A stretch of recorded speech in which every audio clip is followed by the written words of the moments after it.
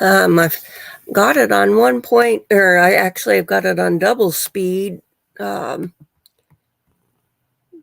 don't seem to have actually started the hearing at this point, so let me try skipping ahead a couple minutes. I've got it on 1 or I've got it on double speed. Oops. Don't seem to have actually started hearing at this point, so let me try skipping ahead.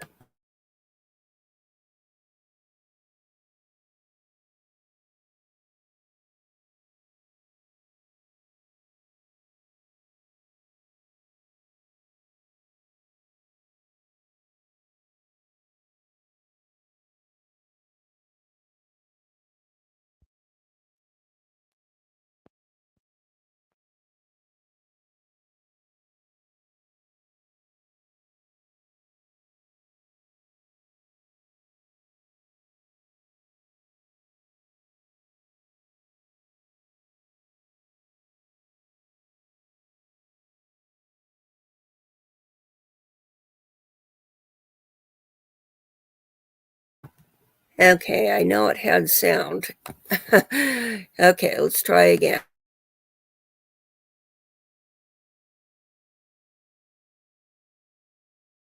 Photographs either.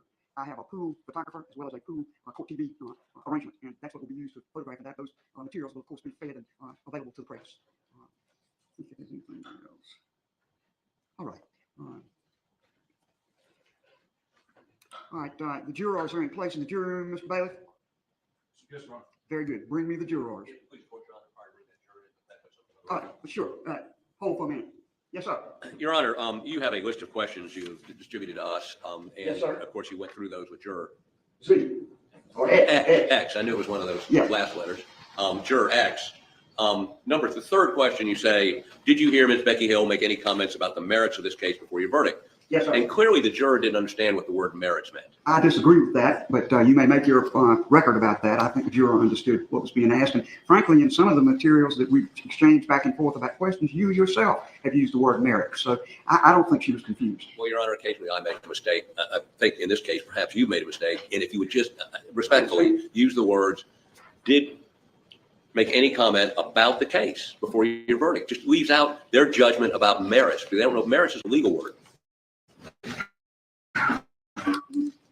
I will take what you say into account, but I have already examined one juror using that term, and you now say that term confused the juror. You have that on the record, and certainly would be able to argue that to any of the appellate courts that review what I do here, but my intention is to use the language that I used with the juror I've already interviewed. But Your Honor, you went and did a follow-up question, our request, which elaborated on what that meant. And certainly after you asked that question, we think that clarified it, and you could use merits or anything else about the case and deal with both issues. I just think it's going to require us, based on statements that these jurors have given to SWED, to ask very specific questions. I understand what you're asking. Let me ask you this, Mr. Harpootlian. Do you happen to have the transcript of Friday's proceedings?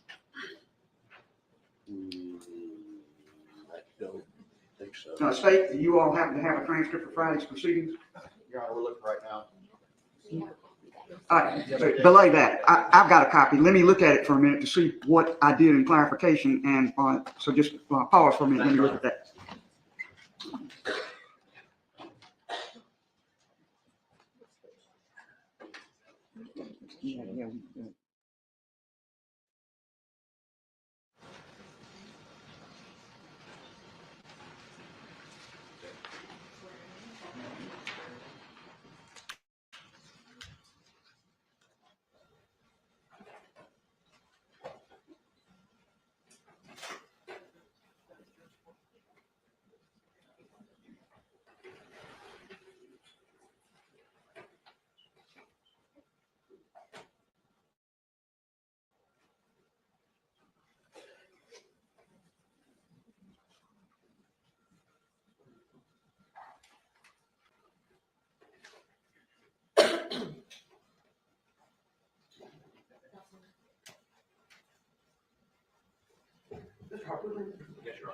I look at this transcript, and the only thing I know, Wait, there's Yeah.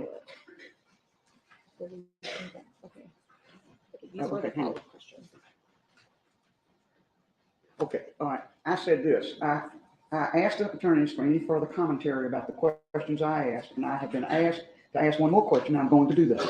I'm going to read you a memorandum by the state to counsel for the defense and then ask you about it, all right?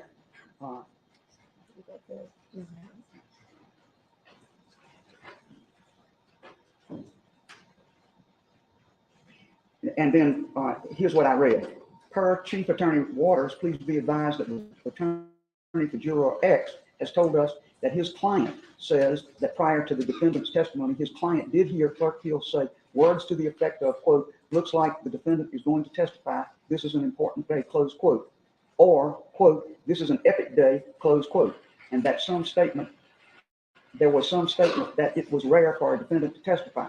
And then I said, Juror X, can you verify that what I've read is something you heard and told your attorney? And she says, yes, ma'am. Very good. Do these statements have any impact on your verdict? No, ma'am. Very good. I will ask that question. I didn't change well, I read you what I asked. I will be glad to do that again. Your Honor, different jurors say different things based on the memorandums we received. I won't say you told your attorney or anything like that, but I will ask about that statement having been made. Your Honor, just for the record, we believe the term merits is a term of art, just as if you asked, was there probable cause? Again, if or anything else, we're not asking you to open Pandora's box. I hear what you say, and I will take it into account. Okay, thank you, Your Honor. Mr. Waters, anything on your behalf? I do not have anything further, Your Honor. We believe the term is self-explanatory. Thank you, sir.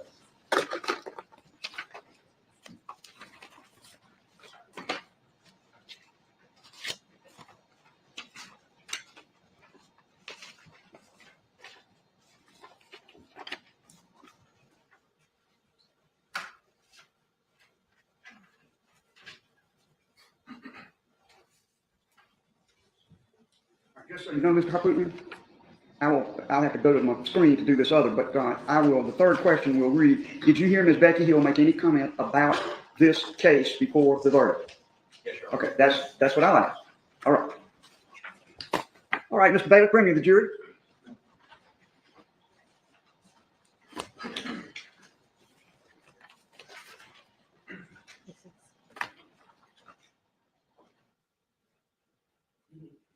And that's on my sheet. Yeah.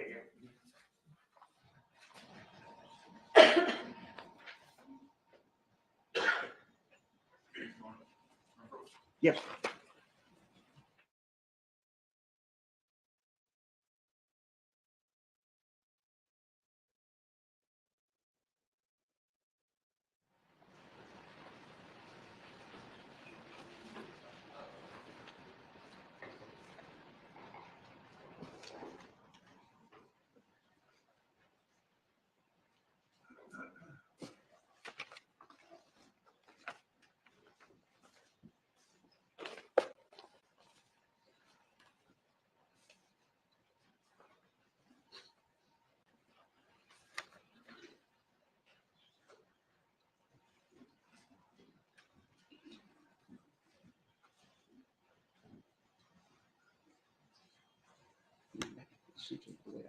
It's the same thing except without.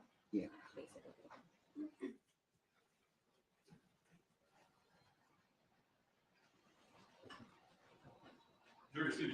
Thank you very much. Good morning, ladies and gentlemen of the State versus Murdaugh jury. I wanted to make a few opening remarks to you before I question each of you about the matter. You have done absolutely nothing wrong. None of you, not any of you. You didn't ask to serve, but you served and did your duty. This was an unusually difficult trial because of its length. 6 weeks is almost unheard of in South Carolina as the length of a case. It was difficult because of the intense publicity and public interest in the case. It was difficult because of the complexity of testimony and exhibits in the case. And you acquitted yourself honorably. So this question today is not about anything you did wrong. Please be assured of that. I respect you and I respect your service. Today, I'm going to ask you to do something that's difficult. This case is unique. Most of the time, if there's some issue about improper conduct or contact with a juror, it comes up immediately. The judge puts questions to the juror and perhaps to the person who may have made an improper comment, and then you go on to verdict. Or sometimes it's very shortly after the verdict is rendered. And again, the judge questions the affected jurors and the supposed interference and makes a ruling right then and there on either a new trial or a mistrial.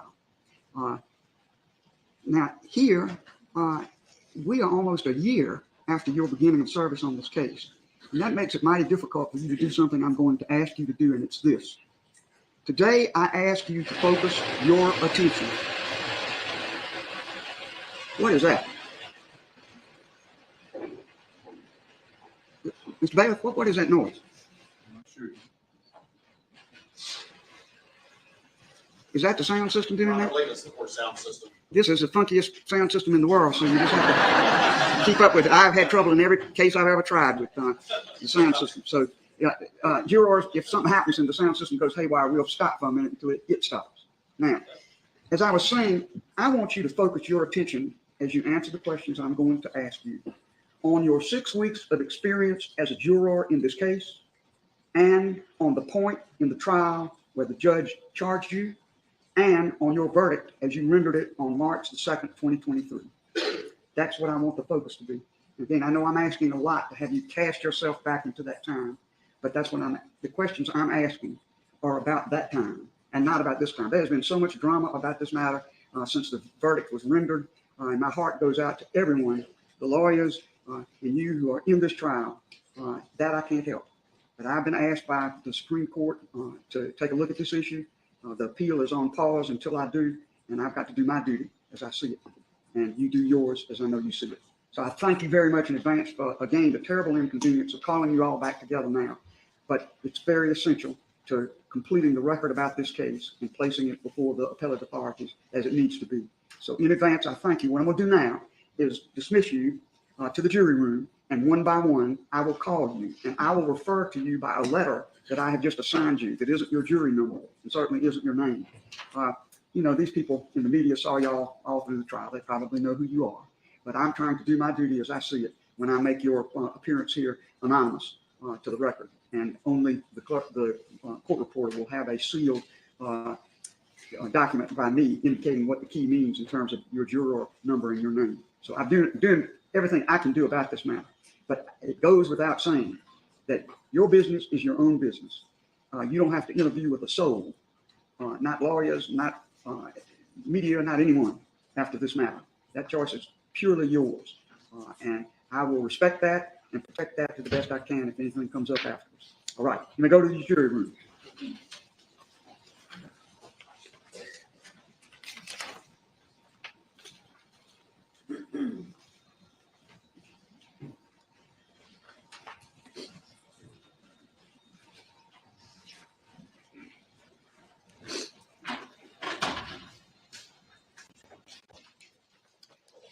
All right, Mr. Bailiff, bring me juror Z.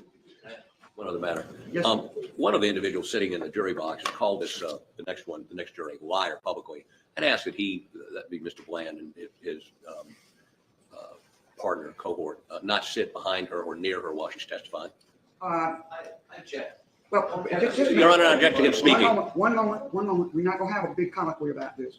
You keep your seat for a moment, Mr. Lawford. Yes, Your Honor. Bland, you do the same. Mr. Bender, is there a seat over next to you? There is. Mr. Bland, will you go over and sit next to Mr. Bender, please? Thank you. Thank you, Your Honor. For the record, I have some people in the jury box. Two of them are SLED agents. One of them is the media consultant, and one of them is attorney for several of the jurors, Mr. Bland. And that's being done at my direction. And Justice Floyd, you have Scott Mongillo, Blaine Richter, also in the jury box. Very good. Yes, sir. That's fine. All right. Bring me juror Z.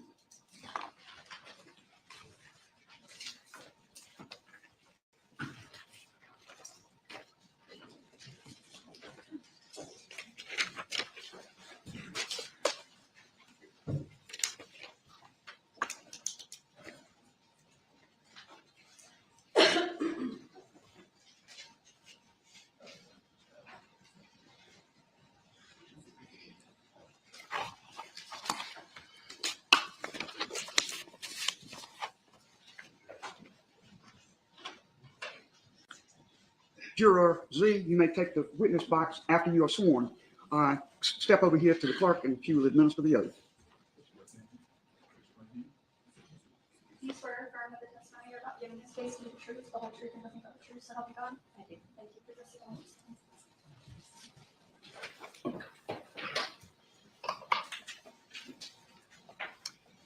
Juror Z, I will ask you some questions, and there are no right or wrong answers.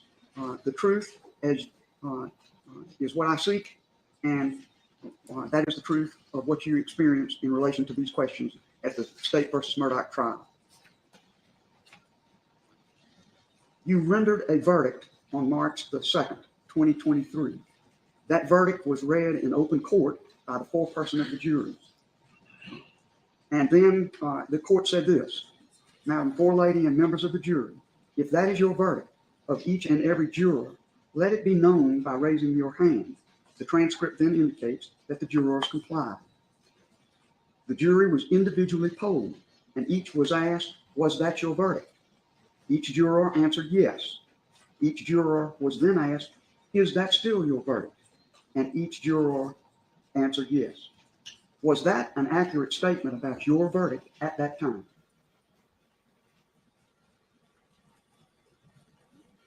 Yes, ma'am. Right.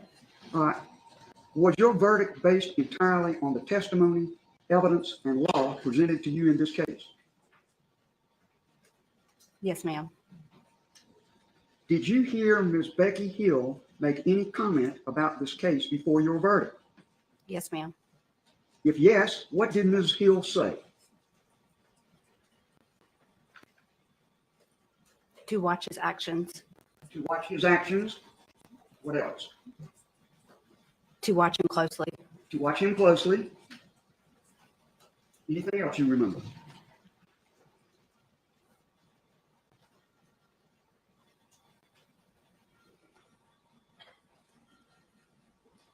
There is, but I can't remember. Okay, that's fine. Was your verdict on March the 2nd, 2023, in any way with any influenced in any way with any communications by the clerk of court, Becky Hill, in this case? Yes, ma'am. Yes, please. All right. Was your verdict influenced in any way by the communications of the clerk of court in this case? Yes, ma'am. And how was it influenced?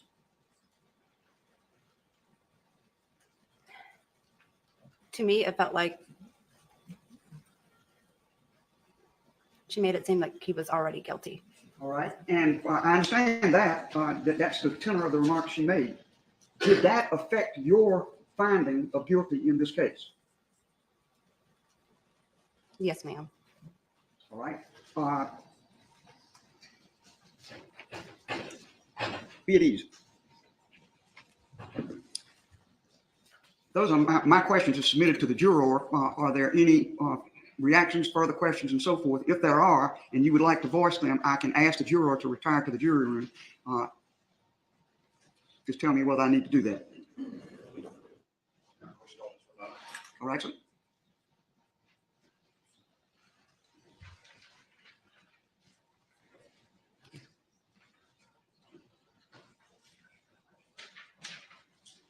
Your Honor, we asked the juror we need to put some things on the record. All right. Take the juror to the jury room, please.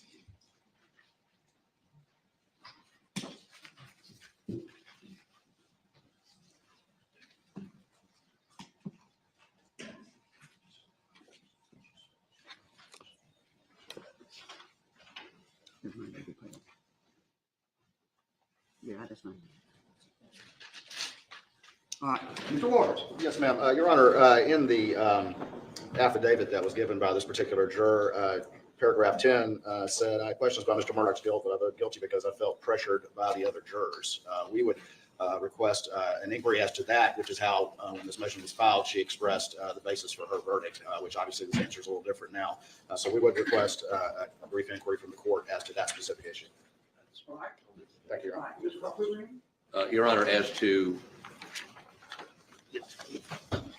two things. The first thing is, he is correct. She gave an affidavit. We would ask Your Honor to let her read her affidavit to refresh her memory of, she said other things. They're very detailed in here. we'd ask you to, and let me hand up to the court, a copy of her affidavit and ask you to have her read it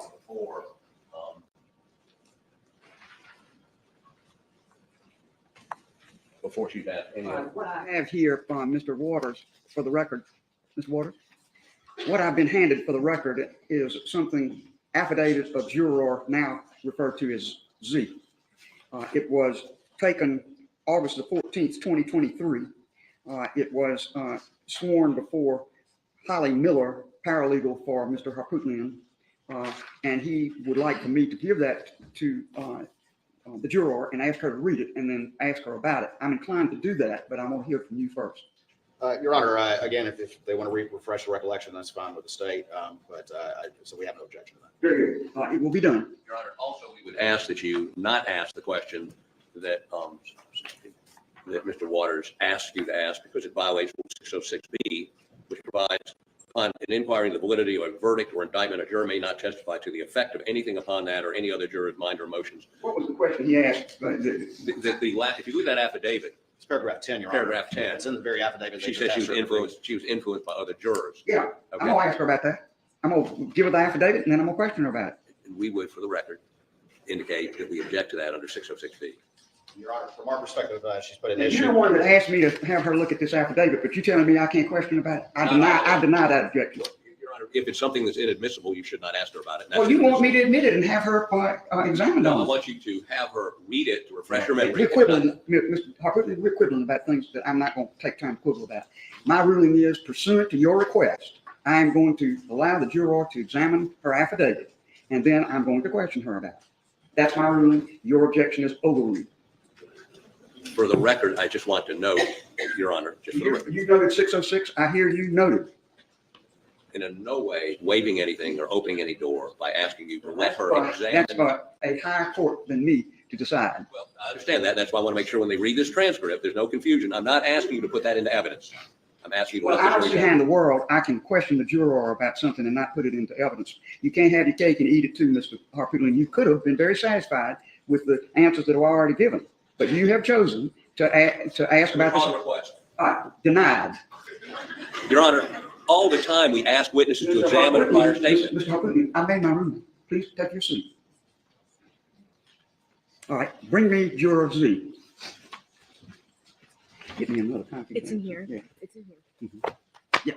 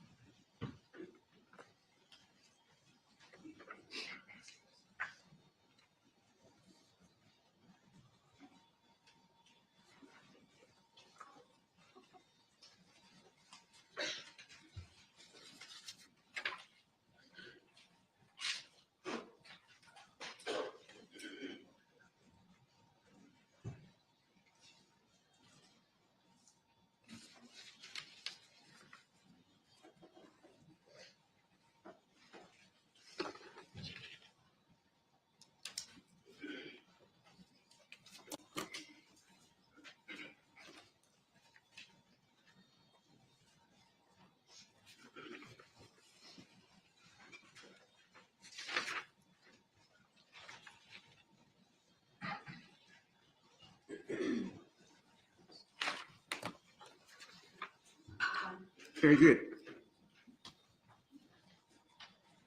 The first paragraph, of course, is a statement that you are a juror in the case. Second paragraph says, Toward the end of the trial after the President's Day break, but before Mr. Murdaugh testified, the clerk of court, Rebecca Hill, told the jury, quote, not to be fooled, unquote, by the evidence presented by Mr. Murdaugh's attorneys, which I understood to mean that Mr. Murdaugh would lie when he testifies. Is that what your recollection is of that statement? Yes, ma'am. Is there anything in the statement that on reflection you think is not correct? No, ma'am. All right. Number 3, she also instructed the jury to, quote, watch him closely, quote, immediately before he testified, including, quote, look at his actions, quote, and, quote, look at his movements, quote, which I understood to mean he was guilty. Is that an accurate recitation of your view of the matter? Yes, ma'am. Number 4, paragraph 4. Immediately after he testified, the foreperson said Mr. Murdaugh was crying on cue. Is that an accurate statement of what you saw and heard? Yes, ma'am. 5, the foreperson criticized the former foreperson for handing Mr. Murdaugh a box of tissues when he was crying on the stand while testifying about his murdered son. She told the jury we cannot interact with Mr. Murdaugh because that's what the defense wants us to do. Do you still stand by that recitation of that conversation? Yes, ma'am. Right. Number 6, the jury frequently discussed the case during breaks before deliberation. Is that correct? Yes, ma'am. All right. Number 7, toward the end of the trial, Ms. Hill came into the jury room a lot. Is that your recollection? Yes, ma'am. Ms. Hill and the foreperson had private conversations on multiple occasions. The foreperson would tell the bailiff that she needed to speak with Ms. Hill. Ms. Hill would arrive, and then she and the foreperson would go to another room for a private conversation. The conversations typically lasted 5 to 10 minutes. The foreperson never said anything about the content of the conversation. For example, she never communicated logistical information after these conversations. This happened 2 or more times, more frequently towards the end of the trial. Is that still your recollection of the interaction? Yes, ma'am. 9, when we began deliberations, Ms. Hill told us this shouldn't take us long, quote, and if we deliberated past 11 p.m., we would be taken directly to a hotel. We had driven from our homes that morning and were not prepared to stay overnight. Additionally, smokers on the jury asked to be allowed to take smoke breaks, but they were told they could not smoke until after the deliberations were complete. Did you hear that? Yes, ma'am. Including the business about the smokers? Yes, ma'am. All right. Number 10, I had questions about Mr. Murdaugh's guilt, but voted guilty because I felt pressured by the other jurors. Is that an accurate statement about your verdict? Yes, ma'am.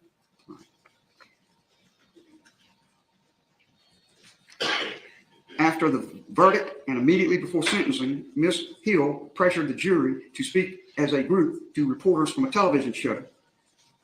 Is that an accurate statement of what she said? Yes, ma'am. And did some jurors decline to do that? Yes, ma'am.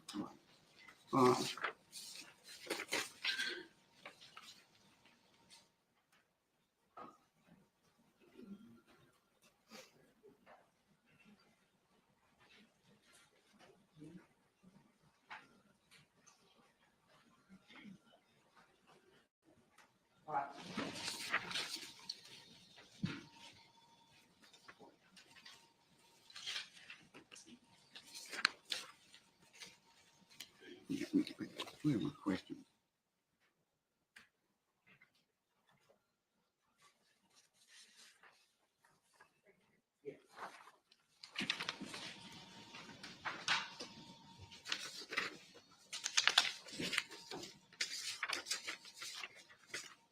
Juror Z, I asked you previously, was your verdict on March the 2nd, 2023 influenced in any way by communications from Becky Hill, the clerk of court?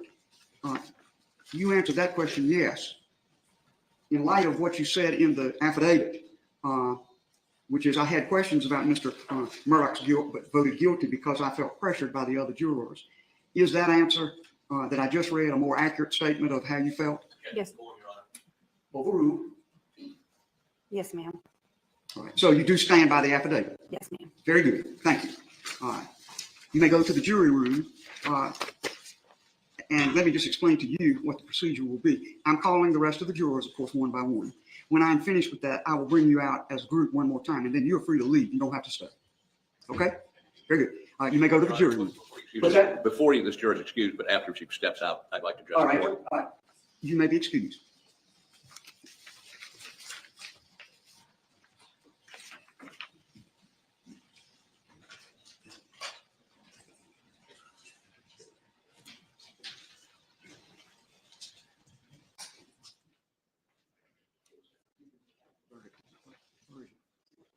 Your Honor, just very quickly, I do have a redacted copy I can hand up to the court if you want to make that use of the court's exhibit. Please would. That's good. What I'm gonna try to do is redact as I did in the as you did in the document that you sent me. The identifying thing redacted now. He has an extra copy of the document. I have it Oh, right here. oh, good. That's great. That would be wonderful. Show it to Mr. Harcourt. I see. Very good. Thank you. That's the one I will give to the court reporter, but I think you can see that I asked off of it.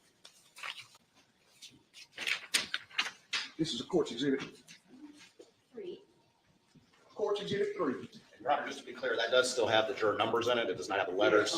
What I'd ask you to do, Elizabeth, is take off the juror numbers, just strike them through, and then where it says affidavit of juror and give the number, just strike that out, and you can put in pen Z. Thank you. Yes, sir. Mr. Harcourt. Your Honor, we objected to the questioning because this juror gave 2 statements under oath, one in an affidavit and one here to you today. The one here today was Becky Hill influenced her verdict. Yes. The one she gave in an affidavit 6 months ago was based on jurors. It could be both. Your Honor, it picked out the one in the affidavit from 6 months ago and said, is that a more accurate statement? That presupposes and suggests to her what she should say. And we believe that this juror's testimony, and Your Honor, I'm afraid what you're going to say is, well, she said the affidavit was more accurate than what she testified under oath here today, and therefore I'm not going to consider her testimony. And I think that's where we're heading here. I'd ask you to bring her back in, explain to her there's nothing wrong with it both being true. I decline to do that and overrule the objection. All right.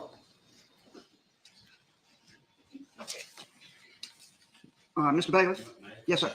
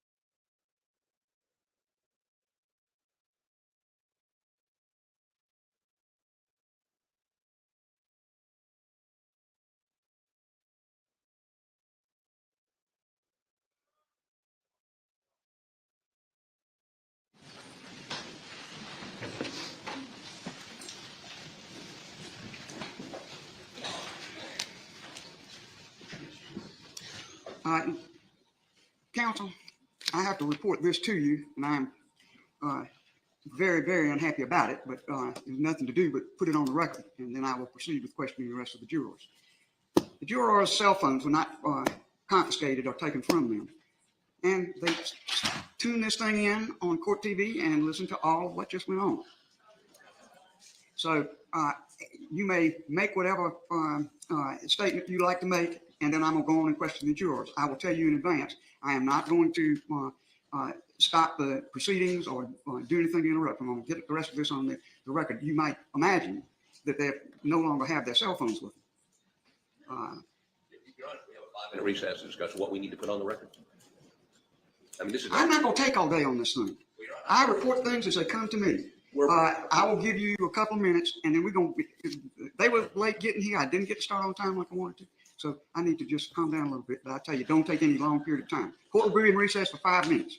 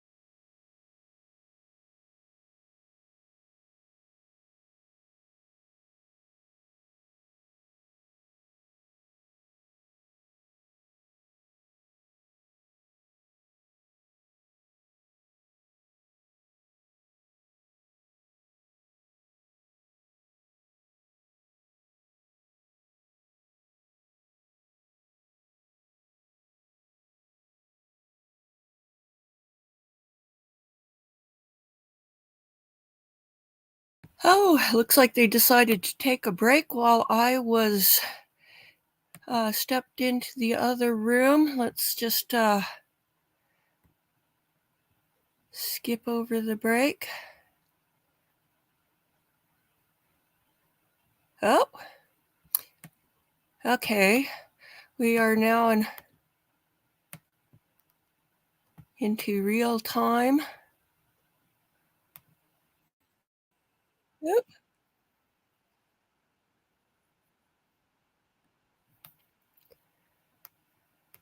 Oh, oops.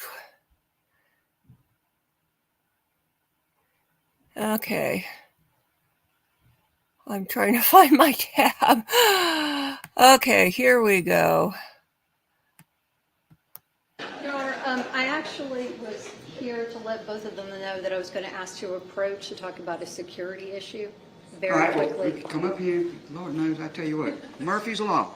What can go wrong will go wrong at the worst possible time, and Murphy was an optimist.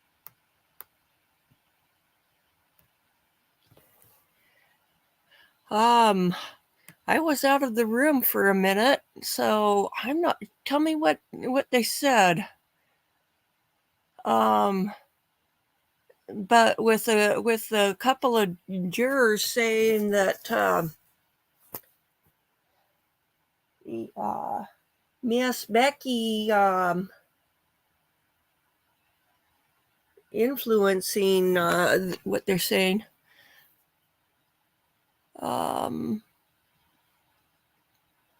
It's, I don't know.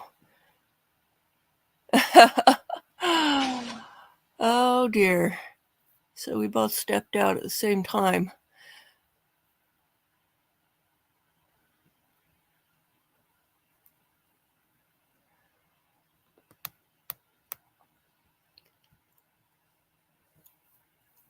Yeah, I went to get some milk. Meanwhile, let's see. Oh, no problem. It could be something as simple as they are going to get the next juror to question. Meanwhile, news on the family front here. My brother is, unless something changes drastically in medical treatment, he's dying of pancreatic cancer. They don't seem to be in a great hurry to do the biopsy. It's, well, let's see, Wednesday early morning, it'll be 2 weeks since he was diagnosed, and he's got blood clots, which are in his lungs, and a couple of them got to the brain and affected his vision, so he's losing his vision. And he had a fall a few days ago. So got one sister who flew in from Alaska, and she's, I guess, coming back on Wednesday to fly back home. I got the other sister flying in Saturday, Friday or Saturday, to go up. And so a lot of distraction with the family on that. Apparently, pancreatic cancer doesn't manifest symptoms until it's in the last stage. And once it starts to affect the digestion and so forth, the person usually has less than 6 months. And he first started having symptoms back in September, and the doctor he saw at the time was saying it was some kind of a virus or something. And so obviously that wasn't the case. And I didn't know that he'd been having any problems when I was up there at Thanksgiving, but at Christmas I was thinking it was a pod person. had taken over my brother because he was hardly eating anything, and he lost 8 pounds during the course of the day he was diagnosed and the day I went up to visit last time. And I think we're going to have the most people going up on this weekend, coming weekend. So, Please be seated.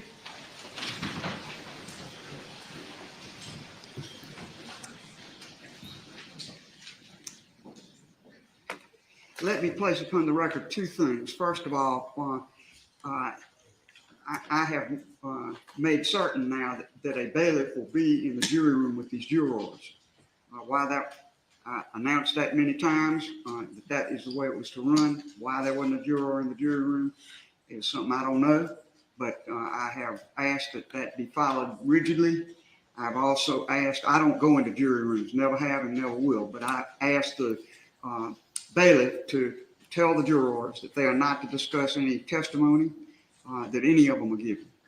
I asked Juror Z whether she was comfortable, because I would be glad to place her in a separate room so that she's not set upon by the rest of the jurors. She gave me a big smile and said she was perfectly comfortable. And I said, at any time you're not comfortable, you simply tell me, and I will have you placed in either my office or another jury room. So that's where I left it with Juror Z. I think she's fine, but I just wanted to make sure of that. And again, on the record, the conversation I had with her was outside the jury room. I don't go into the jury room for any reason. Very good. Mr. Bailey? Yes, sir. For the record, Your Honor, we would ask, as jurors are brought in, we would ask that you ask them if they watched or heard anything this morning from their cell phone or other jurors about what occurred in here this morning with Juror Z. And if so, what was it? I'm going to say, ask each one of them something about this. Whether it's exactly what you want, I don't know. But I will ask them something about this or make some direction to them about it. I'm not going to get into who shot John about what they said in that jury room today.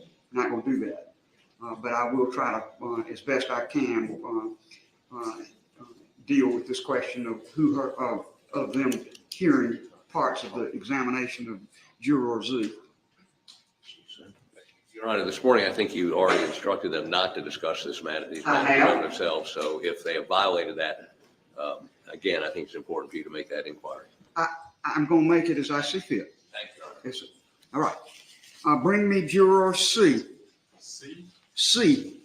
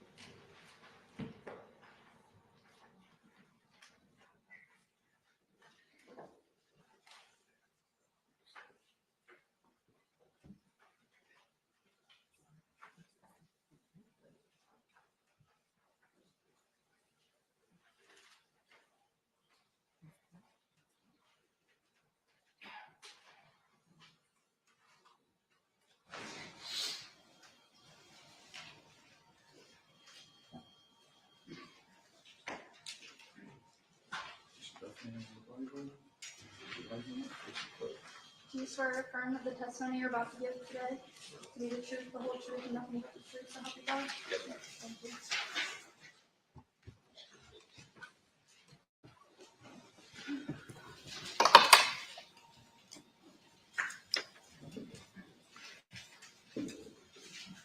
I will address you as Juror C because I've designated from your juror number at Colleton to letters of the alphabet.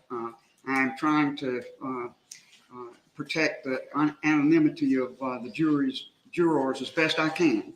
I can't promise you with all the time that they spent seeing you all in the trial of the case that they won't figure out who is who. But on my record here, which is all I can control, I will address you as Juror C. Yes, ma'am.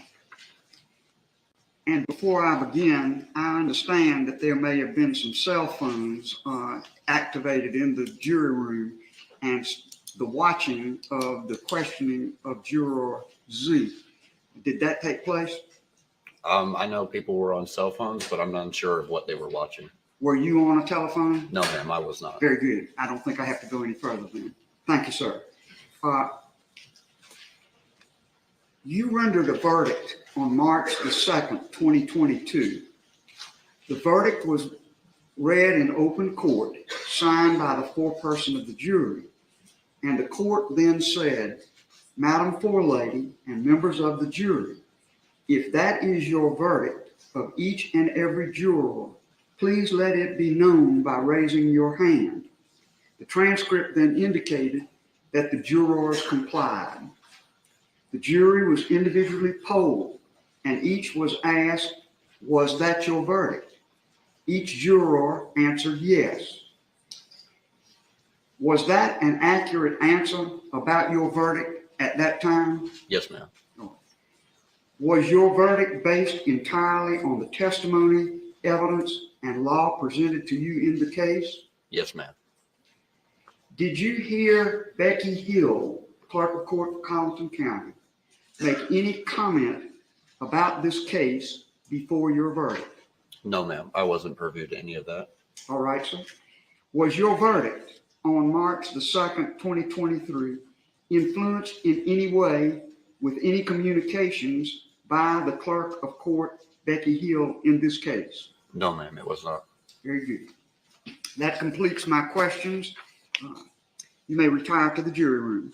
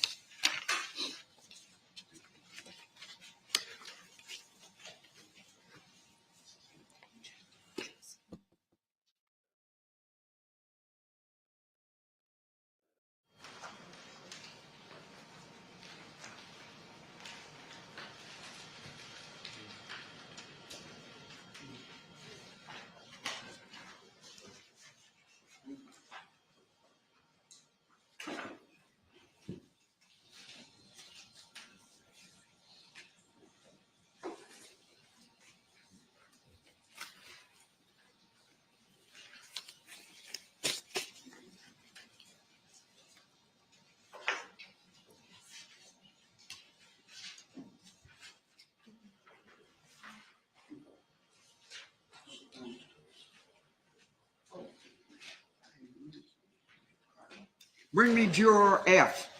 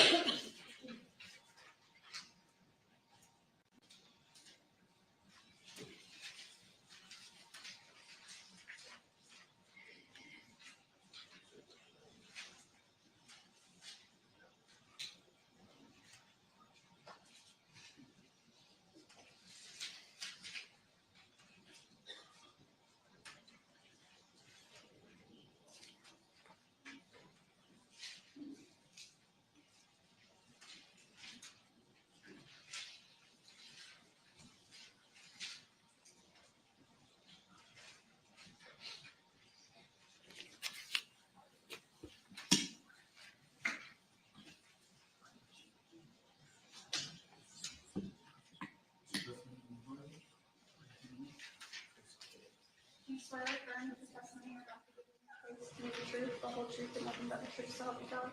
I do. Thank you.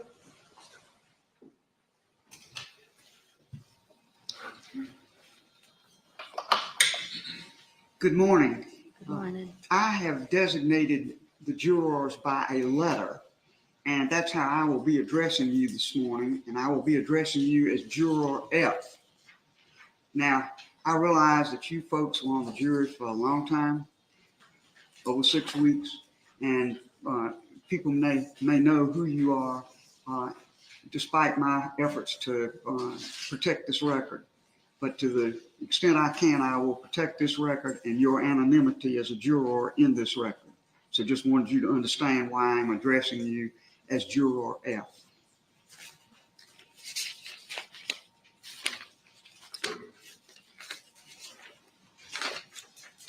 This morning, it was brought to my attention that some jurors were perhaps on their phones listening or looking at a broadcast of the questions to the first juror I examined, Juror Z.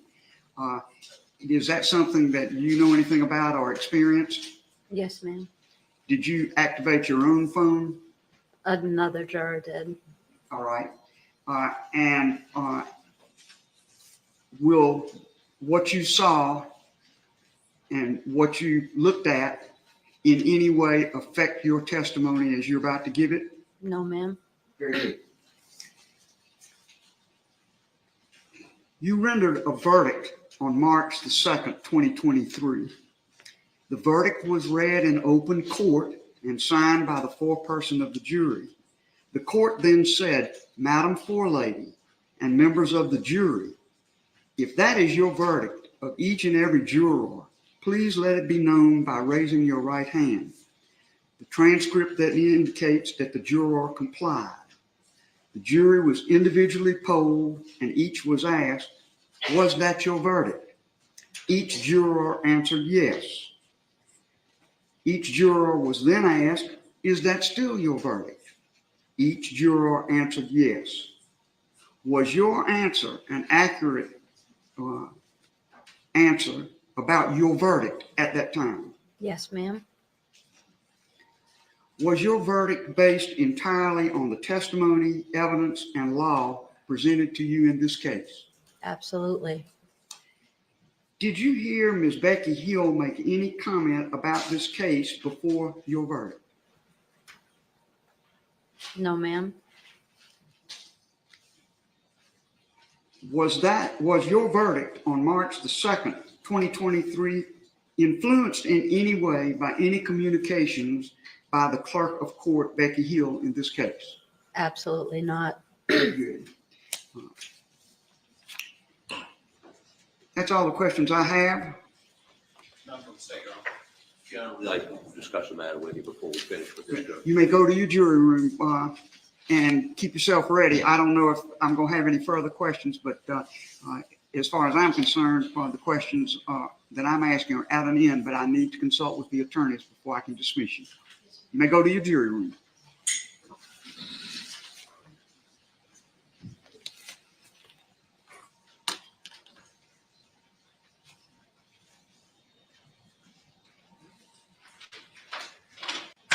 Yes, sir.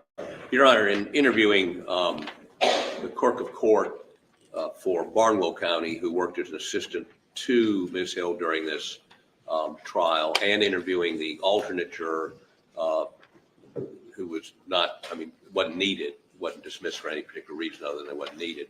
Both of them indicate they believe that Ms. Hill transported this juror by her personal vehicle or a bailiff's vehicle at least once during the trial.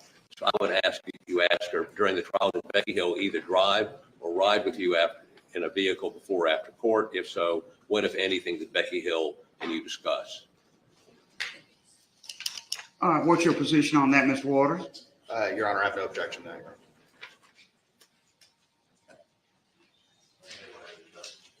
Yes, all right. All right, bring the juror. This is Juror C, returning to the stand.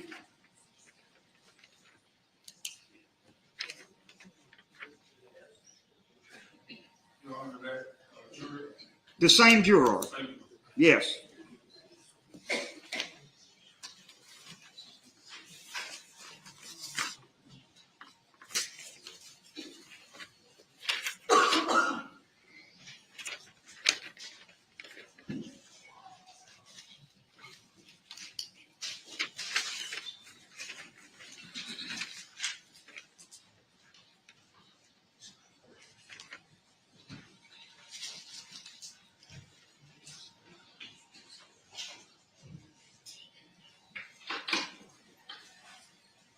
Thank you, ma'am. Of course, you're still under oath.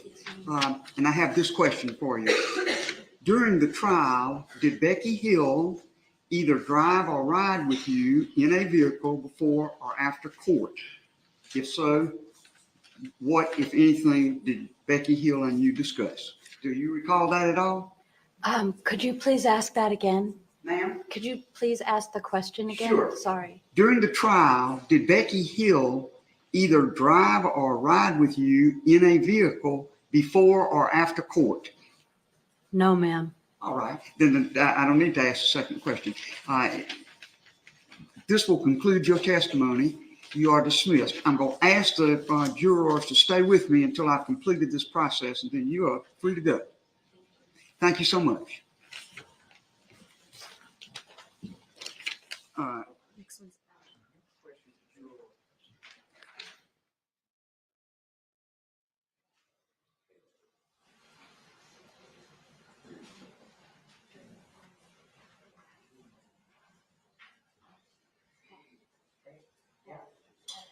All right, Mr. Harpootlian's question, Juror F is court's exhibit number 4. All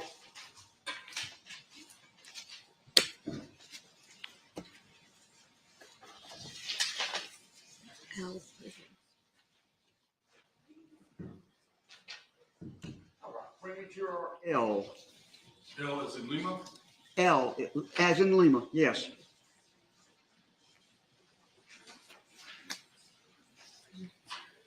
Mm-hmm.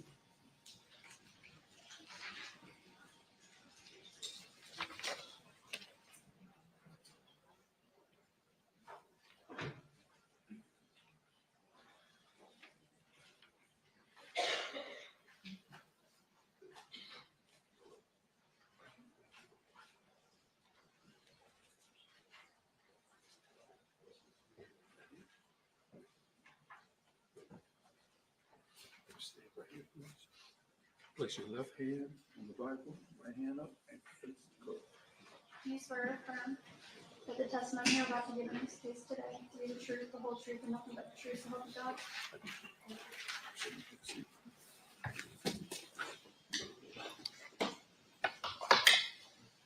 Thank you so much. All right. I have redesignated each of the jurors in the record for this case. And so I will be referring to you as Juror L, as in Lima.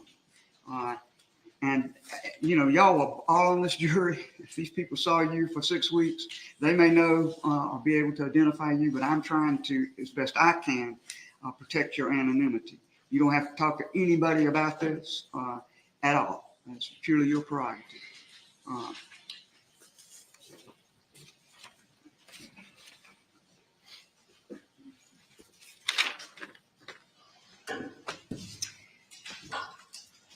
Justice. Mm-hmm. Oh, yeah. Mm-hmm.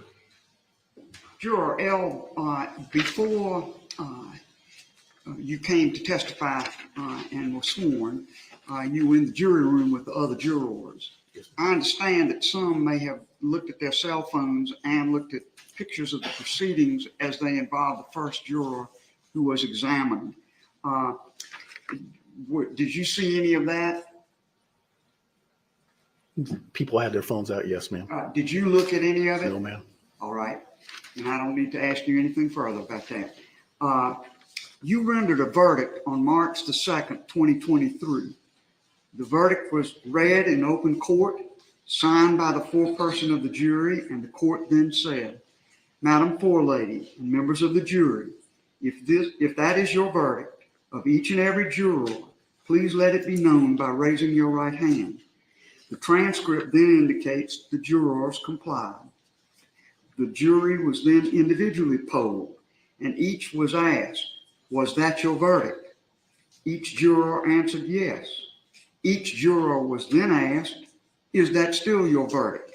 And each juror answered yes.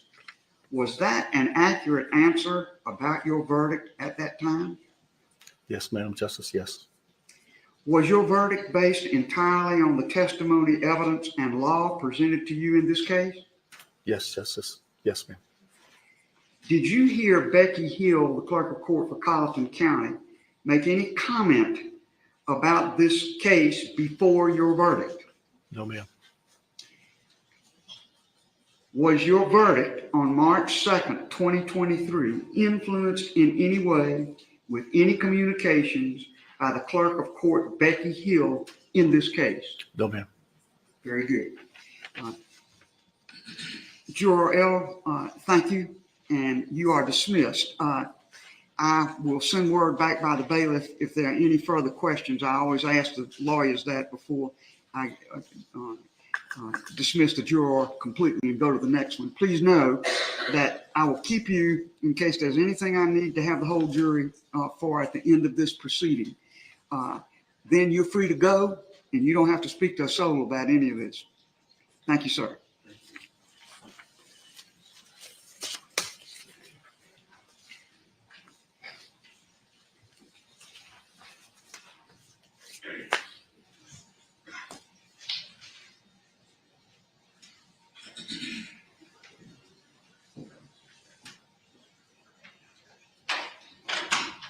Anything further, Mr. From the Mr. state, Your Honor. Nothing from the defense, Your Honor. Very good. All right, Mr. Bailiff.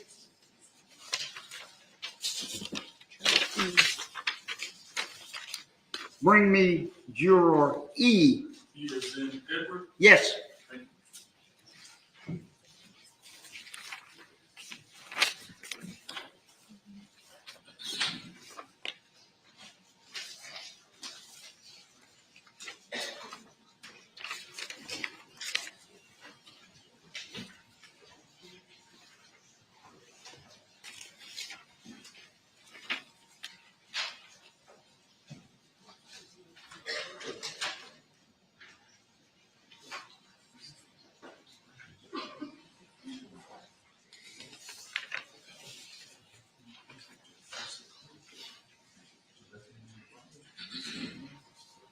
Do you swear or affirm that the testimony you're about to give in this case to be the truth, the whole truth, and nothing but the truth, so help you God? I do. Thank you.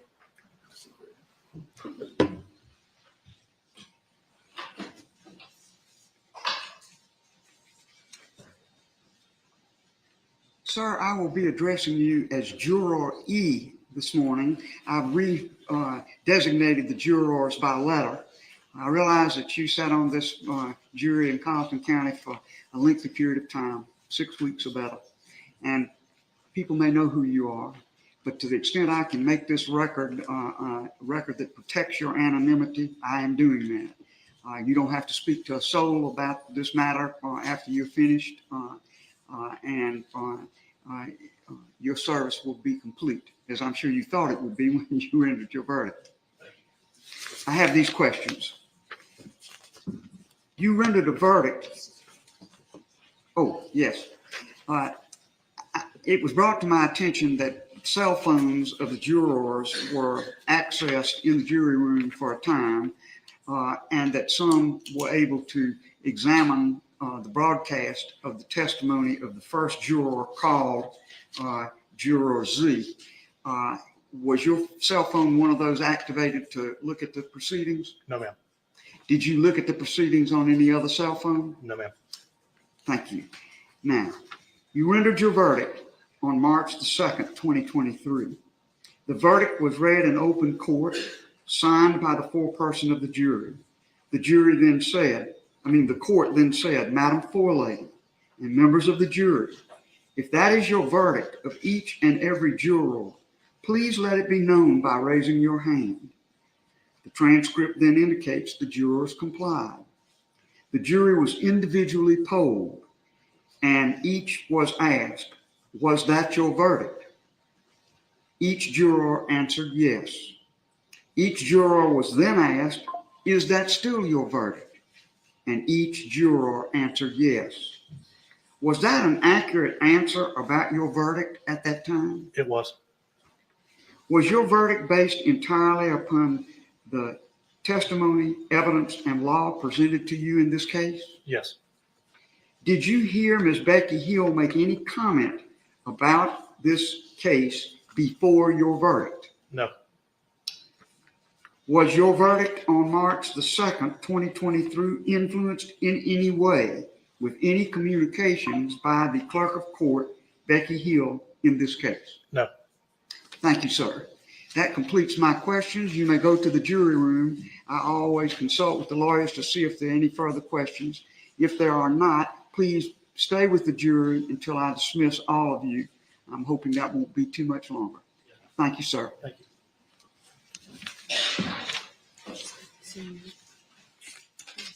All right. Anything from the state? And from the defendant? Very good. Bring me juror P as in Paul. Yeah, that did.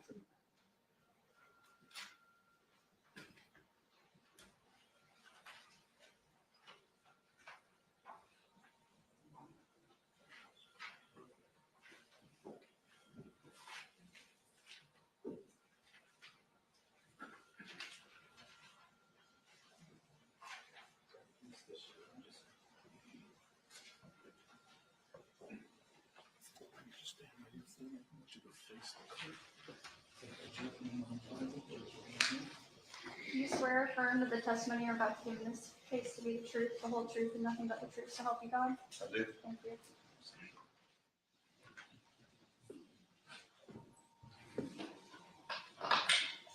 Good morning. Good morning, ma'am. I will be addressing you as juror P as in Paul. I've tried to redesignate the jurors without their number and of course without their name. Now I realize you spent 6 long weeks hearing this case in open court in Colleton, and many people may know who you are anyway. But to the extent that I can make this record such that it protects your anonymity, I'm gonna do that. Yes, And you certainly are not obligated to talk with one soul about this matter after your testimony is complete. Okay.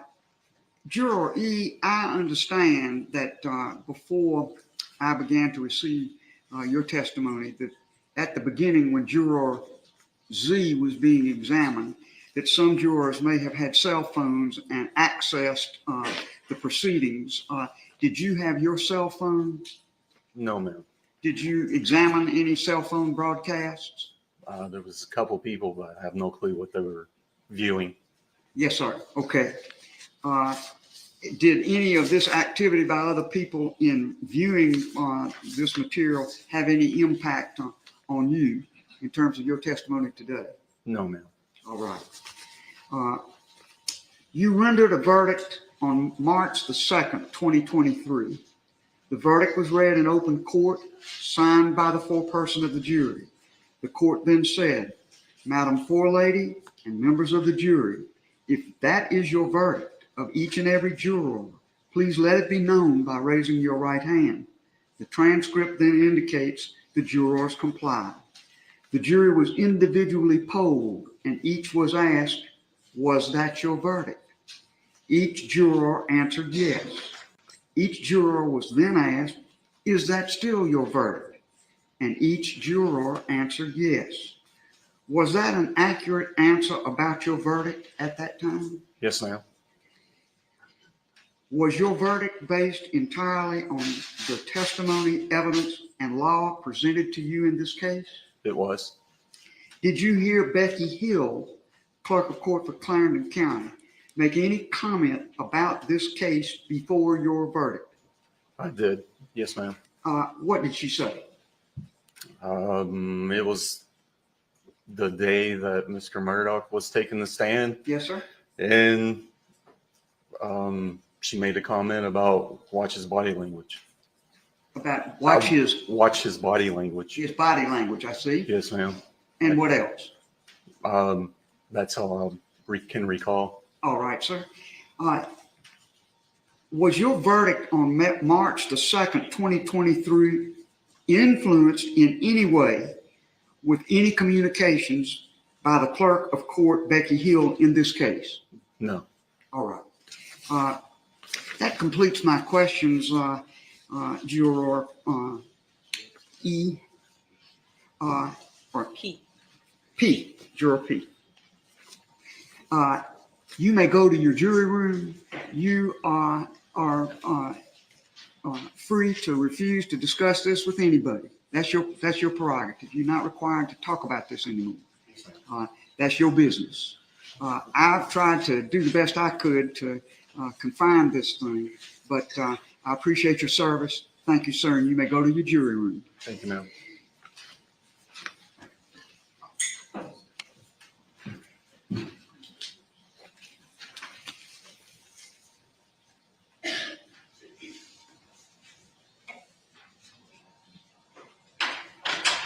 Any questions by the state? Nothing from the state, Your Honor. All right, by the defendant. Nothing, Your Honor. All right. Bring me juror O. O.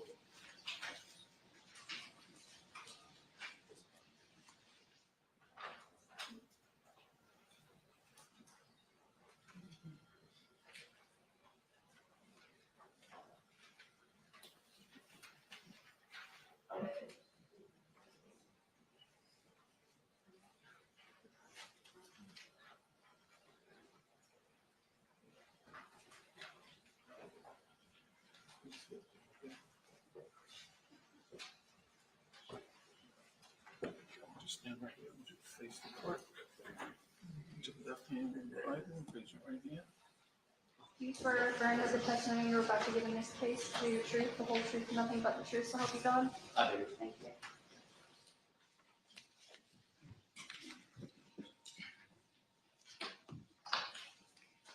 Good morning, Juror O.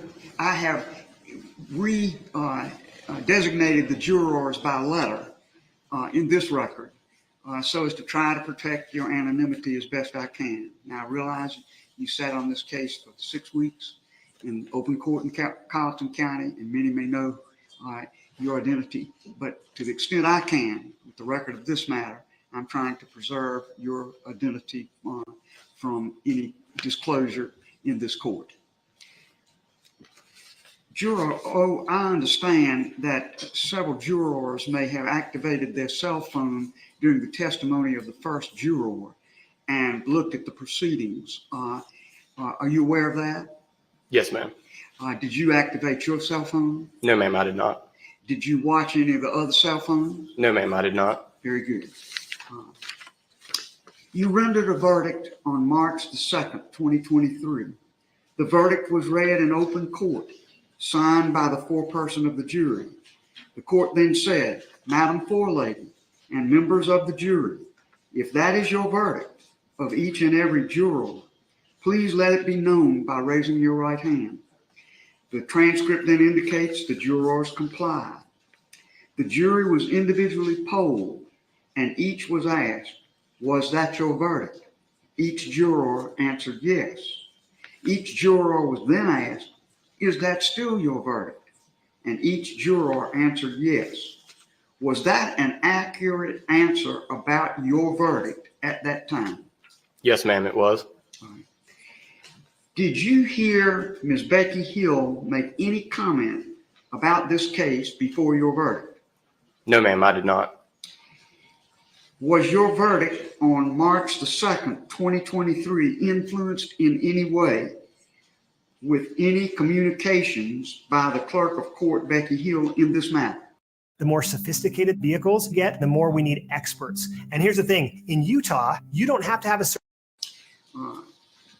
you may return to your jury room. I ask that you stay until I've completed the questioning of the jurors. You don't have to talk to a soul about this matter. It's purely your prerogative. And if you have any difficulties in that matter, let me know. Yes, ma'am. You are excused. Very quickly, I think question 2. I don't know that we did question 2. Resuming the suit.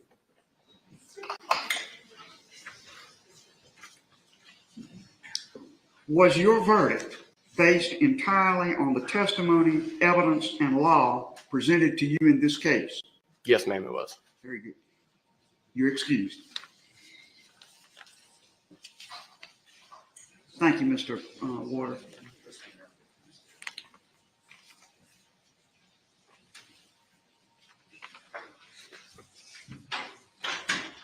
All right, bring me juror Y.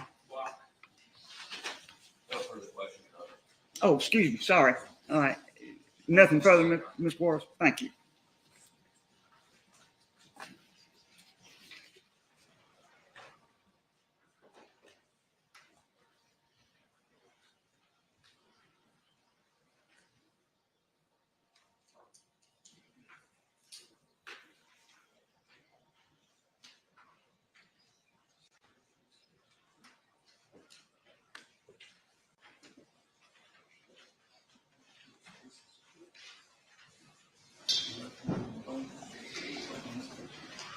Do you swear or affirm that the testimony you're about to give in this case to be the truth, the whole truth, and nothing but the truth, so help you God?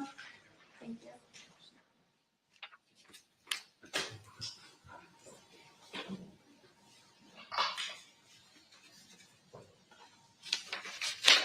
Good morning, sir. I will be addressing you as Juror Y. I've tried to re-identify the jurors so as to preserve your anonymity in this record. Now, I know that you sat on this case for 6 weeks in open court, and many have seen you. They may know who you are. But as to the extent I can preserve your anonymity in the record of this case, I have tried to do so. You are completely free not to talk to a soul about this matter. That's always your prerogative.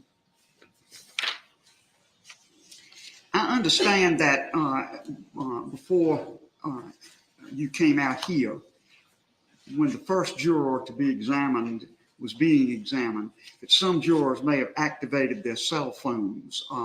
Were you one who activated your cell phone? No, ma'am. Were you aware that some cell phones might have been activated? I was aware after that. All right, so did you hear anything about the examination of the first juror? No, ma'am. Thank you, sir. You rendered a verdict on March the 2nd, 2023. The verdict was read in open court, signed by the foreperson of the jury. The court then said, Madam Forelady and members of the jury, if that is your verdict of each and every juror, please let it be known by raising your right hand. The transcript then indicates the jurors complied. The jury was individually polled, and each was asked, was that your verdict? Each juror answered yes. Each juror was then asked, is that still your verdict? And each juror answered yes. Was that an accurate answer about your verdict at that time? Yes, ma'am. Was your verdict based entirely on the testimony, evidence, and law presented to you in this case? Yes, ma'am. Did you hear Ms. Becky Hill make any comment about this case before your verdict? Not to me, ma'am. Did you hear her make a comment to anybody else? Not that I'm aware, ma'am. All right, so you don't remember any details of any conversation? No, ma'am. All right, sir. Was your verdict on March the 2nd, 2023, influenced in any way by any communications by the clerk of court, Becky Hill, in this case? No, ma'am. Thank you, sir. That completes my questions.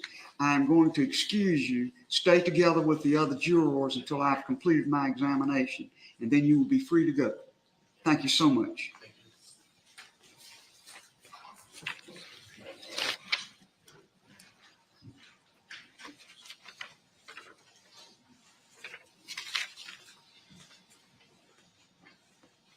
Anything further from the state? From the defense? Your Honor. Very good. Yes, this one. Bring me juror W.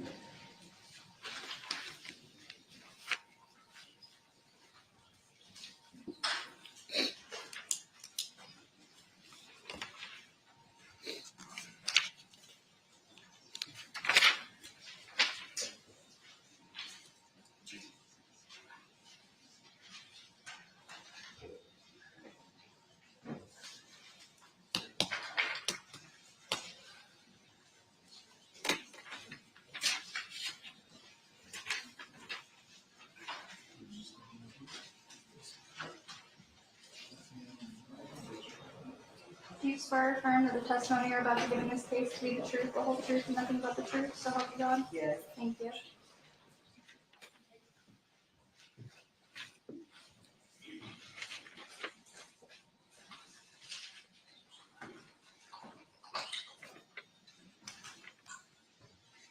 Good morning. Good morning. I'll address you as Juror W. I have redesignated by letter the identities of the jurors as I question them today. Yes, ma'am. You know, you sat on this jury for 6 long weeks, and I'm sure that those who were there in the trial for a long period of time may know who you are. I'm just doing the very best I can to make your participation in this matter anonymous, and I will preserve that anonymity. You are free to not talk to one single soul about this if you don't want to. That's purely your prerogative. Yes, ma'am. I understand that when the first juror was being questioned, some members of the jury, as you were back in the jury room, may have activated their cell phones. Were you one who activated your cell phone? No, ma'am. I left my phone in the car. And did you hear any information coming from anybody else's cell phones about that examination? I did. All right. Does that have any impact on the testimony you are going to give today? No, ma'am. Very good. You rendered a verdict on March the 2nd, 2023. The verdict was read in open court, signed by the foreperson of the jury. The court then said, Madam Forelady and members of the jury, if that is your verdict of each and every juror, please let it be known by raising your hand. The transcript then indicates the jurors complied. The jury was individually polled, and each was asked, was that your verdict? Each juror answered yes. Each juror was then asked, is that still your verdict? Each juror answered yes. Was that an accurate answer about your verdict at that time? Yes, ma'am. All right. Was your verdict based entirely on the testimony, evidence, and law presented to you in this matter? Yes, ma'am. Did you hear Ms. Becky Hill, the clerk of court for Clarendon County, make any comment about this case before your verdict? No, ma'am. Was your verdict on March the 2nd, 2023, influenced in any way with any communications by the clerk of court, Becky Hill, in this matter? No, ma'am. Very good. That is the end of my questions, Madam Juror. You may go to the jury room, stay with the jury until I've completed the questioning, and then you're free to go, and you're free not to say anything you don't want to say. And if anybody upsets you or bothers you in any way about that, you just let the court know. Yes, ma'am. Thank you.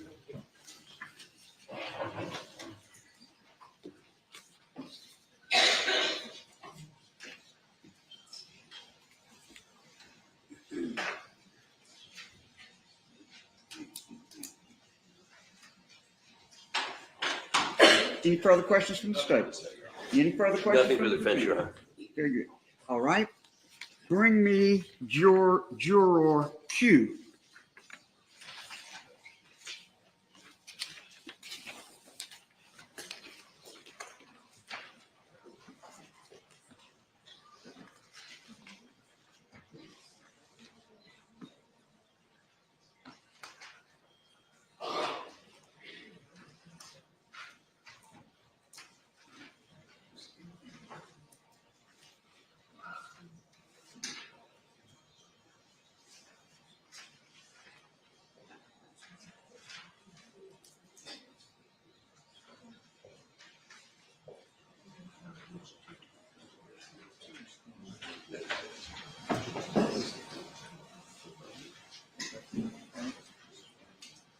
Do you swear or affirm that the testimony you're about to give in this case will be the truth, the whole truth, and nothing but the truth, so help you God?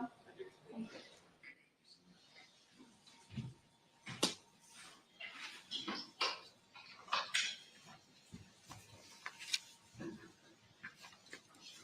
Good morning. I will be referring to you as juror Q. I have redesignated every one of the jurors by a letter. And in that way, I'm trying to protect your anonymity in these proceedings.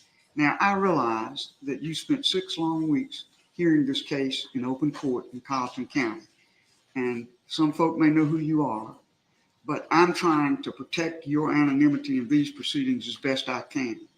You don't have to speak to a soul about these proceedings after you have completed your testimony. That's purely up to you. And if anybody hassles you about anything, the court stands ready to assist. You rendered a verdict on March the 2nd, 2023. The verdict was read in open court, signed by the foreperson of the jury. The court then said, Madam Forelady and members of the jury, if that is your verdict of each and every juror, please let it be known by raising your hand. The transcript then indicates the jurors complied. The jury was individually polled, and each was asked, was that your verdict? Each juror answered yes. Each juror was then asked, is that still your verdict? Each juror answered yes. Was that an accurate answer Yes, ma'am, it was. about your verdict at the time? Yes. All right. Was your verdict based entirely on the testimony, evidence, and law presented to you in this case? Yes, it was. Did you hear Ms. Becky Hill make any comment about this case before your verdict? No, ma'am. Was your verdict on March the 2nd, 2023 influenced in any way with any communication by the clerk of court, Becky Hill, in this case? No, ma'am, it was not. Very good. You may be excused, and if you'll just stay in the jury room till we've completed examination of all the jurors. Thank you, sir. Thank you. Your Honor, very briefly, I know we were doing the cell phone inquiry. Yes. With various jurors. Yes. I didn't know if you wanted to have that with this particular juror as well. Sure. I understand that before I began questioning you or the other jurors, on the questioning of the first jurors, some jurors in the assembly room may have activated their cell phones. Were you one of the jurors that activated your cell phone? Yes, ma'am. All right. Was anything that you heard at that time something that has any influence or effect on the testimony you now give under oath? No, ma'am. All right. Thank you. Anything further? You may go to the jury room.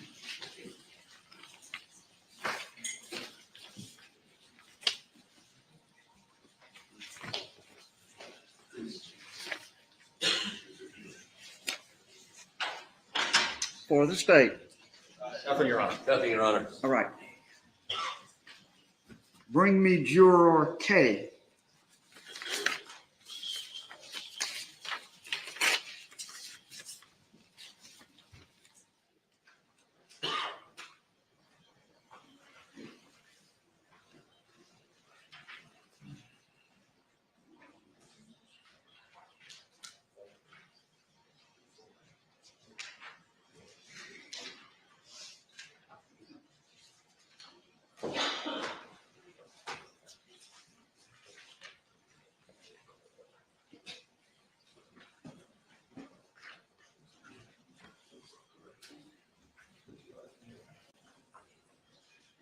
Do you swear or affirm that the testimony you're about to give in this case will be the truth, the whole truth, and nothing but the truth, so help you God? Yes. Thank you.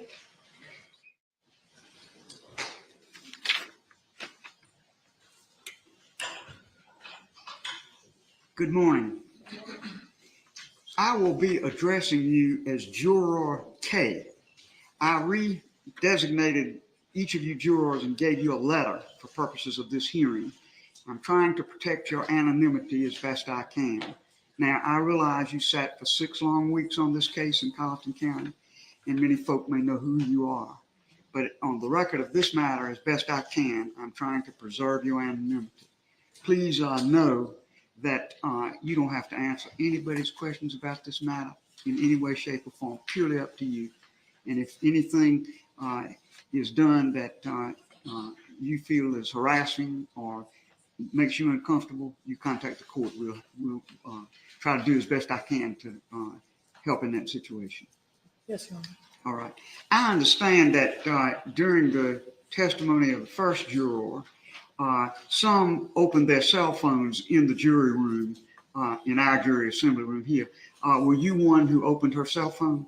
Yes, ma'am. Did you listen to the watch the broadcast of that first juror's examination? We're on Facebook. Ma'am? I was on Facebook. It was on Facebook, and you watched it. When we closed it. All right. Did anything that you heard in that Facebook cell phone access impact or influence your testimony in this matter in any way? No. All right. You rendered a verdict on March the 2nd, 2023.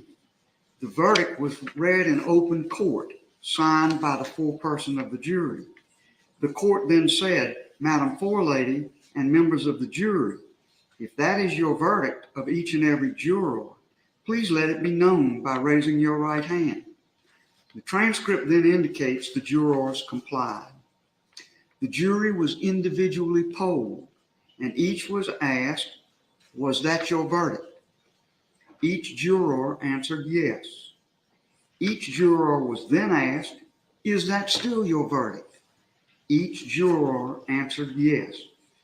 Was that an accurate answer about your verdict at that time? Yes. Was your verdict based entirely on the testimony, evidence, and law presented to you in this case? Yes. Did you hear Ms. Becky Hill, the clerk of court for Colleton County, make any comment about this case before your verdict? No.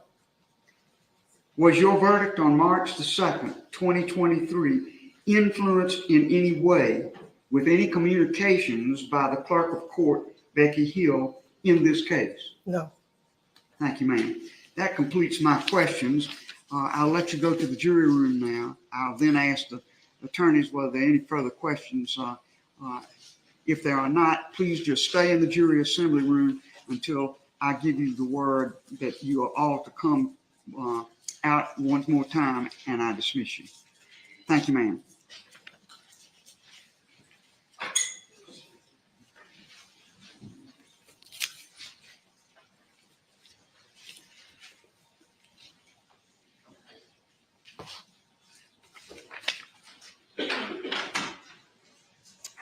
For the state. Nothing from the state, Your Honor. Nothing for the defense, Your Honor. Very good. This then completes the questioning of the jurors. I will ask the jurors to come into the open courtroom again, thank them and dismiss them.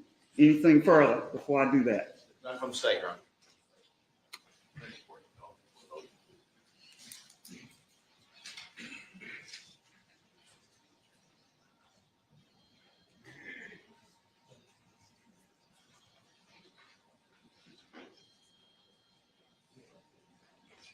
Please support, Your Honor. I would move for the record that I be able to question Juror Z to follow up on what I believe the court is confused about.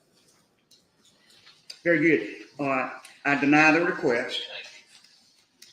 Anything further?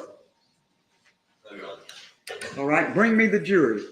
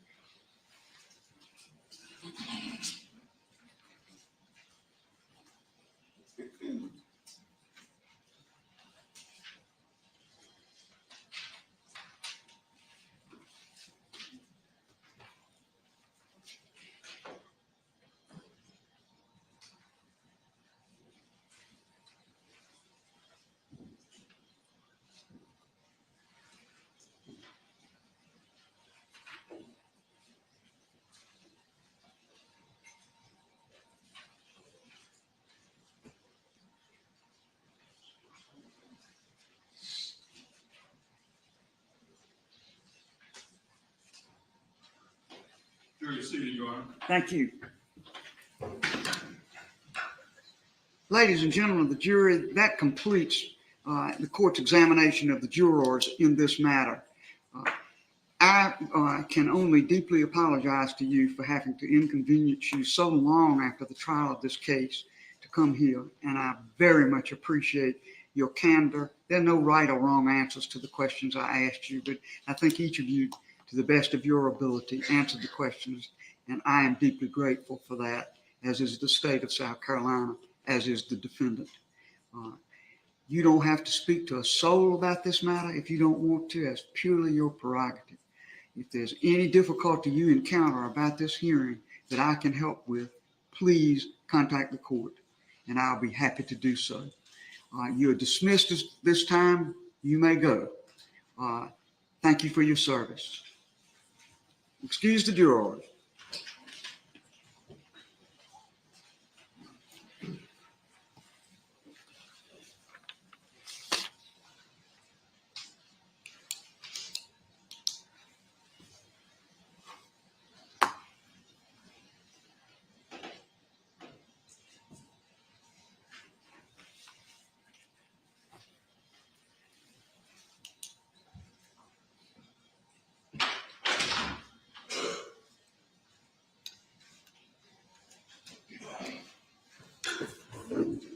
All right, Mr. Waters, is the clerk of court available? Yes, ma'am. It's my understanding she is, and the state's prepared to call her when court is ready. All right. But I believe she's at a location. Mr. Lewis is here, just a block or two away. So if we take a brief recess, we'd be prepared to present her after that. Well, I will entertain going on and taking an early lunch break. I don't know how long Ms. Hill's testimony is going to take, but if that might be a better thing than hanging around here, I think that's what I would prefer to do. Mr. Harpootlian? Your Honor, I need sustenance. Okay.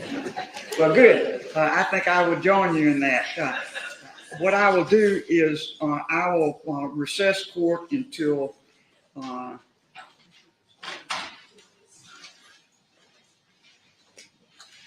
1:15. Please return at 1:15. Thank you, Your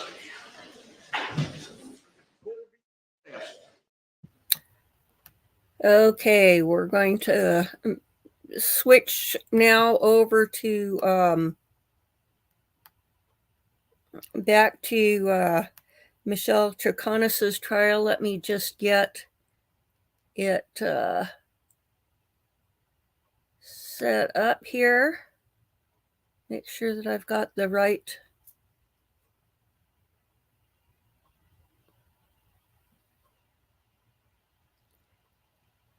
Okay, just a sec.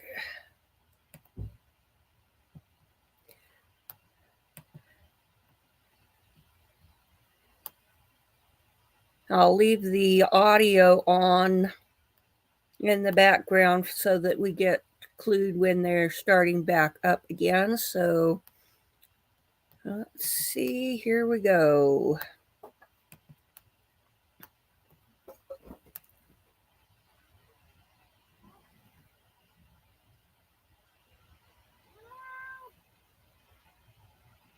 Okay.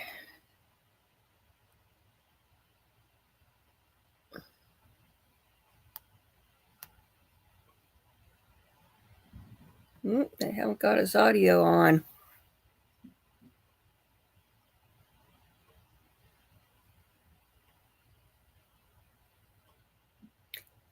I'm going to go forward a few minutes and see if the audio's.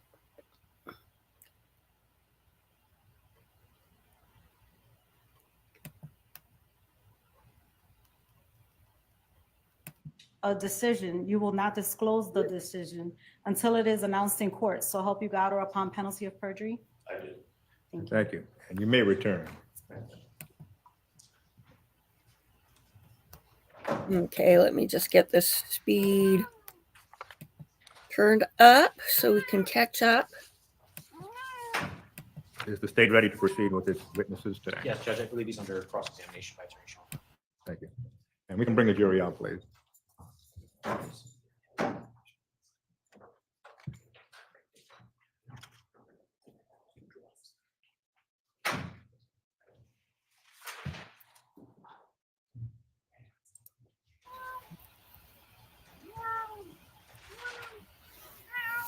Oh, hello.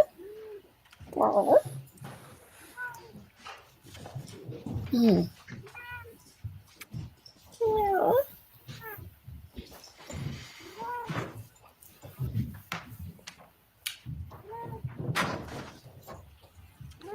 would counsel stipulate, please? Yes, Judge.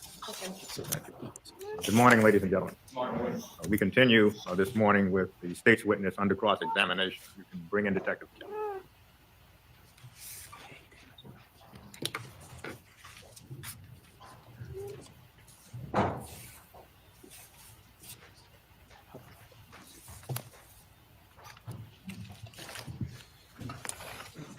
Maybe, good morning. You may be seated, Detective Kelly. Good morning, sir. Good morning, Attorney Schumer. You know, in looking things over the weekend, I realized recall that weather.us map that I showed you? Yes. I realized it had central time on there. I don't know if you noticed that.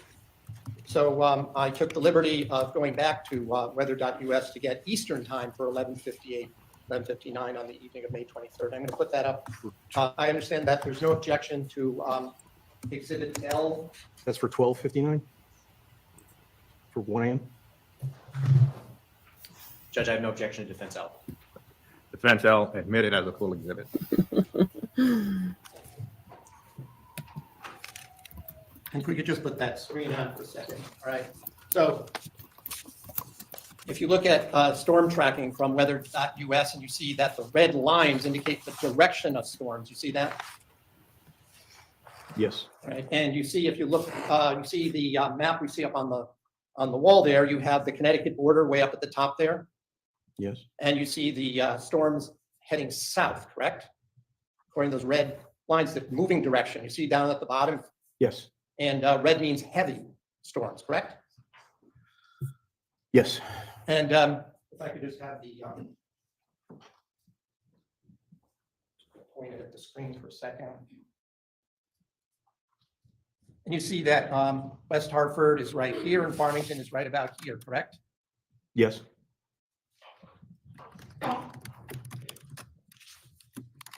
You had also told us that you used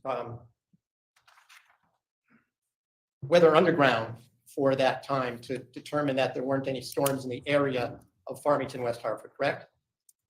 So I used Weather Underground for 1 o'clock, 12:59, to determine that there was, well, to find out if there was precipitation. On May 24th between 12 and 1, correct? Correct, and this is 11:58. Well, this is May 23rd, right? Correct. All right, so it's 12, just before midnight on the 24th, correct? Correct. And you said that the Weather Underground that you used was from Brainerd Airport, right? Yes. And Brainerd Airport is the old city airport in Hartford along the Connecticut River, right? Yes. Now, Bradley Airport is the big Connecticut airport up in Windsor Locks, isn't that right? Yes. And the Bradley Airport is closer to this location of Fort Jefferson Crossing than Brainerd Airport on the Hartford, East Hartford line, right? I believe so. I'm not 100% sure of that. I'm not that familiar with that area. You did not look at Weather Underground for Windsor Locks, where Bradley International Airport is, did you?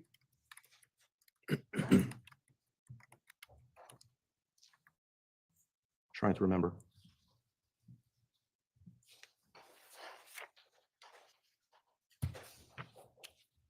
I am not sure which I looked at, to be honest with you, whether it was Bradley or Brainerd. All right. Do you recall, though, whether you looked at the one from Bradley? Would looking at a document perhaps refresh your recollection? Yes.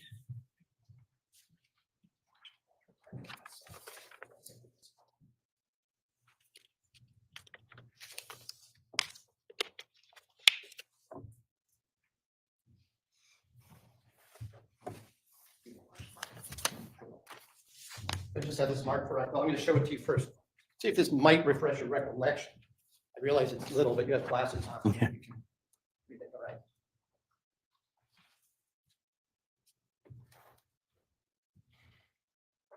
Yes, it does refresh my recollection. So in looking at, that at Bradley Airport, there were thunderstorms in the area, including heavy thunderstorms that early morning of between 12 and 1 a.m., right?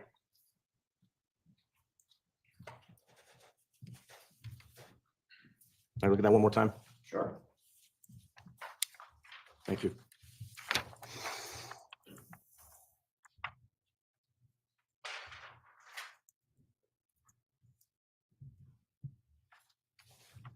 It is small. It is small.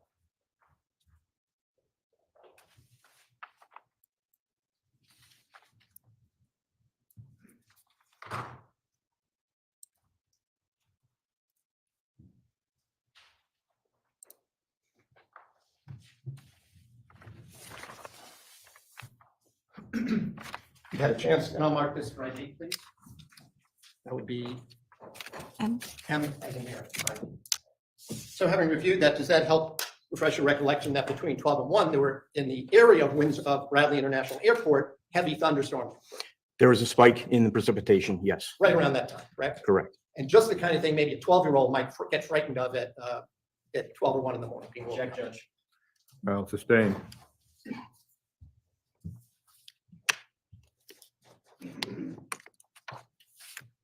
Each time that you met with Michelle Troconis, you continue to gather information concerning your investigation, correct? Correct. When I say you, I don't mean just you. I mean entire squads and teams of investigators, right? That's correct. You were working in conjunction with the New Canaan Police Department, right? Right, correct. You were able to call on troopers and detectives from the Hartford Central District Major Crime Squad, correct? Correct. You were working with members of the Western District Major Crime Squad from Litchfield, right? Correct. Troop G in Bridgeport, Yes. perhaps even Troop A in Southbury, Yes. as well as road troopers from the various barracks, correct? Correct. They assisted throughout this investigation, right? Yes. Gathering information, Yes. working with other officers, Yes. collecting information from various sources, right? Correct. You had, at the time you were talking with Mr. Troconis on the first occasion in June 2nd of 2019, you had at that point already the benefit of some phone records, right? Yes. You had Mr. Dulos's phone records, right? We had Mr. Dulos's phone, the Cellbrite report from his physical handset, yes. And Cellbrite is a program, right? Isn't that what that is? You're calling it Cellbrite. We're not talking about Celebrite as a, like celebrate. It's a computer program, right? Yes. And it's used to be able to open up and look at things that are on a phone, a cell phone, right? Yes. You can look at phone calls, right? Yes. If they exist still, text messages, Yes. internet searches, Yes. photographs that have been taken with that device, Yes. photographs that may have been downloaded to that device that someone else sends, Yes. emails, Yes. as well as geolocation, that is GPS location for various points where that phone activates, correct? Yes. In addition, by the time you were talking with Mr. Troconis, you had some video surveillance, some of which we've already seen, correct? Yes. Some of it was from the cameras you pointed out and talked about from Albany Avenue in Hartford, right? Yes. Some were Ring doorbell and other home surveillance devices that residents had, correct? So you say when we spoke to her on, I'm assuming the second, during the first interview. Yeah. We eventually definitely got Ring doorbell. I'm not sure on which specific date we got some of those videos. So I don't know if we had them at that point, Council. You also had some interviews by that point, correct? Oh, yes. Especially, I had already asked you, and I'm not going to get back into it, but members of the Farber family, correct? Yes. You'd also had obtained some forensic information besides the cell phone, right? Yes. You had some lab work done, right? Yes. You had some initial reports about DNA, correct? Correct. And you had assembled all of that information through the various members of law enforcement in order to know what you were going to ask Ms. Troconis on June 2nd, and again on June 6th, right? We formulated a game plan for questioning her, yes. That's what you're asking. Right. In other words, you actually came up with some kind of a, I won't call it a flow chart, you had points you wanted to cover. Isn't that right? Fair to say yes. You would talk to the state's attorney's office as well, right? Yes. You did not share the information. Well, let me rephrase that. You didn't share all of the information that you had with Ms. Troconis, did you, when you talked to her? No. You did share some information, correct? Yes. And some of the information that you shared with her turned out to be inaccurate. Isn't that true? Fair to say yes. As a detective, we started to get into this, but I want to explore this a little more. You have actually been trained in investigative techniques, right? Yes. At least when dealing with adult suspects, adult witnesses, you are allowed to make up stuff, aren't you? To them. Yes. You're allowed to provide false information as a means of trying to elicit information from that individual, right? Yes, correct. So for example, it's not in this case, but if you had told a suspect that someone else was confessing against them, you would be hoping that would elicit that person to say, oh, it wasn't me, I was just the standby, it was that other person. Isn't that a regular technique that's used? Yes. And sometimes if you have two people in custody at the same time, you have one detective saying the same thing to that other person, seeing who's going to talk first, right? Yep. Yes. Now, as I understand it, at the same time that when Ms. Troconis was placed in custody, Mr. Dulos was at the station, the New Canaan Police Station, for some of that same time, correct? Yes, that's correct. He was then transported elsewhere after processing, right? He didn't stay there. That's correct. But Ms. Troconis stayed at the New Canaan Police Station, right? Yes. She was kept in a cell overnight Yes. and for the next morning Yes. until the next afternoon. Yes.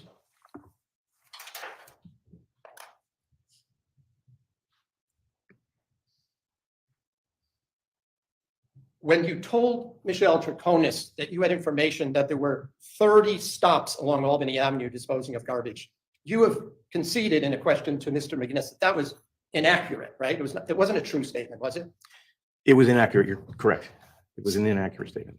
Someone had told you that it was 30, or was that just a technique to come up with a number? No, I was provided information that it was. But you don't know who it was that told you that. No, I don't recall specifically. But you did actually swear in an affidavit that it was 30 stops, didn't you? Yes. So you at least thought it enough to swear to something under oath, even though it turned out to be untrue, right? That's correct. And you later corrected that in a supplemental report, didn't you? Yes, I did. You also told Ms. Troconis that you knew that Fotis Dulos was down in New Canaan in the morning of May 24th, 2019. You remember saying that in that first video, June 2nd?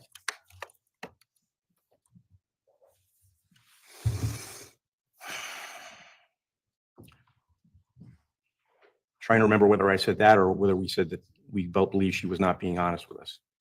Well, I want to be more specific. Didn't you say you knew where he was because of, quote, science, unquote, that he was not in Farmington, but in New Canaan? The word science, both you and Detective Clabby used that, right?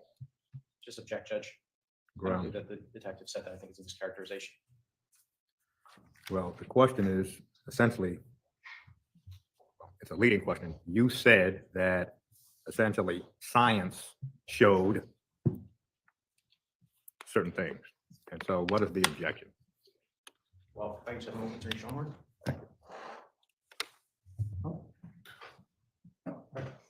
I thought I clarified. It was if it wasn't you, it was Detective Clabby that said it. I believe you both said it, but at least in your presence, Detective Clabby used that line. Isn't that true?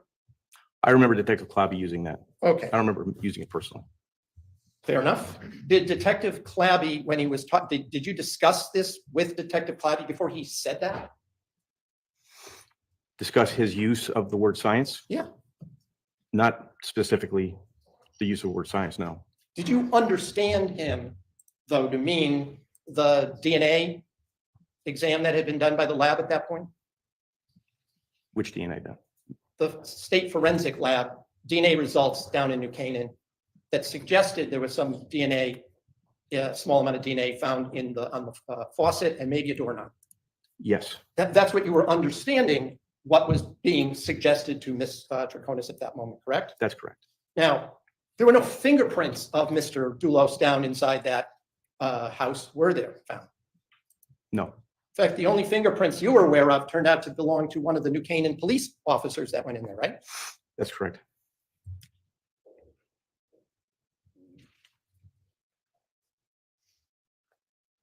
Michelle Troconis talked to you on that first day for at least 2.5 hours, correct? Correct, yes. She tried to explain things to you, right? She spoke with us and she had an account of the day. She had an account and she had at least an explanation for some of her activities, right? Yes. I noticed from the video that often either you or Detective Clabby would interrupt her mid-sentence. Did you notice that? At times, yes. Now, is that part of the interrogation technique to sort of interrupt and redirect? Yes. You also told her that some things were, quote, not important, unquote, that she was trying to explain to you. Isn't that true?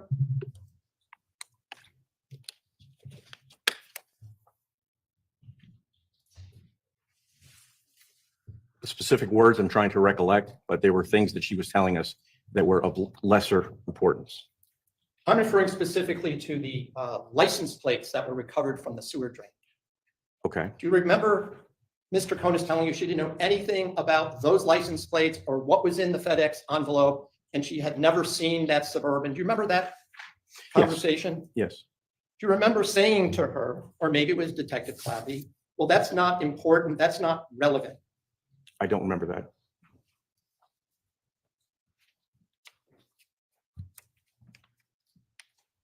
Was it also part of your training to have two separate detectives asking questions and peppering a person with questions at the same time? And I don't mean at the same time, but I mean one after another. Objection to the form, Judge, peppering.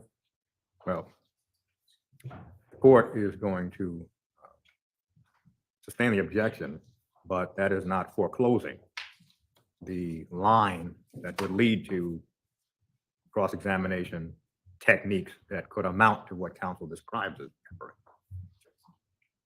I'll ask a question a different way. Was it part of your training as a technique to have more than one officer directing questions one after another to a single person who's being interrogated? That's not the best way to conduct an investigation or an interview. It isn't the best way, is it? If you're trying to elicit information, it's not the best way, right? Correct. But there's nothing wrong with it, right? Correct. You were still trying to get at information that maybe would lead to saving Jennifer Dulos, right, at this point? We were trying to locate, yes, Jennifer. And I just want to be clear about one specific point. When you told Michelle Troconis that you had proof or evidence that Fotis Dulos was not home at 6:40 in the morning, as she said, that was a interrogation technique statement, wasn't it? We had his DNA on a faucet But you, at the crime scene. right, but So we, you know a lot about transfer DNA. You've learned about transfer DNA, right? yeah, You yes, knew it was a minor, not a major amount of the combined DNA on that faucet, right? Subject, Judge. I think it's hearsay. Well, the question now goes to this witness's knowledge about transfer DNA and amounts. And so the question is, you know about, and the answer can be, no, I don't know about, or yes, I do. So the court's going to overrule the objection. just re-ask the question.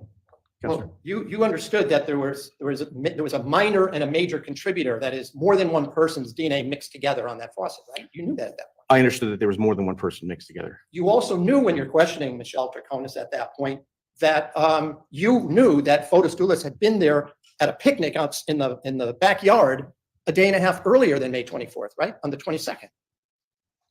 Outside of the house, yes. Right, but there was food, right? You knew that. Mhm. Yes, There was yes, silverware and plates and all that stuff, right? yes, And you were aware that for part of that time, Jennifer Dulos and Fotis Dulos had interacted during that event at the house down in New Canaan, right? yes. You also told Michelle Troconis that she would have to know what happened to Jennifer Dulos, right? Yes, Was that because she was living with Fotis Dulos that you said that? partially, Was it because she was dating him at the time? partially. Do you think that from what you had already told us about what you had learned about Fotis Dulos, that he was finally revealing his true self to this girlfriend? Just gonna object, Judge. Ground. Speculation, form. I'm asking what he believed and thought It's during the irrelevant. questioning. It's also irrelevant. Well, if the court is to credit counsel's representation, the line of the questioning is, did you believe that Michelle Troconis either knew where Fotis Dulos was or knew more about what had happened to Jennifer Dulos than she was telling them? You believe that in part because it's how the court understands the testimony. One, she was Fotis Dulos' girlfriend. Two, she was dating Fotis Dulos, living at his house. And now the court understands this is number three. So again, the court understands this line to explore the reasons that Detective Kimball would say certain things to Michelle Troconis. Overruled. Counselor, would you just repeat the Do question? you please? believe that Mr. Dulos is finally going to reveal his true self to this particular girlfriend? I'm not sure what you mean by that question. Well, the fact that you asked her, she had to know what had happened. Was it in part because you believe that Dulos would have revealed his true self and what he was really like and is suddenly be open with this particular girlfriend? We believed, given the totality of their relationship, that she would know more than she was giving us, more information than she was providing us. Okay, fair enough. But she kept telling you that she did not know, didn't she? She did. She told you she didn't know what Fotis Dulos was up to that day, correct? Yes. She told you she didn't even know he had gone to a party, picnic party in the backyard of Jennifer Dulos' house 2 days earlier, right? That's correct. She told you this at least, as I counted, at least 6 times. Isn't that right? I didn't count them, but that sounds accurate. Does sound accurate. Does sound accurate.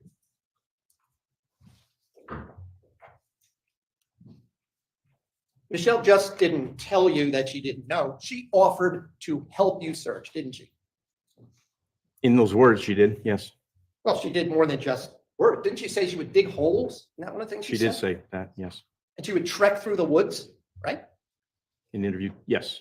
She drew some pictures for you, which I believe we see on the screen where you're on June 6th, where she's showing you some pictures, right? Yes. You looked at those pictures, didn't you? Yes.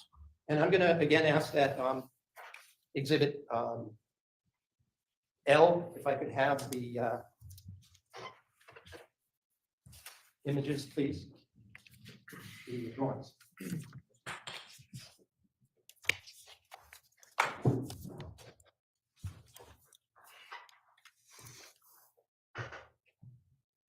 I'm just going to ask what this is on exhibit L, but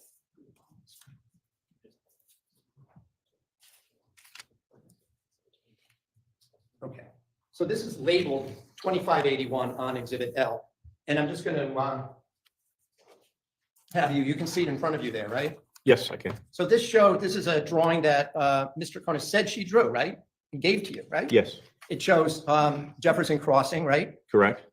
It shows Eli Road here. Yes. It shows Old Mountain Road, right? Yes. And she drew pictures of the various properties in the immediate area that Mr. Dulos owned through the foregroup, correct? Correct. She even talked about properties that she referred to as Mr. Godfrey, that is property he wanted to develop, isn't that right, on Old Mountain Road down the street here? Yes. And then this is Mountain Spring Road here, correct? Yes. So other than the short jog, there's a jog from Eli Road to Mountain Spring Road, there's a stop sign here and there's a stop sign there, correct? I believe so, yes. And it's just maybe about 50 feet from Eli Road to Mountain Road, right?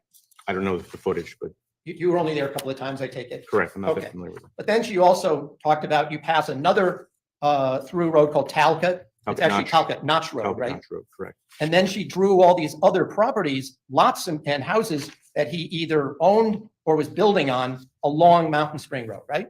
Correct. And it was all just down, shall we say, downhill from Fort Jefferson Crossing, right? Yes. And if I could have the other image, please. She also drew another picture. This one is labeled.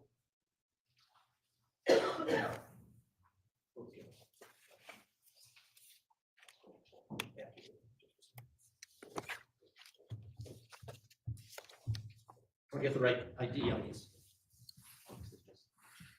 got it. Just page 2 of 215. All right.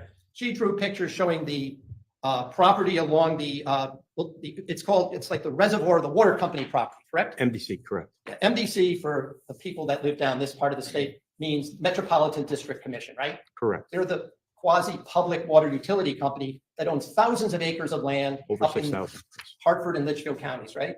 Yes, And that's the source of multiple reservoirs that feed the entire Hartford area, right? correct. So she drew these pictures showing where there were fields and where she drove her motocross motorcycles with Fotis, right? Yes, And sometimes with Pavel Gumieni, correct? yes, She showed you all of this and gave you these pictures, right? yes, you did. Now, this picture, page 2, she offered to walk the next couple of days with her attorney and state police detectives going through where they went through the woods, right? Yes, In fact, we show her saying, well, she needs a different pair of shoes because she can't get back into her house to get hiking boots because it's muddy and rocky, right? Didn't she say that? well, she said she needed other shoes, and she wanted to get other shoes. And separately, she said that the terrain was a lot of logs, a lot of rocks. Yes, And she also showed you that she had on an ankle bracelet, so it was very difficult to even get shoes that she could wear to go hike through there, right? yes, But she actually did, didn't she? Went in the woods, didn't she? she did.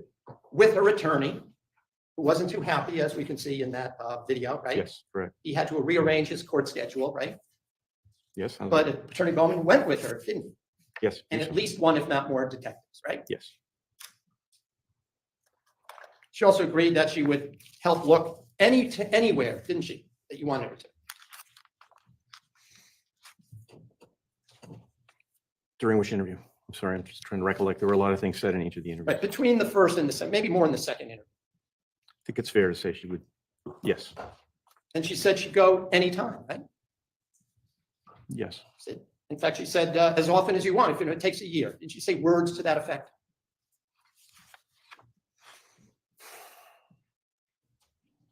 I remember the mention of the word year. I'm not sure the context of it. During these interviews that you had with her, let's start with June 2nd. Did she ever say, no, I want to stop, I'm done? No, You were aware that it got very hot in that room at the New Canaan Police Station, right? yes, And at one point you hear, you had to take a break because it had gotten so hot and muggy and stifling in that room, right?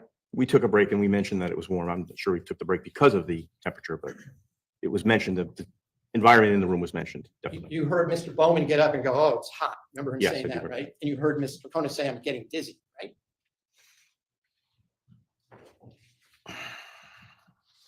I don't remember that. I don't remember her saying that. Okay. So if it's on the video, it's on the video. If But the point being, she didn't say, I'm done, I can't do this anymore. You went back and there was at least some more interrogation after that, right? Yes, Questioning. yes, You asked her about Fotis Dulos close cropping his hair. Is that right? yes, And she's the one who volunteered to you that she's the one who had shaved his head at his request, right? yes, She also told you he had done it before for water skiing, right? he had done it before in 2017, yes. Well, he'd done it 2017, he'd done it in 2018 too, right? I don't remember 2018. I know that she said he had done it at least once before. And I think she said 2017.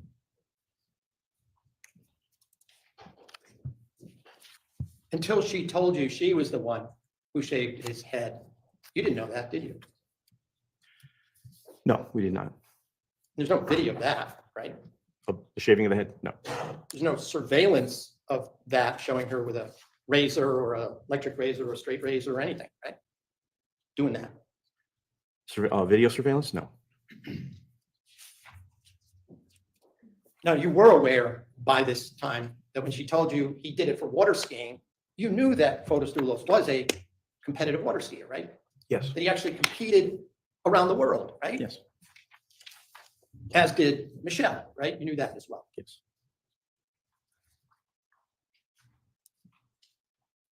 She also told you that in the video, in the interview, that there were pictures of him on Instagram from prior years with his, water skiing with his head shaved, right? Again, I don't specifically remember her saying that. I know he had an Instagram account. Did you go through the account and look for those kind of pictures or? I did. I don't remember seeing him with his head shaven. Okay, all right. There are a number of questions about what Fotis did the night before the 24th. Do you remember those questions in the interrogation? Yes. Michelle told you there had been a dinner party, didn't she? Yes. She named the people who were at that party, didn't she? Yes. She told you about Stefan Reich, right? Correct. And his girlfriend Beth Johnson, right? Yes. She told you that Stefan Reich was one of Mr. Dulos's or the Four Group real estate agents, right? With Coldwell Banker, yes. What's that? With Coldwell Banker, yes. Yes, but one of the agents that worked on marketing the properties and the houses that he owned and built. Yes. She also told you about Robert Hutch Haynes, right? Yes. And his wife Erin, spelled, I guess it's spelled A-A-R-O-N, not E-R-I-N, even though it was his spouse, female spouse, right? Correct. You checked, as a result of what she said to you, you did check these things out to confirm them, right? Yes. And they were confirmed, weren't they? No object, Your Honor, calls for hearsay. Well, the question is essentially, you confirmed them. That's the question, overruled. Right? They were confirmed by other, yes, they were confirmed. Okay.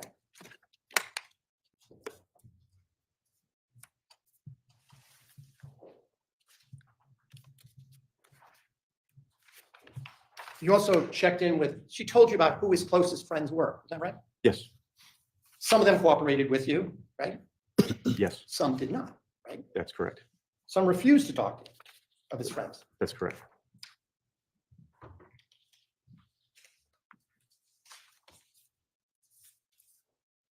Michelle told you that she saw attorney Kent Mawhinney in the office after she got back from taking her daughter to school on the 24th, didn't she? Yes. She saw him up in the office, correct? Yes. She also told you that the reason that she thought that that Fotis was home is because, one, she saw Kent Mawhinney in that office that morning, right? One reason. Would you re-ask it? Sure. Please. She's told you that one of the reasons she thought Fotis was up in the office that morning when she got back is because she saw attorney Kent Mawhinney in the office, right?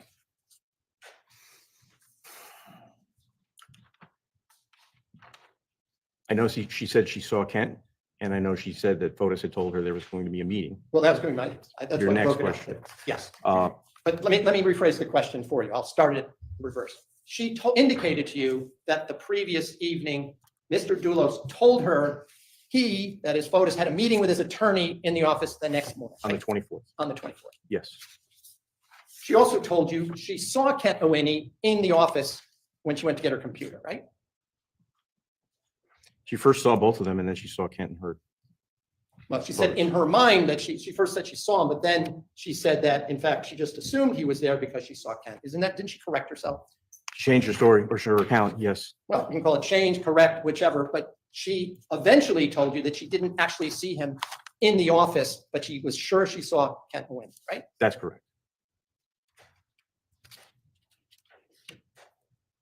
Now, specifically, I want to show you a clip from the June 2nd interview, and I'm just going to ask you a couple of questions about that. You said that, well, let me just ask you this first, all right? Mm-hmm. Do you recall Detective Clabby saying there's no way he, that is Dulos, was home because he had never been in that home, meaning down in New Canaan, and we found what we found through silence? You remember those were his words? I do remember that, yes. Okay. And I asked you before, I was kind of just using general words, but you do remember that statement being made? Right? Yes. And again, at that point, you were talking about this DNA, right? On the faucet at On the 69 faucet. Wells Lane, yes. Correct. Which you had already gotten a rush result from the lab saying there was a mixture of DNA and that was one of the sources, right? In blood, yes.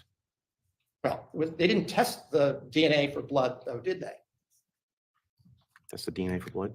Yeah, that was touch DNA on the faucet, wasn't it? Object, Your Honor. Foundation. Well, Mischaracterizes. Well, Certainly doesn't. because of the response by the witness, which was, as the court heard it, blood DNA, there is a question as to whether the witness knows the difference. So because of the witness's response, the court is going to sustain the objection. There was no evidence from the lab that Fotis Dulos's blood was in that DNA on the faucet, was there? There was a mixture of Fotis Dulos and Jennifer Dulos DNA. Right. But not Fotis Dulos's blood, right? Okay, I'll concede that. You're aware that you can have skin cell DNA, right? Yes. And you can have DNA from bodily fluids, right? Yes, You can have DNA from blood, right? correct. And the lab can tell the difference, right? Object, Your Honor. Well, I what the would thought- lab can do is essentially beyond this witness's That's ability true. to I will. discuss, sustain. Now, as of June 2nd, as far as science was concerned, you were also aware that Jennifer Farber Dulos's phone had been connected by Bluetooth to her Suburban at 3:58 in the afternoon that May 24th. Isn't that correct?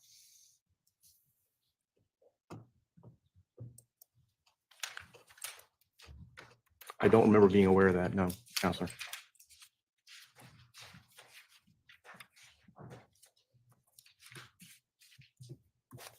We're looking at a document that was addressed to you, perhaps refresh your recollection. Perhaps, yes. Let me show it to counsel.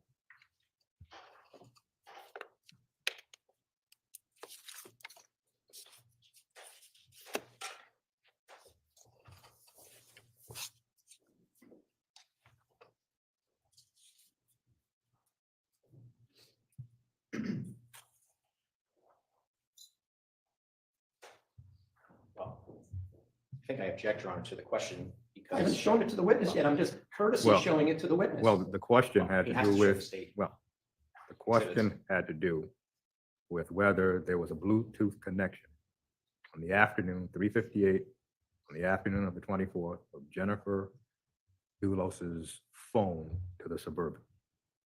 And the question is, weren't you aware of that? As of June 2nd. And he said he didn't recall, and I was going to show him this document to refresh his recollection. So I don't believe there's at this point an appropriate objection until I show it to the witness. Well, what counsel said was, would showing you a document that was directed to you help refresh your recollection? And the objection is, He can proceed, Judge. I might have an objection once the question's asked.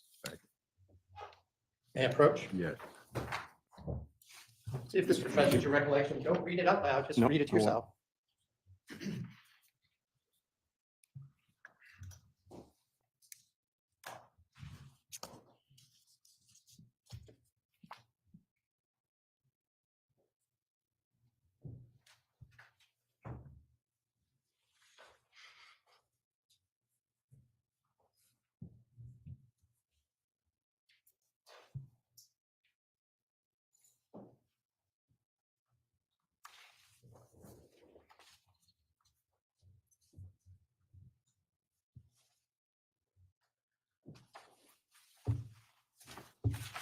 Yep. Recall seeing that, right? Don't recall seeing it, but I've just read it. Well, did it refresh your recollection? Yes. Okay. So my question, I'll mark this for ID. So when it comes to the issue of science, you were aware that Jennifer Farber Dulos's cell phone had connected by Bluetooth to her Suburban at 3:58 PM on May 24th, right? I object, Your Honor. Assumes facts not in evidence, calls for hearsay. Well, we I'd have like to to- walk backward And if I- in order to analyze the objection. The question was, were you aware, the original question, were you aware that Jennifer Dulos's phone connected by Bluetooth at 3:58 in the afternoon on the 24th of May? The response was, there was no memory of that. Counsel then refreshed recollection. The witness said he's read it. He doesn't remember receiving that document. And now the question, counsel, is, He then said he remembers the information. He did say that. And then I was going to ask him, when they were talking about science, did they include the fact that the phone had connected by Bluetooth at 3:58 in the afternoon? and the objection is facts not in evidence. Yes, Judge, and also relies on hearsay information. I'd like to address this hearsay question. Well, the question is, really, this is the basic question. Did you discuss that information with anybody else who was involved in the investigation? That seems to be the question. It has to do with when he's asking and making statements, the two of them, because who says what, they're both together, are speaking to Ms. Troconis, and they're telling her certain information, and they're not telling her certain information. I'm just eliciting that this was a piece of information they'd had for these several days. And the objection is facts not in evidence. Again, the court sees the basic question as this, as the court understands the offer. If this is the information that you had concerning the Bluetooth connection, did you discuss that at the June 2nd interview with Michelle Troconis? That's how the court hears the offer. Through the use of the term science, unquote. Well, that makes the question confusing. The court would sustain the objection if that's the question. And that was the question, Your Honor. So the objection is sustained. All right, I'll ask a different question. Did you discuss with Ms. Troconis that you had information about the connection of the Farber Dulos cell phone to her Suburban, that is to the Farber Dulos Suburban down in New Canaan, late in the, approximately 4 o'clock in the afternoon on May 24th with Ms. Troconis? Did you discuss that with her? I don't know that that's Jennifer's phone that connected. You don't know that because you need to see the entire lab report? Off the top of my head, I don't know which phone that is. Right, but okay. So if you were to look at the diagram of what that phone was, you would be able to answer that? Or are you going to say that if there's a bunch of letters and numbers identifying a specific cell phone, you wouldn't be able to answer that question today? Objection, argumentative compound. Well, this is now leading to extrinsic evidence of a collateral matter. So the court sees that as what's being offered, and the objection is sustained. Did you receive an email on May 30th, 2019 from the lab regarding the cell phone connection? Yes or no? Yes. But you don't know if it's what the report told you is in fact Jennifer Farber Dulos' phone, is what you're saying, right? As I sit here today, that's correct. Okay, then we'll deal with that with a different witness. By the way, again, getting back to this question of the DNA, did you talk to the court supervisor who was present at the house on May 22nd with Mr. Dulos? Yes. So you were aware that he was there that night, right? The 22nd. On the 22nd, yes. That he was playing basketball with his kids, right? Yes. You were aware that he'd given chocolate to his wife? So I'm just going to object, Your Honor. All of this is hearsay information, and the defense is offering this to prove the truth of the matter asserted. And I don't think it's appropriate through this witness. If I may respond, everything this witness has been asked is hearsay from other officers. All of a sudden, once hearsay is admitted, then under 8-8, I'm allowed to follow up as if the person making the hearsay was actually present. So all I'm doing is showing what was in his mind as he's asking these questions. So I'm not offering it for the truth, but the fact that he said certain things based on the knowledge that he received. At this point, the question concerning whether the visitation supervisor played basketball and whether he shared chocolate is not relevant. I'm sorry, I didn't mean whether the supervisor did, it was whether Fotis Dulos did. So if the question was vague, I will rephrase it. Judge, if I may, Yes. he misstates 8-8. We talked about this the other day. That 8-8 has no applicability here because, first of all, nothing that was offered on direct examination in terms of knowledge that Detective Kimball had was offered for its truth. So it wasn't offered for a hearsay purpose. So 8-8 really has no applicability at this point whatsoever. And moreover, in order for 8-8 to apply, it needs to be impeachment directed at the specific declarant, not just anything that they've said, whether or not that information came in or not. So counsel misstates 8-8. And I would just note that he actually is offering these things for the truth. And so that is my objection. Thank you.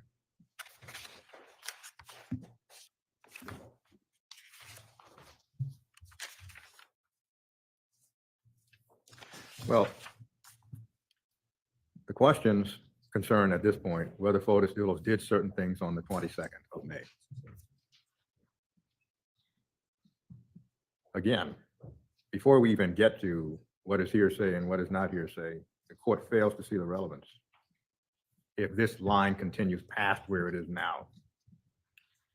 Well, that would be my last question. It goes to the issue of the DNA evidence, and then I'll move on. This would be the last question in that line. Well, essentially, since Fotis Dulos, through the question, was present at 69 Wells Lane on the 22nd of May, doesn't that suggest that his DNA could be found somewhere? the court sees no reason for the litany of questions leading up to that. So at this point, the court's going to sustain the objection. But the question, the court would allow. So without getting into any of the specifics, you were aware that he interacted with his family on May 22nd down at 69 Wells Lane, correct? Correct. On May 22nd. Correct. And you had no proof other than your opinion or speculation that Fotis Dulos was not in his house on 4 Jefferson Crossing at 6:40 in the morning, correct? And it's as of that date. Right. No, I understand. That's correct. What we're going to do right now, it's 11:25. We'll take our morning recess until 11:40. Ladies and gentlemen, please do not discuss the case. Thank you.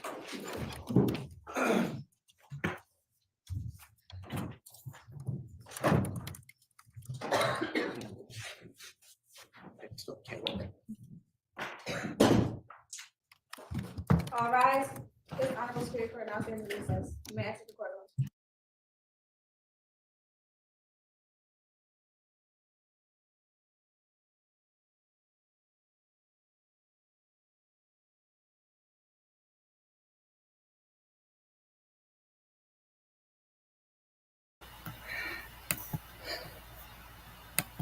I was out of the room getting some Diet Mountain Dew.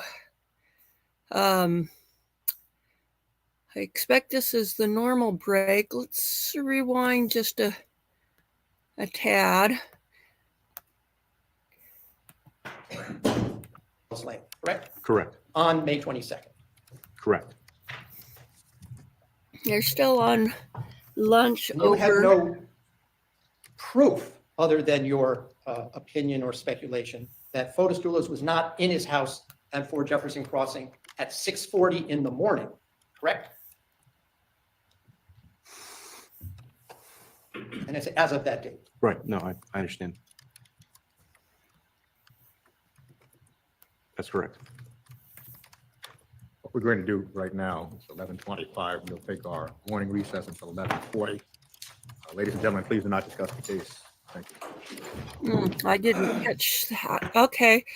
Well, we are still on lunch over in the Murdaugh hearing, but we are on a delay basis over here, so we can just skip over the break. I just love being able to do that.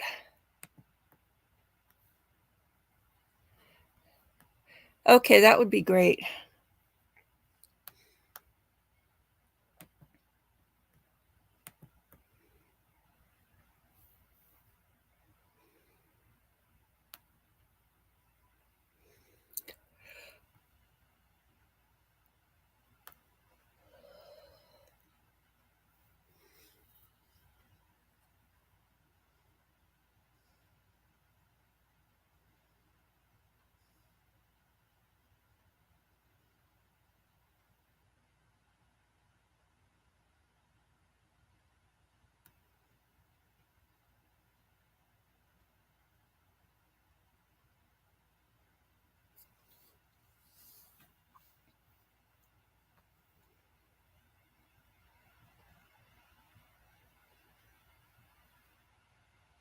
Okay, let's try.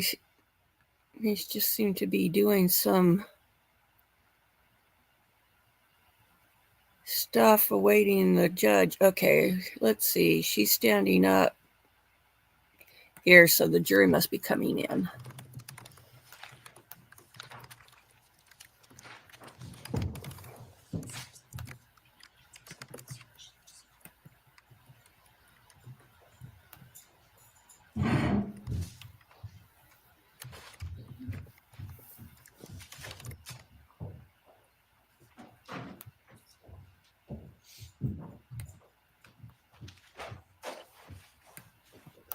Okay, will counsel stipulate, please?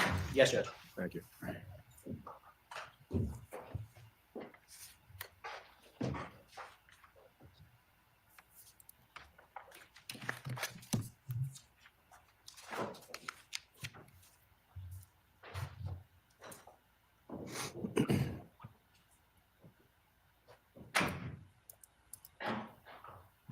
Was it part of the interrogation technique to tell Michelle Troconis, as you did, that you suspected other people were involved in the disappearance? No, no. Well, when Detective Clavey said a couple of people are involved in this, did you have other potential suspects?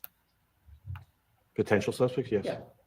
Did that include Pavel Gumieni? Yes, Did it include the friend Andreas Tutsiardis from Greece at that point? yes,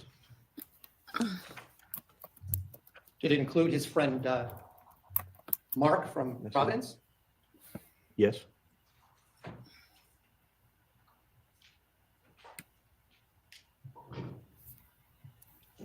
Didn't Michelle specifically say to you after the comment by Detective Clavey about science that she said, I've always believed he was in the office because that's where he usually is? Do you remember her saying that to you?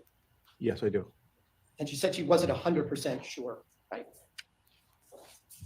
Yes, she hedged her answer, but yes, her comment, yes. She did tell you he was usually in the office, right? Yes. I asked one of the other detectives, but I didn't ask you. You said you were at the house, right? When? At any point. Yes, at Fort Jefferson? So you know it's this really large house, correct? Correct, And the office is at one end of the house, right? correct. The interior office is over the garages, right? The four-group office over Four-group garage? Yes, offices, yeah. correct. And they have a separate entrance that you can go in and out to the office without coming through the main part of the house, correct? Correct.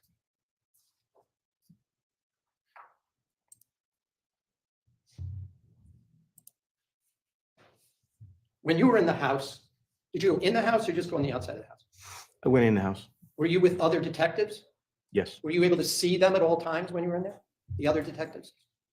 No. Was it big enough so that a child might call her mother on the phone to come up to her room? Just gonna object, Judge. Sustained. She told you that Fotis would usually have his phone with him, correct? Yes. But she also told you that sometimes the power would run out and she went to charge it, right? For him. She said the power went out on the 24th. Right, she went to charge it for him, correct? Correct.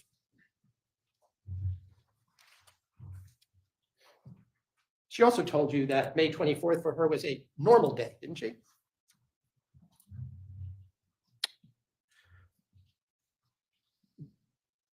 Wasn't normal in respect to her sleeping with her daughter, so I'm not sure I characterize it. I don't remember her saying that it was a normal day. That, we're talking about the night from the 23rd into the 24th, aren't we? Yes. So we're talking about the 24th. day. Okay, the daylight hours. Right, she had told you again, I don't want to go, I already went through this with you, but you know, you checked out Stop and Shop, right? Yes. You checked out, she returned a pocketbook, right? Yes, She drove her daughter to school, right? correct.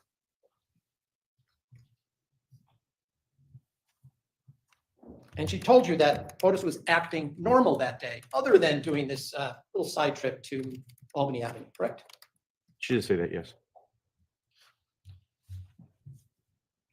Now, you were shown the timelines the other day by Mr. McGinnis, weren't you? Yes, So on June 2nd, you hadn't seen those timelines, had you? that's correct. They were first recovered from a black bag on June 3rd by other detectives, right? The photocopies were, yes. Well, I'm going to be clear. There was an original looking document with the purple line that was found in the office, right? That's correct. And she told you she hadn't seen that before herself, correct? She did say that, yes. And she said she thinks that was Fotis Dulos' handwriting, right? Yes. The other two documents were just photocopies, right?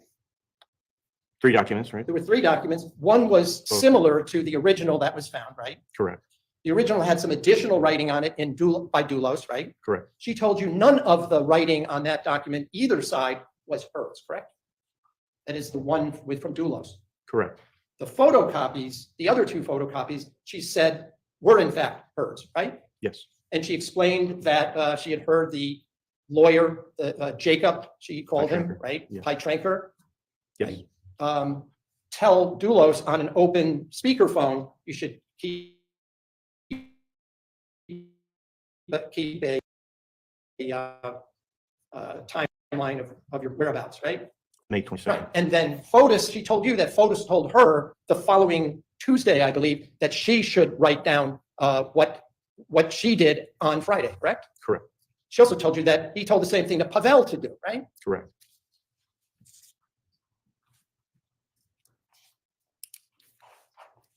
Now I'm gonna, at some point, the state took out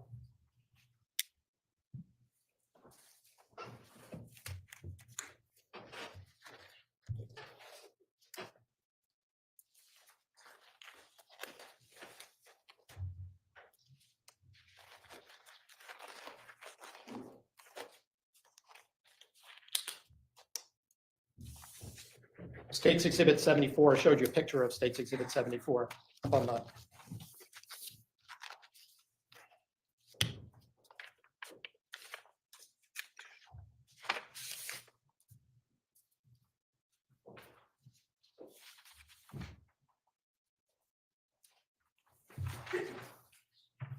And I just want to be clear, I'm going to hold it up for you. I have the purple glove.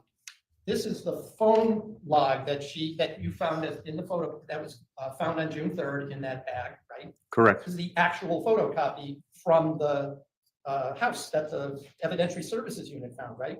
Yes. So since it's clearer than I think that, I'm just going to show it to the jury if I may.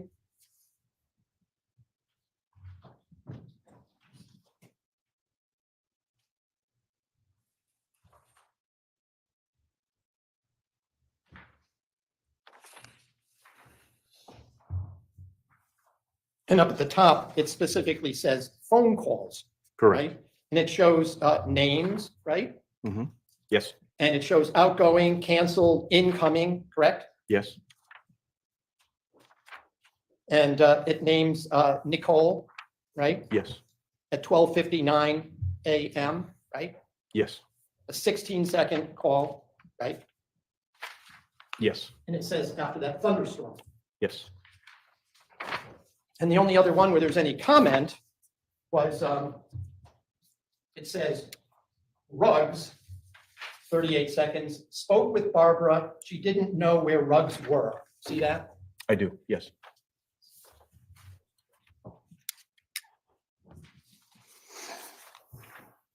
And the phone calls, I'll just note, one of the calls is, says it's from somebody named Bruja, B-R-U-J-A. Do you know what that means in Spanish? I do not, sir. Witch, W-I-T-C-H. Okay. All right. Object, Your Honor, counsel's testifying. in this Well, case. at this point, counsel is testifying. So it's clear. I'll withdraw the question, Your Honor. Oh, there was no question. You were testifying. You may proceed. It mentions somebody named Mommy, M-A-M-I. Yes. Right? It names Poppy, P-A-P-I. Yes. Right? Fotis is one of the names on this list. Yes. When you checked Fotis Dulos' phone, there were times incoming and outgoing that matched up with those times. Isn't that true? Well, can the witness have the benefit of the document if we're going to ask these types of You questions? have gloves on, right? I do.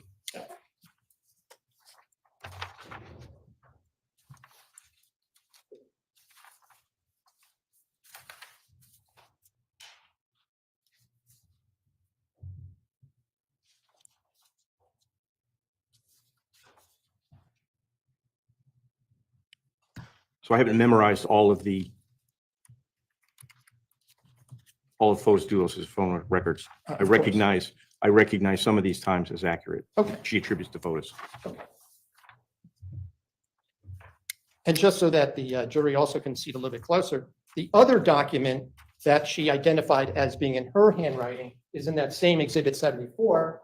And I just want you to just confirm that this was the other document, which on the video she identified as being something she prepared. Yes, that's correct.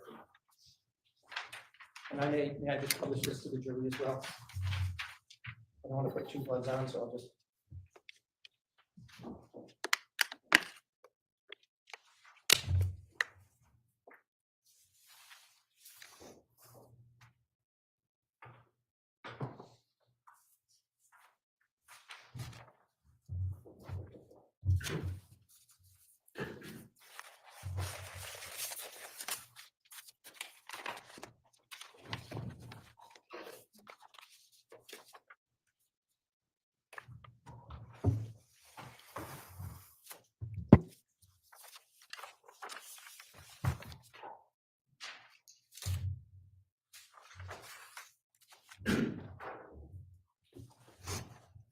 By the way, she told you that she first learned that, that Jennifer Dulos was missing when the Farmington police came to their house that night, correct?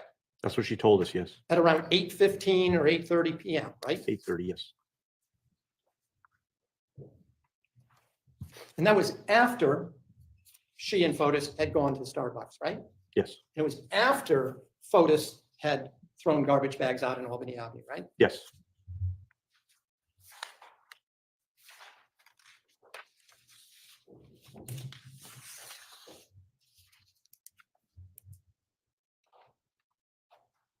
She told you about other things she had done during the day, correct? Yes, She said she visited her friend Clara Duperon at her own store, correct? yes, She told you that she had gone to the Hitchcock Furniture Store in the Canton Shops in Canton, Connecticut, right? I don't think she went to Hitchcock on that date, on the 24th. She told you that she had communicated with the Barbara at the Canton Shops that day, That's right? correct. She told you that when you asked her if anyone else was home when she got back from her errands, she said she didn't see, but the Suburban was there in the garage, right? That's correct. I also want to clarify, and without, again, putting up more pictures, there were 4 garage doors, correct? At Fort Jefferson, At yes. 4 Jefferson Yes, Crossing. There are actually 4 garage doors at 80 Mountain Spring as well, right? But let's just talk about 4 Jefferson Crossing, okay?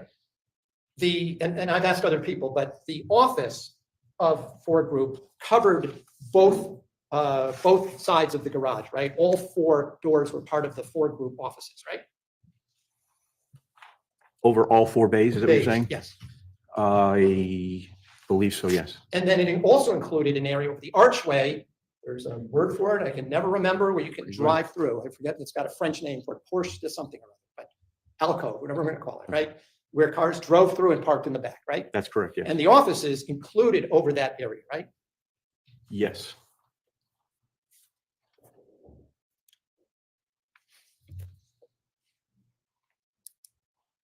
When you asked her if Mr. Dulos was there when she came back from those errands, and she mentioned the Suburban, she said she didn't look for him, right? that she had no guarantee. Right, but Yes. she also used the words, he probably can be. You remember her saying that? I do, yes. So that was her using an improper tense, like grammatical tense, wasn't it? Yes,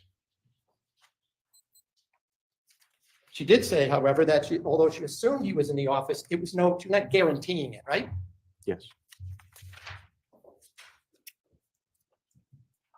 At some point, she recalls that he did call her for lunch somewhere in the 1, maybe later, 1:30 time period, right? yes, Between 1 and 2, right? yes, But she said she couldn't be certain and didn't want to be held to that, right?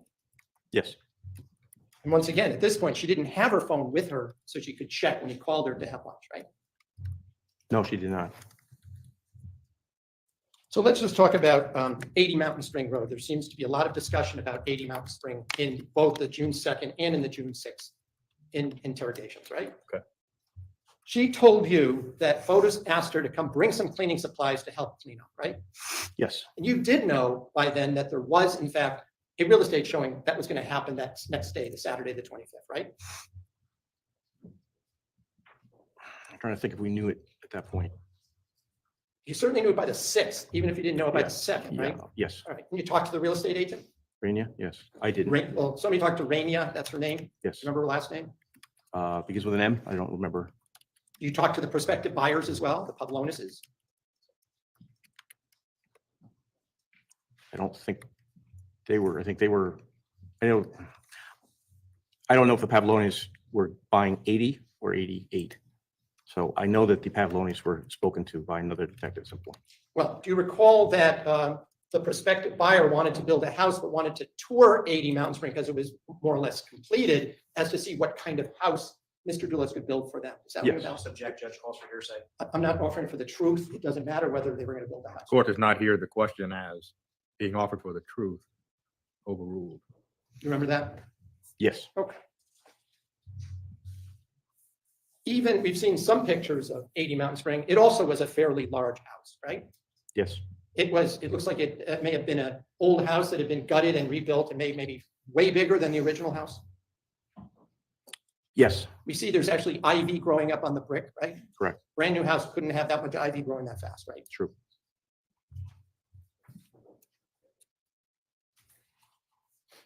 She told you that she had gone and cleaned the house with Fotis before, right? Twice before, yes. And we're talking about dusting. I mean, we're not talking about scrubbing bathtubs and stuff, right? She said clean. It was an empty house, right? Yes, You've been in that house, right? yes, It was dusty a little bit, wasn't it? yes, There was still construction debris in there, especially in the basement, wasn't quite finished, right? yes, She told you she brought garbage bags over, right? yes, she did. The large black garbage bags, right? Yes, She also told you she brought in a mop, right? Dust mop, Swiffer? Swifter. Yes. Remember, she couldn't remember what it's Yeah, called. yellow on a stick, yes. Yeah, but she couldn't even remember the word for it, the cleaning thing, and she was trying to think of the word in English, right? Remember that Yes, from the video? She brought other cleaning materials with her. She didn't remember if it was Clorox or something else, but it was some kind of like surface cleaner, right? she said Clorox. Now, before this interview on June 2nd, Mhm. Your colleagues had spoken with Pavel Gumieni, correct? Yes, And it wasn't a surprise to you, was it, that Michelle was saying that Fotis and she would sometimes tidy up before a showing, right? I don't know that I knew that, no. I don't know. Learn that from other employees? On the second? Yeah. In fact, that very day in the morning. Judge, I'm just going to object again. Hearsay. Again, it's going to things that were said. It's not being offered for the truth. Well, this has a different tenor than the previous question that ran into an objection. So the question is, or concerns, cleaning up at one of the properties. The objection, counsel. So my objection is hearsay, Your Honor. He's indicating that he's not offering it for its truth, Judge. I think at some point that the scales tip in terms of probative value of just continuously offering statements where there's a real danger of bootstrapping them for the truth. At some point, the scale tips, Judge. And my concern is that the defense is essentially trying to prove certain facts through hearsay information. They're claiming it's not for its truth. And that's my objection, is that at some point, the scale tips. Well, the court hears this question as being offered for the truth. So sustained. Michelle told you in that interview that he had asked her to come help clean, right? Yes, And that was not anything that that contradicted any other information you had, correct? From any other employee, right? correct. You also knew, I guess on May 31st, there was a, what I call a trash pull at Fort Jefferson Crossing. Isn't that true? Yes, So you knew that Fridays was trash pickup day in that part of Farmington. Isn't that true? yes. It was also the same thing down at 80 Mountain Spring, right? I don't know that. Nobody did a trash pull or looked to see if there was a garbage can out on Friday, May 31st? Judge, again, I just object. It's calling for hearsay. Well, the question, as the court hears it, is, do you know if there was a trash pull at 80 Mountain Spring or any other property owned by the Ford Group? That's how the court hears the question. Do you know if there was a trash pull? So if that is the question, the objection is overruled. Judge, if I could just be also heard, it's also outside the scope of my direct examination. It's within the scope of the video. Well, the video covered a lot of time between the 24th and the date of the video. So the question now is, did trash pull come up during the video, or did it just come up as a result of cross-examination? Court itself cannot recall trash pulls coming up during the video. What the court recalls is that there was testimony, well, in actuality, it was questions concerning trash, but not elicited from Michelle Troconis during the interview. So sustained. Could you explain what a garbage pull is? You indicated there was one at 40 Jefferson Crossing. What is that? Sustained. She also told you what cars were down at 80 Mountain Spring Road that she recalled on May 24th. Isn't that right?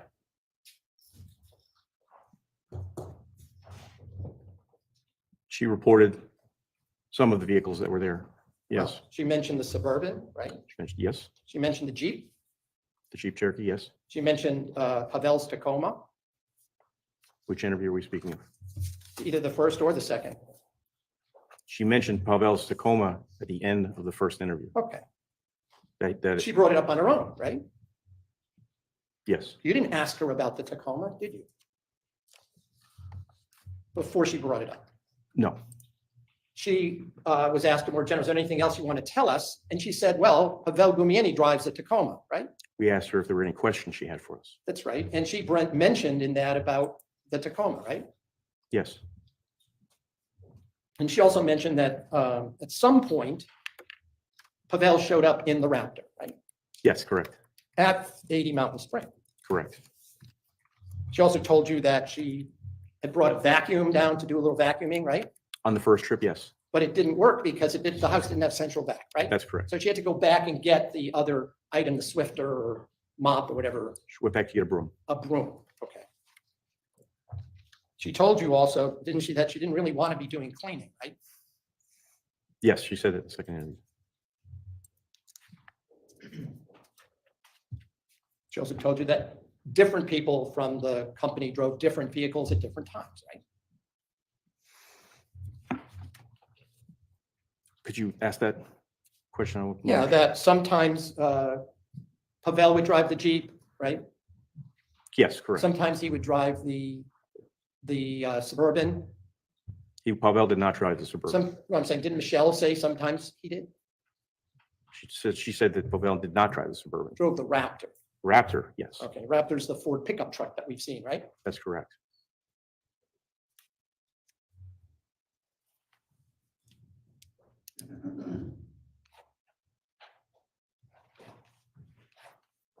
And you were able to review Ring doorbell surveillance down around across from 80 Mountain Spring Road, right? Not Ring, Or surveillance. Surveillance, home yes. Surveillance. I'm using Ring as a sort of shorthand, but whether it's Ring or a different company, there was a video surveillance that the family that lived across the street from 80 Mountain Spring owned, right? that's correct. And we'll just say that the name of that family is Manafort, right? Yes, Okay. And without going to any of the specifics, you were able to review comings and goings, at least into the driveway of that 80 Mountain Spring Road property, right? yes, Including the evening before on May 23rd, right? that's correct. But you couldn't see who was driving any of these vehicles, right? Correct, It's too far away and the angle was such, you can just see the vehicles coming and going, right? yes,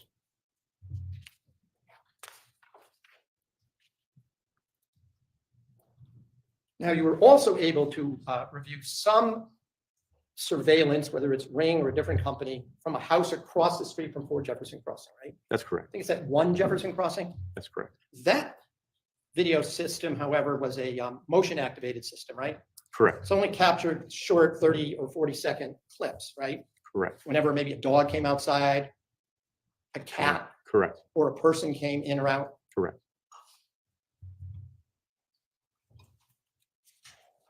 Now, at one point, either you or Detective Clabby asked Michelle if she thought that Pavel Gumieni was somehow involved with the disappearance. You recall asking that? Yes, Now, was that a sincere question or was that one of these an interrogation techniques? that was a sincere question. So he was at least a suspect at that. Correct, He had been a longtime employee of Fotis Dulos, right? Just going to object, Your Honor. Again, calls for your sake. Well, the court remembers the interview in which Mr. Troconis said that he worked for Fotis Dulos before she even met him. So long time may not be the question that this witness can answer. So the court's going to allow the question. I don't know for how long Pavel worked for Fotis, but it was longer than he knew Michelle Troconis. In other words, he was already working for Mr. Dulos when she even first came up to Connecticut, right? That's correct. You were also aware that when she was asked if he was involved, she said she doesn't know, she didn't think so, right? Yes. But she also used an interesting expression. She said, but she wouldn't hold her hand to the fire over it. You remember her saying words to that effect? Yes. Did you understand that to mean that she wouldn't swear to it? Yes. She also told you that Pavel Gumieni had been down in New Canaan that May 24th, right? That's correct. And he was supposed to be building one of Fotis Dulos' houses in the town of New Canaan, right? Yes. Did you confirm there was a house under construction on a street in New Canaan? Yes. And you learned the address? Yes.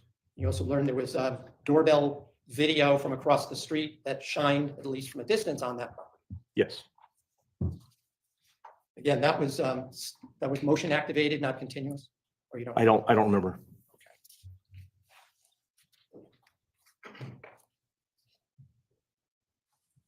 Let me just go back now to the discussion about Albany Avenue, right? Okay. You repeatedly went back to asking Michelle Troconis about Albany Avenue and what she was doing there. Isn't that true? Yes. And I want to be specific. There's only one time where you see Michelle admitting that, saying that, yeah, that's her. She leaned out and touched the sidewalk. Remember that? Sorry, just to check your answer to the question. Yeah, I'll rephrase the question.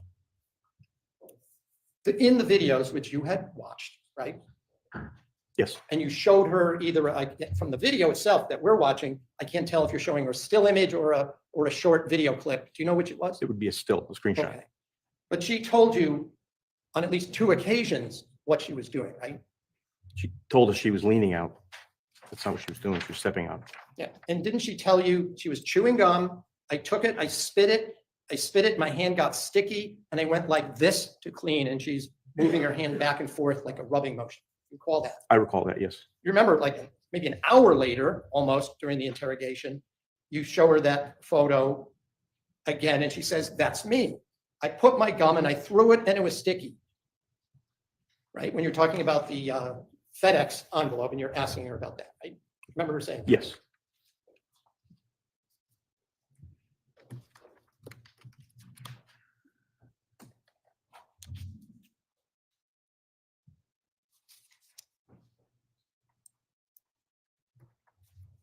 But at no time did she say she was picking stuff up off the sidewalk, though, did she? In retrospect, no, but at the time, it was not clear to us what she was doing.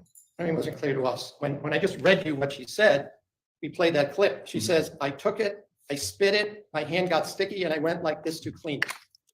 I don't know. She's referring to cleaning her hand or cleaning the sidewalk. Okay. And I put my gum and I threw it and it was sticky. You do remember saying that more than once, though, right? Yes. Right. Do you remember there was a point in time that was played the other day where Michelle and Attorney Bowman get up and leave the room and the video was still playing? Yes. I want to play that a little bit louder than it was played. We can, just going to ask that be played. I made it a little louder so we could hear this portion. And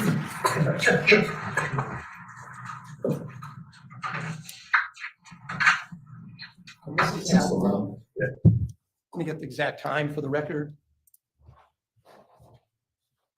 It's cut off on the screen, so. 2:19 and 40 seconds. Yeah, this will be 3 hours. Yeah, still got. Still going? Yeah, still got. Ready to. Yeah, we're still going. Yep. Right up. So we are, looks like we're at 2:20. I mean, I don't know if it's responsible. I don't think she will be back, I just, I don't think she knows. No. She's very happy about Starbucks, so let's start for why? If I was gonna go around the city with Richie Colangelo, because we wanted to make sure that all of our trash over, I remember that first time. It would have just slipped my mind. We're gonna do, we got. Unless she's legitimately on the phone, talking and texting, and she's not paying attention. Right. I mean, And then she's what they- outside the car, she come with baby. She was? Yeah. She was outside? She was open, her door was open, she's outside, and she shut the door. She sort of, she dropped the cup and she realized it was sticking. Yeah, she ordered her door, she had to pick up her cup when she dropped. She's like one person, well, never gets her. So she began to mark. Doesn't get missed. Maybe she is. But you know, I think she's a bit of self-preservation too. Yeah, right, because she's thinking like, well. But it's a valid point, the Hartford thing wasn't on any of this. And it's sure he had a press on her. She didn't get that far. Tell me, show her a picture. He didn't find any notes of the 22nd version what the attorney told him to recreate, but then he said Wednesday for Fotis. What we ended up finding was Friday and Saturday. Right. Well, the Hartford's not either. Why? Well, we don't lie, because they didn't think it was right now. They didn't think we were smart. But that's just the question. Now we found out. That's not the book. That's why he shaked his head. He went this one home, but didn't think about, nothing contractually this one. Right. And then I believe, I just didn't think, well, that's Starbucks to cover that sometime area. But all the, that's right, I only have. So that's why we were there. That's it. We were at the Starbucks. We feel confident. No, it's really. Oh, that's weak. And just, we're still here with. Let's take it for a hike tomorrow. Let's go for a walk. Yeah, let's go for a hike. Why not? So what do you think about that West Hartford story? Well, here's the thing, I mean, I think the guy in West Hartford, but here's the thing, I mean, honestly. And she's right here. You were great. What? You were talking about. Yeah, another thing, I don't know if this helps is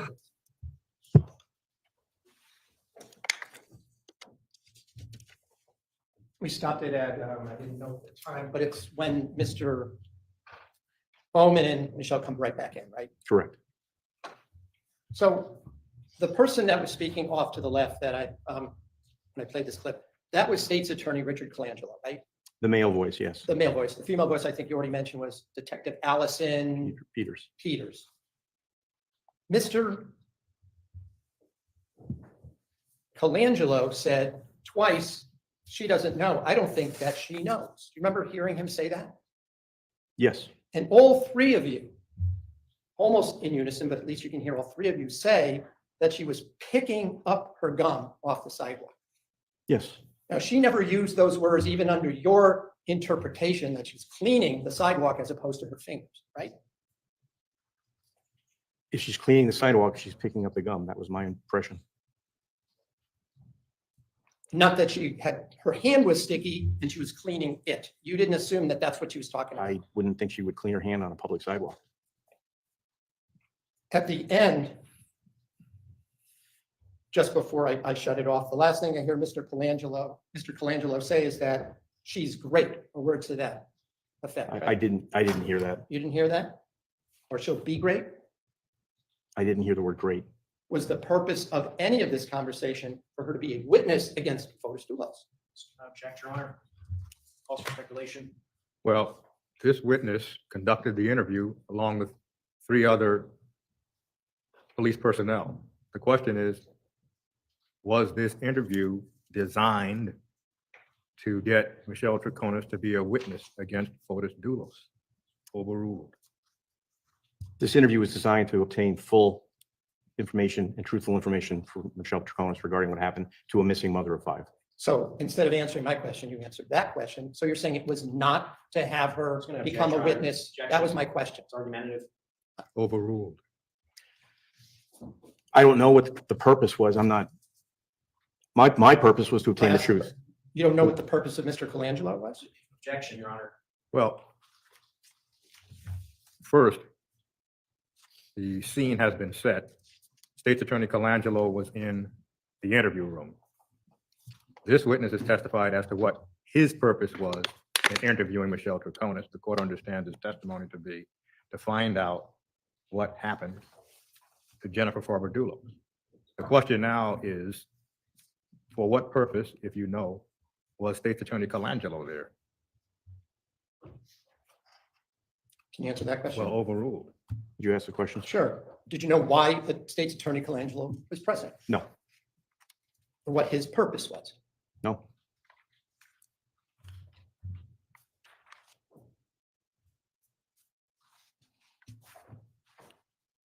And just so that I'm clear about what happened right around the time that my client rubbed her hand on the sidewalk. There's no time in that video where she touches that FedEx envelope, correct? I disagree. You disagree. You believe that in that video from Albany Avenue, you see her take possession of that envelope. I believe so, yes.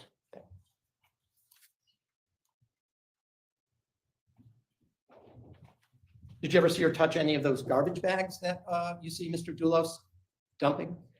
No. Do you see her touch the rolled up black item that he leans up against the side of Milagros grocery store? No.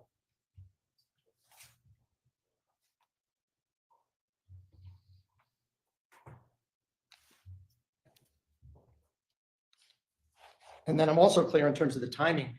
The place where Dulos puts the envelope with the license plates down the sewer, that's in terms of chronology, the third stop where Mr. Dulos had placed something in a garbage receptacle, correct? No, I don't agree with that either. You don't agree he had already made 2 other stops before that? He had made 2 other stops. I believe he'd made more than 2. Well, I know you believe it in terms of what's in the video. There were only the 2 previous ones, right? When he goes down Milford Street, the back of the Raptor is many bags. When he comes back up, there are very few bags. So obviously he must have stopped somewhere in the interim. Well, you just made that up, right? It's total speculation, isn't it? Well, Objection. well, Council asked a question, you got an answer. well, the court is going to indicate what it heard. Were there 2 stops in the video? The answer was not a yes or a no. The answer was, I believe there were more stops. So I would move the that question, were there 2 stops in the video before the stop on Adams and Albany? The question was not answered, whether there were 2 stops before Albany and Adams. May I ask that the non-responsive answer be stricken? Well, if that's the witness's response, the jury heard it. You have no other video that shows Mr. Dulos stopping his truck anywhere else and getting out. Isn't that true, sir? That's not true. Oh, you have more video that the jury hasn't seen. Is that what you're telling us? Well, objection, Judge. How would this witness know what the jury has and hasn't seen? Well, the question is, do you have other videos showing other than the 3 stops? The answer, the court understood it, is yes. The next question. Have you shared that? Well, no, the court is indicating what it has heard. The next question was, have you shared, well, really the question is, have you shared that video with the state's attorney's office? That's the next question, because this witness wouldn't have the opportunity to share it with the jury. Sorry, have you shared the other videos that you mentioned with the state's attorney's office? The state's attorney has the video from I believe, from the transit bus. That's where the footage is coming from. Oh, So yes. have I personally shared? There's no other C4 videos, are there? No other C4 videos other than the 3, correct? I don't know that. Were you aware that the video from the transit bus, the individual doesn't have a logo on his shirt? Were you aware of that? Just going to object, Your Honor. Well, it's sustained.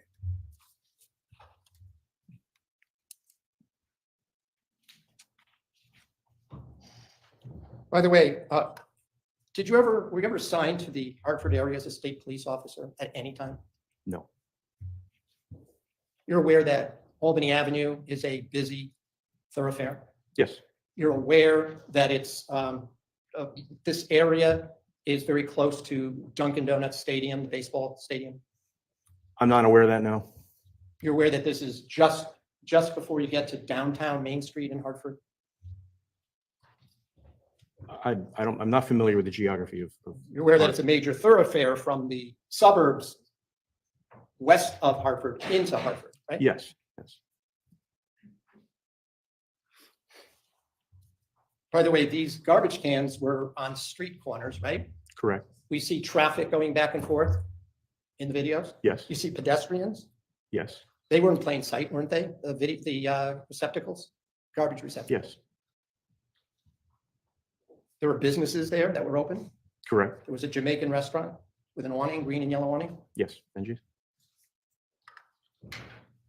And we see what appears to be Mr. Dulos take a rolled up item, walk across the sidewalk and lean it against the building, right? Correct. In plain sight. Correct. Did anybody watch the C4 cameras for a lengthier period of time to see what happened to that rolled up item? I don't know what was watched and what was not watched. You didn't watch them. I did not watch it, no.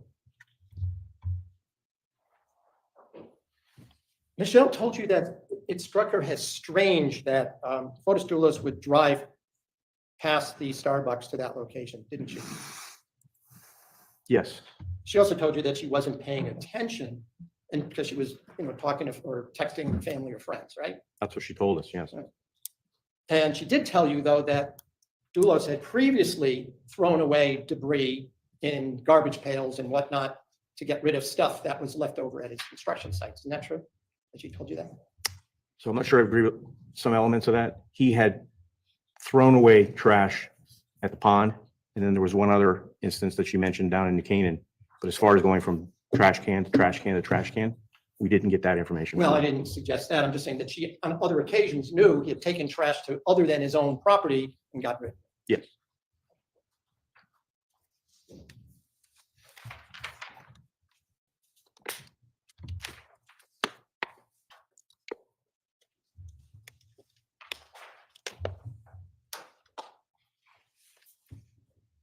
So on June 6th, you testified that this was an extra meeting that was arranged through State's Attorney Colangelo, right? Yeah, my sergeant was advised by State Attorney Colangelo to contact Attorney Bowman. So Right, to set it up. And that this one took place in his office, right? yes. And if we could just put the June 6th up for just a second, just a still of the interview room again. I just want to be clear. If you just move it, maybe just move it someplace. I don't need to listen to it, but just slide it. Okay, stop right there. We're at, what's the time? 2:22:44. I just want to indicate, so behind Detective Clabby, there is a black kind of diagonal stick or stand there. You see that? I do. That was a second video tripod that was filming the encounter. Yes. I bring this up because at one point in the clip I showed you, it seemed like there was a split second of something that was edited or something. Just it skipped. Do you recall that in what we played before? Yeah, it's a skip, but it wasn't edited. Nothing was taken out, right? Correct. It's just that the way the first Nature of the camera recording. was going, it flipped to a new file or folder, right? Yes, I would go. But the second camera, which was also filming, apparently wasn't saved by the state police. Is that correct? I believe that's correct. That was a fail-safe in case the first one didn't work. Thank you. You referred to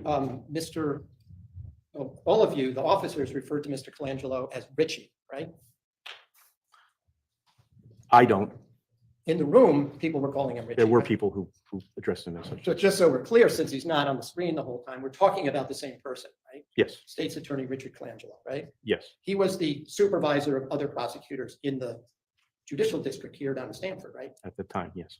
At the time, of course. Yes. And it included the area where New Canaan is, right? That's correct.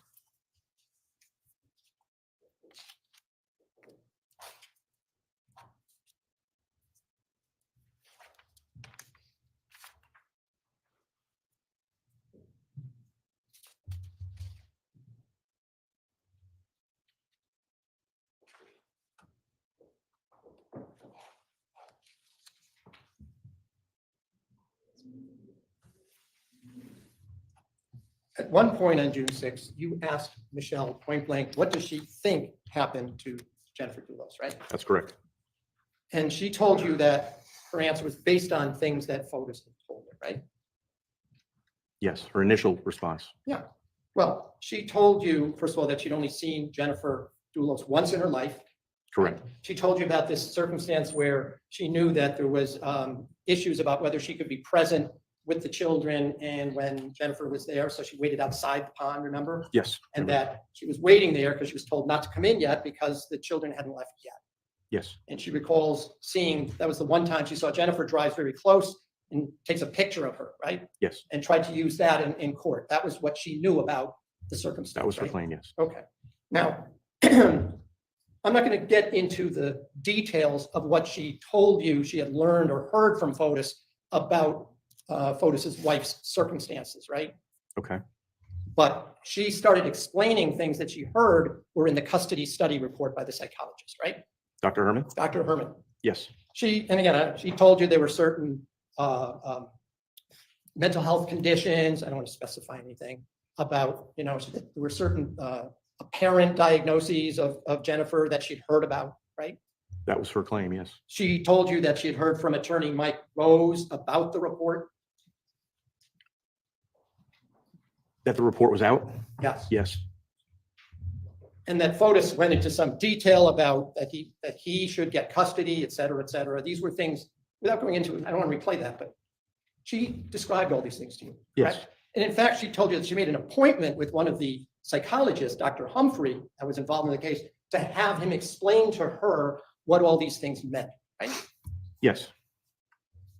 And she hadn't seen Dr. Herman's report herself, right? Correct. You saw it, right? I did not see it. Wasn't it obtained as through a search warrant that the state police had it? Well, the court sees no reason for an approach at this point. The question is, the preliminary question was, Michelle Troconis did not see the report herself. Is that correct? And the answer was yes. And what is now being offered in this court's view is a collateral matter, not relevant. So sustained.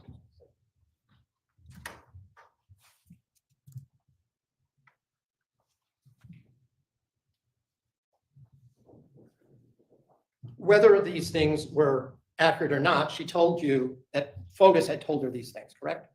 Yes. And that Dr. Humphrey had sort of told her some of these same things, right?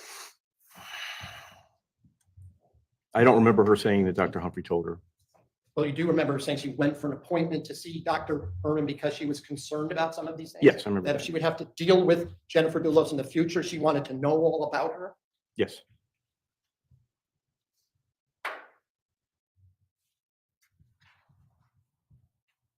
Right after this, she also told you that she got annoyed or angry when she found out that Fotis had actually been down at Jennifer's house that Wednesday, right? Yes. And she found this out listening to the speakerphone call from Jacob Pytranker, who called Fotis, and Fotis put it on speaker, right? That's correct. And she told Fotis that he should just let the matter be handled through the courts, didn't she? She told you that she had said that, right? Yes. And she told you that she had told Fotis that things are going to work out great because of that report you're telling me about. My recollection was Fotis was the one saying everything was going to work out great because of the report. And she said that he seemed happy at that point, didn't he? She did say that, yes. And he was telling his other friends that everything was going to work out, didn't he? She told you he said that. Yes.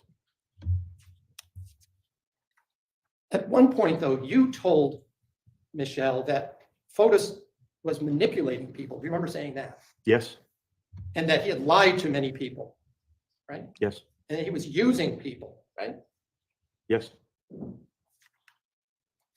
And she, when you asked her, though, what happened, she said she was afraid after she disappeared. When you're asking her, what do you think happened? She said she was afraid she was going to come after her and hurt her and her daughter, Nicole, didn't she? Yes, I remember that, yes. Yeah. And that was based on what she was told by Fotis, right? About Jennifer.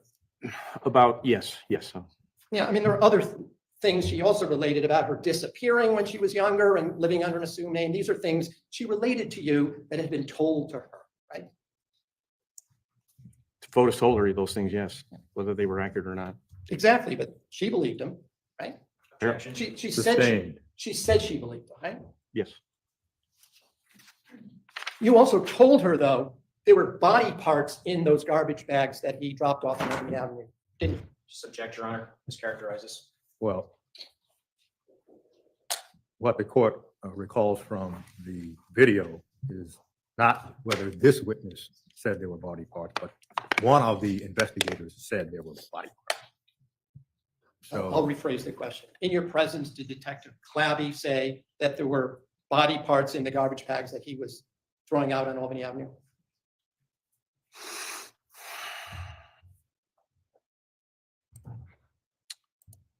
Don't remember who said it.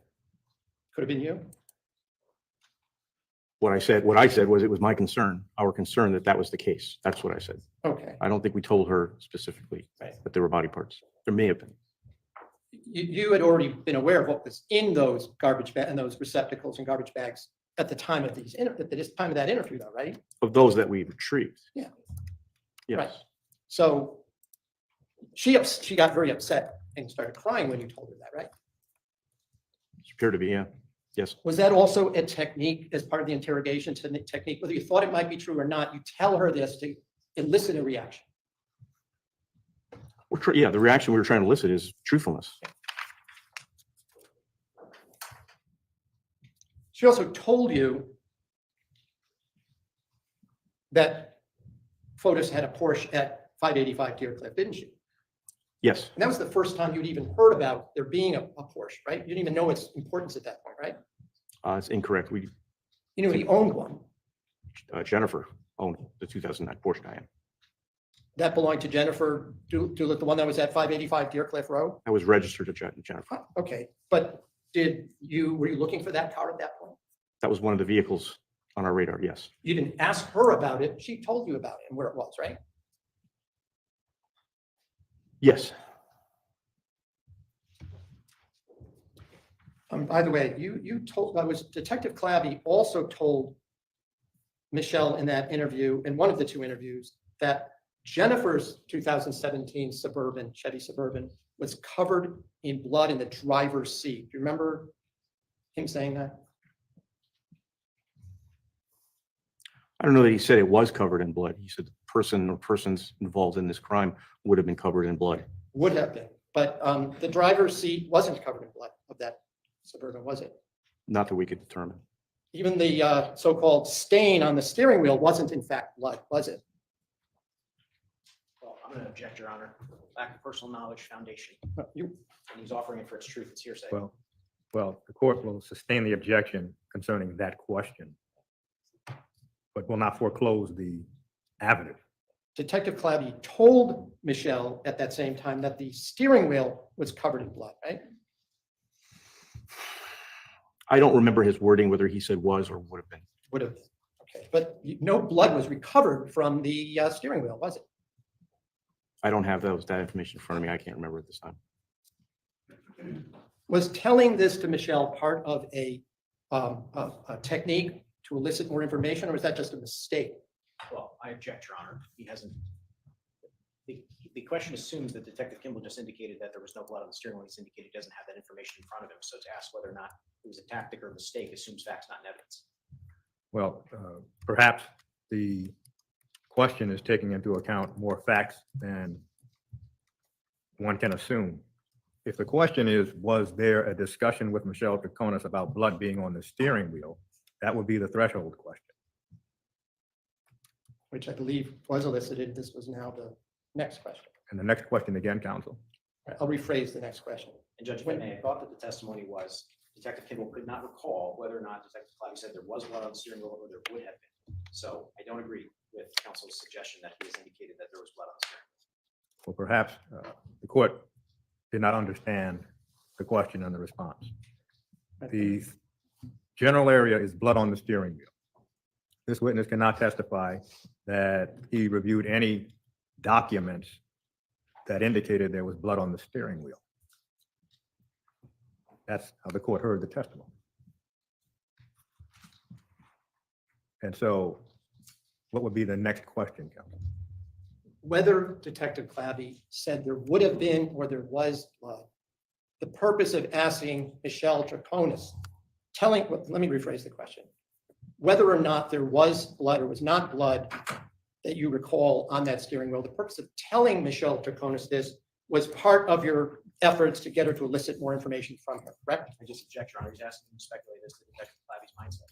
Well, if the question was posed by Detective Clabby, this witness cannot testify concerning Detective Clabby's motivation. So it's a matter of no foundation sustained. Did you know why Detective Clabby made that statement to Mr. Troconis or not? No, I did not. So was that all news to you when he said that to her about there would have been blood on the steering wheel of the 2017 Suburban? I'm not sure what you mean by, was that news? Were you surprised when Detective Clappy said that to her? Can I object, Your Honor, relevance grounds? Well, because the area being explored is police interrogation techniques, a question concerning whether one officer's question took the other officer by surprise, the court will allow. Please ask it again, counsel. Yes. Were you unaware or surprised when Detective Clappy suggested that to Mr. Collins about there perhaps being blood on the steering wheel? Unaware or surprised? I was not surprised. That he said that to her? Correct. Did you have any information as of that moment that there in fact was blood on the steering wheel of the Suburban? Judge, I just object, ask and answer at this point. Well, the question has been asked. There's no documentation that there was blood on the steering wheel.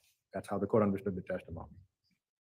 And the fact that Detective Clappy said there was blood on the steering wheel does not allow this witness to determine what was Detective Clappy's state of mind when he said it. So asked and answered is sufficient, sustained. But I was asking now about this witness's understanding, knowledge, not about Detective Clappy's this time. Well, testimony has been this witness did not claim to know that there was blood on the steering wheel. Sustained.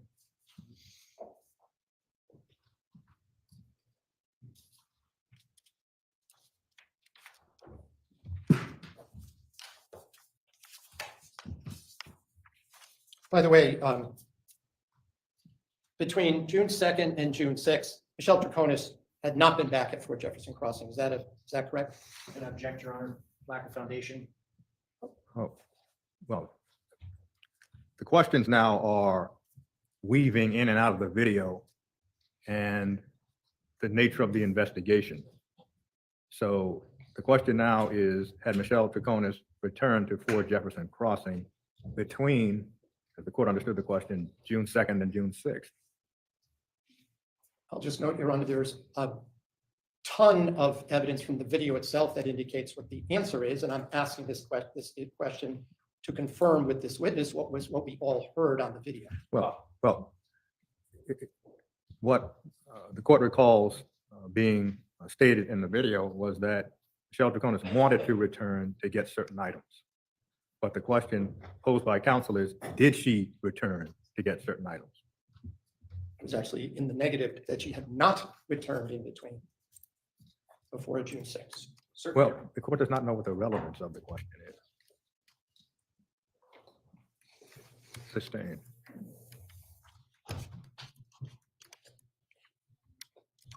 In the video, we hear Mr. Colangelo giving Ms. Troconis permission to go in to get clothing for herself and her daughter the next day or the day after the 6th, correct? Correct.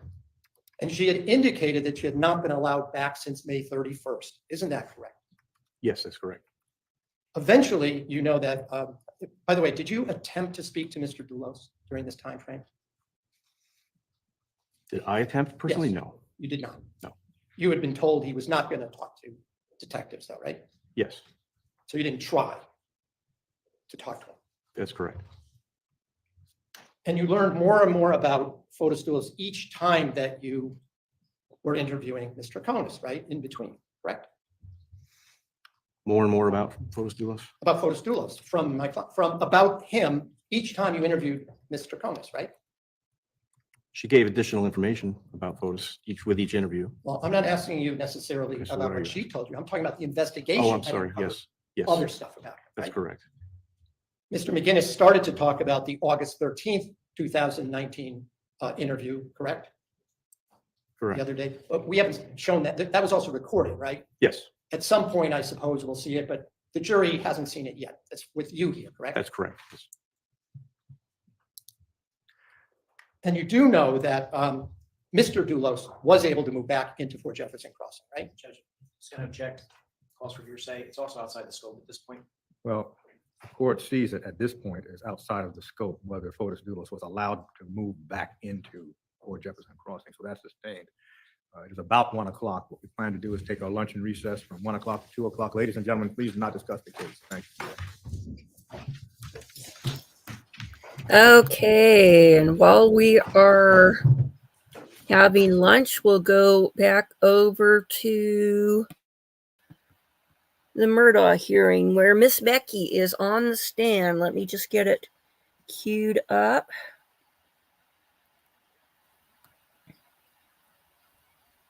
Let's see.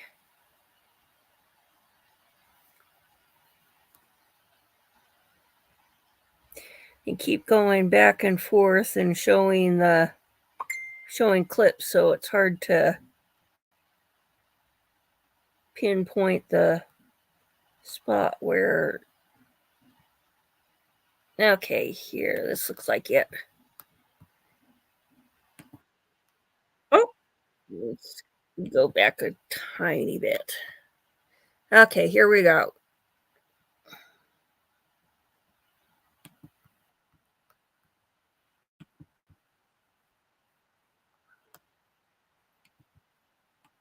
Sit down. Very good.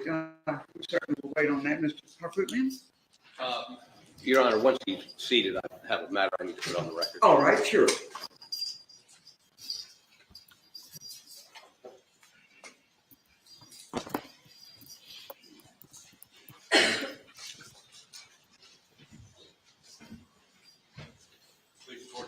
Yes, sir. Your Honor, we last week discussed the standard by which you would proceed during this proceeding and evaluate the evidence. We argued that you should use a case called Bremer. You rejected that. But under any standard, as I understand it, the burden of proof is on the defendant to show certain statements were made or certain conduct happened. So far, Your Honor has called as court witnesses 12 witnesses. We were not offered the opportunity to cross-examine them. And so we've not had the opportunity to present any evidence whatsoever. And before the state presents evidence, I believe that we should be able to call witnesses. And I would ask the court to allow us to present some evidence before the state comes up with rebuttal. And by the way, under the cases you cited, they have no affirmative obligation to present anything at this point. There's no requirement they present anything. So I would ask you to allow us to call a witness or two before you make a decision as to whether or not they need to call a witness. State? Your Honor, we obviously have argued very extensively some of the cases, and I think the South Carolina jurisprudence is very clear that while an evidentiary hearing is appropriate, and that's what we're doing here, that manner of inquiry is purely within the discretion as the trial judge sees fit. This is not a criminal trial where we're here with the jury to present the normal criminal trial process. This is a inquiry that is very much directed by the trial court and what the trial court thinks is appropriate. And so the state certainly is comfortable with the inquiry the court is conducting. And my understanding is, as far as putting up Ms. Hill, this is the manner in which the court wanted that evidence presented. And so we're happy to comply in that regard. But we think that this inquiry is within your discretion, and we have no issue with the manner in which Your Honor's proposed to conduct it. Please, the court, Your Honor. Certainly, the conduct of this hearing is within your discretion. What is not is who has the burden of proof. We do. And we can't meet that burden if we can't call witnesses. And so I'd ask the court to allow us to call witnesses. And if at the conclusion of us presenting those, you believe the state is required to present evidence to contradict that evidence, or in some way, I'm not quite, since Remmer is not the standard, I'm not quite sure what they have to prove, but that's an argument down the line. I believe we ought to be able to call witnesses now, and we have witnesses which would substantiate the burden we have to show you that statements were made by the clerk of court, and that those statements had impact on a juror or jurors. All right. I've got a couple of reactions to that. Number one, the pretrial was the time to figure out exactly what we were going to do here. And I think it comes at the last minute for you to now come and say, we want to present witnesses. You briefed the matter of witnesses. We had a long pretrial. After I made my rulings on what I thought the scenario was that should be used based on State versus Green, you lodged objections to that, but you did not offer at that time any information about who you wanted to call other than this lengthy filing in one of your briefs.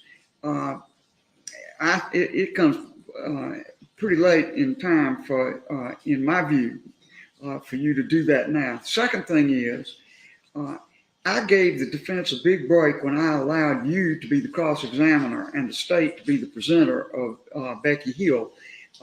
She's really a witness that each side needs to prove their view of what happened in this matter. The state puts her up to try to show that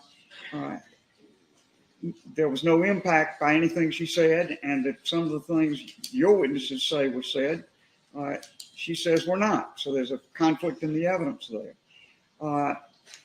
I'm not going to rearrange the situation and go to any witnesses of yours right now. I'm going to see what Ms. Hill has to say. And then afterwards, we can talk about whether there's any need for any other witnesses. Your Honor, just factually argue this with you. We did not understand. We assumed you'd adopt Remmer because that was. Well, I don't know why you assumed that when Because the that's South Carolina Supreme Court said very clearly that we do not go by the guidance of the 1950s case of USB Remmer. We do not believe that's what Justice Kittredge has said. They said it straight out, as clear as a bell can be, but I ruled on that. Yes, ma'am. And, All I'm saying and the South Carolina Supreme Court's going to have plenty of chances to decide that they want to modify Green. Well, when we were somewhat taken aback by a ruling as a result, and that ruling came at a point where we didn't know what these witnesses were going to testify to. So we now, and by the way, you've set aside 3 days for this. What's the hurry? This gentleman is facing life with no parole. We should take this in a very deliberate way. He's got a 14th Amendment right to ensure that he had a fair All these trial. arguments should have been made before this time, Why? Mr. Mark. Well, Mr. Harper, I've told you how I'm going to handle this thing. Your objections are noted and they're on the record. But right now, what I'm going to do is what I said I would do. We're going to call Ms. Hill and see what she has to say. I have no idea who all you want to call as witnesses or whether they're here in the courtroom at the present time. But we'll get to that after Ms. Hill testifies. Yes, Your Honor. All right. Just let me bring to your attention this email.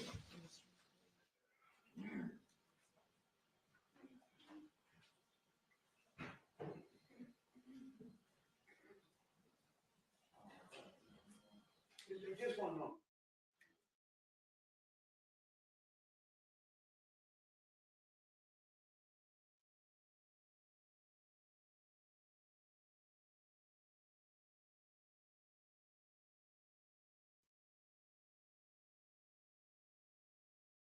Let me go to a little something here that I'm just getting an email on and put this on the record right now. I have a communication from Mr. McCullough The 19 today. that's only, that is copied to Mr. Harpootlian, Mr. Griffin, Mr. Waters, and Attorney General Wilson. And basically says his client, Juror Z, wants to enhance the testimony she gave to some sort of affidavit that he wants me to look at, and I have looked at. I want to hear from the state and the defense, but I can tell you, I'm not inclined to get back into the testimony that's already been taken by these jurors.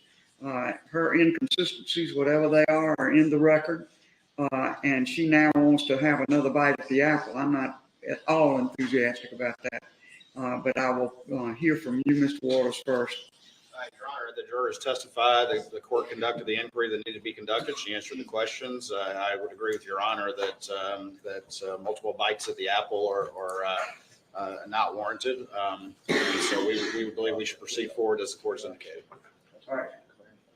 Mr. Harpootlian?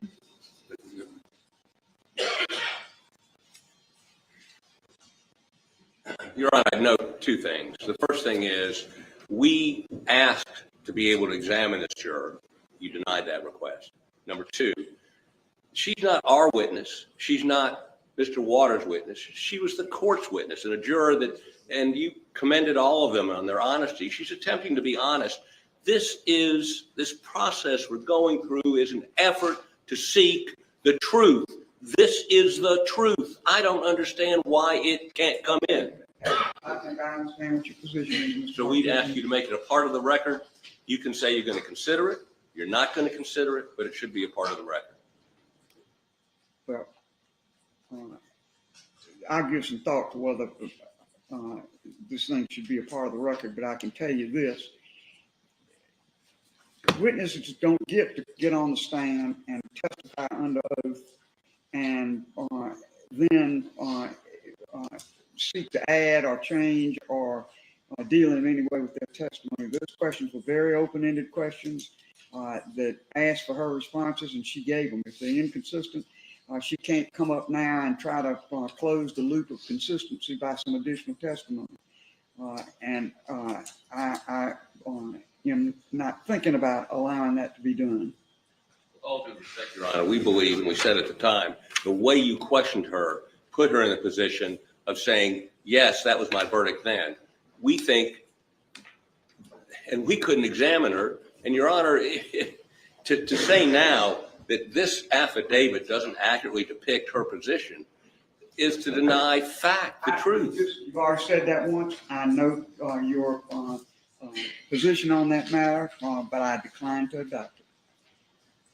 All right. We'd make this an exhibit as a proffer for our case. This affidavit, we proffer it for our case. We have the burden. I'll give some thought to it. I'm not ready to deal with that right now. I have looked at it just in the moment right before I put it on the record. I'll do some research about that, and we'll close that loop before the end of the day. Your Honor, again, I indicate we have 2 more days. We don't have to wrap everything up today. Thank you. Yes, sir. All right. Mr. Waters. Thank you, Your Honor. The state calls Rebecca Hill. All right. Keep this here and bring it to the courtroom.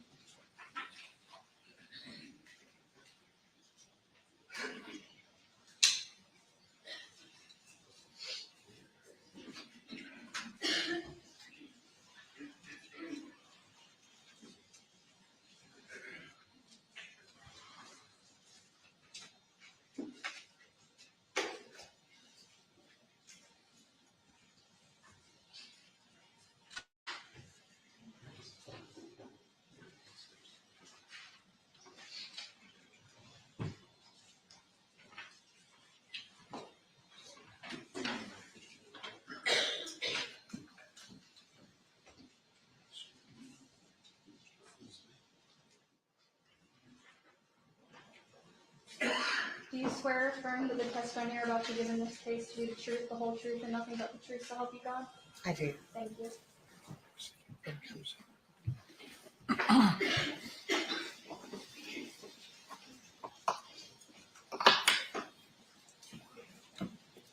Good afternoon, Ms. Hill. How are you?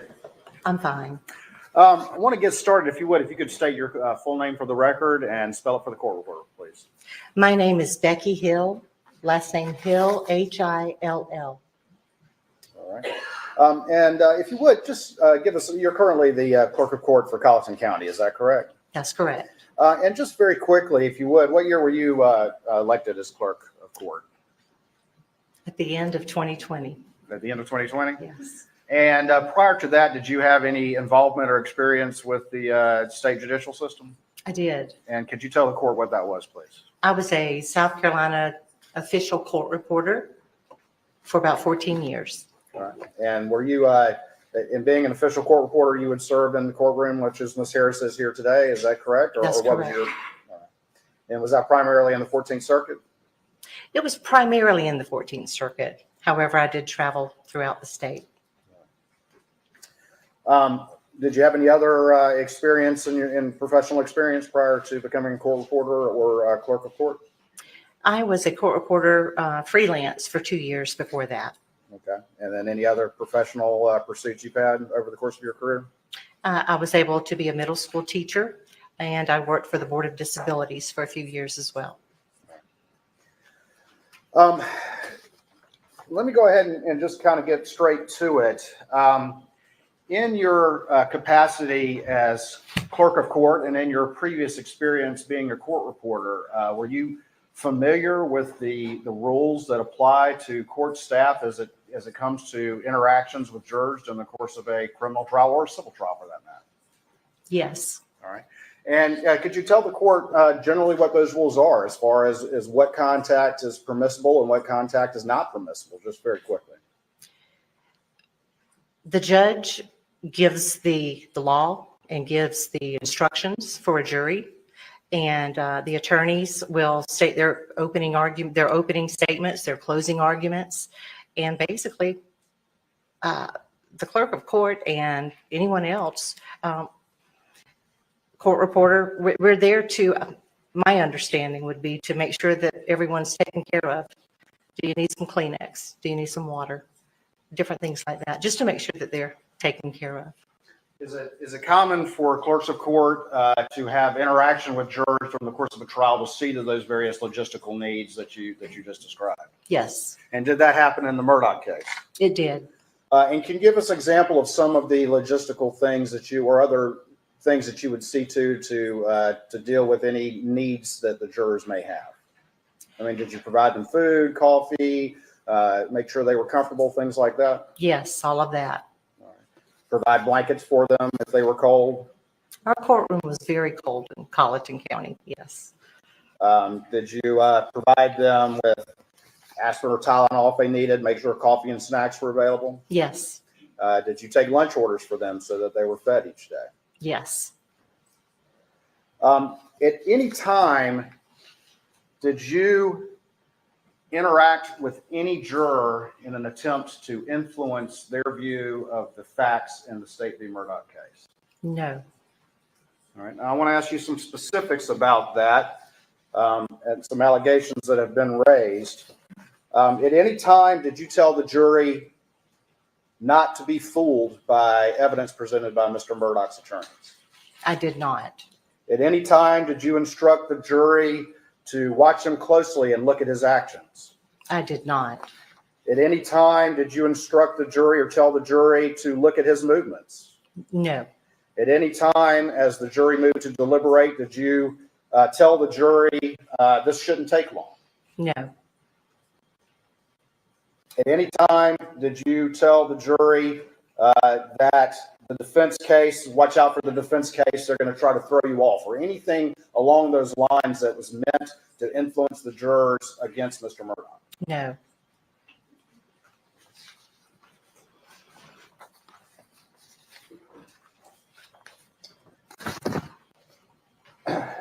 Let me ask you if you ever made any comment to the jurors about the fact that the defendant was going to testify.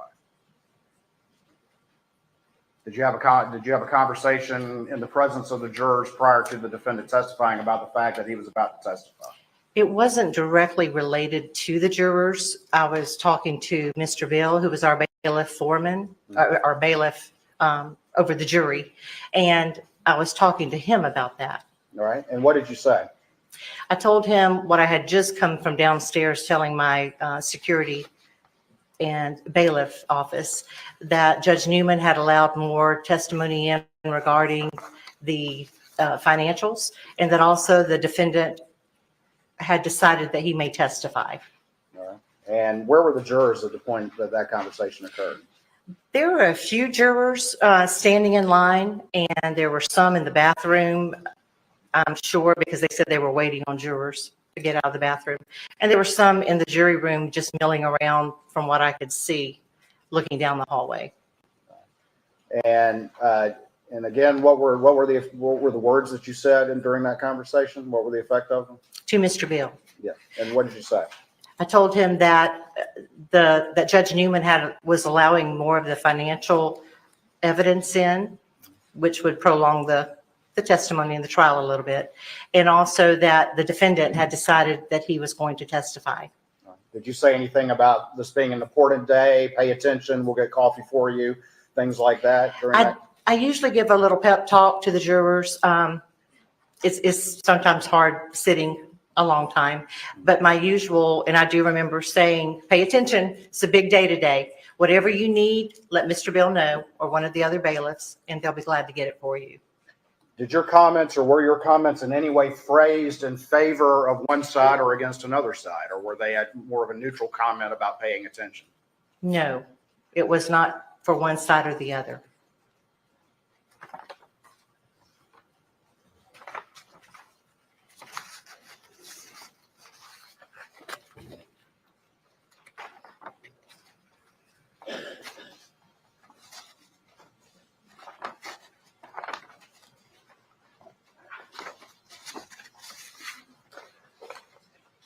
Were you present when the jury went to the Moselle property to conduct the jury view? I was. All right. And was Judge Newman there as well? He was. During the time that you were on the property, traveling there, traveling back, did you have any conversation with the jurors where you made any comment about the substance of any testimony or any comment about the merits or the strength of the case? No, no. Did you have a quick comment to the forelady about how the property was beautiful and there were tea olive trees there that bloom and smell good, or words to that effect? I did. All right. And was there any other conversation related that you had where you made any comment about the case or the merits or anything like that? Oh, no, no.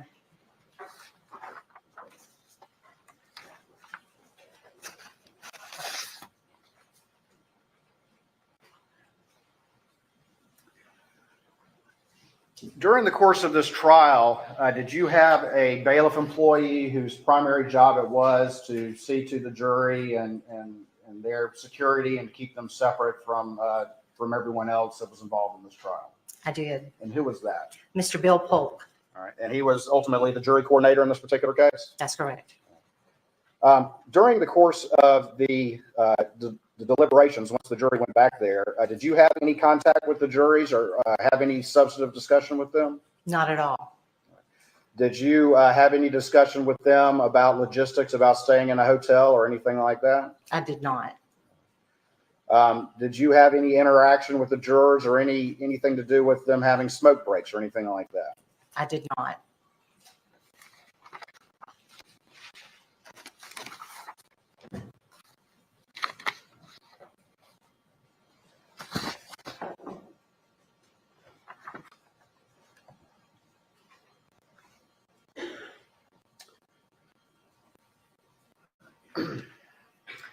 During the course of the trial, did you have any discussion or interaction with the jurors about them giving any interviews to the media or making themselves available to the media? I'm asking during the course of the trial. No, not during the course of the trial. After the verdict had been reached and the case was in sentencing, did you have any conversation with any jurors at that time after they had already entered their verdict and been individually polled? Yes, after the sentencing. All right, and tell the court what that interaction was at that time. There were several outlets, news outlets, that wanted to interview the jury as a whole and really wanted to get them up to New York. And so I was trying to get a hold of all the jurors to talk about that. That was something we had not prepared for. Did you at all pressure the jurors to speak, or did you just tell them that it was their option to speak or not, and here's the contact information? I did not pressure the jury to speak. No. Did you advise them that it was their decision and their decision alone whether or not they wished to speak to the media? It was totally their decision. And did you advise them of that? Yes, yes.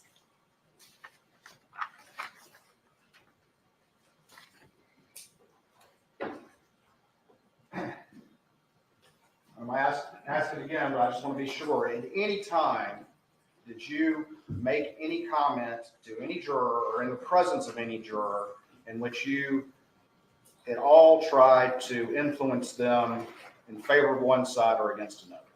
I did not. Did you understand, being a longtime court employee and clerk of court, that that is outside the boundaries of what is appropriate interactions with the jurors during the course of the trial? Absolutely. And at any time did you violate that rule that you understood?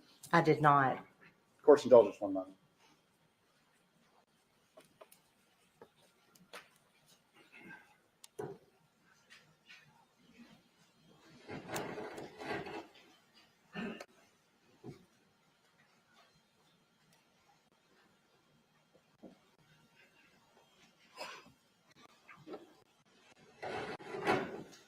Nothing further this time, Your Honor.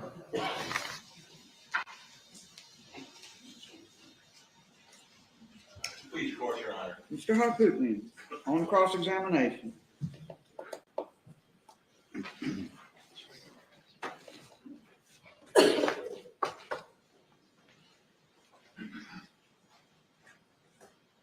Ms. Hill, we spent 6 weeks together, didn't we? We did. And during those 6 weeks, you were as helpful to me as you could be, correct? I was. Accommodated just about every request I made. Yes, sir.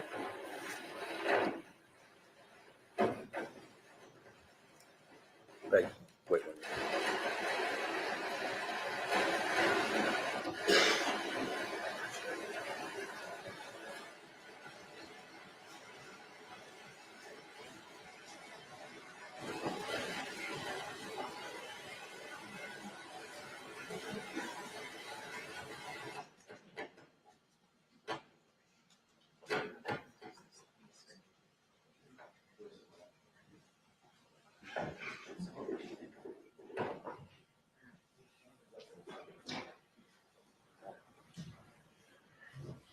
Where were we? Oh, yeah, we're old friends. I want to be sure you can be heard. That was the microphone that was supposed to, you're fine where you are. Absolutely fine. Yes, ma'am. It was a staged microphone that was obscuring my ability to question a witness. Yeah. Well, what I'm wondering is whether you can be heard without a microphone. Do we need to try to get a microphone up on this podium? Yeah, that would be good.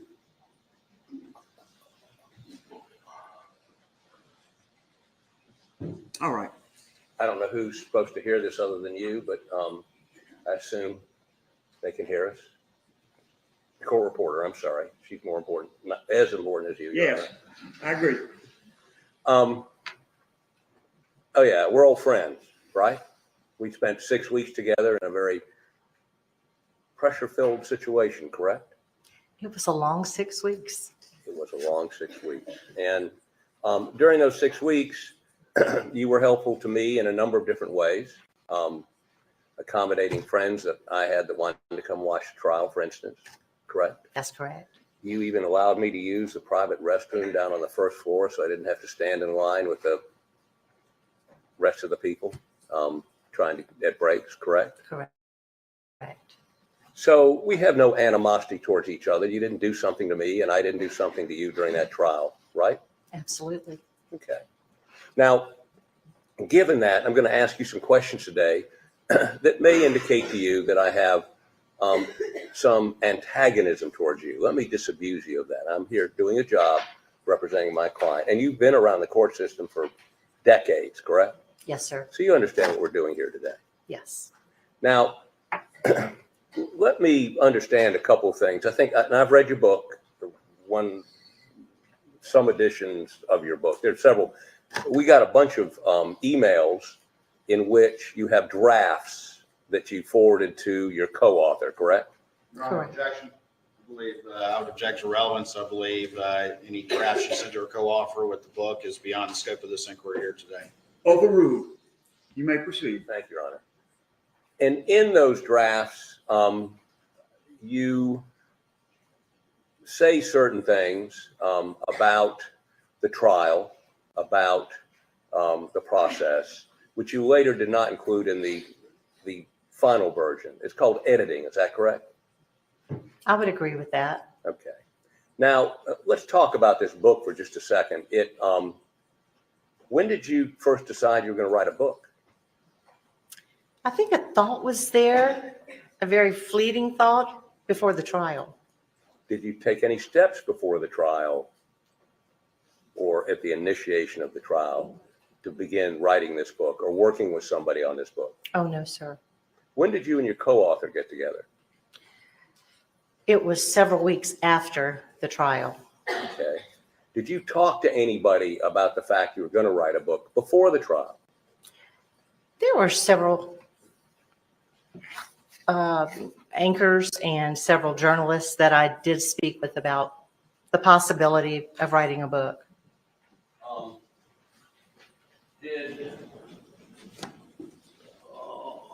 so disorganized, I apologize.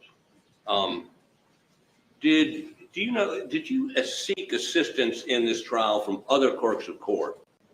Yes, sir, I did. And who were they? Rhonda McElveen, who is the Barnwell County Clerk of Court, and Renee Elvis from the Horry County Clerk of Court. And were they there with you the entire 6 weeks? No. I mean, how long were they there? How often were they there? Rhonda McElveen was there as often as she could be, probably several times a week. Renee Elvis helped me during the jury selection.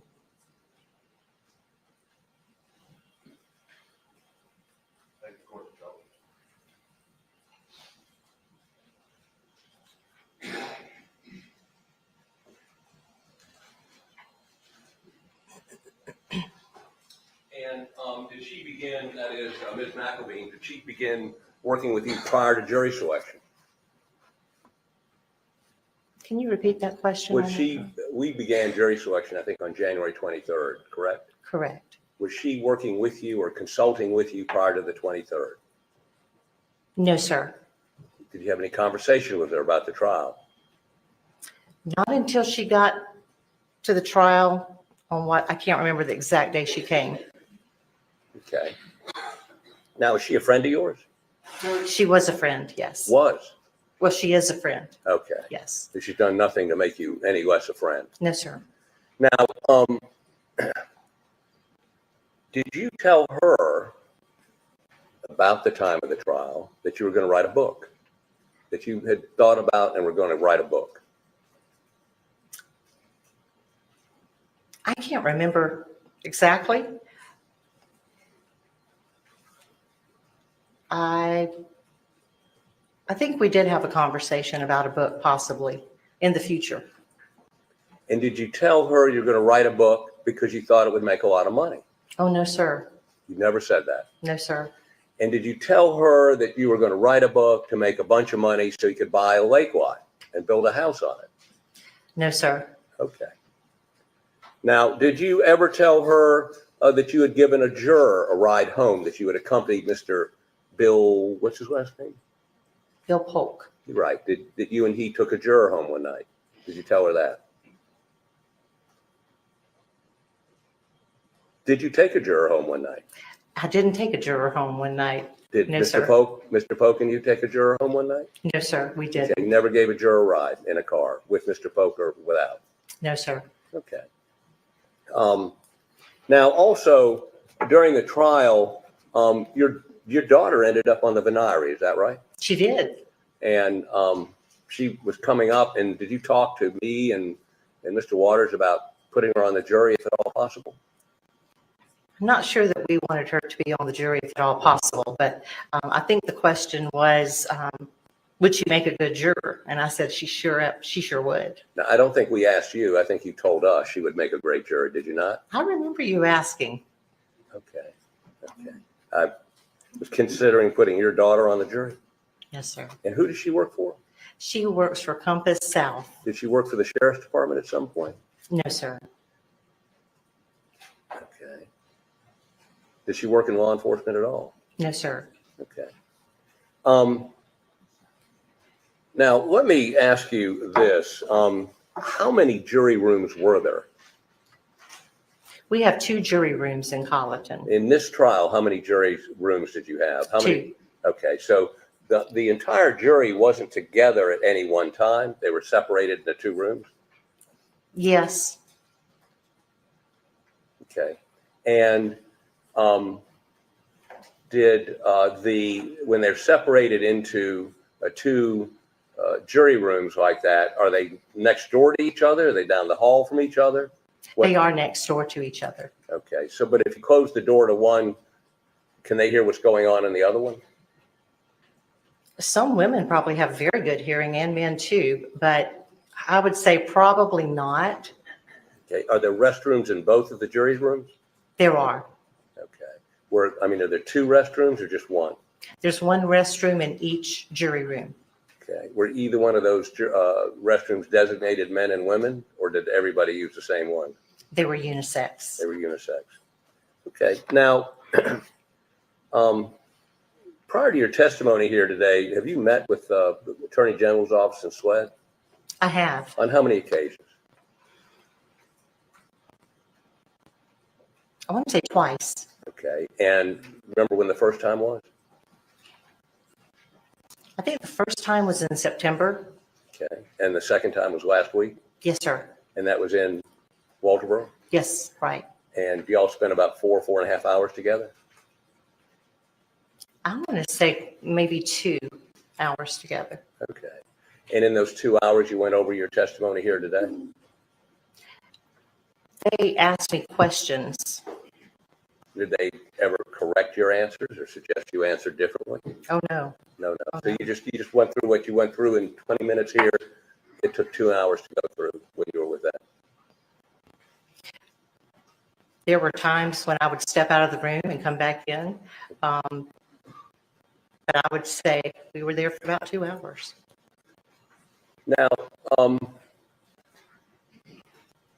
you have described in your book your role as Switzerland. Is that correct?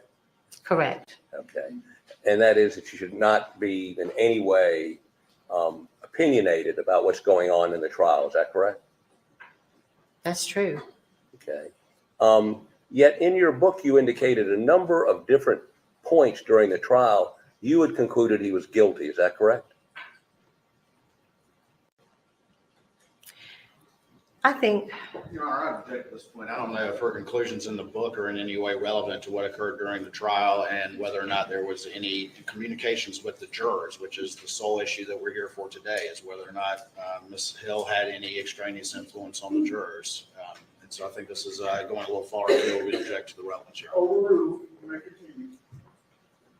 Let me give you an example. You indicate riding back from Moselle that you and 3 other people were in a car and you all decided adamantly, I think was the word you used, that he was guilty, that he had killed his wife and son. Is that what you put in the book? I can't remember if I put that in the book, but if you say I did, then I will agree that with happen? you. We did have a conversation about what each of us thought. And they all 4 agreed that he was guilty, correct? And none of us were jurors. No, trust me, I know that. But you had an abiding conviction, at least by the time of the Moselle visit, that he was guilty. And the other people in the car with you were bailiffs, were they not? No. Who were they? Some were not bailiffs. One was a court reporter. One was our security officer, head security, and another was a deputy sheriff. Okay. But the 4 of y'all rode out there, and based on what, and I mean, you want me to read to you how chilled you were and how you felt that poor Paul and Maggie had been executed by him on that scene, that visiting the scene convinced you that he was a horrible, horrible murderer? You want me to read that to you, or you will concede that's what you wrote? I will concede that's what I wrote, but if I may, I would say that a lot of that is poetic license in writing a book and in making it sound like that. Okay, so some of it's poetic license, and some of it you just stole. You purloined it from that BBC writer, right? Right. Again, I object to not only the relevance, but the scope of cross. I would object also under Rule 608. I don't believe that's appropriate cross-examination. Overruled. You may continue, Mr. Harper. Did you steal part of the book? I did plagiarize, Okay, Mr. Hartfield. that's stealing, isn't it? And it is. And for Okay. that, I'm very sorry. And I have apologized. Okay. And that makes it okay? What I did. And I apologized for that. And part of the book is, you say, literary license, exaggeration? I wouldn't call it exaggeration. Okay. Now, let me ask you this. Is Switzerland, and this is, you're saying this is happening while you're supposed to be Switzerland, you decided the defendant's guilty. And if Ms. McElmeen says that it's going to make you more money if he's found guilty, don't you think it's reasonable to assume that you may have crossed the line from time to time? Your Honor, I object to the form of the question, assuming facts not in evidence. Overruled. Can you repeat that question one more time, I'm Mr. not going to Hartfield? repeat it. Let me just move on to something else. Let me ask you, you had interactions with some jurors, and I believe in a conference in the judges' chambers, you indicated that you had seen a post on, is it Walterboro Word of Mouth? Your Honor, again, I object. I think he's delving now into the Facebook inquiry. I would believe again that that's irrelevant to the inquiry for Your Honor.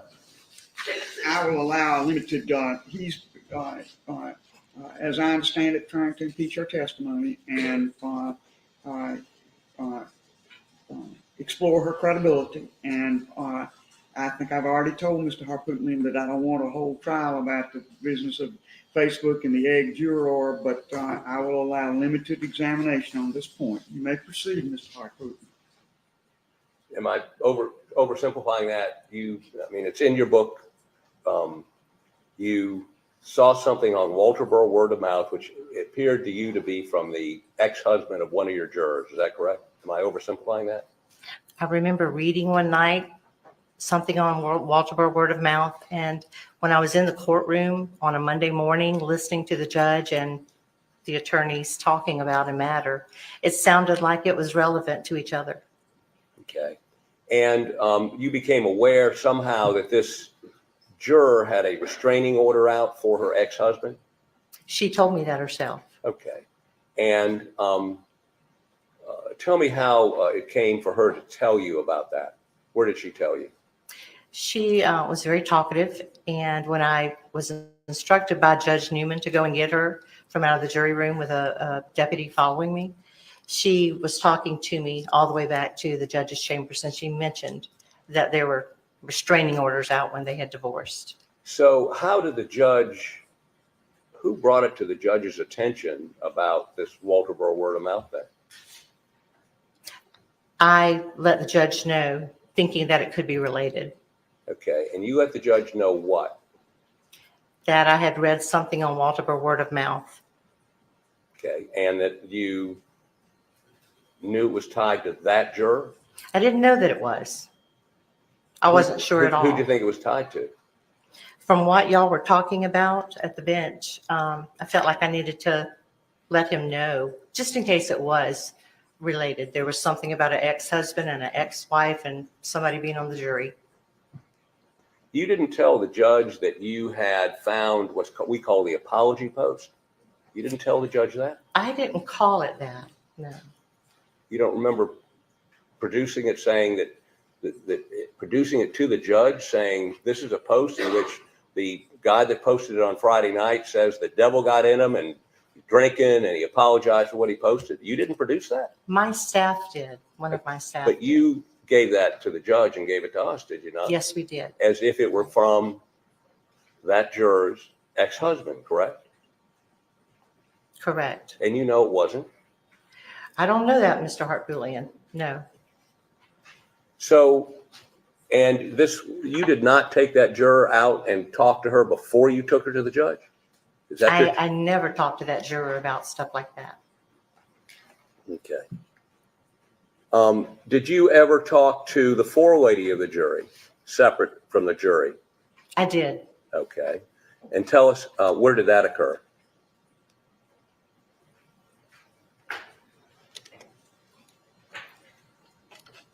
When I would go into the jury room and I would speak with the forelady, we would be in like the hallway in the two jury rooms were side by side, and the opening to the jury room went out into the hallway. And we would be surrounded by the jurors at all times. Mr. Bill would be very, very nearby, or another bailiff as well, when we would speak. And what did you speak to her about? There were several instances. One was there was a juror who needed some feminine products. There was another time when Band-Aids were needed. There were times when Tylenol would be needed. Other than items that were needed by the jury's health object, did you ever discuss, did she ever discuss with you, if some issues jurors had emotionally or some issues with dissension in the jury room? She only told me that there were some loud jurors, and it made some of the other jurors a little upset. But other than that, What did you tell her to do? I told her if it got out of hand to write a note to the judge, and that she could sign the note and get Mr. Bill to give it to the judge, and the judge would handle that for her. Okay. Now, you did publish a book after this trial, is that correct? We did. And you went to New York and took some of the jurors to the Today Show? The Today Show did invite us, yes. Now, one of those jurors that went up there with you, the day of the verdict, wore, for the first time I can remember, wore a suit to court. Do you remember that? Your Honor, again, I would object to discussion of the jurors wearing a suit or a post-trial trip to the Today Show. I don't believe there's any connection to the inquiry that's focused for Your Honor, and that is whether or not there was any extraneous influence during the course of the trial. I'm going to connect it, Your Honor. All right, overruled. You may continue, Mr. Haverkruger. Did you text, email, or communicate on the morning before final arguments were completed that to people that this was on a Thursday, that they probably, if they're going to see the trial, should come on that Thursday because it'd be over by the next day? It would be, the jury would not be out very long. Did you ever communicate that, email, text, or verbally? I do remember saying that, yes. And why did you think the jury would not be out very long? Had you communicated with jurors? I had not communicated with jurors about anything related to this trial at all. I've been a court reporter for at least 14 years. I was clerk of court for 3. And you just get to where you kind of see things happen as they progress. And it's a guess, it's a gut feeling. And that's all that I meant by that. Well, why are you telling this young man who wanted passes for the next day in an email, it won't be happening tomorrow? That was or did you say, you didn't say, I don't think, you just said, you better come today if you're coming. Remember doing that? I don't remember that. But, if he wanted to come, I knew that the trial would be ending shortly as far as testimony. So if he wanted to come, he needed to come. Why wouldn't the jury have been out a week on a 6-week trial? They could have. But They could have. you apparently were telling the press and others that there'd be a quick verdict. Were you not? That was just a gut feeling that I had. Okay. And that was my opinion. Okay. Your opinion, you were right. Jury was out 3 hours on a 6-week trial, correct? That's true. How much money did you make off that book?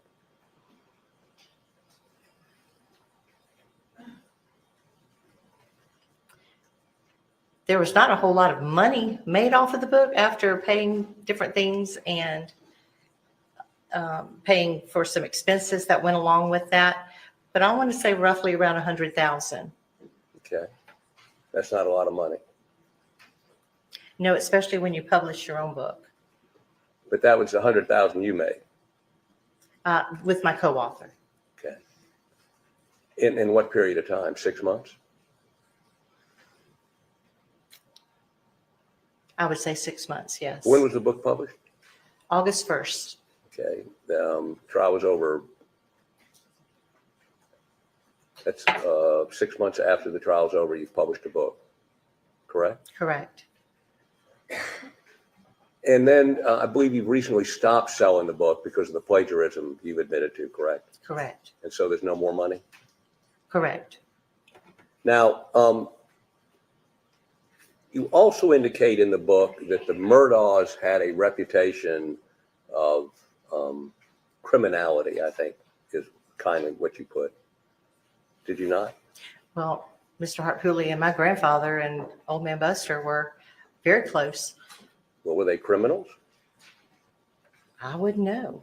You wouldn't know, but you believed and you published that the Murdaugh family had run that part of the state and they'd been participated in criminal conduct, correct? Your Honor, again, I would object to general testimony about the alleged criminality of this family. I'm not sure how that has any bearing on the focused inquiry before the court. He's asking about what she said in the book. I'm going to allow it. Yes, sir. Did you say that in the book, that they were criminals? In the book, that was more of the literary ease that we take, I think, to make a story a little more interesting for the reader. By calling people criminals. I guess what I'm saying is this. Were they criminals? Your Honor, again, I object to that particular question. Overruled. Were they criminals? I wouldn't know that. Okay, so you either made it up or you're lying about it? About the reputation of people that can't defend themselves? They're dead? You're going to call them criminals? You did that in the book so you could sell a book? No, I didn't do that to sell a book. What'd you do it for? Made it more readable, you said? Which sells books? Literary ease. Yeah. What? Literary. Literary what? The literary ease that you can take with when writing a book. Literary ease you can take with writing a book. You can make stuff up. You can lie. You can lie about people. Not with that. I think the public perception was one that it was very interesting during this time. So you're feeding the monster out there that wants to believe bad things about the Murdaughs, and you'll make stuff up to do it. Let me give you another example. I read your book and I found this somewhat humorous. My co-counsel did not. In describing myself and Mr. Griffin, in the book you say that I neutered him. We've both been very interested in what you meant by that. What do you mean by neutering Jim Griffin? Mr. Hartpoolian, it was a book. Did you make it up? I know it was a book. The Bible's a book. Right. Just because it's a book doesn't mean you can lie in it. It's just a word that was used. Nature of that exchange. Don't argue with the witness, but the witness, Ms. Hill, you're instructed to answer his questions. You may proceed, Mr. Hartpoolian. So let me get this straight. The book, and I'll see if I can cut to the chase on this. I could read you chapter after chapter, verse after verse, which is not true. Okay, not true based on my experience of being in a courtroom, and not true based on knowing some of the people you described. You say that is. Mr. Hartpoolian. I object. The counsel is just testifying right now as to his observations about the book. Question, Mr. Hartpoolian, please. You have conceded there are things in the book that you don't know to be true, correct? Correct. Okay. You would concede then that you have lied in the book. It's only because I wasn't there at the time. I can't interview my dead grandfather. I can't interview Mr. Buster. There's just things that we can't interview them on. We can go by what was written in a newspaper and get facts from that. And take the inference that one of the Murdaughs was a pedophile. You could have printed that, and they're not here to contradict it. You could have printed anything you wanted and made it up to sell books. That's what this whole scheme was about, selling books. As you told Rhonda McElveen, if him being found guilty would sell more books. Your Honor, Isn't that true? I'd object to the argumentative nature of the question, the compound question, and assuming facts not evidence. Compound question. If what you're asking is what she told Ms. McElveen, go on and ask that, but don't precede it with Yes, Your Honor. testimony. Beg the court's indulgence for just a moment.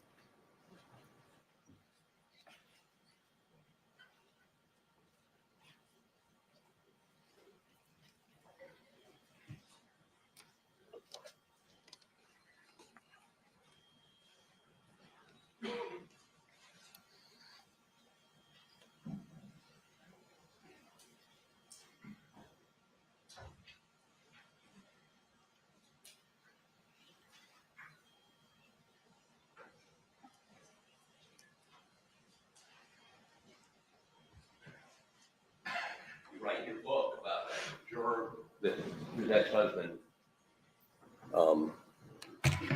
had posted something we now know probably wasn't her ex-husband. Did she have any other ex-husbands that you found out about? I have no idea. Well, you wrote, we learned later the ex-spouses hadn't seen each other in 14 years and she had 3 restraining orders against him. Did she have 3 restraining orders against him? I don't know. That's what she said. Okay.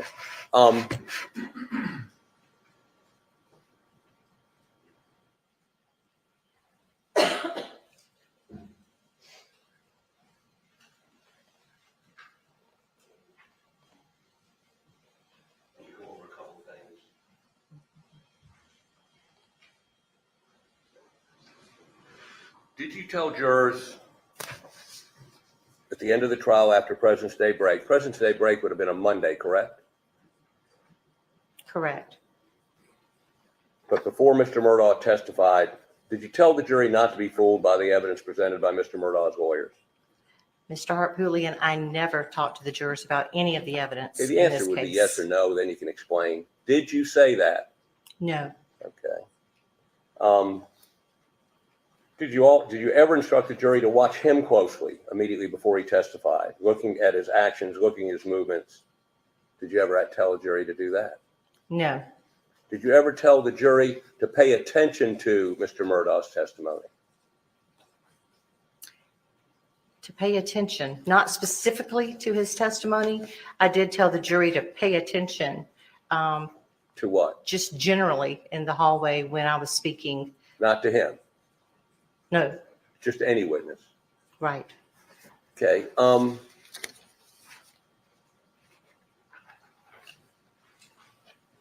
Did you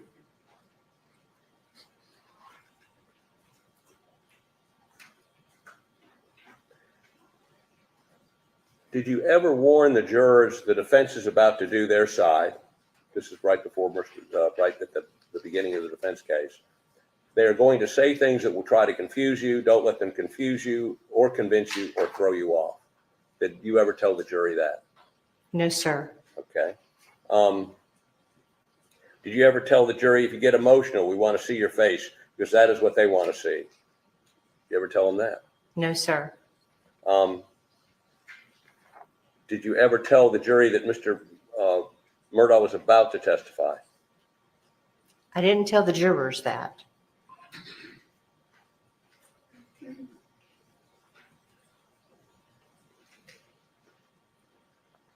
Now, did you tell the jury that if they didn't reach a verdict by 10 o'clock, they were going to have to spend the night? No, sir, I did not. Did you ever tell them they were going to have to spend the night at No, some sir. point? Did you ever tell them that they couldn't smoke? No, sir. Okay.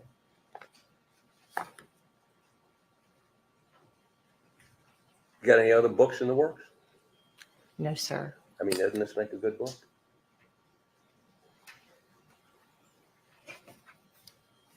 Thank you.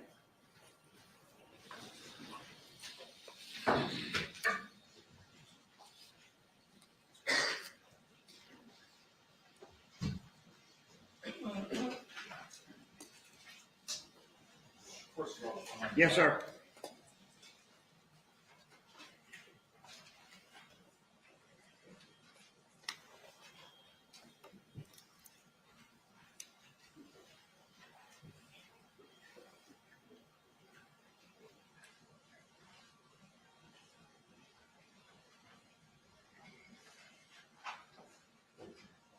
Your Honor, there were a few matters that came up on cross, obviously, that I'd objected to.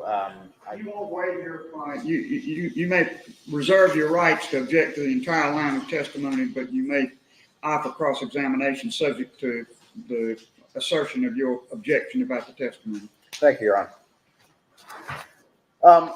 One of the things you were asked about is finding this Facebook post, and you brought that to the court's attention after a different issue had already arisen related to a juror. Is that correct? Correct.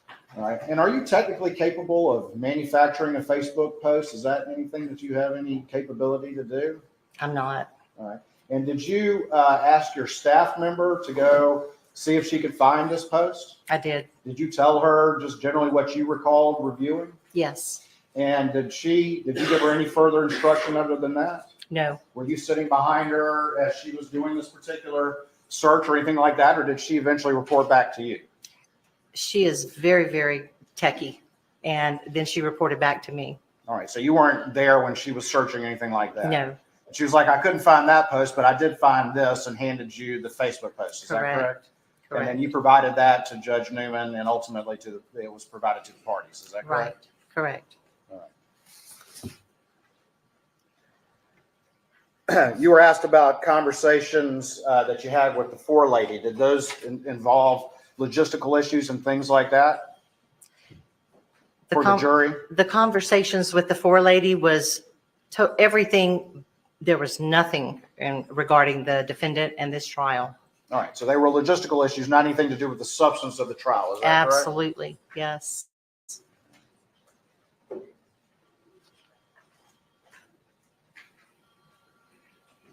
You were asked about whether or not you had texted some people, this won't be long. Was that at all in any way based on any conversation you had with a juror as to their internal thinking or anything like that? Or was that just your assessment being an experienced person in the court? Absolutely not. It was based on just your assessments? Just my assessments, yes. Did you ever communicate with the jurors on how long they would be, or did any juror ever tell you how long they thought they would be? I never talked to any jurors about anything like that. You were asked about your book, and I don't want to get into too much detail about that, but you were asked about some of the assertions that you made in the book. And you were asked if these were lies. Were they lies, or were they ultimately things that were based on inferences from newspapers and community stories? You are leading by, this is your witness, Mr. Waters, so please ask a direct question. Thank you. Some of the statements that you were asked about in your book, were they lies, or were they based on your inferences from just general community knowledge and things that you had researched and knew? Still leading, but I'm not going to All right. Thank you. He's right about that, Mr. Waters. Just ask a direct question. Did you lie in your book? No, I did not. Thank you. You were asked about when you told the jury to pay attention. When you asked that question, did you also mention anything about we got coffee for you or things like that? I knew that Mr. Bill would take care of that. And the jurors knew too. Coffee, we had done some Dunkin' Donut runs. We had provided coffee, different other things to help stay awake in the cold courtroom that we found ourselves in. And so I knew anything that they needed, Mr. Bill would see that they got, because that's what he did. At any time, did you have any conversation with any juror in which you tried to influence their decision? I did not have a conversation with any juror about anything related to this case.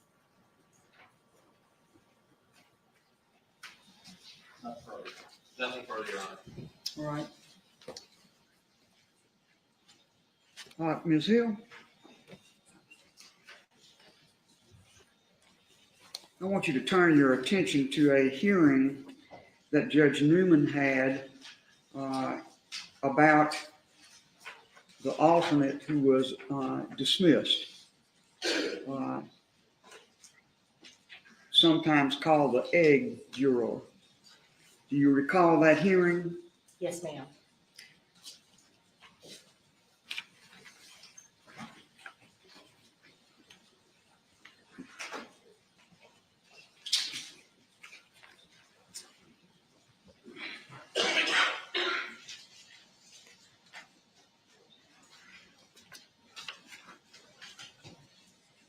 In the hearing, Judge Newman expressed his unhappiness with you for questioning that juror before he questioned her. Do you recall that? I do remember seeing that. Well, then let's go back and talk about that juror. You on examination in this courtroom, you said that she talked about a lot of things to you, but you didn't ask her any questions. But that's not completely accurate, is it?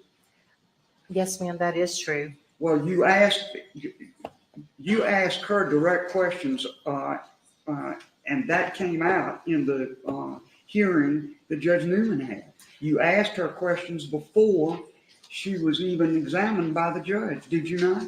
Your Honor, I did not ask her any questions.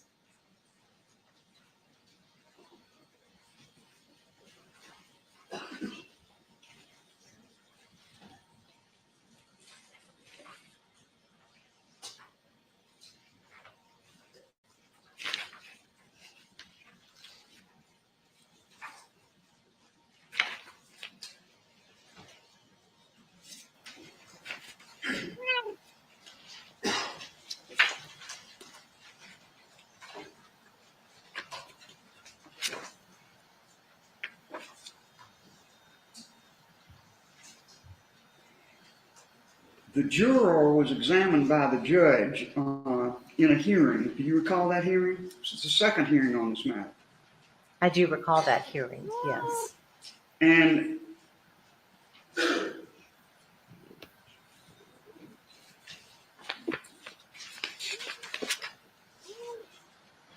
the court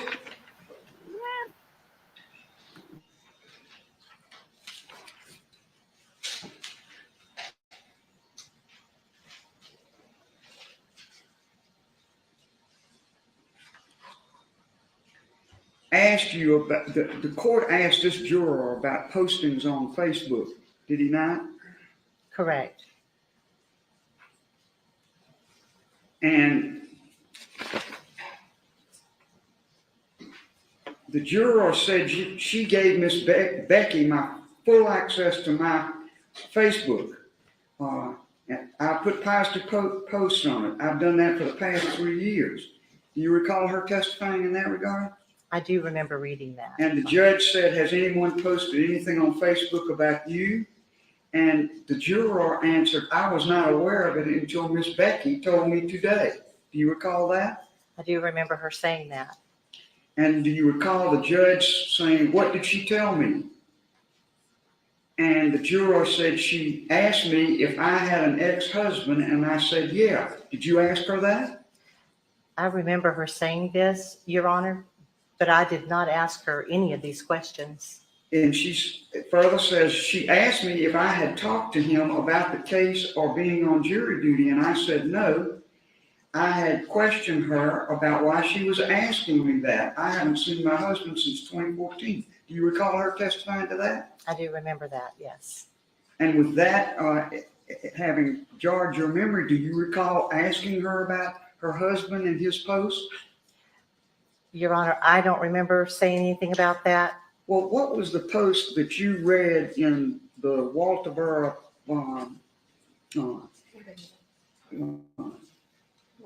Word of mouth? What was the nature? You read that, did you not? I did. What did it say? My memory is a little fuzzy with that, but it was about a ex-husband who found out that his ex-wife was on a jury, and he didn't think that she would be a good juror. And it just sounded very similar to what I had heard the judge and the attorneys speaking about. So you then went to that juror and questioned her about that, did you not? I did not, Your Honor. Well, she says in this testimony that she didn't know about the Facebook until Miss Becky told me. Was that incorrect? I'm not saying. Some kind of conversation went between the two of her for her to know about that post, correct? That's true. And I'm thinking that it could have been someone, it wasn't me. I just know that it's not me that she talked to about that. Well, when the judge, the judge was questioning the juror about this,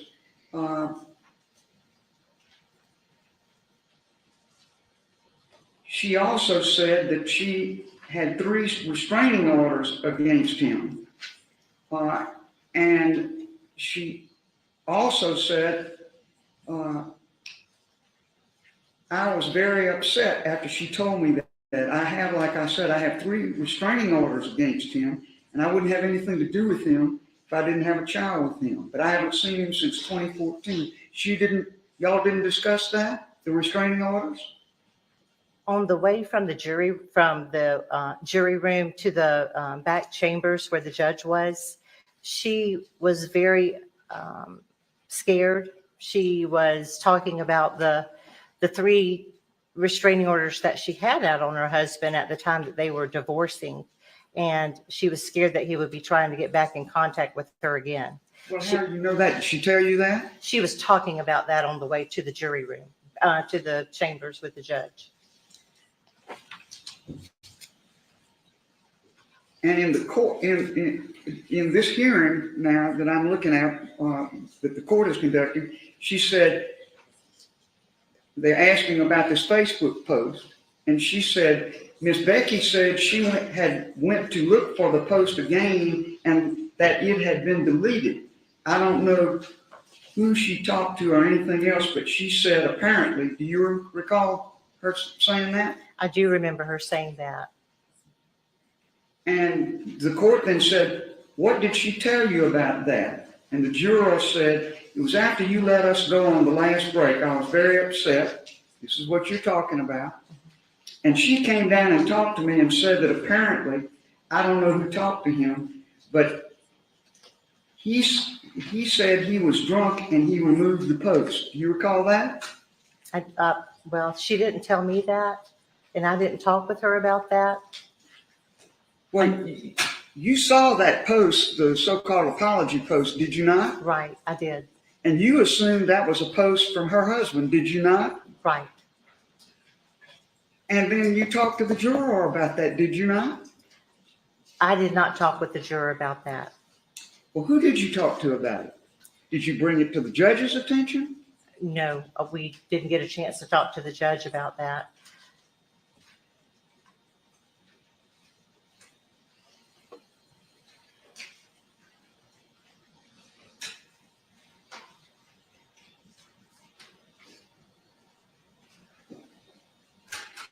The court asked this juror, has the clerk discussed anything about the case with anyone on the jury?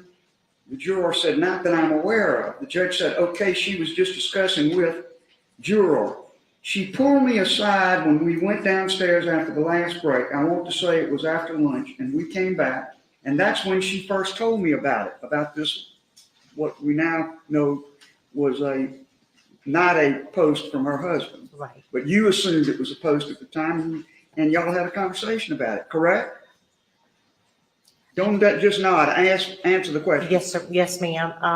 I believe that it was one of my staff that she talked to, but it was not me that she talked to.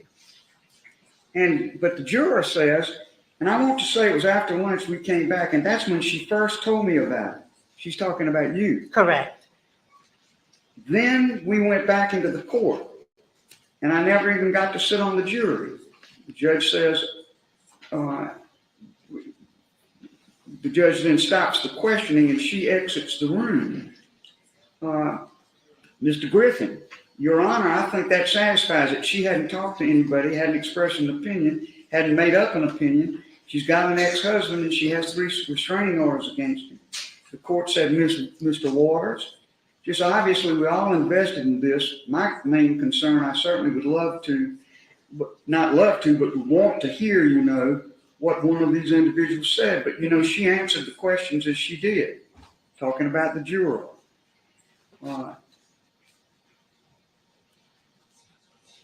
They then have a colloquy about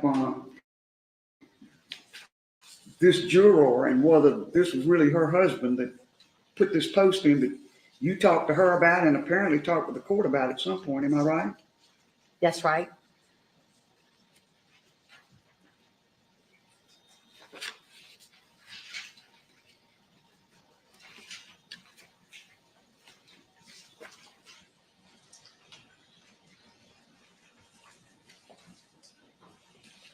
And then at the end, the judge said that he was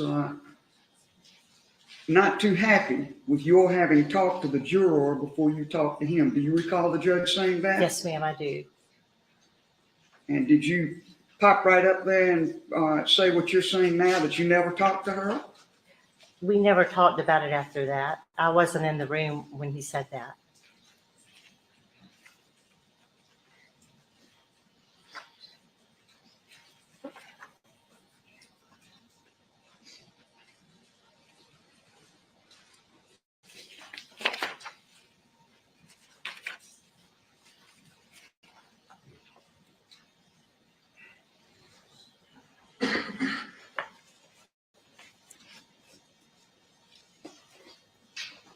The judge brought up another thing right after sentencing that I want to explore with you briefly. One of the big responsibilities of the clerk of court is to take control of the exhibits that are presented in court. Isn't that correct? Yes, ma'am.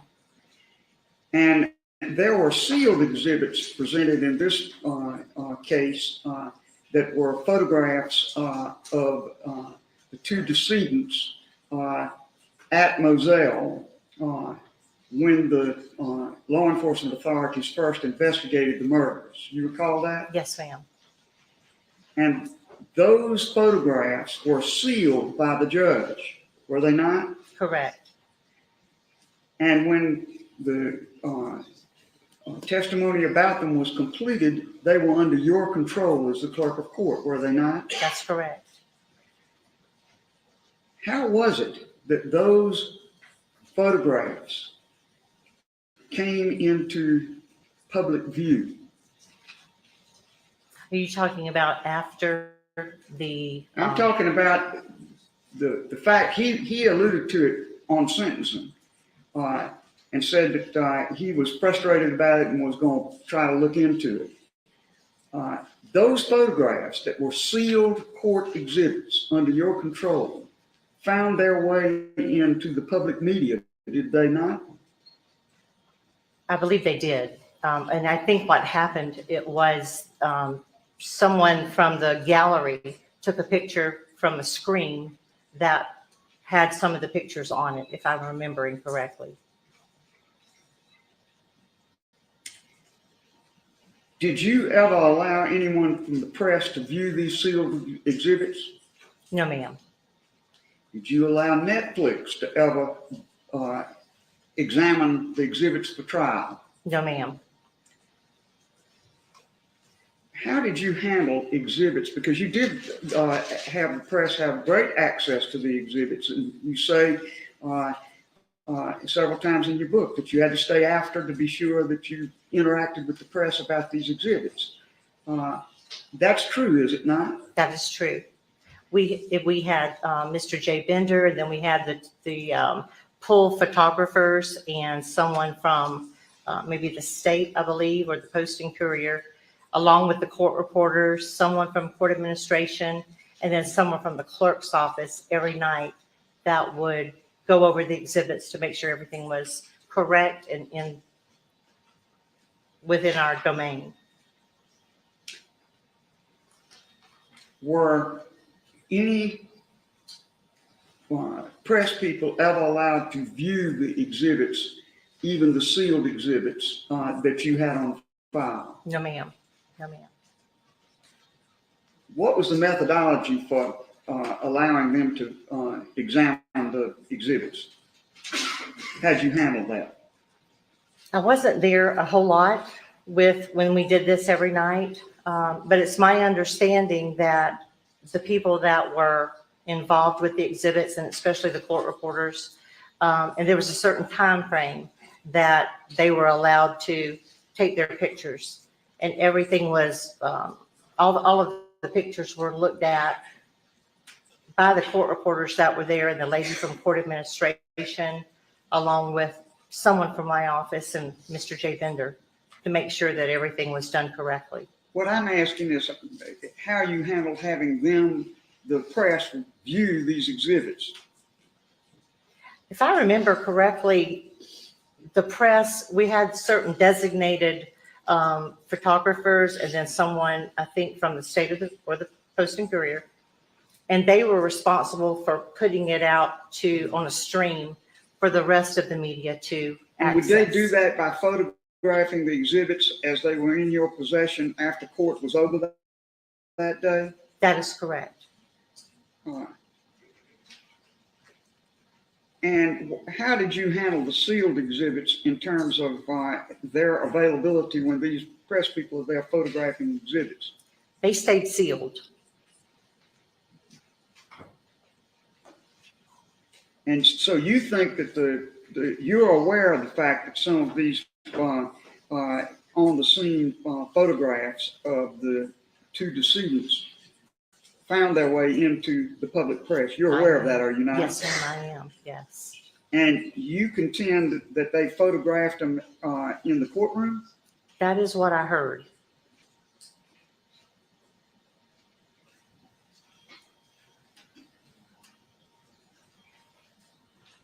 All right.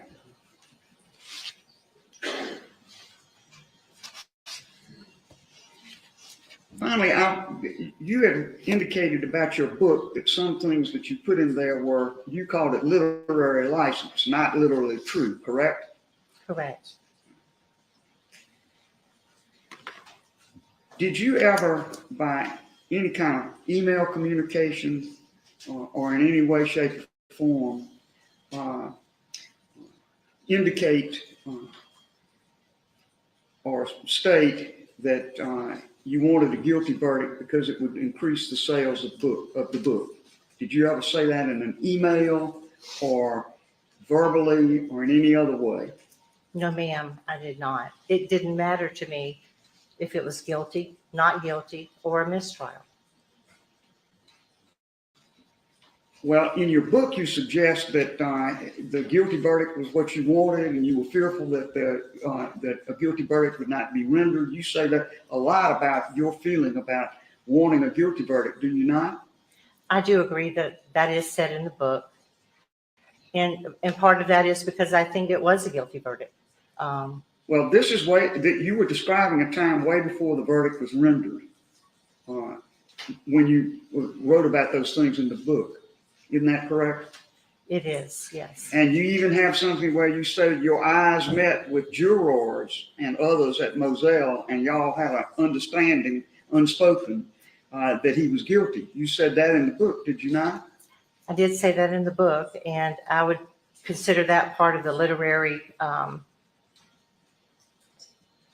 word that we just said. But there was nothing spoken with a juror at all at Moselle or anywhere else at the courthouse or anywhere.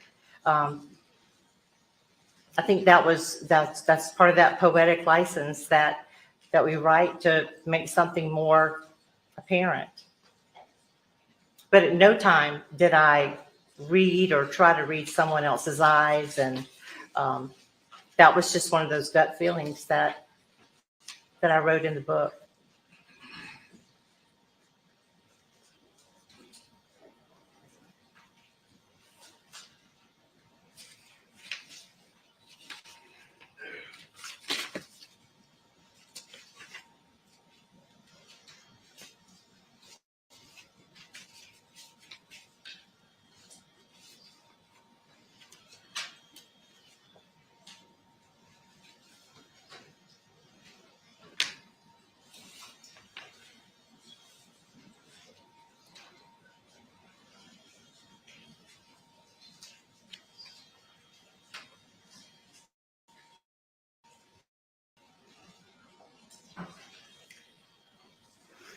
You wrote in the book, speaking of a time before the jury verdict was rendered, I was conflicted about knowing the Murdaugh family and about having so many people watching and listening to me as I read the verdict. I was mostly concerned about Alex being found innocent when I knew in my heart he was guilty. I had this fear that the goodwill the Murdaughs had built up in the community would influence the jury. You wrote that, did you not? Yes, ma'am. So you had those feelings well before the verdict was announced in this case. You had some definite opinions and feelings about what the verdict should be, did you not? I did have a certain way that I felt. But I would never. That's not any poetic license, what was said there. That's how you felt, correct? Correct. All right.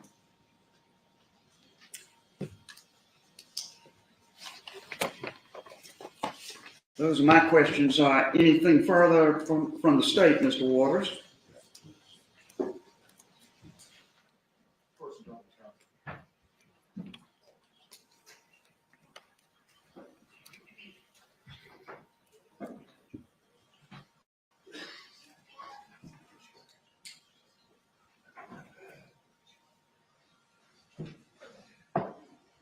Very briefly, Your Honor. Yes, sir. You were asked a number of questions about the interactions during the in-camera proceedings with the juror who was excluded. Were you in the room during the entirety of those interactions, or just were brought in here or there as those occurred? No, I was only brought in for my asking of my questions from Judge Newman. And you were asked a little bit about sealed exhibits and about Judge Newman's comments at sentencing at the end of trial. And just to clarify, those were not pictures of any sealed exhibits. It was a picture that someone had taken in the gallery that had actually been disclosed. And that's what Judge Newman was talking about, to your understanding? That was my understanding, yes. And then after the trial, there was even a post-trial hearing or some discussion about the fact that some body cam videos had not been sealed, and Judge Newman fixed that problem after the trial. Is that correct? Correct.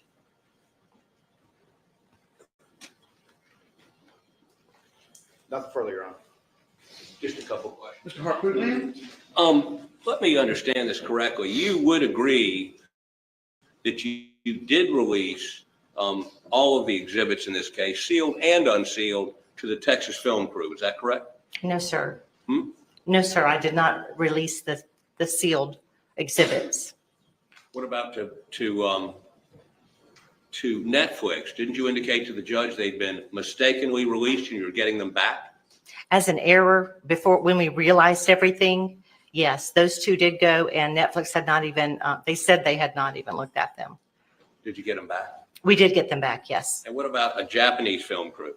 Did they get exhibits, the sealed exhibits? They did not get any sealed exhibits. What about NBC Universal? No sealed exhibits. But you do concede that Netflix did get sealed exhibits. They did it as an error. It wasn't Whose listed. error? Well, I would say the court reporter didn't mark it on the listing. Well, why were you so accommodating to these national documentary folks? I mean, is this good for the book? I mean, the more documentaries out there about the Murdaugh thing, the better your book sales are. I mean, there was money in this for you, right? Again, it's about the money, right? What's your question now? Isn't it financially beneficial to you at the time to get more of these photographs out, more publicity, more Netflix, more HBOs, more Japanese? Doesn't that sell books for you? Didn't you see a financial advantage? Not at all. Okay. Thank you. No further questions. Ms. Hill, you may step down.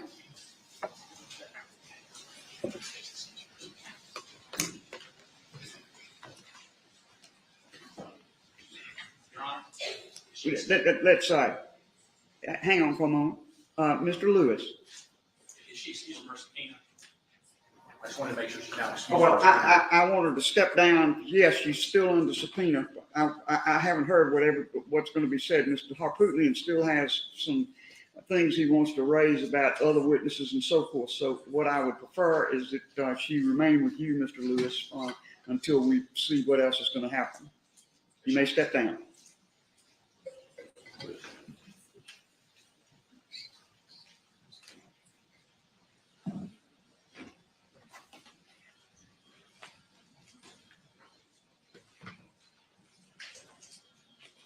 All right, Mr. Harpootlian. Your Honor, we've got literally millions of pages of documents in this case. Ms. Miller just uncovered an email relevant to what you asked. We don't have it printed out. But what it is an email from Rebecca Hill to Miho Takachuchi, something. Miho, first name, the Buford McDowell body cam should not have gone to you. Please get rid of it. Do not use it. The Judge Newman specifically ordered that body cam not be used if it got out. Apparently it's still on the videos we were saved. I appreciate your attention. What about what about the other body cam video we could see on many news documentaries? Can you provide it? It seems the camera was on the other police personnel. I mean, here she's having emails between this Japanese production company about body cams telling them to get rid of it. I think that's important, and I can have a copy of this printed out for you when we can get it to a printer for the record. That would be fine, but do you want to offer it as an exhibit? I do. All right, Mr. Waters? I have no objection. If I could just ask the date of that.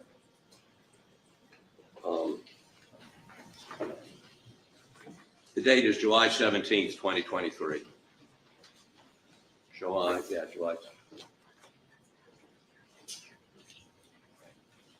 All right, that's one thing. What else? Um, I will admit it. I will allow it. That is a impeachment of her testimony to me that she did not send any emails yes, sure. or release anything. Yes, sure.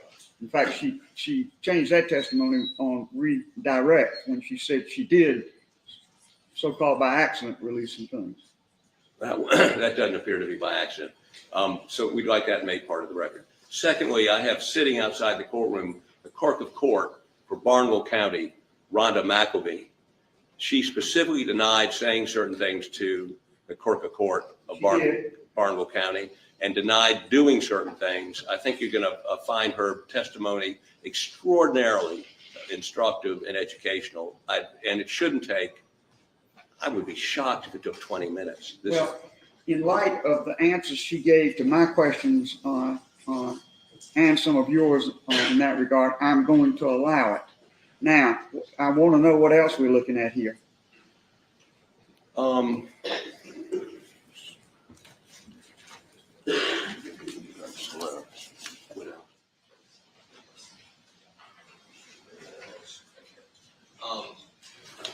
Do we have only one copy of this?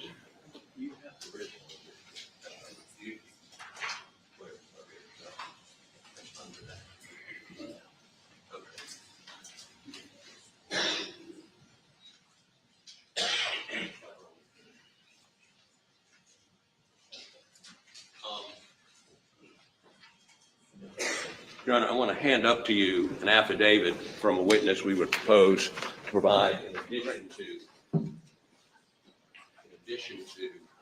clerk of court. This is a alternate juror, not the egg lady. This was the alternate juror who was dismissed when she was not needed for deliberations. And she is here also ready to testify.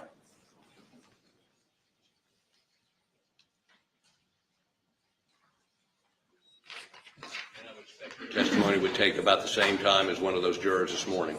Sir? I would expect her testimony would take about as much time as one of those jurors this morning. This is your offer in refutation of the testimony Ms. Hill has given today. She denied saying any She of this. denies saying anything. That's correct. Yes, Your Honor. Now, is this juror, alternate juror, going to testify? She's here. Yes, Your Honor. She's sitting. Well, you just say she's here. She's available. Yes, ma'am. All right, Mr. Waters. Your Honor, a couple things on this particular alternate juror. We've just been handed this particular affidavit. Your Honor, I believe that Your Honor had correctly ruled that the focus again was on those jurors, and the inquiry has been made to those particular jurors. I don't know why we would go into detail with an alternate juror that ultimately did not sit in any deliberations and cannot testify as to any effect on the verdict, which is the ultimate inquiry before Your Honor. And so we would object to this particular testimony as far as it relates to the alternate juror. Here's the one thing that gives me some heartburn, and you can help me with this, please. I stand by the rulings I have made that only jurors can be questioned about the effect on their verdict. And that is why I did not allow the testimony of the egg juror in that regard. He is now offering this testimony, and it's testimony of certain things that were said to the jurors as a whole, rather than just to this particular juror. I would, as I say, I would ordinarily not allow this, but Ms. Hill testified several times during the course of her just concluded appearance that she never told any jurors anything along the lines of what has been asked here, particularly the comments about they're going to say things that will try to confuse you or throw you off, things of that nature. She was asked about that, and she denied she ever said anything like that. So this is an attempt to impeach as I see it, and that's what's giving me a little heartburn about just turning him down flat. Well, a couple things as to that, Your Honor. First of all, I think that we have some very specific statements and a specific individual that's mentioned here. And so if we're looking at Rule 613B, which is essentially where they're operating, I don't know that there was an appropriate foundation laid as to the specific time and to whom these specific statements were made. I think that it needed to be cleaner with regards to that as to, you know, mentioning this particular person and as much as you can, the time and place and the very specific statements that were made. I think Mr. Harpootlian, again, we had these general allegations and kind of went through those, but I don't know that now that we've just been handed this affidavit, that they were set forth as an appropriate clarity that's required by 613B. So I think there's a failure there. Mr. Waters, look for a minute at paragraph 3, 4, 5, 6,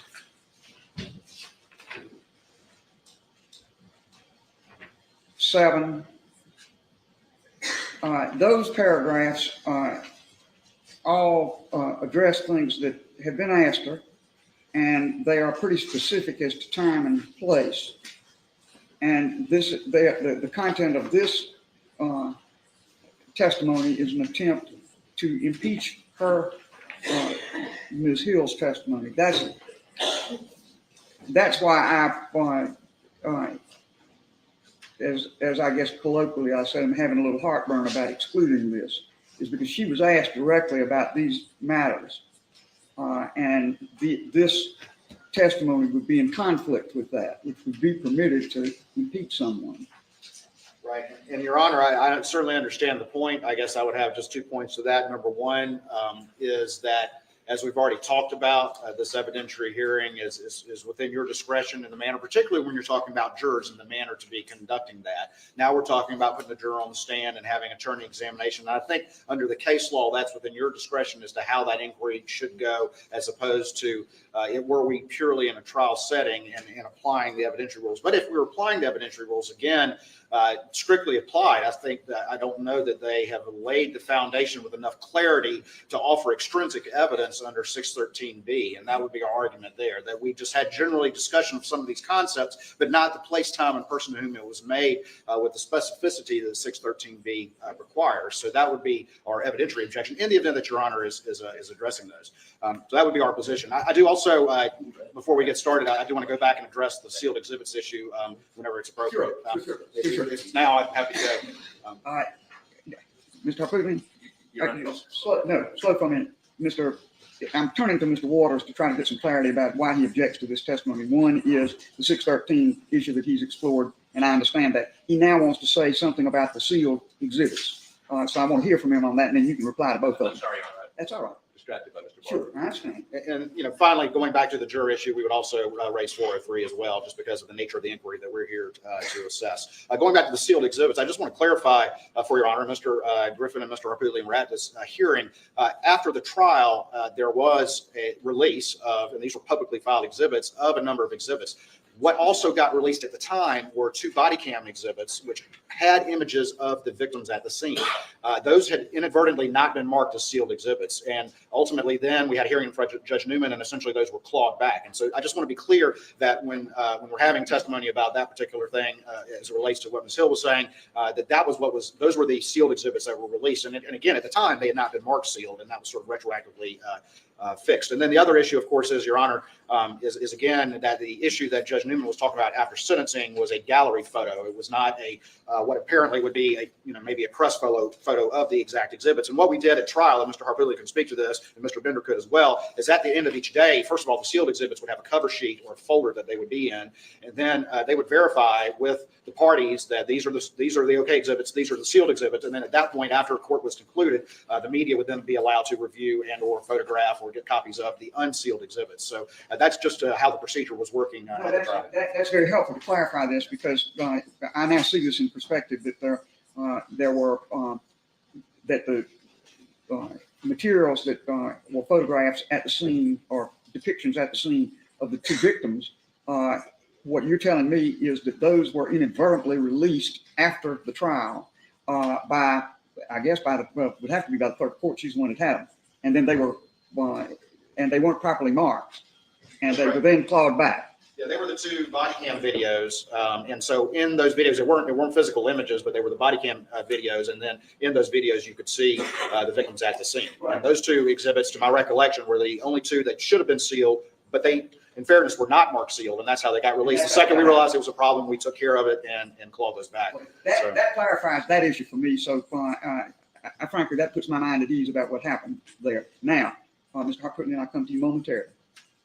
Anything else? No, ma'am, Your Honor. Okay, now, Mr. Harpooly. A couple of things I'd point out. The first is this: in terms of the statement by this alternate juror, she was interviewed by SLED on video, said exactly the same thing as she's saying in this affidavit weeks, if not months ago. So they know exactly what she said. I can assume they reviewed it.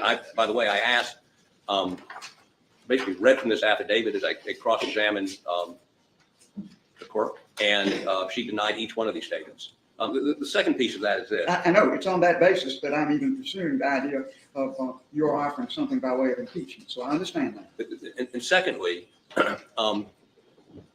as to the sealed exhibits, I think we're going to hear testimony from Ms. McElveen that may elaborate on your concerns based on our interview with her this morning. All right. Well, here's what we're going to do. It's about 3 minutes of 3, which is when I generally take my afternoon break. I'm going to adjourn the court or recess the court, and we come back at 3:15, and I will allow you to offer Ms. McElveen and the alternate.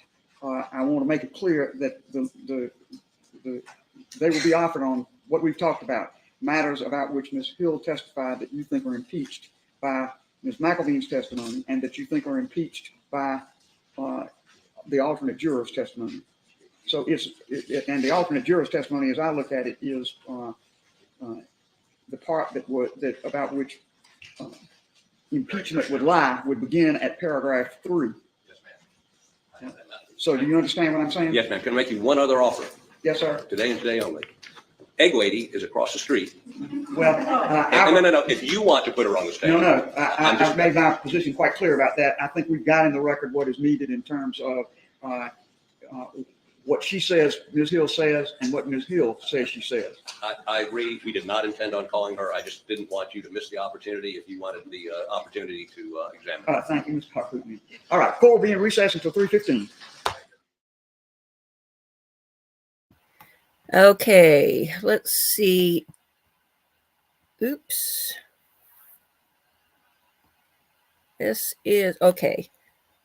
Let's jump forward.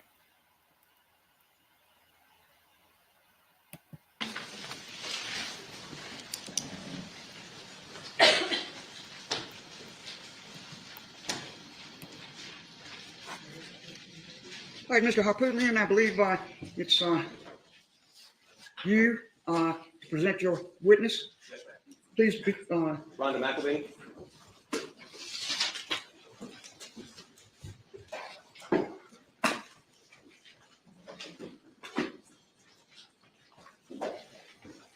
You know that. You know that. Yes, I do.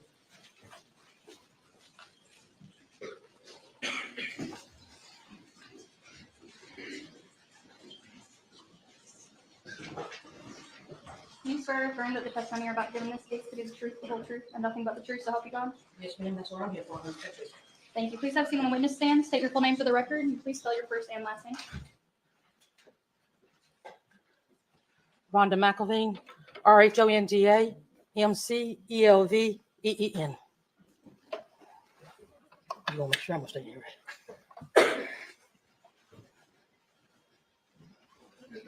Yes, sir.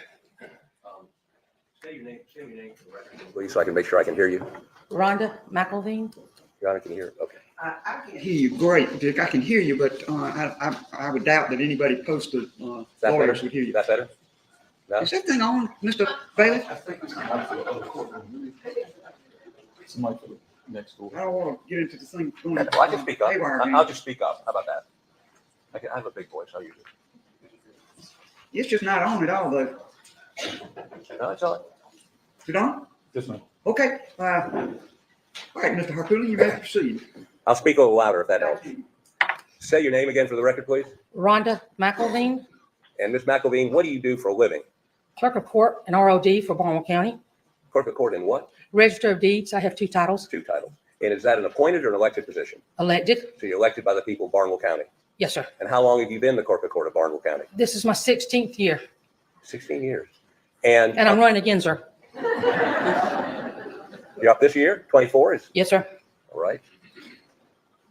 Don't think I'm allowed to plug that, but you have been the clerk for 16 years. You're up again this year. Now, do you know the clerk of, well, back up for just a second. Do you hold any position with, is there a state organization of clerks of court? Yes, sir. I'm actually the president of the South Carolina Clerks of Court and Register of Deeds. Okay. And that means that of the 46, there are 46 of y'all, is that Yes, right? sir. Yes, sir. And you were elected to be the chairman of that group, President of that group. president of that group. Yes, sir. Now, are there certain rules and constraints that clerks should operate under in terms of dealing with juries? Yes, sir.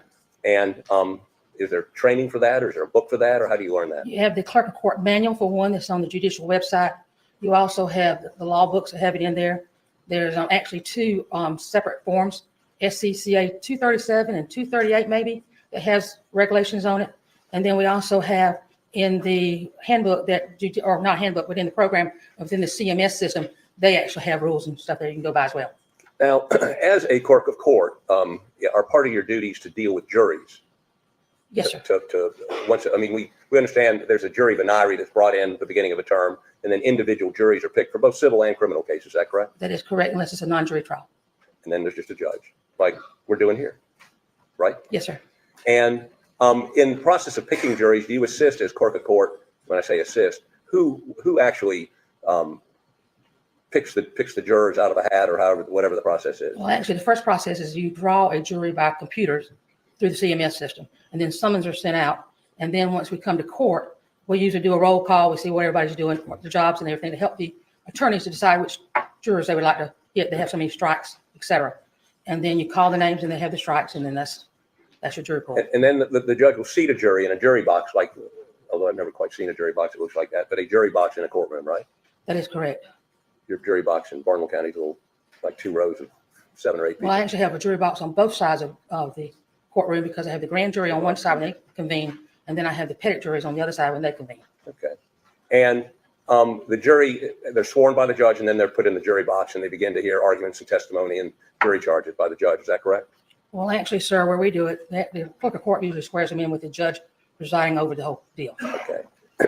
Once that jury is sworn in, what is your role in terms of dealing with those jurors individually or as a group? Are you allowed to talk to them individually, to pull them out, to converse with them about your opinion about the case? To pull them out of the trial while we're going on? Yes, ma'am. No, sir, we're not. If they're on a break, et cetera, or if they request to see someone, then we manage to, I'll go in the door open. I'll say, which one of you needs to see someone? It might be the judge.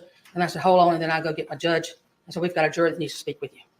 Do you converse with jurors about the merits of the case, by the merits, whether someone's guilty or innocent, or whether a plaintiff or a defendant should win in a civil case? Do you ever do that? No, sir. About the most only thing I ever do is go in and count them and tell them I can count up to 14 without even using my toes. And then I might get their lunch order. That's it. And the doors are usually open when I'm doing that. And you have bailiffs that sit with the jury or sit outside the jury They room? sit outside the jury room, and usually there's one beside them in the courtroom in case somebody needs something. But usually they'll catch my eye, or they'll catch the judge's eye, and we'll get something handled. Okay, so did you have any contact with the clerk of court of Colleton County prior to her being elected the clerk of court of Colleton County? Did you know her before she was clerk of court? No, I did not. Did you come to know her when she was elected clerk of court? Yes, I did. And was it a pleasant relationship? It was.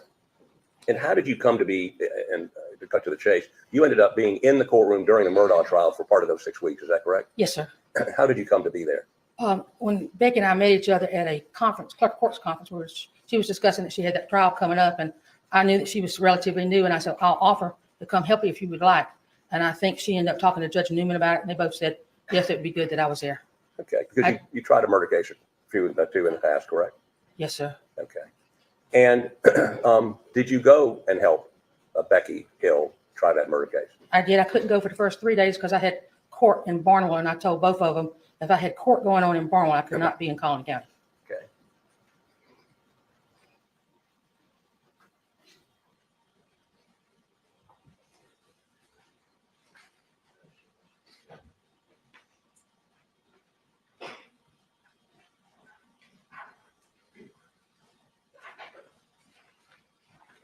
Now, to your knowledge, had Ms. Hill ever been a clerk of court that managed a murder trial prior to this? Not that I'm aware of, sir. So this was her first murder trial, as far as you know? As far as I know of this magnitude, I don't know if they had one before then or not. Okay.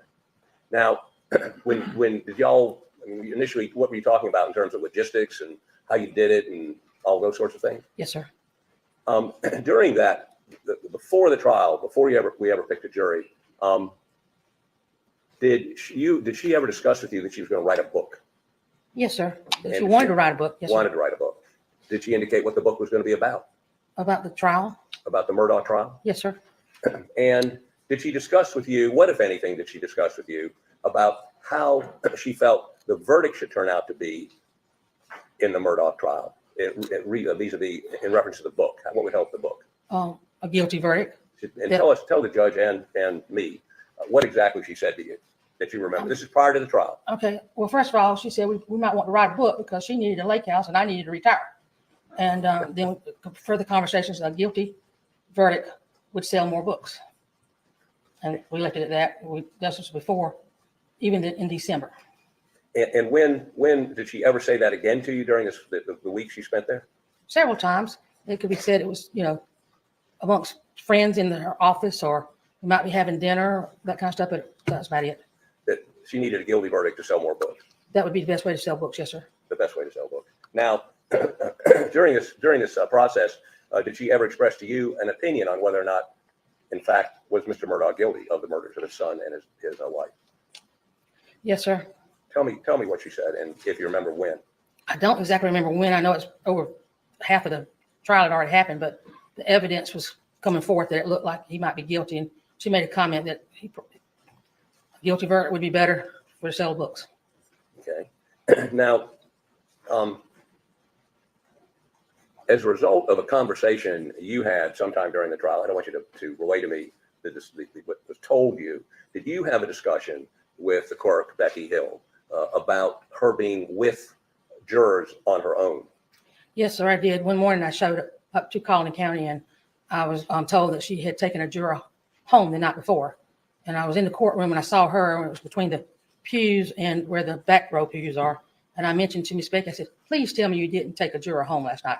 And she told me, she says, I did, but I didn't talk about the case. I had a bailiff with me. Mr. Bill was with me. I said, Becky, you don't do things like that. I thought we had stopped everything. It wasn't far enough along to really cause a major problem, or I would have told Judge Newman. But I thought we had to understand that you did not spend time alone with the jurors. Okay. Now, I'm going to read you some statements. Well, first of all, did you ever hear her say anything in front of you to a juror about whether or not, on the merits of the case, that is, whether or not he was guilty or innocent and what you should pay attention to? Did you ever hear her, what, if anything, did you ever hear her say to a juror or in the presence of a juror? Anything? No, sir. Okay. But let me ask you if you've ever heard her say these statements, and if so, to who? Don't be fooled by the evidence presented by Mr. Murdaugh's attorneys, which I understand. Do not be fooled by the evidence presented by Mr.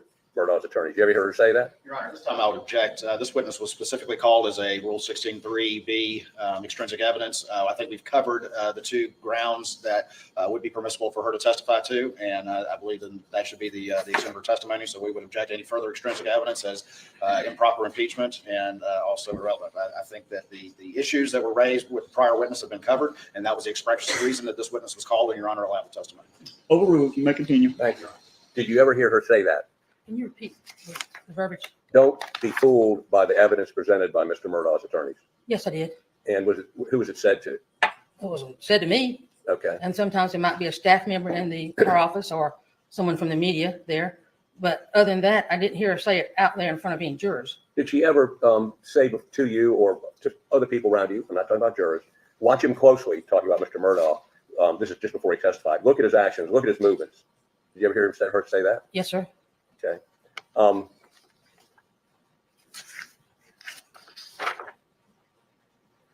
Did you ever have any conversations with the bailiff, Mr. Bill?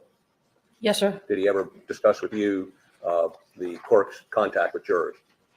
No, sir. Okay. Did you ever hear her say that the defense is going to try to confuse the jurors? Did you ever hear her say that? No, sir. I don't think so. Okay. Now, let me deal with one last area. Let me see if I can simplify this. There was a setup in the courtroom.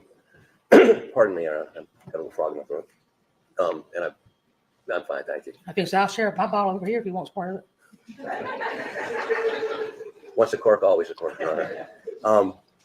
So, and I was there, you were there, this judge was not there. And prosecution tables over here, defense tables over here, judges up here. And then there's a rail behind which the court was. And because of all the massive electronic equipment we had there with big screens, there was an area over on my right facing the judge. And then I think you were located in that area right between the judge and that area. Is that correct? Talking about in the well area? Yes, ma'am. Okay, yes, sir.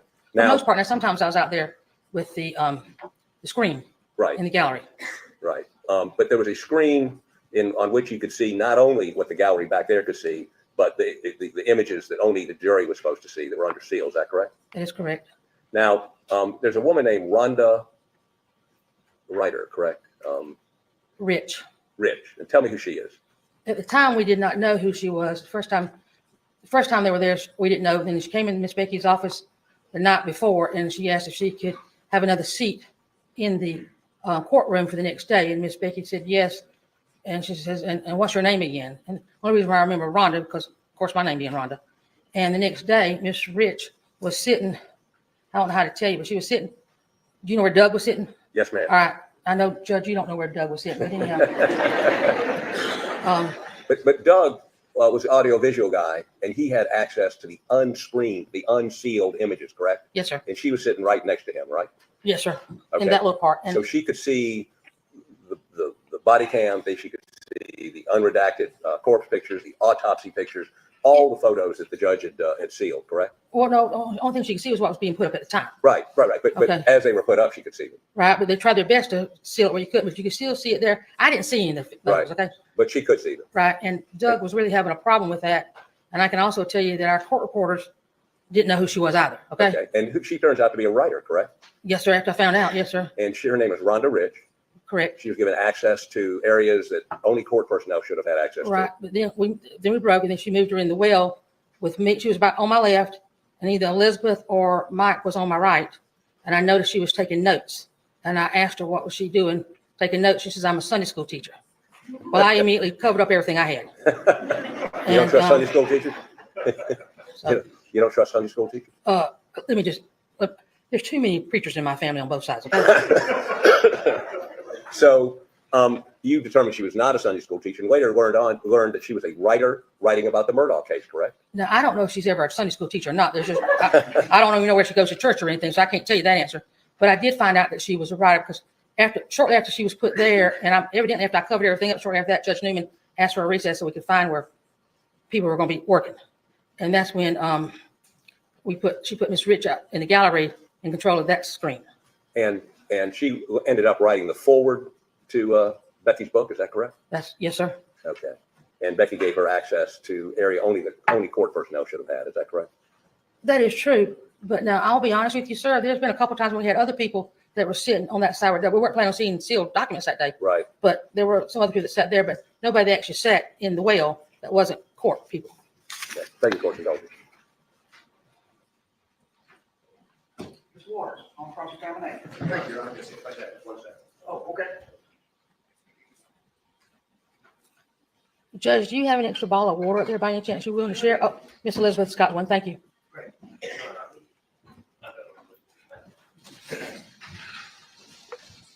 Ms. Buckley, how you doing today? I'm good, sir. Please call me Rhonda. I always called you Miss Rhonda. I've known you for a long time as well. In fact, Yes, sir. I tried one of those murder cases in front of you years ago. Is that right? Yes, sir. I wanted to ask a couple of things. I won't be that long. One of the things that you said earlier is you said when you initially were talking to Miss Hill, she said something like, we ought to write a book or something. That is correct. Okay. And so did y'all have any further discussion about you writing the book or participating with the book? Oh, or anything no, like sir. that? I'm crazy enough not to write one. Okay. During the course of, though, after the trial, she did send you like chapters and things like that. I did get to see a couple of drafts of the manual. Okay, so she did send you those to take a look at and review and that sort of thing. Is Correct. that correct? Okay. All right. And you were asked and again, Your Honor, just to be clear, I've made some objections. You do not waive any objections by cross-examination. They are all preserved. You may proceed. Thank you. You mentioned, some statements that you attributed to Ms. Hill, during the course of conversations, during the course of the trial. Is that correct? Just things like watching closely, watches mannerism, things like that. And where were those conversations? Were those conversations taking place back in the clerk's offices with clerk staff and people like that? Yes, sir. In the clerk's office. It might have been downstairs in the bathroom. Okay. Some of us had privilege to go to. All right. So you and Miss Becky and other court staff, maybe just discussing the case and that sort of thing. Is that correct? That is correct. And people were expressing their opinions about what was going on and that sort of thing. Is that correct? No, we were having no discussions. There weren't more than one or two, maybe three people there. Okay, but just a few people there just talking back behind the scenes. That's what I'm Correct. driving at. Yes, sir. It was behind the scenes, and it's not uncommon for clerk staff behind the scenes, not to the parties, not to the litigants, not to the jurors, but among themselves back in in the hallways back there to talk about the day's activities and things like that. Is that fair? That's correct. Okay, and that's a big difference between the natural conversations that people that work together, court staff and the like, have with each other, and actually having those conversations in front of the jurors, right? There's a big difference between those two, correct? Yes, sir. Okay. And it's not uncommon for you. You're a clerk of court. You got people that work for you. Y'all are going to have private conversations about what's going on that are not to be shared, particularly with jurors, but with the public as well. Is that fair? That to is say? true. Okay.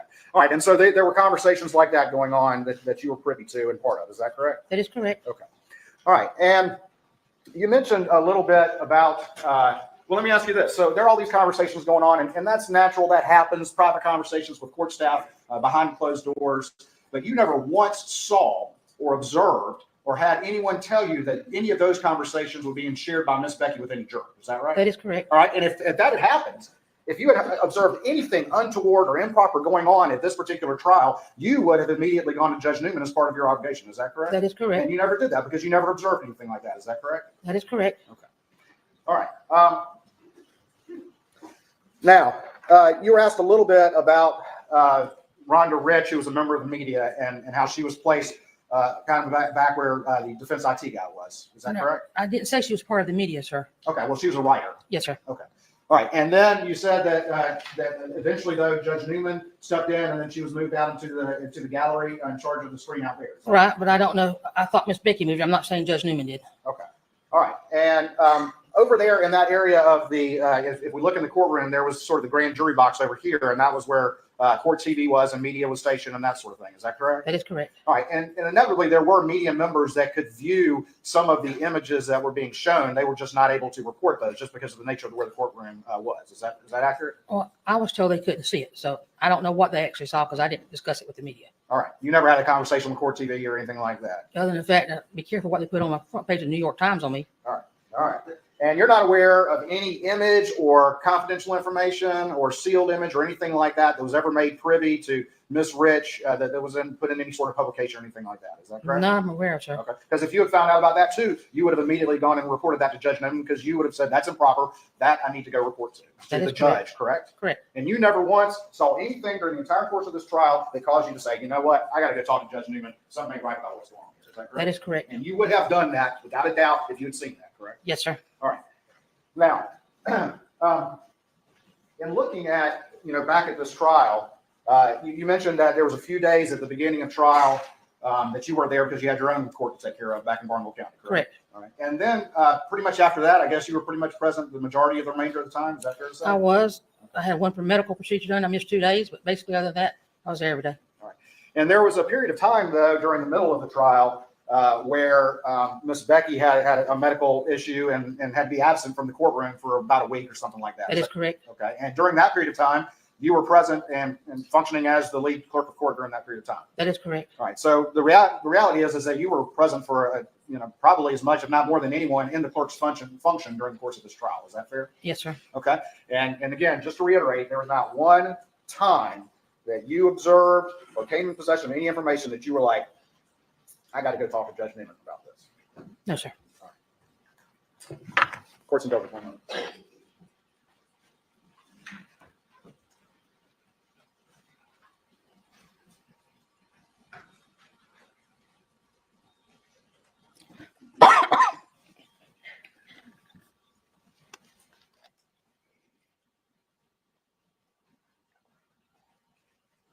Nothing further, Your Honor. Very good. Mr. Harpoot, then? Half a question. All right. Mr. Waters indicated to you that you were not aware of whether or not, and you agreed that you never witnessed her talking to a juror about the evidence. Is that correct? We agree on that. Do you know, but she did admit to you that she had been with a juror alone in a car for some period of time when you confronted her with that. Is that correct? Yes, sir. And did she indicate to you what she talked to that juror about while they were alone in the car? No, sir. She told me, the only thing she told me was that she did not discuss the case, that she had Mr. Bill, the bailiff, with her, and he could tell her that. Tell that. And when she said she didn't discuss the case, did you bring that up or did she bring that up? She brought that up. You didn't say shouldn't be with him because it's frowned upon? I did tell her that I would caution her on doing that because the perception of dealing with the jurors one-on-one is not tolerated. Is not tolerated. Thank you. Thank you, Ms. McElveen. You may be excused. All right, Mr. Harpoot, then call your next witness. Your Honor, we call juror 741. I know you're not going to. Well, that's right. She's an alternate. That's all right.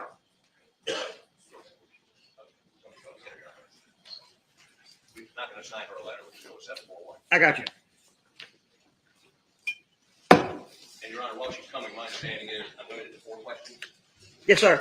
I have a copy, and I have given the court reporter a copy of this affidavit with the name obscured and the number, I think, as well. So, but the affidavit that supports this testimony that you're about to offer is Court's Exhibit 5. Other than the background about her getting picked for the jury and how long she was on the jury and That's fine. that's all we intend on asking these 4 questions. Right. Unless Mr. Waters asks. Sure. I mean, they'll have cross-examination. I'll be crossing, so. He will definitely open the door. All right. He's limited to 4 questions initially. Is that? Yeah. No, sir. He's just telling me that's what he intends to do. Sometimes you can hold lawyers to that, and sometimes you can't, Mr. Miller. Yes, ma'am. I intend on only asking her those 4 questions. That's fine. Yeah. The numbers. Yeah.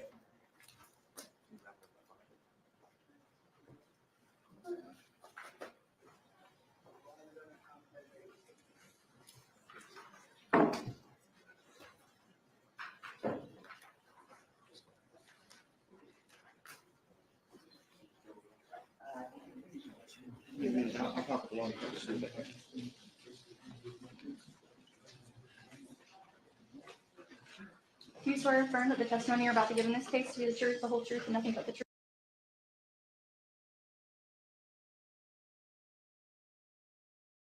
So help you God? Yes, I do. Thank you. Please have a seat. Please stand. Your Honor, I assume the same rules apply to her that apply to the other jurors in terms of her image appearing. That's correct. There'll be no photograph made of this particular witness who was an alternate juror in the matter. Thank you. You're welcome. I'm going to refer to you as juror 741. It's what we got to do here so we don't use your name so people don't know who you are. Is that okay with you? That's fine. And you and I have met before. Correct. I came to your home one Sunday afternoon. I believe you're cooking Sunday dinner, and we talked. Is that correct? Correct. And then you were interviewed by SLED, Correct.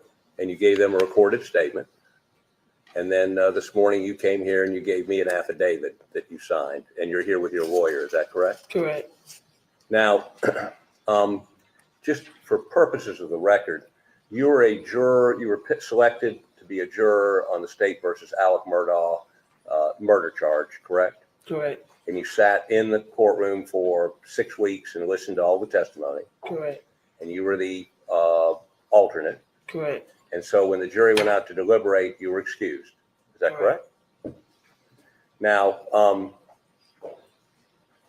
I'm going to go through a series of questions based on your affidavit, okay? Okay. Which you signed this morning, which was based on our initial interview with you and your interview with SLED. This is basically the same thing you told SLED. Is that correct? Correct. In your affidavit, you say before the defense put up their case. Object to leave. Sir, leave. Overruled. Go ahead. Thank you. In your affidavit, you said before the defense put up their case, Ms. Hill told the jurors, quote, the defense is about to do their side. They're going to say things that will try to confuse you. Don't let them confuse you or convince you or throw you off, unquote. Is this true? Did Ms. Hill say That's that? exactly what she told us. I'm sorry? That's exactly what she told us. Okay. The next thing you say is Ms. Hill made the above statement warning the defense would try to confuse us in the presence of all the jurors as we assembled in the same jury room. Is that correct? Correct. Now, y'all were initially in two We was jury. in two separate rooms, and when she came in, we all went in one room. Okay. Paragraph number 5, Ms. Hill said, if you get emotional, we want to see your face because that is what they want to see.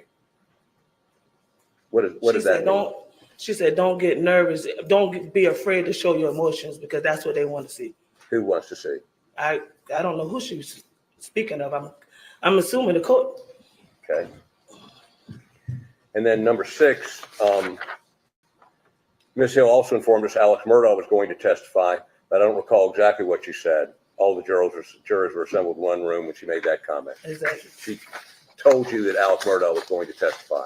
Exactly. Did you know before that he was going to testify? I think we knew that he was going to come up. I think he was supposed to do it the day before, but he didn't. And I knew he was going to be the last person that afternoon. Okay. During the visit to Moselle, juror number 826 and I walked to the scene together. Then juror 826 began walking with the clerk of court, Becky Hill. I could tell they were talking. I could not hear what was said between them. Is that correct? Correct.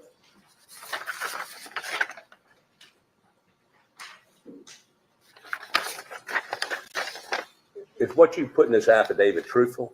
Yes, sir. And this is what you told us back in I don't remember that August, months I ago. believe. I think I interrupted you cooking Sunday dinner. Right. All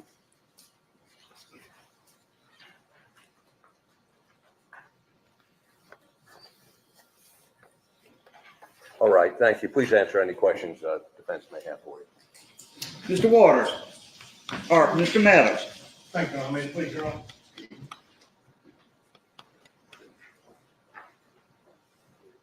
Good afternoon, Ms. Good 741. afternoon.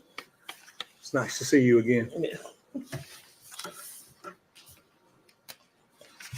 I think it's the first time you talked to Mr. Harpootlian or Mr. Griffin or any other attorney. I can't tell you exactly. It's been months. It's probably been September, August. It's been months. Okay. And were they the first attorney to talk to you, or was there somebody else that talked to you prior to them? Any other attorney? No, I think he was the first person I talked to. You sure? I think it was so many people trying to call me, and I was trying not to be involved, so I can't quite remember. But he was the first person I seen. First person in person? Yes. Okay. So when he came to your house? Yes. Mr. Harpootlian came to your house? Yes. Okay. And at that point, was Miss Holly with him? Holly, do you mind raising your hand? You see Miss Holly? Yes. Okay. And was anybody else with him? Yes. He was. Mr. Griffin? Mr. Griffin. Thank you. And you gave them a statement then, right? Right. And did they record you? I mean, were they audio or video recording you? Did they say we'd like to record this? No, They didn't. but neither did the people that came out. They didn't. I didn't know I was being recorded by them neither. I'm not trying to pull Oh, I'm just okay. asking. But is there an audio recording of your conversation with them that you know of? No. Did they say None that I know of? No. So you don't remember saying? No audio recording. We're required to tell her if we're recording her under rules. We did record her. He's on cross-examination. Thank you. And at that point, and that was again, do you remember, you said you think, was that around the end of August, 1st of September when they first came and talked to you? Roughly? Roughly. I don't want to. And you told them basically everything that you've told us now, right? Yes. Exact same thing. Exact same thing that I told them. Nothing less, nothing more. Yes. So Mr. Harpootlian, just, and you didn't sign an affidavit back in September or when you talked to him the first time? No. And why not? Because he was just coming out to talk to me. He just was asking questions. It wasn't nothing officially. He had, so. When you say nothing officially, I don't know what you mean. He was just coming out to ask, he was just asking questions about what went on during the trial. It wasn't. But did they ask you to sign an affidavit that day? No. Okay. Did they ask you to sign an affidavit anytime right after that? No. So they never asked you to sign an affidavit until this week? No, I was supposed to meet with them a couple of occasions, but I was having my own personal issues and I couldn't come. Okay. Well, I'm sorry about that. No problem. So you told them at this first meeting back at the end of August, 1st of September, that y'all going to hear some things that will throw you off. Don't let it distract you or mislead you. Is that what you said? That's it. I didn't say that. That's what the clerk of court said. Yeah, I'm saying that's what you said to them. I'm sorry. Okay. And where did that take place? She would always stand like on the outside of the jury room, like in between, like on the outside. She would never really come inside the jury room. So there were two rooms, right? Yeah. Okay. One room and then the other room separated, correct? Right. And you couldn't hear people talk in the other room, could you? No, that's why when she came, everybody came in one room. Okay. So this comment you said she made, did she bring everybody out in the hallway? Some people was in the hall. That's why I said she was standing right at the head of the door. Standing at the head of the door. Right. Was Mr. Bill there? Your bailiff? Yeah, he would be standing in the hallway. He's all out there, right? Right. And then she said in front of everybody, the defense is about to do their side. They're going to say things that will confuse you. Don't let them confuse you or convince you or throw you off. She said that to everybody. She said that too. Yeah, Wayfair makes it so easy to create a home you'll love. It's the talk of the neighborhood. Kelly, I just Wayfair. That's Wayfair, saving time, saving money. You Wayfared your whole bathroom? Even the vanity. When I Wayfair, you know? Oh, I know. This is nice. Another Wayfair day. You know it. New couch in just 2 days. Wayfair word. And you said you were all in the same jury room. Yeah, we would all be in the same. When she came, she was standing in front of the door with the jury room that I was in, and everybody would come over. They would let us know before she came. They'll let us know like after lunch she gonna come talk to y'all, and we all would gather together. So would you go from the two rooms into one room? Some would be standing out. She would stand in front of the door. Some would be standing around her outside the door, and some would be in the room. But it was clear enough for us to hear and see her. And I'm just, Mr. Harpootlian led you, and Ms. Hill made the above statement warning that the defense would try to confuse us in the presence of all of the jurors as we had assembled in the same jury room. We was all in the same jury room. She would be on outside the door, and we would be in the room, and someone would be standing beside her. We was always all together when she came. And do you think that was unusual? No, because I guess she didn't want to walk back and forth to room. No, the fact of what she said. Do you think that was unusual? Yeah, I did. And if you get emotional and see his face, they want people to see your face? Because some of the jurors was getting emotional, and I guess she noticed it, so she commented on it. And you said you didn't, the statement he read, she informed you that the defendant was going to testify, but don't recall exactly what was said. After, When was that? That was, I think he came in the afternoon, like at 2:33. So that was before he testified, I think. And where was it? Oh, in the jury room, where we were all, like I said, we were all meet. And I guess what I'm saying is you're in two different rooms for a while, right? When y'all get up there, you split, don't you? Yeah. The people that talk loud in one room and the others in the other? Pretty much. No, it's not like that. It was just, they just split it off. They just asked us what room we wanted to go to. So when you were fixing to come back to the jury room, to the box, Mhm. you tell us you'd all go into one jury room together? Only when she came to speak to us.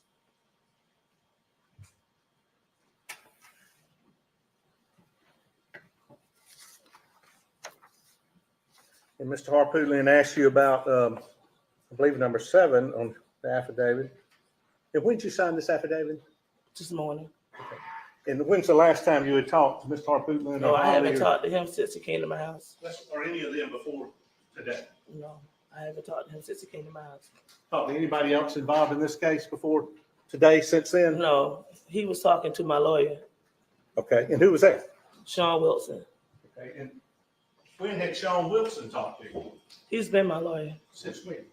since 2021. Okay, when Mr. Wilson talked to you about this case and what you told Mr. Harpootlian prior to. All right.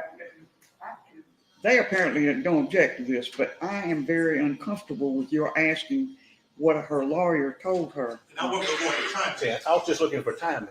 Well, she's told you a couple of times that he was her lawyer since 2021.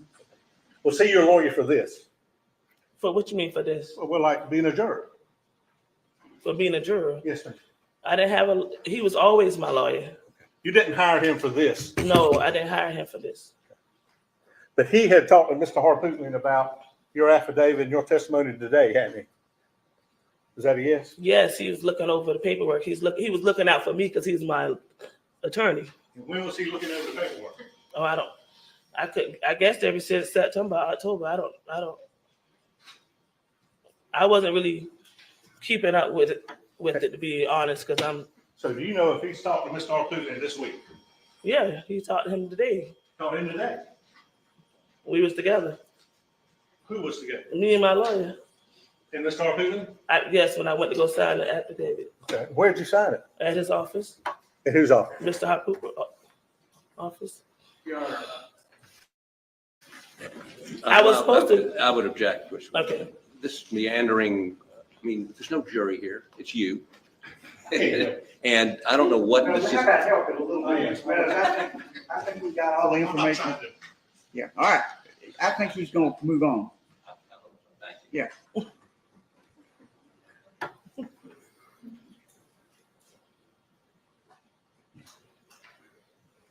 And that's the last question Mr. Harpootlian asked you about this affidavit, isn't it? What was the last question? During the visit to Moselle jury, say the number, whatever the letter is, it doesn't matter. You saw a juror, and I walked the scene together, then the juror began talking with the clerk of court. I could tell they were talking, but I couldn't hear what they were said between them. That's Correct. the last question he asked, right? Correct. So, and you have no idea what that conversation was about? Do you? No, I don't. Now, the next, number 8, he didn't ask you about was I also overheard discussions in the jury room that Miss Hill drove a juror home. I believe it was a juror whose nickname was Boston. Now, he didn't ask you that a minute ago, did he? No, but okay, no. And you didn't include that in the first conversation you had with them back in August and September in this affidavit. Miss Holly did you? You didn't tell them about that. I can't remember.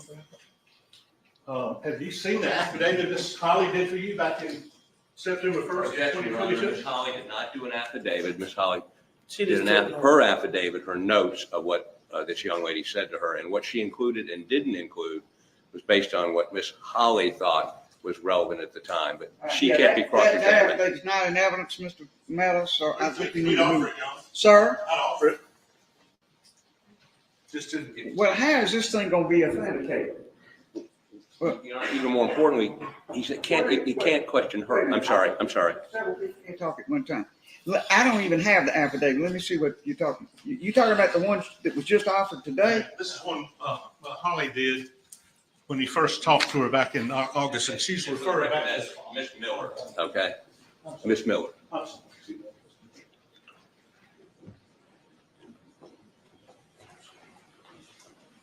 This is Ms. Miller's affidavit about what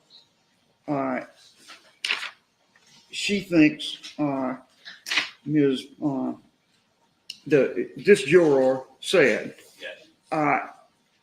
I'm not going to allow this, Mr. Miller. I don't see a whole lot of difference between this and what's been said in the affidavit that has been offered by Mr. Waters, but I'm not going to allow that. Thank you.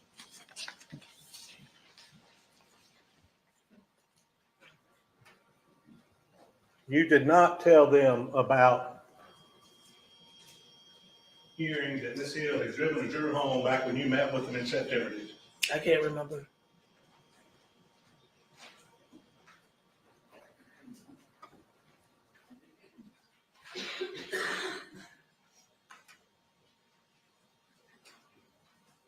Of course it don't. I'm sorry. All right.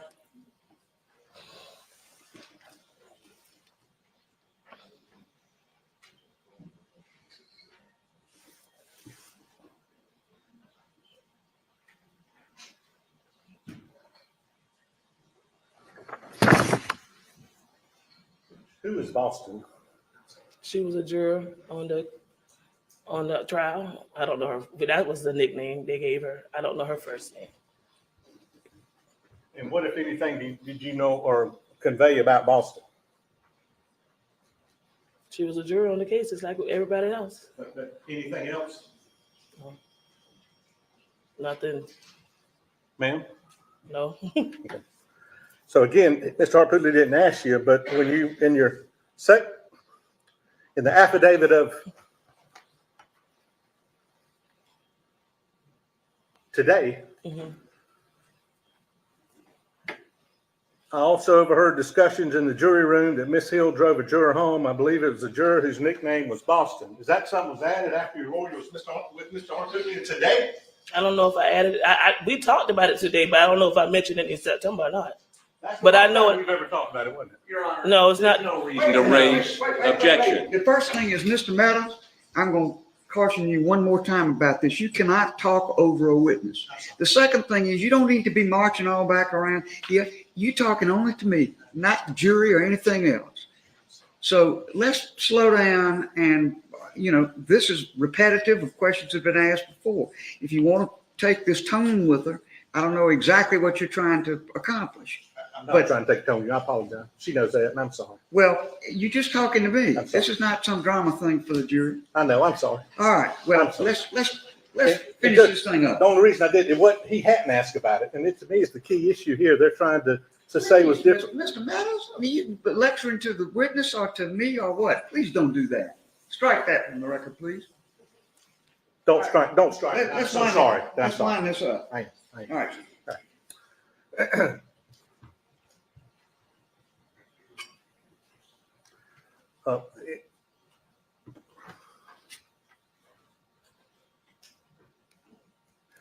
In number 9 in the affidavit, that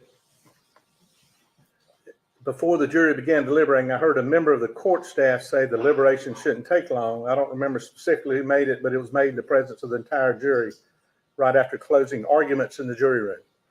Correct.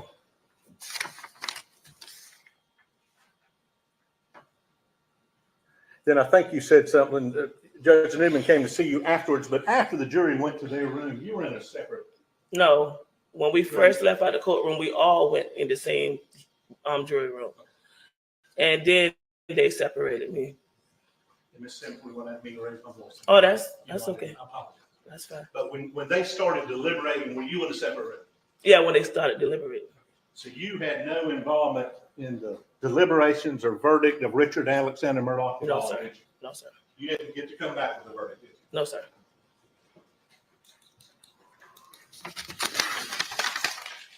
Have you read Miss Hill's book? No. Okay. And I noticed your interview. I did watch it. And I think Mr. Radford back there, you can raise your hand, kind of Radford, I think came to your place and interviewed you. Right.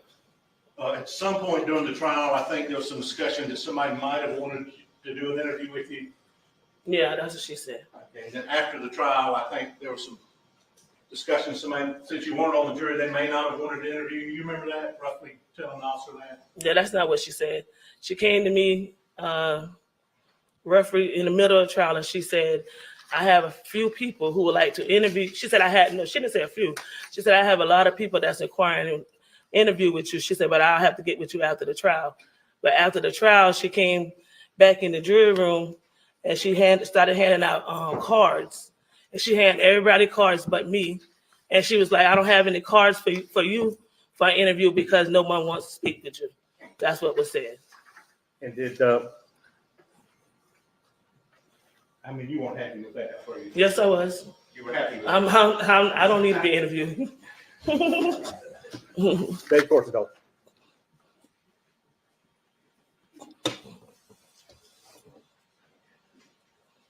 Should get a lot, 2 years of life,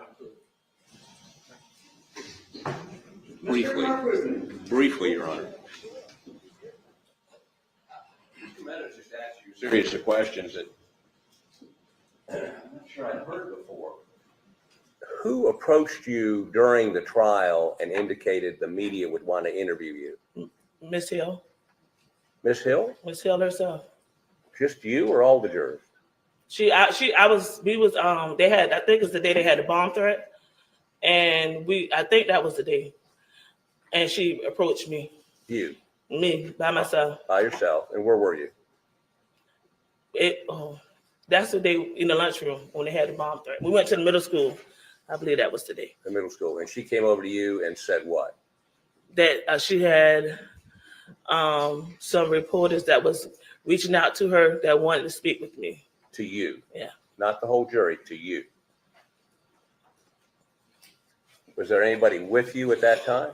No. It was Did just she indicate why they wanted to speak with you? Just you? No. Did she indicate what reporters? No. Did she ever talk to you about doing interviews with the media after that? No. But you indicated she brought some cards at some point? She brought cards in the hand to the jurors. Before? After. After? The verdict was read. Cards of media people? Yes, sir. Did she tell you she was writing a book? No. Did she indicate to you why it might be good for her if you did media interviews? No. But she had a conversation with you in the lunchroom of the middle school. I believe it was the lunchroom. I think the day of the bomb threat. But I'm 100% sure she came to me and she told me that in the middle of the trial. Was there a bailiff with her or just her? No, it was just her. Pulled you over and said, hey, I can make you famous. I can put you on TV. She said she had media that wanted to talk to me. That's what she said. Okay. Hyperbolized. I apologize, Your Honor. Yes, sir. That's all I have. All right, no further questions, Mr. Harpoon? No, Your Honor. Very good. Thank you very much, ma'am. You are excused.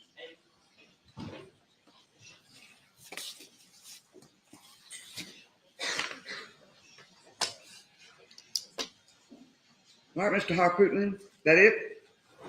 I need to put one matter on the record, Your Honor, and that is it. All right. What to put on the record. All right.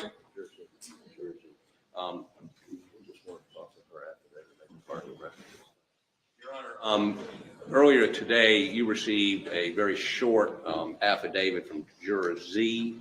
We'd like to proffer that and make it part of the record. Right, I did not admit it, but I'll accept a written proffer, and if you would give the thing to me, I saw it on the screen on my law clerk's computer, but I don't have a printed out copy. We don't either, but would you allow us to do that? I will allow, before I close the record with Ms. Harris, if you can get it to us. When can you get it to us? We could email it this afternoon. Very well. How about do this? How about email it to Mr. Waters, to me, to Ms. Diaz, and to Ms. Harris, the court reporter. And I will say now that it's offered as a proffer, and I will receive it as a proffer. I have not admitted it into evidence. Yes, ma'am. All right.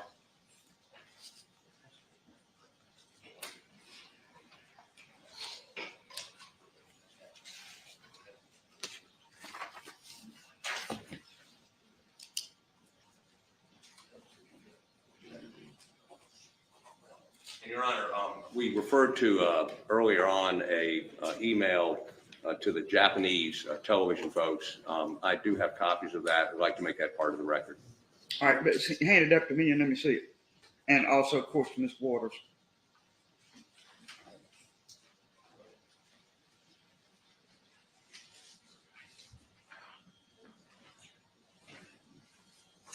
Oh, I'm sorry.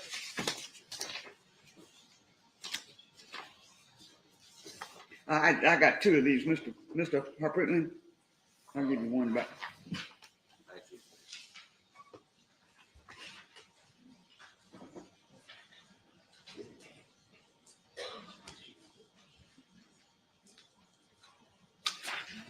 you.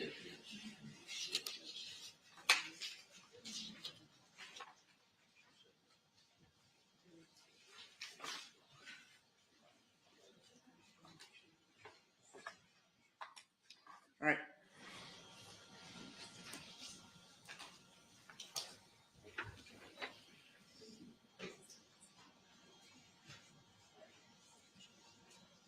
And Your Honor, for the record, the hearing before Judge Newman to seal the body cam videos was on May 26, 2023. This email is in July, just to give you the context of All what's right, going and on. this is being offered as a after the fact email to Rebecca Hill, and her replies garnered from the emails that were released by Cotton County at a certain point. And it addresses the issue I raised with Ms. Hill relative to the security of sealed records. Exactly, Your All Honor. right, I'll admit it. Mr. Waters? As to this specific exhibit, Your Honor? Yeah. Your Honor, I mean, we don't have any objection other than the ones we've raised just generally to the testimony. But I have no further objection to Very Your good. Honor. All right. Your Honor, that's all we would have. All right, hang on. All right, have you got a copy of it there? I got it. This is his next exhibit. Proffer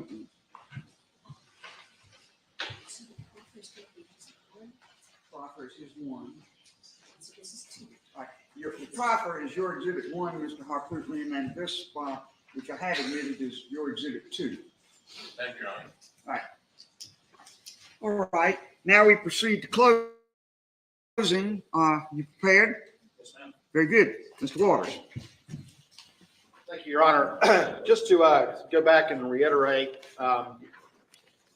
as to the standard, and ultimately, we've of course argued that the defendant has the burden. We've also discussed that the standard for Your Honor, of course, is first of all, was there any misconduct that occurred? And then regardless of that, whether or not there was any effect on the verdict. And the standard has been expressed in multiple cases is whether the verdict is solely the product of honest deliberation or the product of outside influence. And that inquiry fundamentally, as the court recognized from the very beginning, focuses on the jurors themselves, because it doesn't necessarily matter what was said as much or what was intended or what was inadvertent, even assuming that those existed. What matters is what the jurors heard, what they perceived, and whether or not it had any sort of effect on the verdict. And Your Honor went through that inquiry with these jurors. 11 of those jurors were clear and unequivocal that there was no effect on their verdict, and also clear and unequivocal that nothing was said that could in any way be inferred as any sort of attempt to influence them. And I think that's very important, Your Honor, because there can be sometimes behind the doors, as we've talked about, I think some of the cases recognize this, that some conversations can go on and things like that can happen. But ultimately, And while I think there were some cases cited in some of the various South Carolina decisions, that it's unrealistic and not surprising to think that sometimes things like that can happen, an untoward comment or something was said. But that was an Aldrich, Your Honor, in the 1999 Supreme Court case.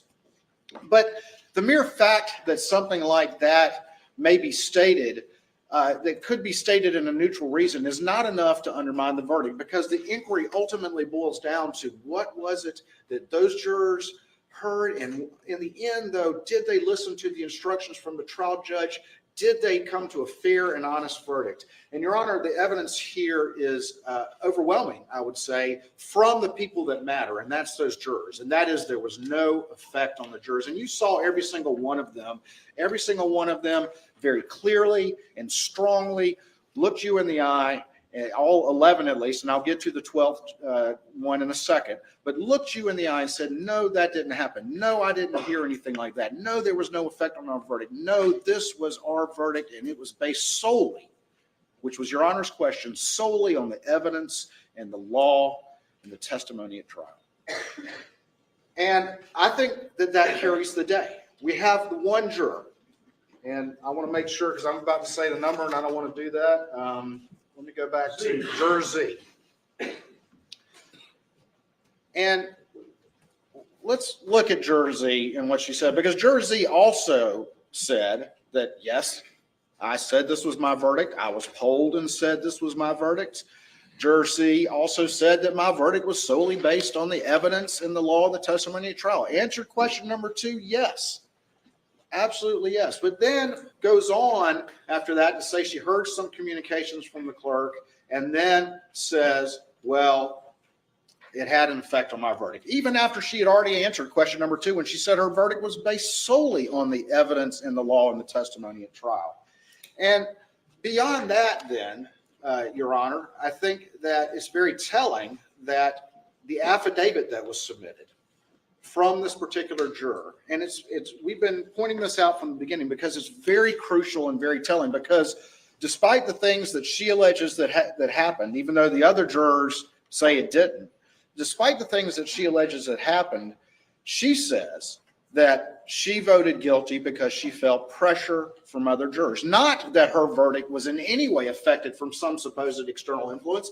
In that affidavit that was filed with the defense motion from day one, that is what she says, that she felt pressure from other jurors. And Your Honor, we've cited the cases over and over again that the internal mechanics of the jury room, the fact that one juror feels pressured by others, as long as there's not violence or things that go beyond the pale, that is not a basis for undermining a verdict. That is part of the deliberative process, and it's expected, and it occurs.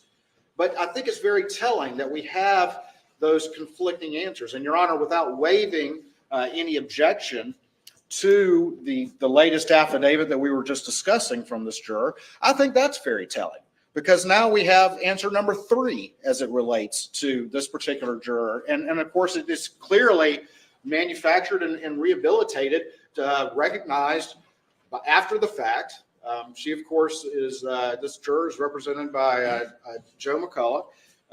And ultimately, we've got now a third version of events from this very juror. So we have this juror who's given answers all over the place that are inconsistent with 11 other jurors who were very strong and unequivocal that, yes, this was our verdict. It was based solely on the evidence, the law, and the testimony, that there were no communications from Becky Hill that influenced that verdict. And I think ultimately, when you look at the case law, in the end, it's up to Your Honor to make that ultimate determination and looking at all that law together. We cited a number of decisions, including, as we discussed, the questions to be had. I sent an email where we set out some questions that it's not uncommon, perhaps, for a juror to have a second thought. But the law is very clear that it does not recognize that, because what that would do would be to consistently and constantly put every verdict that occurs in any courtroom in this state or in the nation at risk. Jurors don't have to vote in perpetuity. They vote on one day and one day only. And here, Your Honor, the evidence is overwhelming that those jurors verdict was the product of honest deliberation, and the only bit of contrary evidence to that effect is from a juror who frankly not only said that it was purely the result of honest deliberation, but then has answers all over the place. And Your Honor, I would say that the other 11 jurors are credible. They were strong. They were clear with Your Honor. And I think that ultimately that carries the day. Now, we've had testimony from other people since the jurors were here. We've had testimony, obviously, from Ms. Hill. We've had testimony from Ms. Rhonda. And we've had testimony from this alternate juror. But again, none of that testimony at all goes to what is the ultimate test for Your Honor, and that is whether or not this verdict was the product of honest deliberation. And on that, again, the evidence is overwhelming and strong and clear that it was the product of honest deliberation.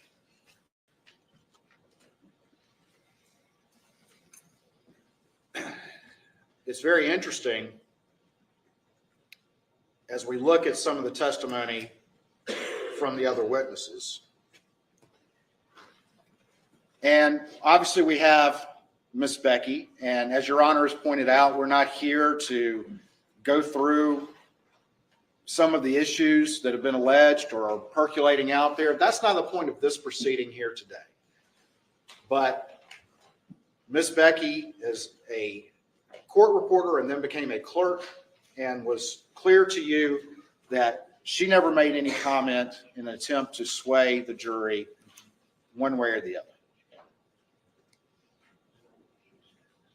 We have Miss Rhonda. And Miss Rhonda came in and testified, but I would submit to Your Honor that this is kind of a red herring, because what Miss Rhonda described were conversations that she herself admitted are just the kind of conversations that go on. And that's the reality of it. The conversations that go on among a trial team when we're not in open court, where we're discussing things, the kind of conversations that go on among court staff behind the doors, those types of conversations go on. But that does not mean, nor does that necessarily indicate that somebody's not going to come out here and do their job fairly, and understand the distinction between influencing a jury and not doing that. And one thing that I think is very important is Miss Rhonda was at that trial more than Miss Becky was. And she was very clear. And I probably was as repetitive as anyone here today in asking that question over and over again, because I didn't want that point to be lost. That Miss Rhonda said, I was there more than anyone else, and I never saw anything or observed anything or had anything happen that would cause me independently to go to Judge Newman, because that's what I would have done, to go to Judge Newman and say, something's not right about this. This needs to be fixed. Something's going on that's improper.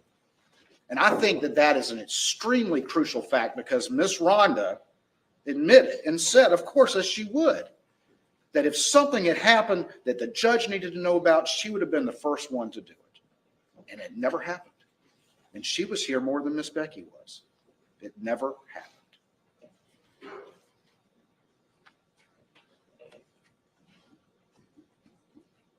When we look at the balance of those facts, when we have the clerk of court come in and testify that, maybe I did this or maybe I did that, maybe I plagiarized the book, a portion of it, maybe I did this, maybe I wrote in things in there that are based on community knowledge or newspapers or poetic license or whatever you want to call it. I don't care about the book.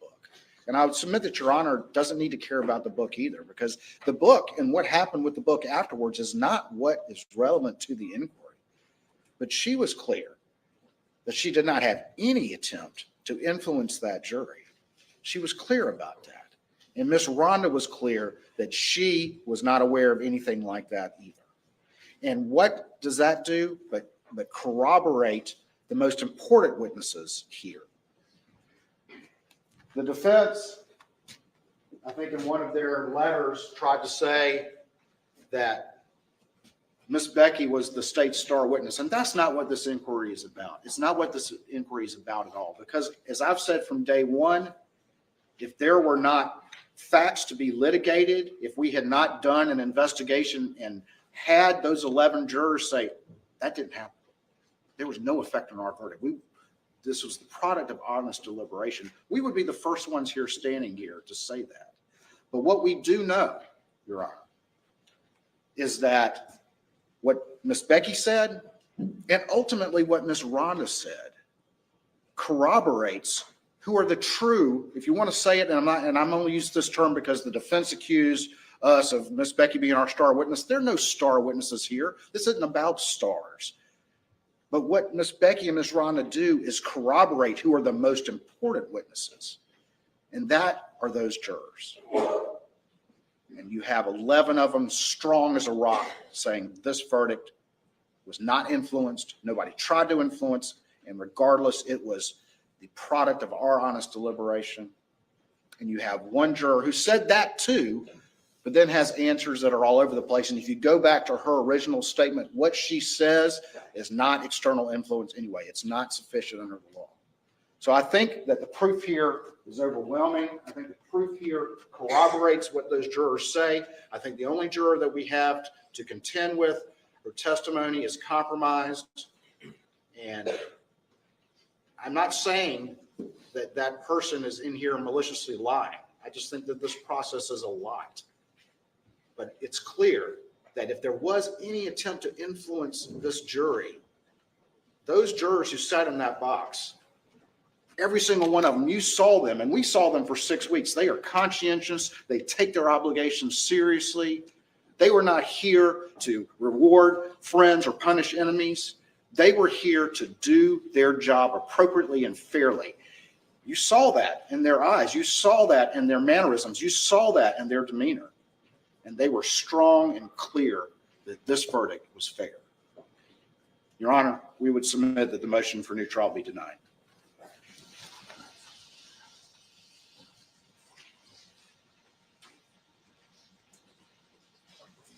Mr. Harpootlian. Mr. Griffin will be arguing. All right. That's good.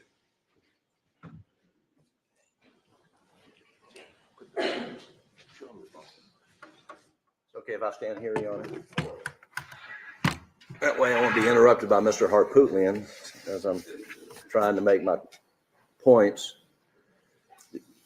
Your Honor, I want to first start with State v. Green because I understand that that's the guidance. That's what we're following here.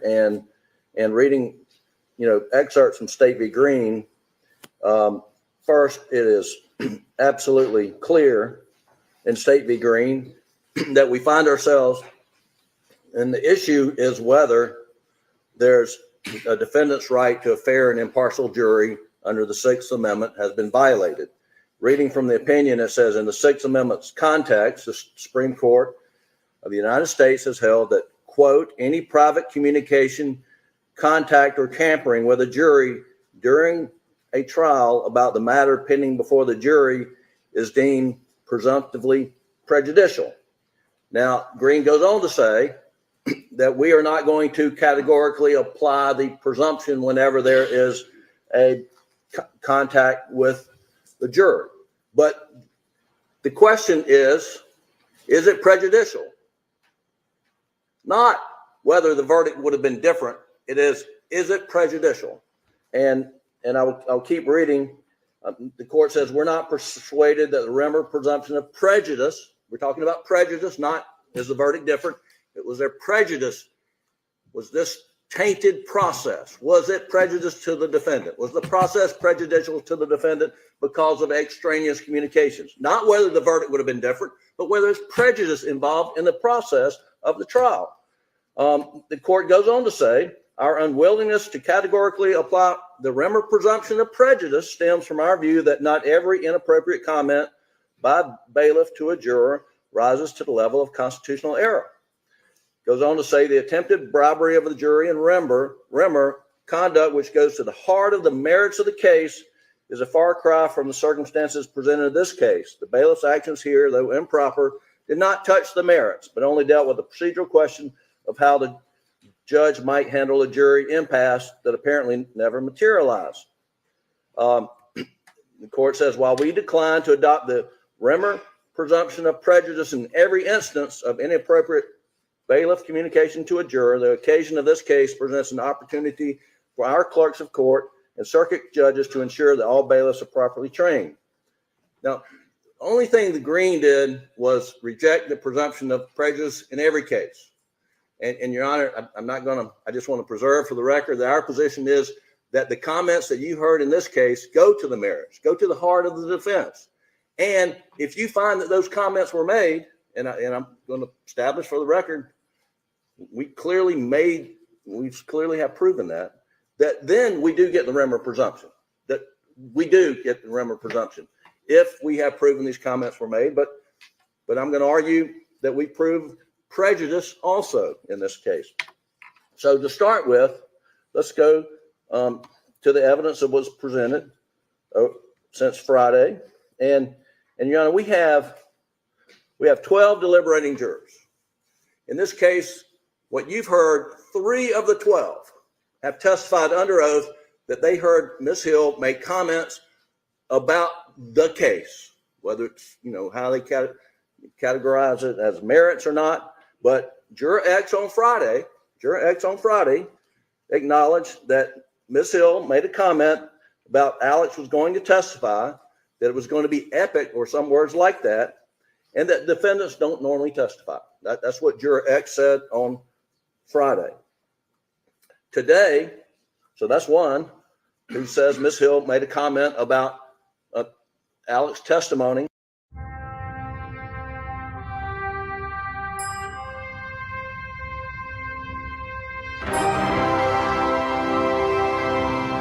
Now made from Daya Oat Cream Blend.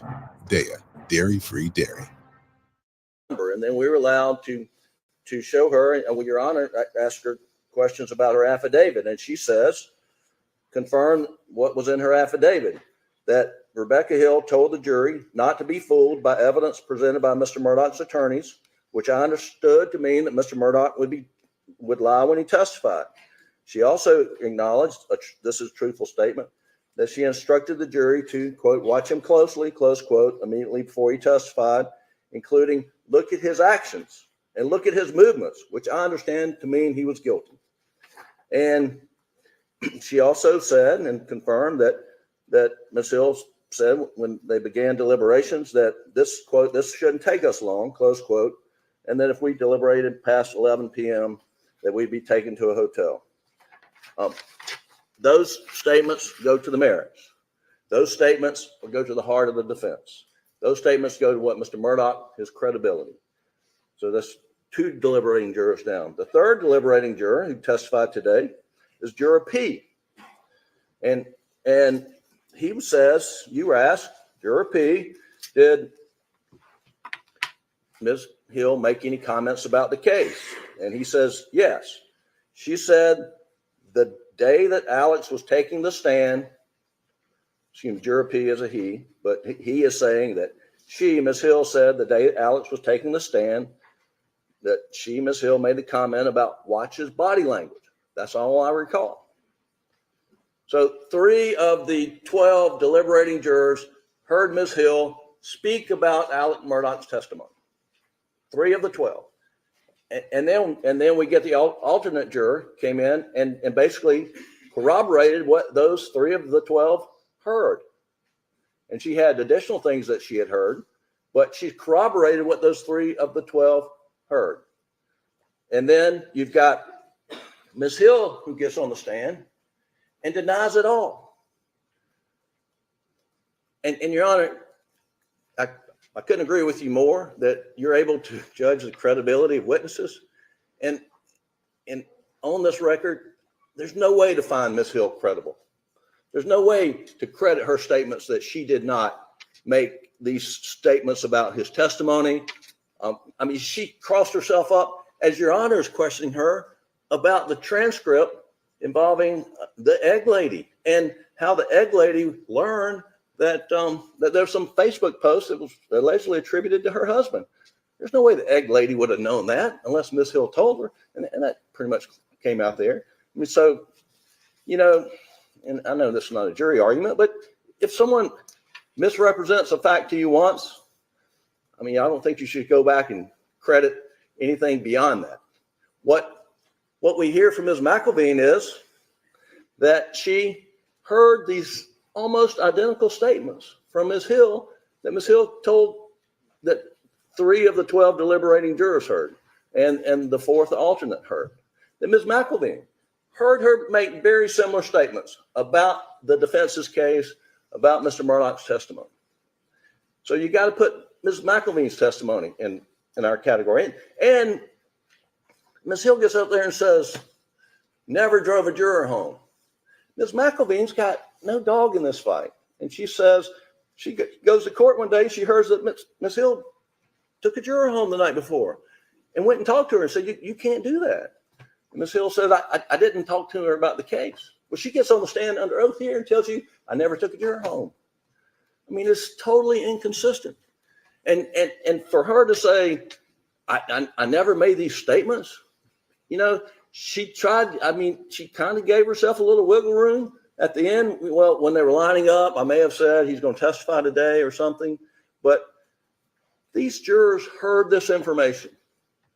And the question under Green and Rimmer, was it prejudicial? Now, what we got from Juror Z today, the question was, did these comments influence your verdict? And Juror Z says, yes. Then you ask how. And Juror Z says, to me, it felt like she made it seem like he was already guilty. Then you said, did it affect your finding of guilt in this case? And the answer was yes. And so that's prejudice, Your Honor. That is prejudice from one of the 12 deliberating jurors. Was your verdict influenced by what Ms. Hill said? And good grief, how could it not be? How could it not be? And to ask all these other jurors who heard the same thing, was it influenced? It is really an impossible task, because you don't know what's influencing a jury. And frankly, that's why the Rimmer presumption is there. But let's try to sort this out. And Your Honor, I think it was a State v. Kelly case where the deputies went out and they were investigating the jurors' beliefs on the death penalty, and there was really no testimony about did that affect your verdict. But it was just so wrong. The conduct was so wrongful that the Supreme Court says that's prejudicial, and we're granting a new trial. I mean, this is prejudice, and this has been proven. I mean, Ms. Hill is not credible. Ms. Hill is not credible. And she's talking about her book, talking about taking literary license to lie. Literary license to lie is that's what she thinks a literary license is. So her testimony should not be credited. We have proven, we have met our burden of proving that there was extraneous contact with these jurors. 3 of the 12 deliberating jurors have testified to that. 1 of the 12 says it influenced my verdict. How is that not prejudice? And that's all we have to prove. We believe, for the record, there is a presumption of prejudice that they have to overcome, but we have proven prejudice. And Your Honor, we respectfully request that a new trial should be granted based on the record developed today. Thank you.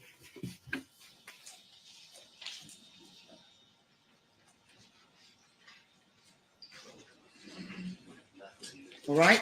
The arguments are closed. I will take until 5 of the hour to examine my notes, and then I will come and make a ruling from the bench on this matter. Court will be at ease. Okay, so she's not going to make us sit and wait for a couple of weeks while coming up with a decision, which happens frequently. So that's good. Let's go back over to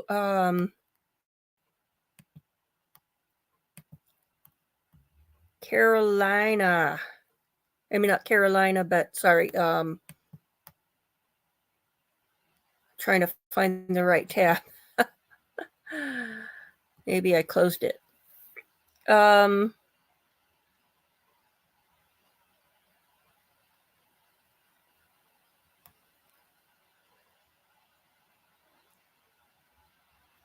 Okay, they've ended for the day already over in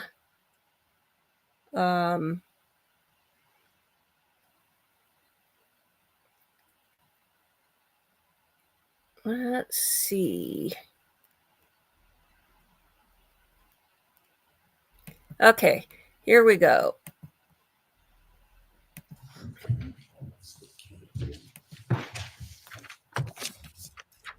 Thank you.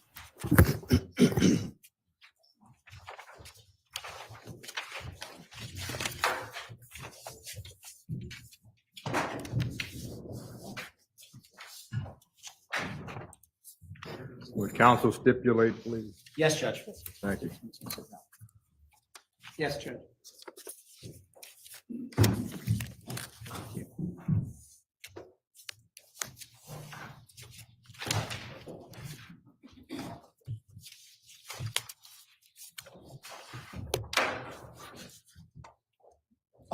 When we left off, I was just going to brief, we haven't watched the August 13th video yet from the interrogation, but that you said took place at Group G in Westport, right? That's correct. Yeah. And at that time, she was still living at the Avon Hotel, correct? I believe so.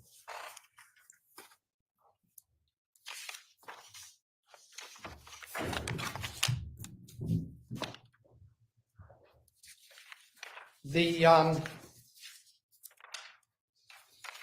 at one point, Mr. McGinnis the other day showed you the timeline which we talked about today again, correct? He Yeah. showed you Yes. that you took it out of the bag and you discussed that there were 3 photocopies, right? Yes. One of them appeared to be one side of the document that was an original with the purple line on it that Mr. Dulos wrote. Yes. The other one she told you was in the possession of Mr. Bowman, right? Yes. Yes. Yeah, she had the two that we showed, the phone calls and her timeline. She told you that Mr. Bowman had it, right? Yes. And we see in that June 6th video that Mr. Bowman says, she gave it to me, and he starts searching through his papers, right? Yes. You had no reason to doubt that, did you? No. She also told you that this was the first time that she had shaved Mr. Dulos's head, correct? Correct. But she told you he'd done it before for water skiing, right? That he had done it before. I'm not sure if Yeah. it was for water skiing. Well, I'm just going to show you Exhibit 5, Defense Exhibit I. It's already in evidence. I'll show you a couple of the images from that. Is the screen on?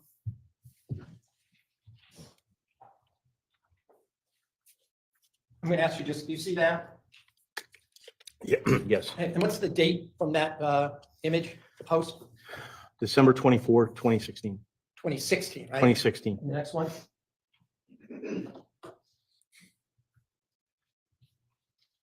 What's the date for that one? June 25, 2016. The next one? Can you zoom in a bit? Well, before you do, what's the date on that one? June 18, 2017. So you'd agree this wasn't the first time you'd ever close cropped his hair, correct? In 2019, that is. He had short hair previously. I don't know if it was as short as it was when we encountered him on the 31st.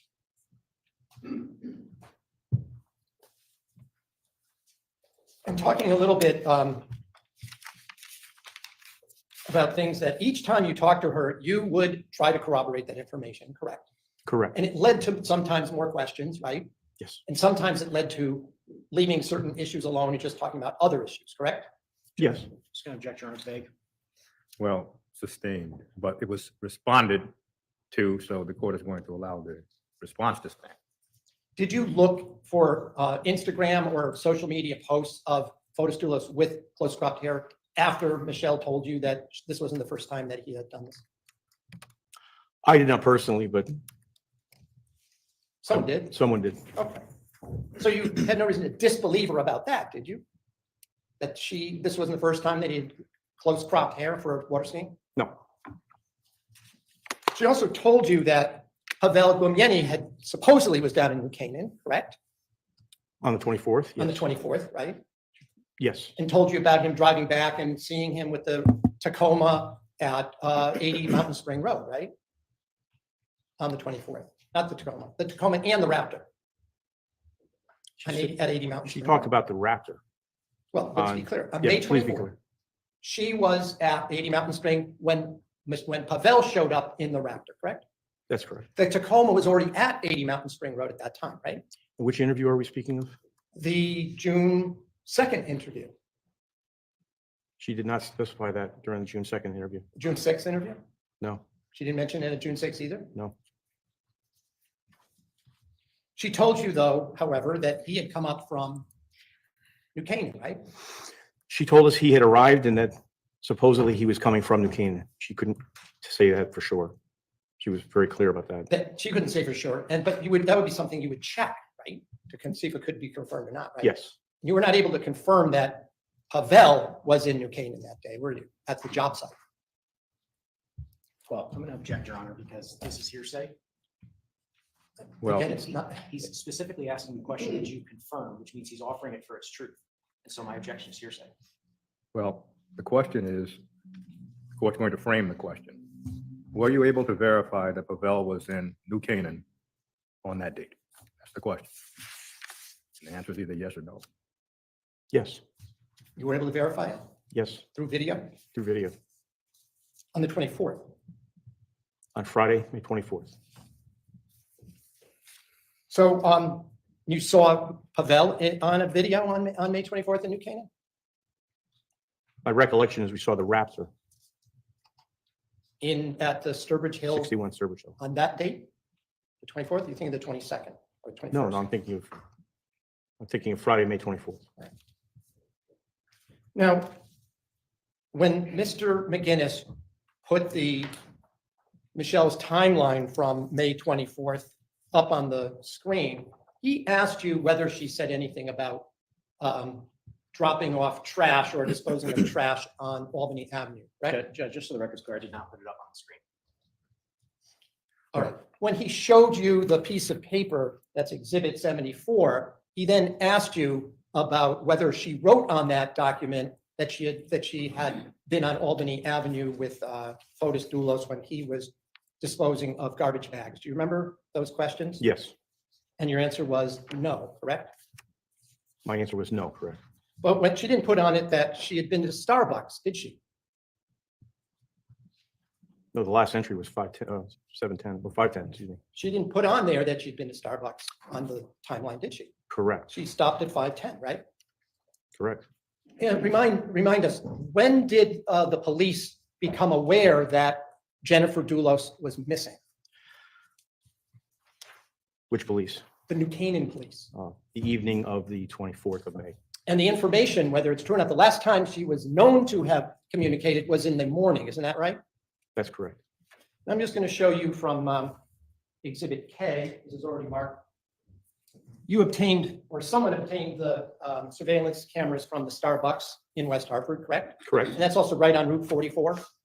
Yes. It's between, I don't want to put on a map, but it's between the Avon, Deercliff Road, and down to Hartford, right? It's in between those points along Route 44, correct? That's correct. So I'm going to ask you to look at Exhibit K for a moment here. And do you recognize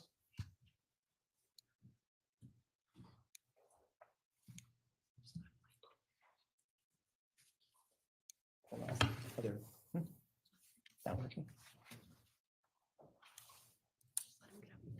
All right, could you point to where Michelle Troconis is in this screenshot?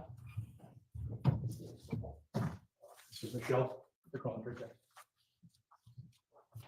Okay, and do you know who the person with her is? Can you identify that person? Appears to be Fotis Dulos. Let me show you one other screenshot from this video. Do you recognize the people that are in this video as well? Yes. And again, I don't know why my pointer's not working, but is this Michelle? Is that Michelle holding a sandwich on the left there? Yes. Talking to Mr. Dulos? Appears to be yes. And she had indicated that to you in the interview that that she had bought a sandwich at Starbucks, right? Correct. Yes. She said it tasted terrible and she threw it away, right? Yes.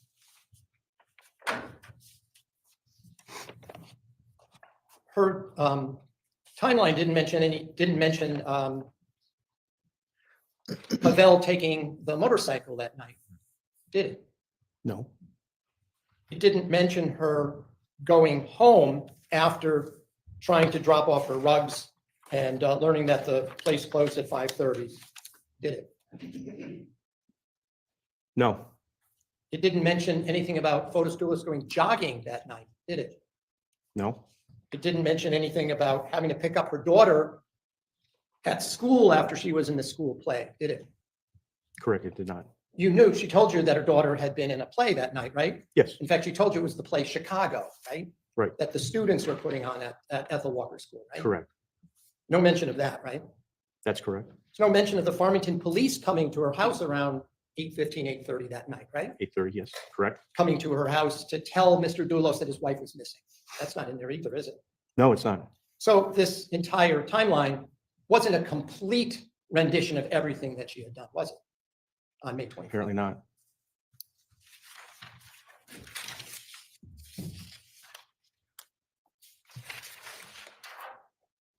Just have a moment.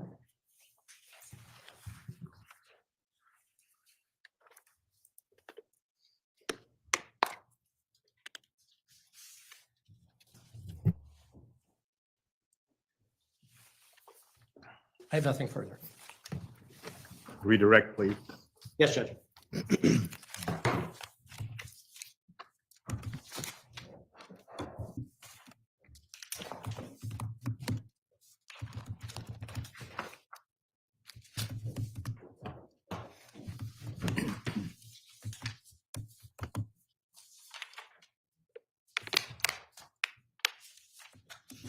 Detective Kimball, you were asked on cross-examination specifically as to defendant's account, whether she had seen Mr. Dulos in the four-group office on May 24th, 2019. Do you recall that?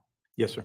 And you and Attorney Schoenhorn had a back and forth about whether or not she had seen him in the office or simply heard him. Do you recall that? Yes. I'd like to play, Your Honor, if I could. I'm going to object as to the mischaracterization. I didn't ever use the word heard him. I said that she believed he was there because Mawinnie was there and she had been told that he had a meeting with him. So I object to that characterization. Well, the court does not recall on cross-examination the question as to whether Michelle Troconis heard Fotis Dulos. But nevertheless, that does not foreclose the line of question. You just heard Attorney Schoenhorn's objection, correct? Yes. So let me try to reframe the question. You had a back and forth with Attorney Schoenhorn about whether or not the defendant actually said she saw Mr. Dulos in the office or whether or not she just assumed that he was in the office, correct? That is correct. All right, so let's have a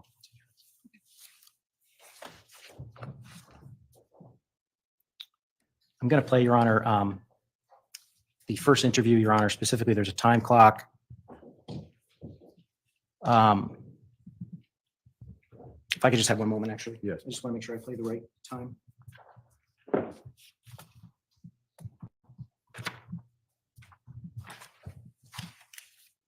This is the time clock, Your Honor. It's 14:50 and 19 seconds to 14:51 and 6 seconds. Medication like I always do, in the table or in the chair. I go up to the office. I was going to do a coffee. I didn't. I don't remember if I did a coffee. I don't think so. Usually, I do coffees every time. You call me sometimes with Fotis, sometimes without it. I walk, Kent, the lawyer is there. They're talking in the further. Have you been in the house now? Just explain. They're in the table down the office. They can't do. And Fotis. I grab my computer. Detective Kimball, did you have an opportunity to listen to the defendant's words in that particular clip? Yes. What did she say about whether or not she had seen Mr. Dulos in the office on May 24th? She stated she saw they are at. She stated she saw Mr. Dulos And did she indicate where in the office she had seen him? towards the back of the office with Kent Moen. She didn't say that she assumed that he was in the office in that clip, did she? She did not. Now, I want to play for you another clip.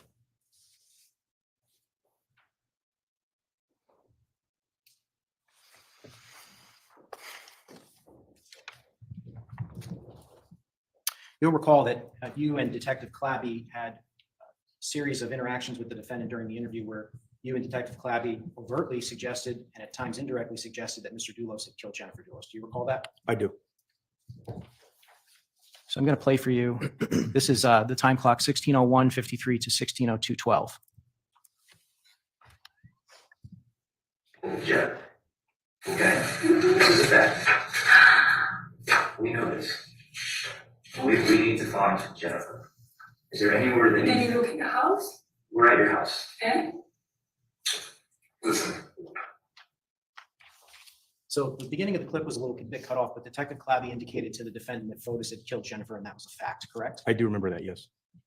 And the defendant asked you, did you look in the house? Yes. Did you find that response odd? Objection, irrelevant, speculation. Well, this is the witness's perception of how he perceived the response. Overruled. Yes, I found it unusual. Why? It was a jump to something that we were making a statement. She was alluding to the house. And I want to also just direct you back now. You recall the back and forth that you had with Attorney Schoenhorn about whether or not she had assumed that she saw Mr. Dulos in the office or whether or not she had actually said that she saw Mr. Dulos in the office.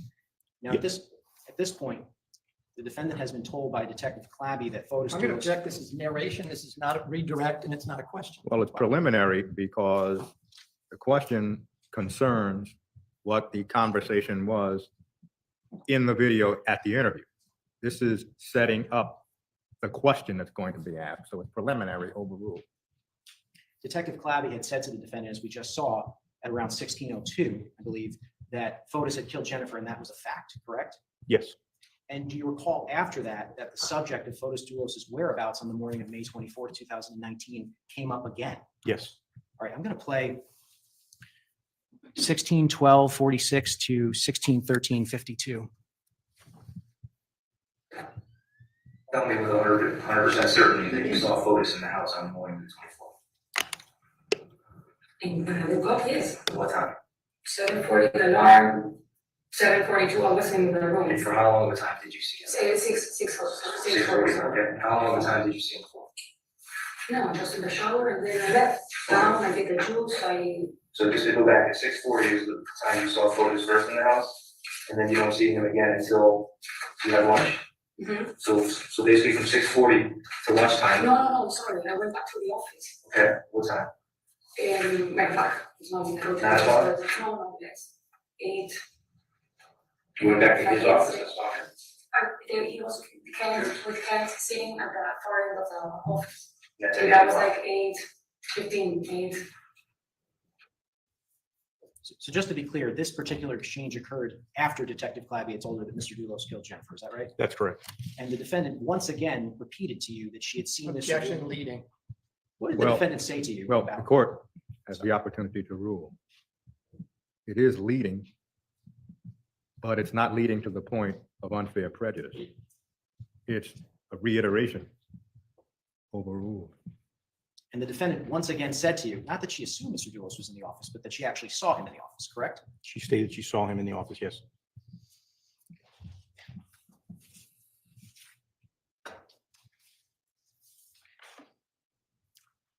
Detective Kimball, you were asked about whether or not the defendant was speaking to you about her usual day or whether or not she was speaking to you about that day. Do you recall those questions? Yes. All right. I want to play another clip.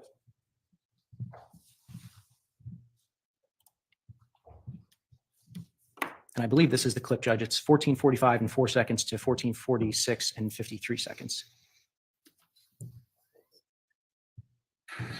Usually I have that alarm set for 6:40 every day, but not Thursdays because Nicole goes to school. On Thursdays, she gets in at 9 instead of 8. So from Monday, Tuesday, Wednesday, and on Fridays, my alarm is always mine, and Nicole's alarm is always set at 6:40. Okay, you live at 4 Jefferson Crossing? Yes. Okay, with Fotis and with Nicole? Nicole. Okay. Yes. And Nicole is 12? Yes. Okay, all right. So my normal day, the alarm sounds. Usually I'm in my room, she's in her room. She wakes up, she's very independent. She wakes up, I hear the shower turning on. That day I slept with her because then on Thursday to Friday it was raining. There was thunderstorms.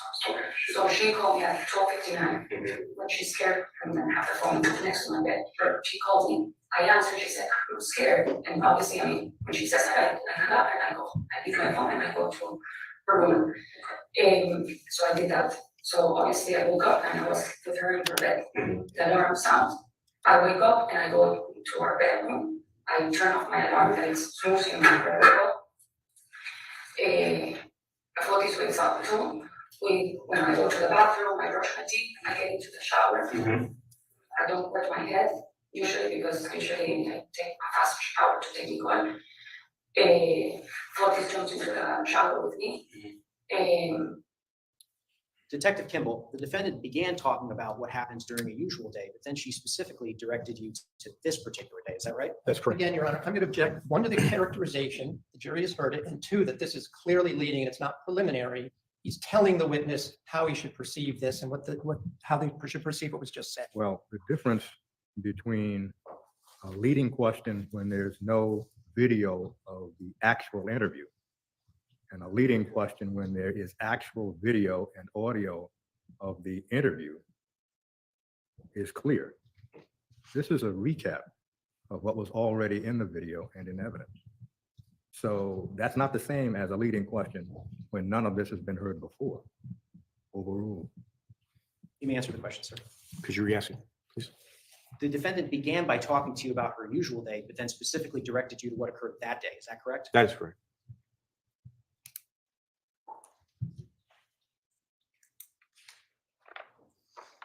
Detective, you were asked on cross-examination about various pieces of information that you were able to confirm. That is information that the defendant gave you. Do you recall those questions? Yes. Was there also information that you were unable to confirm? Yes.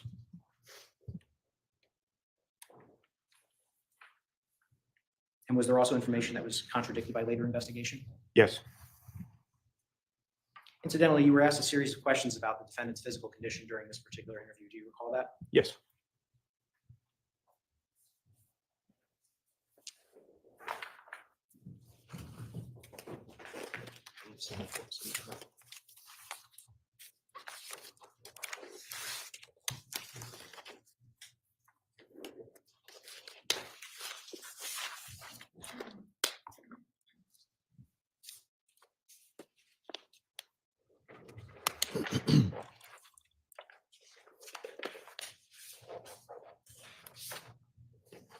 Just for the record, Judge, I'm holding State's Exhibit 74. It consists of 3 documents. I'm referring specifically to the document that begins with the time entry of 6:40 from Mr. Sherman's benefit.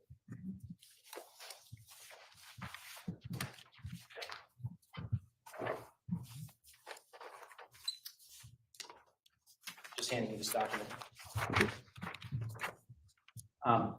Detective Kimball, you were asked questions about the defendant's physical condition. Do you recall that? Yes. Did the defendant ever indicate to you that she hadn't slept before she wrote this document? No. Your Honor, I'm going to object. This had nothing, we're talking about the conditions in the interview. I didn't ask anything about when she wrote anything. I didn't ask any question about her condition on May 24th. So this is clearly outside the scope. Well, the court hears the question this way, and perhaps there needs to be clarification. Was the defendant tired when she wrote the timeline such that she left things out? That's how the court hears the question. Or did you notice if the defendant was tired? Perhaps, may I just ask another question here? Attorney Schoenhorn asked you a series of questions about the defendant's physical condition. We've talked about that, correct? Correct. And he asked you whether or not she had eaten. He asked you whether or not she was exhausted, things of that nature, correct? Yes, correct. Did the defendant, and she relayed information during the course of this interview, true? True. Okay. Did the defendant ever indicate that she was exhausted when she wrote that timeline? No. Did the defendant ever indicate that she was dizzy when she wrote that timeline? No, Was the defendant under arrest when she wrote that timeline? no,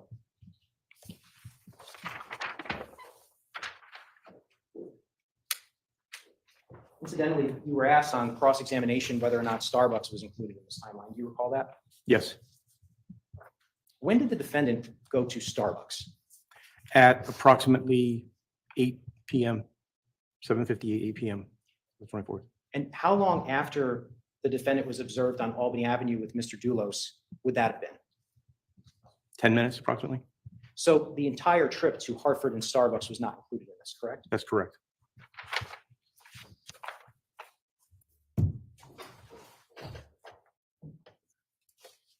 From an investigative perspective, did you find that strange? Yes. Objection.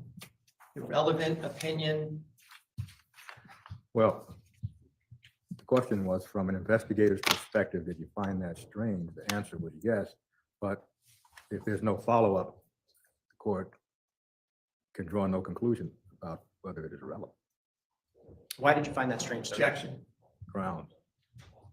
The same, that's why I object to the first. His opinion on why a particular answer he found strange is speculation. It goes to his lay opinion. It has nothing to do with the case. And essentially, it doesn't matter what he thought about it. Your Honor, may I be heard on that? Well, the court is able to address the objection. The question, did you find that strange, leads to another question. And that question is, for what reason did you find it strange? And the witness is going to testify that he found it strange because certain things didn't, to use a colloquial phrase, didn't add up. So it's overruled. Why did you find it strange, sir? Found it to be strange because it was potentially incriminating information and it was omitted. Incidentally, you were also asked a series of questions on cross-examination about the defendant using the English language. Correct. What language was her timeline written in? English. To your knowledge, did any police officers force her to write this in English? Not to my knowledge, no. Similarly, you were asked on cross-examination about a document contained within State's Exhibit 74, which included, well, it's titled phone calls. Do you recall that document? Yes, What language was that written in? also in English. Did the defendant ever tell you that she was malnourished when she wrote this particular document? No, she did not. Was the defendant under arrest when she wrote that particular document? She was not, no.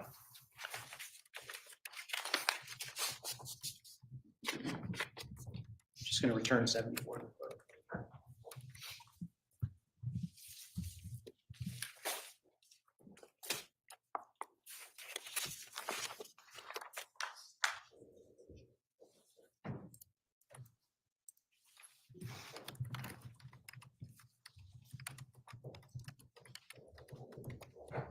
Detective, you were asked a series of questions on cross-examination, I believe it was Friday, although it might have been today as well, about your experience in general with interrogating suspects. Do you recall those questions? Yes, yes, And some of the questions that you were asked included whether or not someone who was educated could be nervous, things of that nature. Do you recall that line of questioning? yes, I do. Detective, in your experience in questioning suspects, do arrestees and suspects in crimes provide detailed accounts in attempts to show that they're being truthful at times? Objection. It's vague. It's irrelevant what happens in other cases. And it's, again, going into lay opinion about comparing her to some other random unknown other suspect. Well, it wasn't irrelevant on Friday, Judge, when he asked these types of questions. I'd ask the court for a little bit of leeway here. Well, the questions on Friday were, as the court would call them, cannot someone who is educated get nervous? And the line of questioning concerned, cannot someone who is essentially well-read get nervous? Now, this line of questioning is questioning about general observations or perceptions by this witness of suspects in crimes and whether they, that is, those suspects can provide detailed information. And the court assumes that was the thrust of the question. Is that correct? Yes, Judge. So again, the question is, isn't it true that those who are suspected of crimes who are being interrogated by the police can provide detailed information? So essentially, the court hears the objection, but the thrust of the inquiry is everybody who talks to the police in interrogations doesn't forget details. That's what the thrust of the question is, as the court understands. So the court's going to allow it. Overruled. Sister, would you mind re-asking the question? Would Madam Monitor be able to read it back?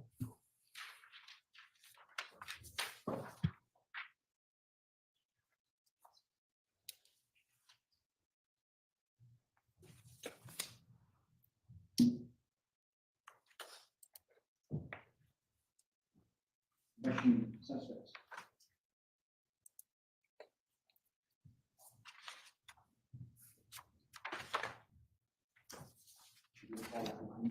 Yes, please. Detective, in your experience in questioning suspects, do arrestees and suspects in crimes provide detailed accounts in attempts to show that they're being truthful at times? Yeah. Let me answer. Yes.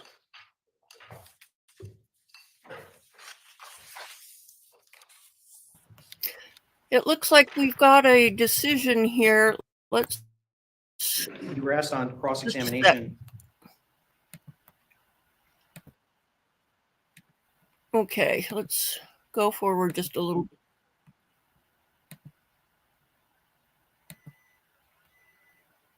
Come on.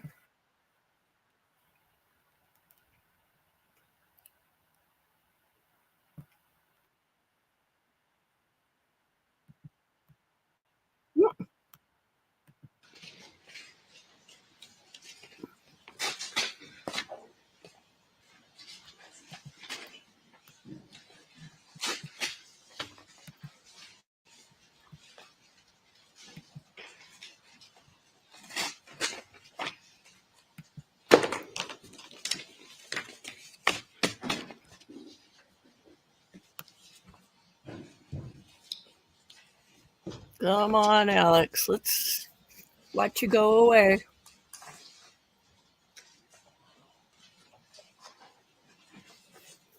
That bailiff to the right of Alex looks like he could be In the matter of the state of South Carolina against Richard Alexander Murdaugh,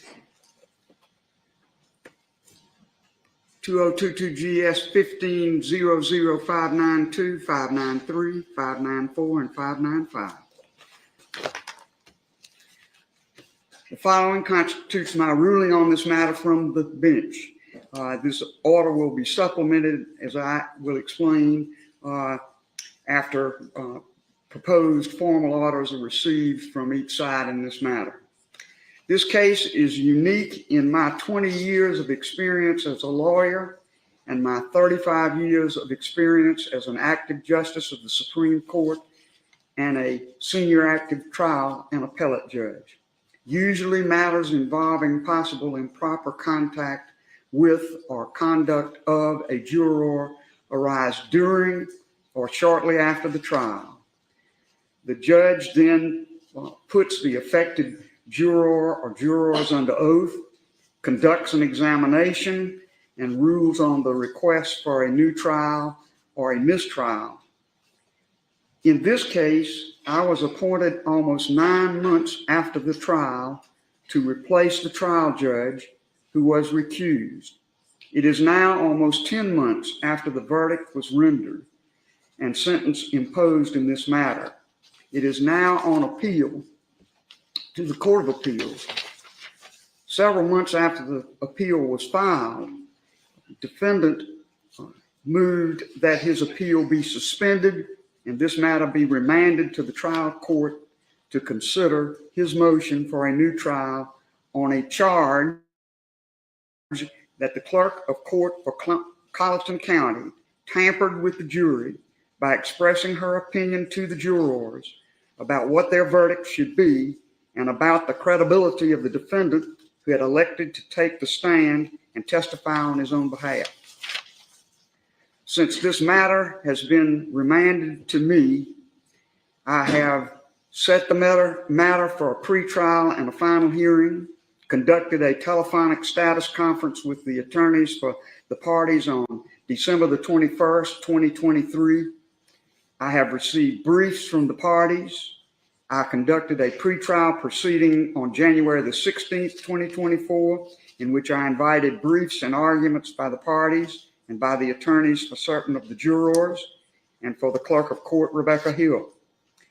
On Friday, January the 26th, 2024, I conducted a hearing on this matter in which I took testimony from one of the jurors. The conduct of the examination conducted solely by me. I received further argument from the attorneys for the state and for the defendant. Today, January the 29th, 2024, I have taken sworn testimony from the remaining 11 jurors who rendered a verdict in this case. This examination was conducted solely by me. I have found no case that provides otherwise in the many cases I have read on the subject of a motion for a new trial on the basis of after discovered evidence of jury tampering or misconduct. I have also received sworn testimony from the clerk of court, Rebecca Hill. Direct examination was conducted by Deputy Attorney General Creighton Waters. Cross-examination was conducted by Defendant Attorney Richard Harpootlian. I have also propounded questions myself to the clerk of court.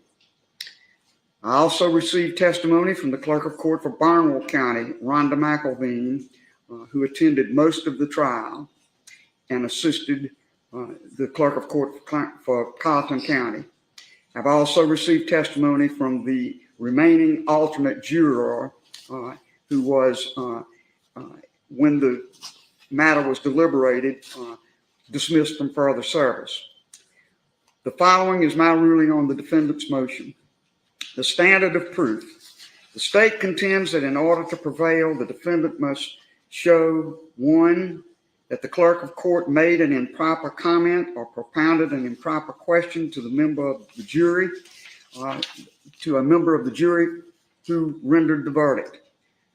Two, defendant must further show that Ms. Hill's improper comment or question actually influenced the juror's verdict, citing State v. Green, State v. Aldrett, and other opinions of our Supreme Court and other authorities. Defendant contends that he must show only that an improper question or comment was propounded to any juror by clerk of court Hill. If so proved, the defendant contends that the motion for the new trial must be granted. Defendant relies on United States v. Rimmer and many other cases. My ruling is this. On the law, the defendant has the burden of proving both the fact of the improper comment or question by the clerk of court, Rebecca Hill, to a juror or jurors, and two, prejudice suffered by the defendant, specifically that the Hill improper comments to the juror or jurors influenced the juror to vote to convict defendant Murdaugh. The facts. Did clerk of court Hill make comments to any juror which expressed her opinion of what the verdict would be? Ms. Hill denies A, and so the question becomes, was her denial credible? I find that the clerk of court is not completely credible as a witness. Ms. Hill was attracted by the siren call of celebrity. She wanted to write a book about the trial and expressed that as early as November 2022, long before the trial began. She denies that this is so, but I find that she stated to the clerk of court, Rhonda McElveen, and others, her desire for a guilty verdict because it would sell books. She made comments about Murdaugh's demeanor as he testified, And she made some of those comments before he testified to at least one and maybe more jurors. Did Clerk of Court Hill's comments have any impact on the verdict of the jury? I find that the answer to this question is no. Each member of this jury took their involuntary assignment very seriously. They obeyed the instructions of the court. They obeyed their oath. These good and decent citizens of Colleton County stood to their duty and rendered their verdict without fear or favor. It was a difficult task. 11 of the jurors very unconditionally said they either heard no comment, or if they heard a comment, it had no effect. One juror was ambivalent in her testimony. She was then examined on her previous affidavit, in which she said the effect, if any, that she had was pressure she felt from other jurors. The cases are myriad that pressure from fellow jurors is a part of the normal give and take of jury deliberations. The court is not to inquire in any way about what is said in those deliberations. But the juror, who was somewhat ambivalent, said on her oath at the time of trial twice, and said on her oath before me in these proceedings that she stood to her oath. The clerk of court allowed public attention of the moment to overcome her duty. I have read the entire transcript of this lengthy trial, not an easy task. I have studied in detail all of the authorities cited. I have independently researched the case law, learned treatises, and scholarly articles on the subject. Although there is certainly a split in the federal circuits and in the states on the standard of review, I simply do not believe that the authority of our South Carolina Supreme Court requires a new trial in a very lengthy trial such as this on the strength of some fleeting and foolish comments by a publicity-influenced clerk of court. This is a matter within the discretion of the trial judge, and I am the trial judge at this moment. I do not feel that I abuse my discretion when I find the defendant's motion for a new trial on the factual record before me must be denied, and it is so ordered. I will file a fuller order which denies this motion on the grounds I have recited on the record before me as a trial judge and the authorities that have been cited by all parties in this matter. To that end, I will hold the record open. I direct that within 4 business days of receipt by the attorneys in this matter of a transcript of these proceedings, a proposed order by the state denying the defendant's motion for a new trial with citations be sent to me and to opposing counsel. I will allow the defendant 4 business days from receipt of the state's proposed order to lodge objections and or submit an alternative proposed order. Upon receipt by the court of all proposed orders, I will finalize this record, submit a written order, and I will at that time transmit the written order to the Court of Appeals, the court which has remanded this matter to me. This hearing is adjourned. Thank you, Your Honor. Thank you. Let me say this, and I should have said it before I began my order. Hey, members of the audience, would you just be patient with me for one more minute? Please keep your seats.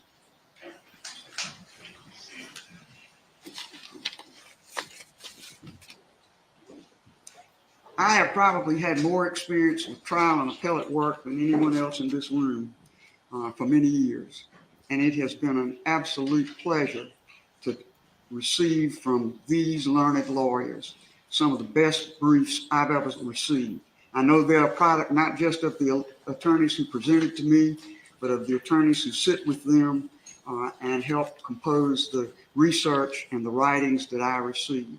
I know that I put you on a very tight timeline, but my feeling is these matters are best disposed of by the trial judge in a very timely manner, so that you may then go to the authorities that really count more than I do. That is, the appellate authorities who will decide what the standard in this particular matter is. I've not seen a case such as this before. I doubt whether our appellate judges have seen a case such as this before. And they will take a length of time to study the record in this matter, the record in the part remanded to me. There are many issues in this case, issues over which I have absolutely no authority whatsoever. But I will say this about the record now that I have read it. And I will say this about the testimony that I heard Friday and today. Judge Newman said it best in his sentencing when he discussed the weight and the measure of the case presented and testimony and evidence submitted in this case when it was tried. It is a very compelling case supporting the verdict that the jurors reached.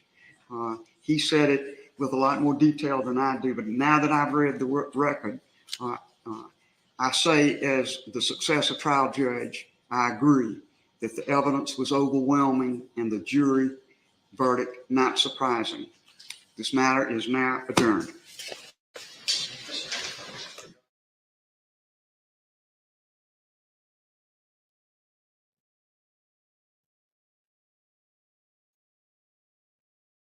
Okay, there we go. Alex, better get used to wearing orange. You're not going anywhere. He's lost weight.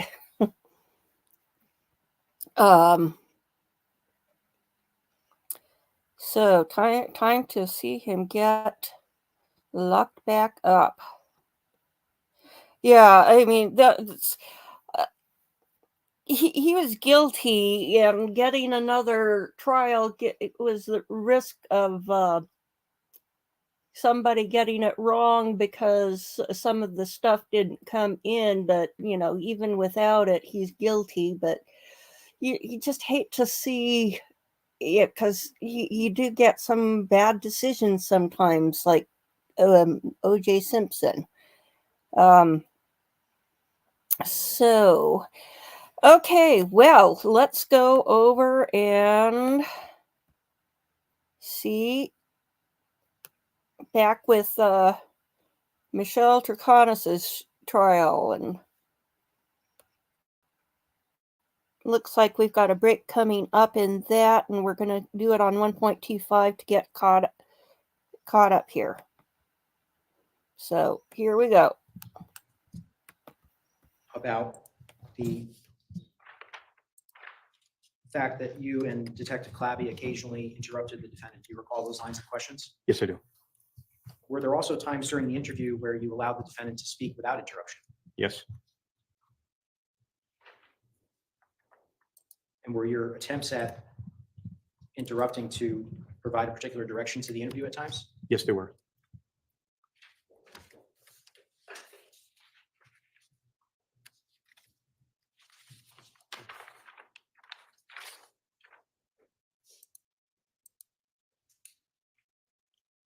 The defendant indicated that she relies on her phone, or at least her attorney indicated that she relies on her phone, I guess, in recalling certain events. Is that correct? That's correct, yes. But isn't it a fact, sir, that she relayed all that information to you on June 2nd and June 6th without the benefit of her phone? Yes.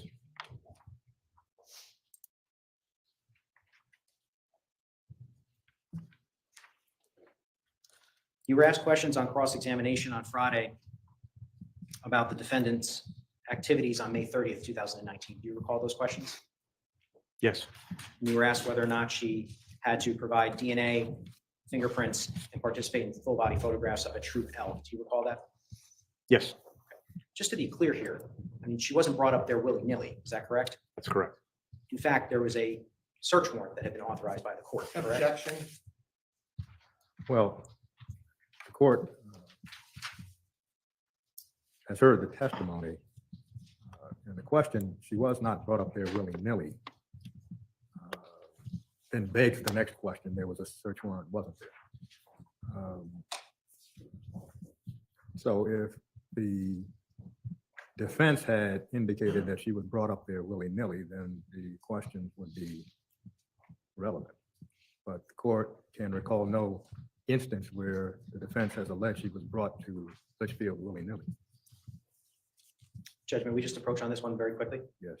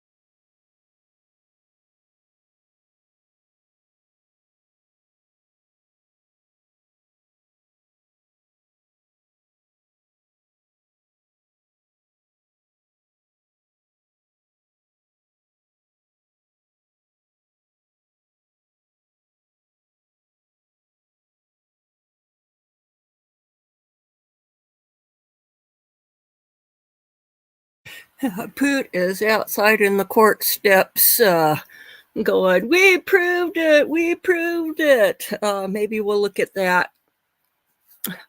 Looks like the sidebar is over.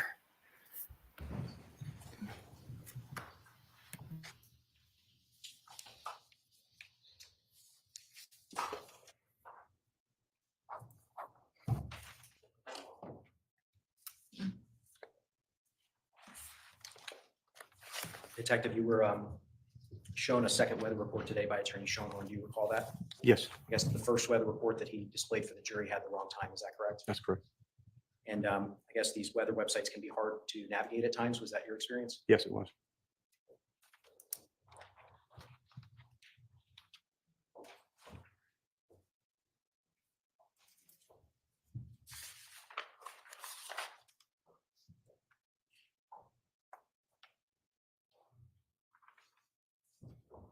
You were asked on cross-examination on Friday about whether the defendant had been, quote, a little annoyed, quote, with Mr. Dulos for going to Jennifer's house. Do you recall those questions? Yes, I do. She did not use the words that she was a little annoyed, did she? She did not know. What did she say about that? She said she was angry and she threw the phone down. Did she also indicate that she accused Mr. Dulos of being disrespectful? She did, yes.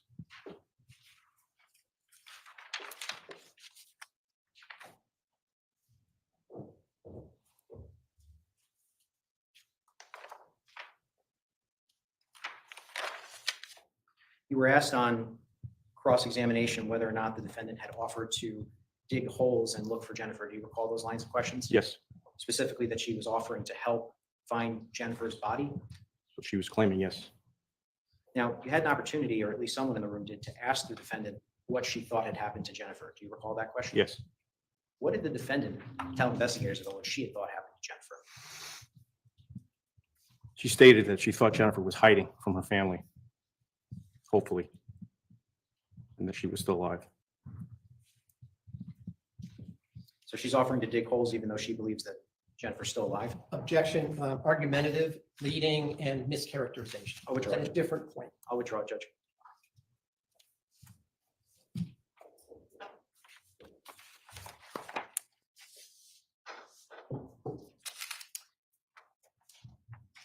During the first interview, the defendant was confronted by Detective Clabby about the FedEx envelope being thrown down the sewer. Do you recall that? Yes.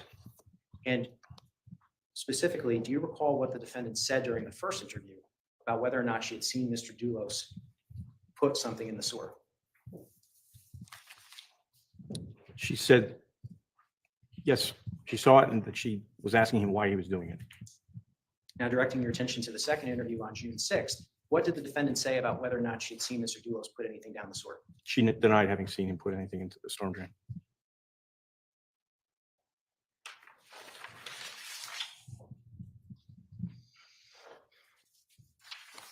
You were asked on cross-examination about the defendant's claim that the first time she learned about Jennifer's disappearance was when the Farmington Police Department arrived at Fort Jefferson Crossing in the evening of May 24th. Do you recall that question? Yes.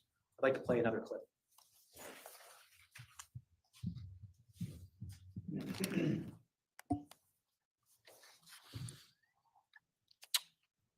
If I could just have one moment, Your Honor. Yes.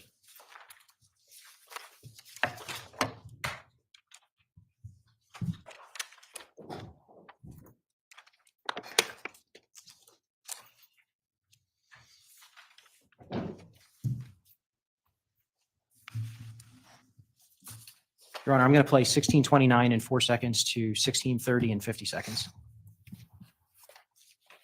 Yeah, open the bags. No, and he's like, no, wait. I never finished the story of like when the police came. Okay, because when after we went to the Starbucks, we went to the house, I threw the sandwich because it was disgusting.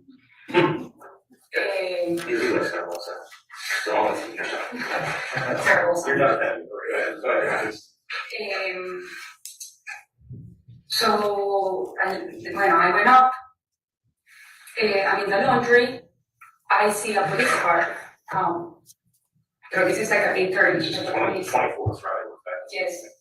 And I go out, and I was about to go down the stairs and I'm like, and I see Fotis Dulos, there's a police car down. And he's like, no. He walks to the door. I didn't go down because I see police and I panic. I don't know why. I think because I've seen too many terror movies. The police talks there, and the door doesn't go in, or Fotis doesn't go out. It was like in the door, in the middle of the door. I go to my room. I was in Nicole's room, and I'm like, okay, I want to be here. I go to my room. I went to the bathroom. I changed my. Okay, that's too much, sir. And then I go back and I'm like, what happened? And he says, the police just said that Jennifer's missing. I'm like, what? Detective Kimball, do you recall that exchange with the defendant? Yes. Now, where did the defendant tell you her daughter was on May 24th in the evening hours? The daughter was at a play at Ethel Walker School until 9 p.m. So at the time that the police arrived, the defendant's daughter was not home, correct? That's correct. The defendant indicated to you, though, that when the police arrived at Fort Jefferson Crossing, she, quote, panicked.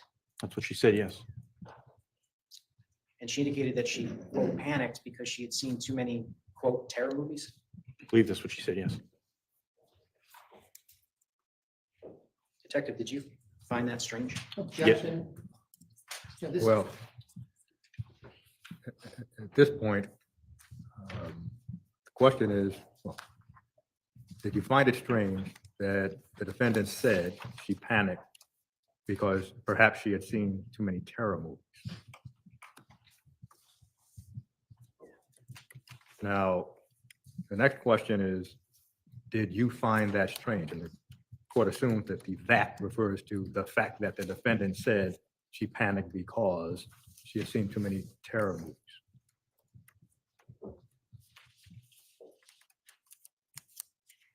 Well, at this point, if the court allows the response, then the next question should be, did you find it strange as soon as she said it? So at this point, it seems as if the responses are being, the witness is being goaded into saying something that we didn't see on the video. Exactly. So the court is going to sustain the objection.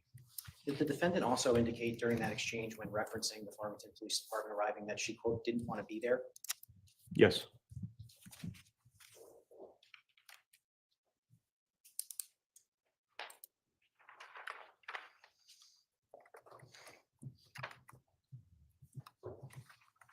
You were asked on cross-examination about whether or not the defendant told you on June 2nd and June 6th when you interviewed her that Pavel Gumieni's Toyota Tacoma was present at 80 Mountain. Do you recall those questions? Yes. Did she ever tell you that that Tacoma was present at 80 Mountain while she was there during either of those interviews? Not during the first two interviews, no.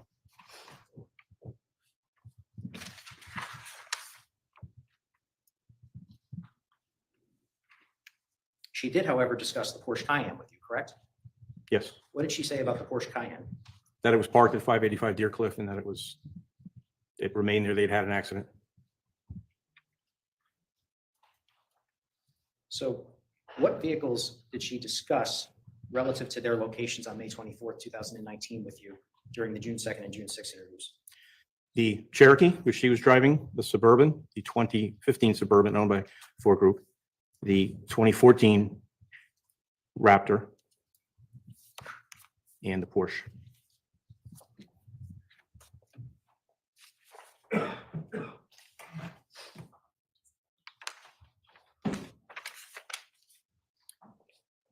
You were asked on cross-examination about how many stops Mr. Dulos made in the area of Albany Avenue, specifically how many stops were recorded.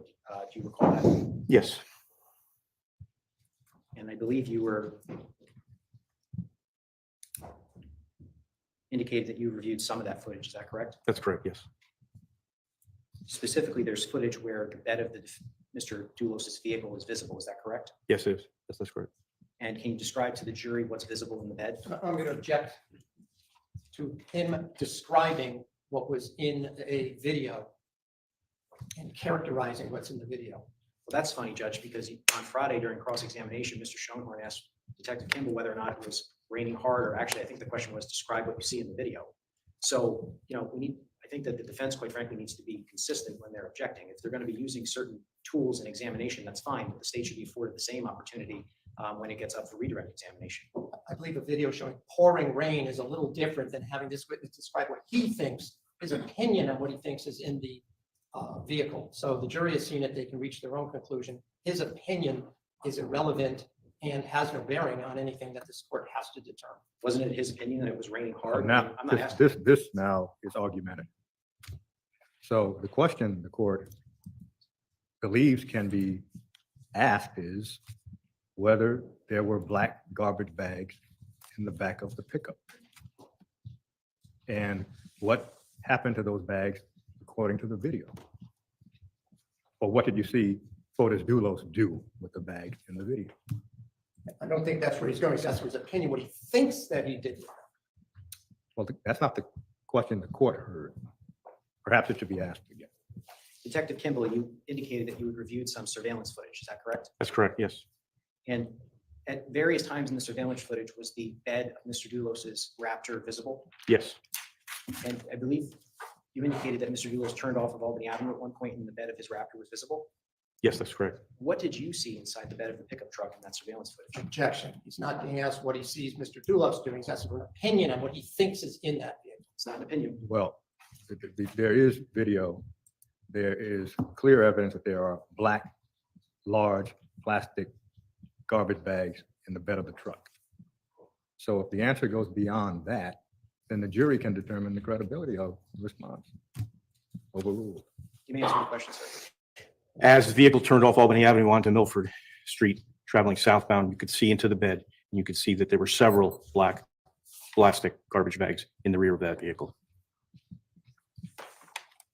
And after that vehicle turned, did the bed of the pickup truck become visible again in additional surveillance footage? Yes, it did. And describe to the jury what it looked like at that point.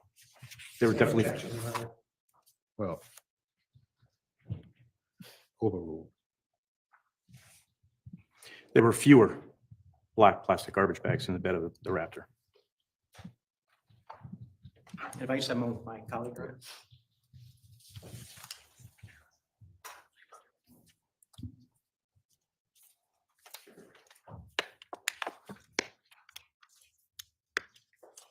Judge, I have an exhibit I'd like marked.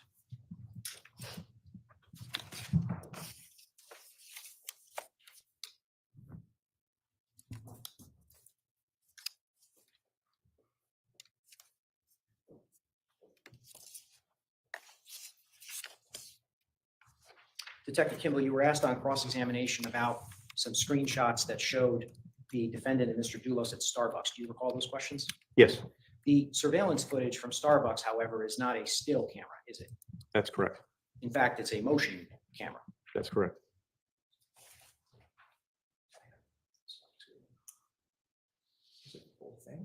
The bottom, there's three things. The bottom one is the whole 3 hours. The top one is the time. You want to look at it?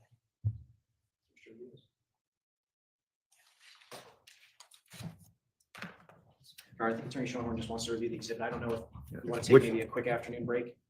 Which exhibit is it? This is State 79, Your Honor. Do you wish to take the recess now, Attorney Schoen? Well, I just heard there's more than one thing on there. I just want to see what those other things are. So I may not object. I just need to know what's on. Well, the question is, how long will it take you to do that, or should we take the recess now?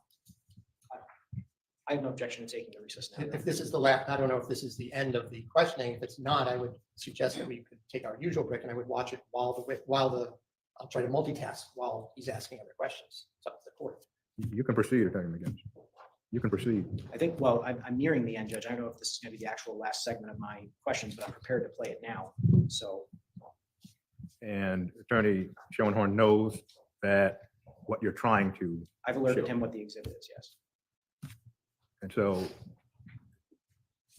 what you're saying is you haven't seen it recently yourself, correct? Well, I just heard there were 3 separate files on there. I would be only aware of 1, maybe 2, but I need to see what is on there. Just got to make sure that it's what I think. Well, if we can do that in the next 2 minutes, that would be more helpful. In other words, if you can check it out now, that would be more helpful. I will do that.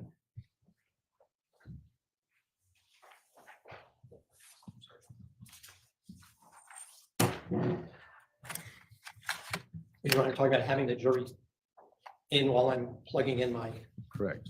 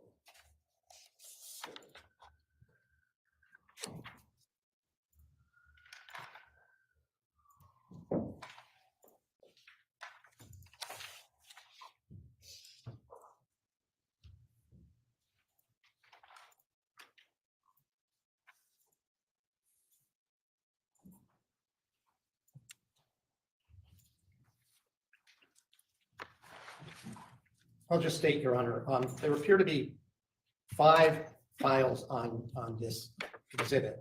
Some of them look like hours and hours. It looks like of Starbucks video. See every customer come in, what they're ordering. That's just my cursory review. So I'm certainly going to object to all of that being played. But if the state wants to put all of that in, that's what's on this exhibit. So unless they're going to play, it's like 9 hours of Starbucks, you know, what everybody orders and what people like at Starbucks, I'm going to have to object to this exhibit.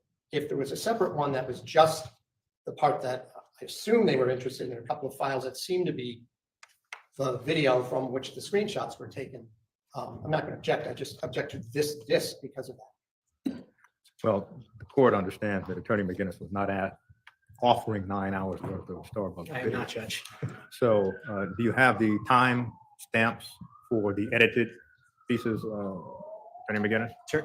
Attorney Manning is indicating that she believes it's on the video, but perhaps if we could just take the afternoon recess, Judge, and I can shore that up and perhaps create a disc that is agreeable to Mr. Schoenhorn. Thank you. Ladies and gentlemen, we will take our afternoon recess until 3:30 today. Please do not discuss the case.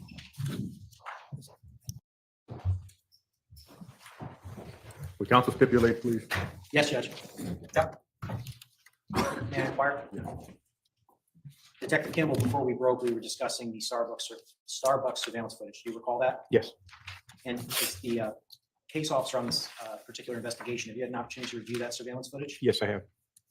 Judge, this is 80. I'm going to move it into evidence formally in front of the jury. Thank you. And I have no objection to that, what we're now showing. Thank you. States 80, a full exhibit. Your Honor, for the record, States 80 contains 3 separate clips, and we're just going to play those in order.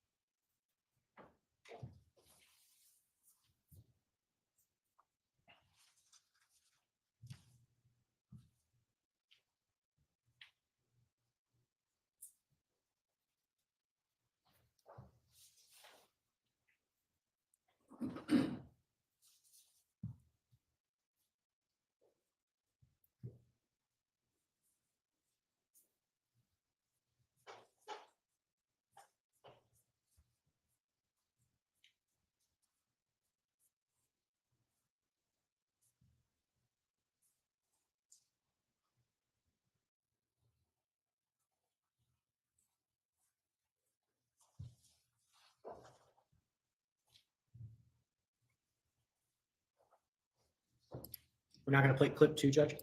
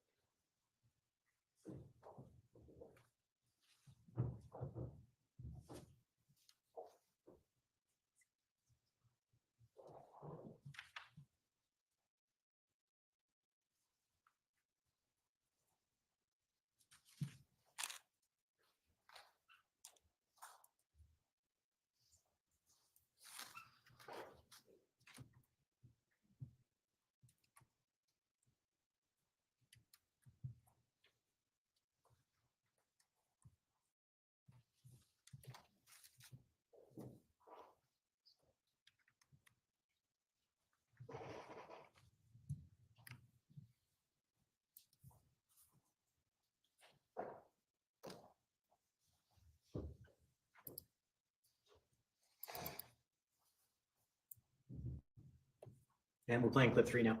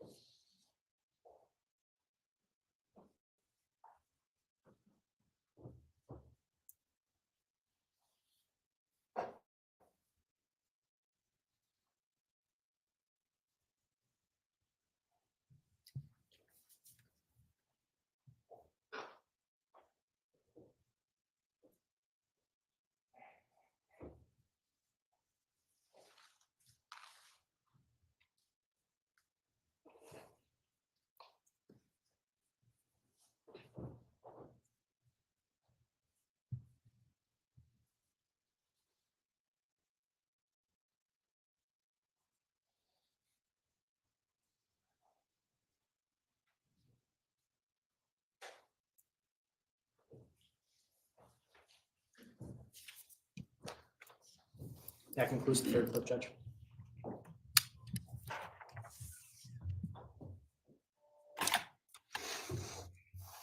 Detective Kimball, you had a chance to review that surveillance footage before, correct? Correct. And that Starbucks is located in West Hartford?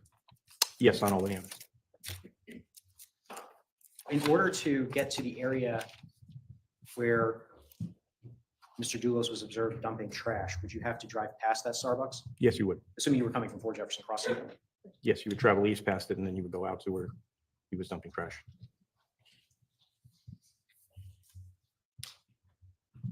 You were asked questions on cross-examination about the divorce proceedings between Fotis Dulos and Jennifer Dulos. Do you recall those questions? Yes. Did the defendant, during the course of the second interview, describe her feelings about the Dulos divorce proceedings? Yes. What did she say about that? She described them as being a nightmare for her. Did she indicate that it had been 2 years of torture? Yes.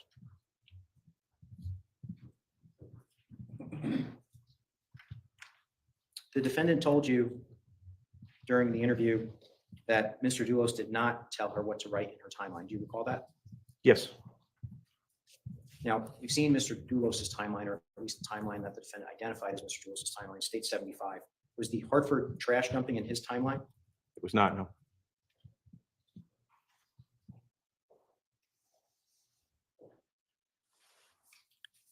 During the course of the first interview, the defendant used the words car wash. Do you recall that? Yes. Could you describe to the jury the context in which the defendant used the word car wash? Myself and Detective Clavi were talking about if someone were to have committed a crime down in New Canaan, where they would go to clean up. And we were referring to 61 Sturbridge Hill to find out whether there was water at that house that was under construction. And that is when the defendant brought up, she first said a car, and then she said car wash. During the June 2nd or June 6th interviews, did the defendant ever indicate to you that she had traveled in tandem with Mr. Dulos to a car wash on May 29th? No, she did not. If I could just have a moment, Judge? Yes. Nothing further, Judge? Thank you.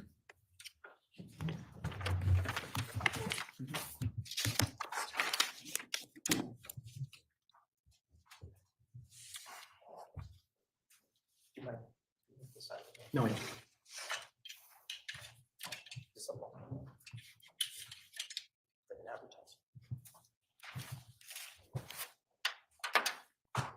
There are only a few points that I want to ask about that was just brought up on redirect. You were asked some questions about her reaction to indicating that she thought that Jennifer was that Jennifer Dulos was still alive, and that's partially based on what she had been told by Mr. Dulos, correct? We asked her what happened, she thought happened to Jennifer. Yeah, Yes. you would ask that question. And, or Detective Clabby, sometimes it's difficult to tell who's asking what, right? Correct. Especially in that first interview, it's kind of blurry, the quality isn't great, right? Correct. Hopefully the state police have, gotten better equipment since 2019, I hope. First interview with the New Canaan. Well, that was the New Canaan police anyway, wasn't it? Their Yes. equipment. Yes. Okay. So, when she told you the details about why she thought that Miss Farber Dulos was still alive, she went into some description about what the experts in the divorce case had written. Isn't that correct? Yes. And she said that she never got to see the report, but others had told her that's what was in it, right? That's correct. And she did mention Mike Rose, one of those people, didn't she? Yes, you did. And you do know that Attorney Rose was Fotis Dulos's divorce attorney at that time, correct? I think we discussed the other day. I was unaware that he was a divorce attorney. I knew that he was in contact with Fotis. You knew he was one of his attorneys, you just didn't know what he was representing him on, right? Correct. You subsequently did learn he was one of the divorce attorneys in the divorce case, right? Correct. Yes. I just wanted to get that clarified. So when she offered to help you, quote, dig holes, unquote, right? This is after Detective Clabby had suggested that we, meaning we, the police, believe she might have been in the bags you were throwing out. Isn't that the words that he had used? Yes. And I'm just going to see if this, sort of refreshes your recollection. You asked questions about if you had to get rid of a body, or if you had to get rid of a body which was no longer in one piece, where would you go? And Michelle said, me, right, in that video? Yes. Right. And then you said, or where do you think Fotis might go? Can you just clarify, are we referring to the first? or the First second? interview. And I'll note, I'm referring to the New Canaan version of the transcription. So if you need to follow along. And didn't she say, oh God, I don't know. I mean, you're asking me something that, and then you said, I unfortunately believe that's where we're at. That's the situation and it's terribly sad. Isn't that when she said, well, why don't you look there, meaning at the house? First of all, I do remember saying what I said. I am not sure what she followed up. Do you remember though then saying, who's saying we're not looking there? Remember saying that to her? In response to, why don't you look there? Yes. Okay. And then,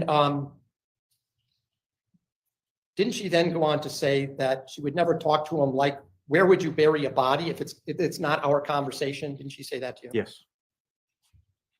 And you said that, and then you responded that that if she had any guesses regard basically on what you know about him, we're looking for Jennifer, and we unfortunately, Jennifer maybe, and she interrupted and says, I don't know, you said it's dead. And you go, what's that? You said that she's dead because you found the blood, okay? I'm just leading that up to, isn't that when Mr. Clabby, Detective Clabby said, there's enough to suggest that, but we believe she might have been in the bags you were throwing out. And then her reaction was, she started crying and went, ah, and she put her face in her hands, right? Isn't that She put her portion? face in her hands, yes.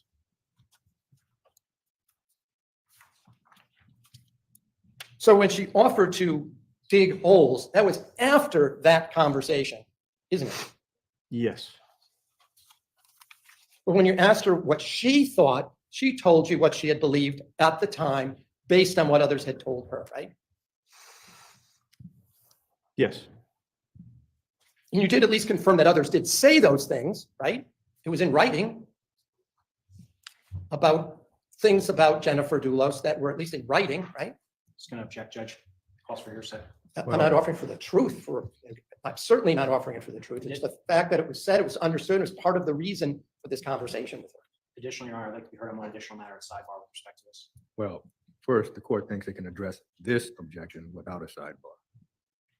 The question is, you became aware of basically the visitation study, and that other people, even though Michelle Troconis didn't see it, other people talked to her about the study.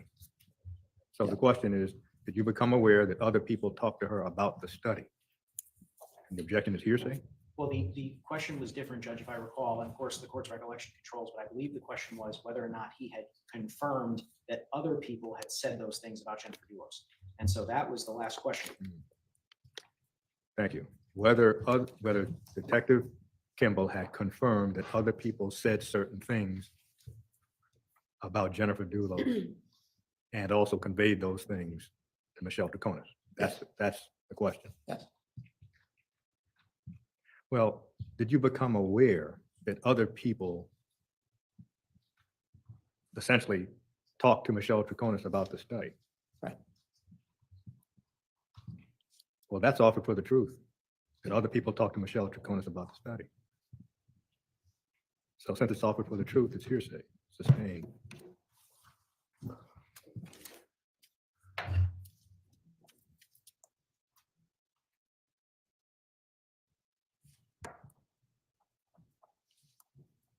She didn't give you the study document, the custody study herself, did she? No. Someone else gave you a copy at some point, correct? Judge, objection, may we be heard at sidebar?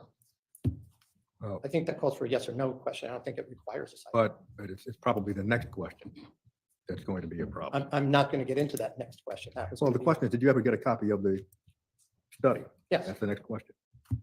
I don't think he answered that. That's the only question I'm asking. And the objection to that question would be I'd like to state my objection at sidebar, Your Honor, if I may. no.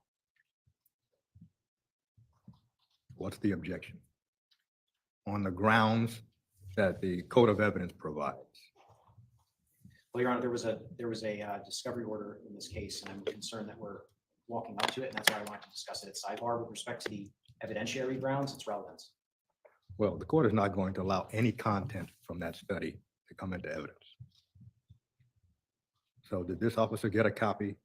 Yes or no? And that's as far as it goes. Ask the question one more time. Did you get a copy of that study? A copy was obtained. I personally did not get a copy.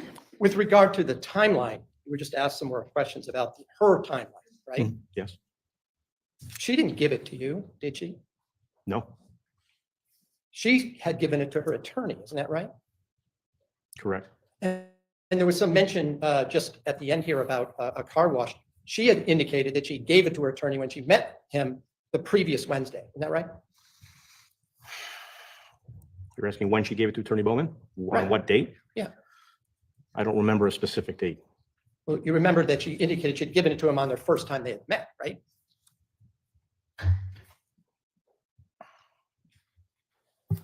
Okay, yes. You also know that was the day that, since it was brought up, that Mr. Dulos had washed a different car, correct? That's correct. At the car wash. At Russell Spears. Yes.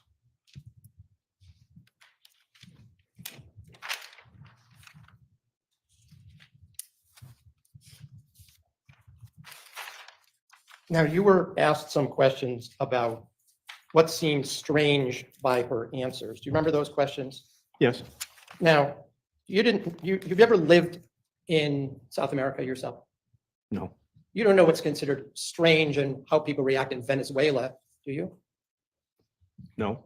Do you know anything about how people would act or react to these kind of accusations if they had lived for a period of time in Argentina? No. Or for that matter, if they'd lived in Miami with family members and didn't know, had never been involved with law enforcement before? Correct. No, I don't know. Did you find it strange that the state's attorney personally came in and sat down and participated in an interrogation Objection, of a Judge. suspect? Objection, Judge. Relevance outside the scope. He opened the door, and I'm talking about what is strange or not strange. Well, when the door is open, a lot can come through.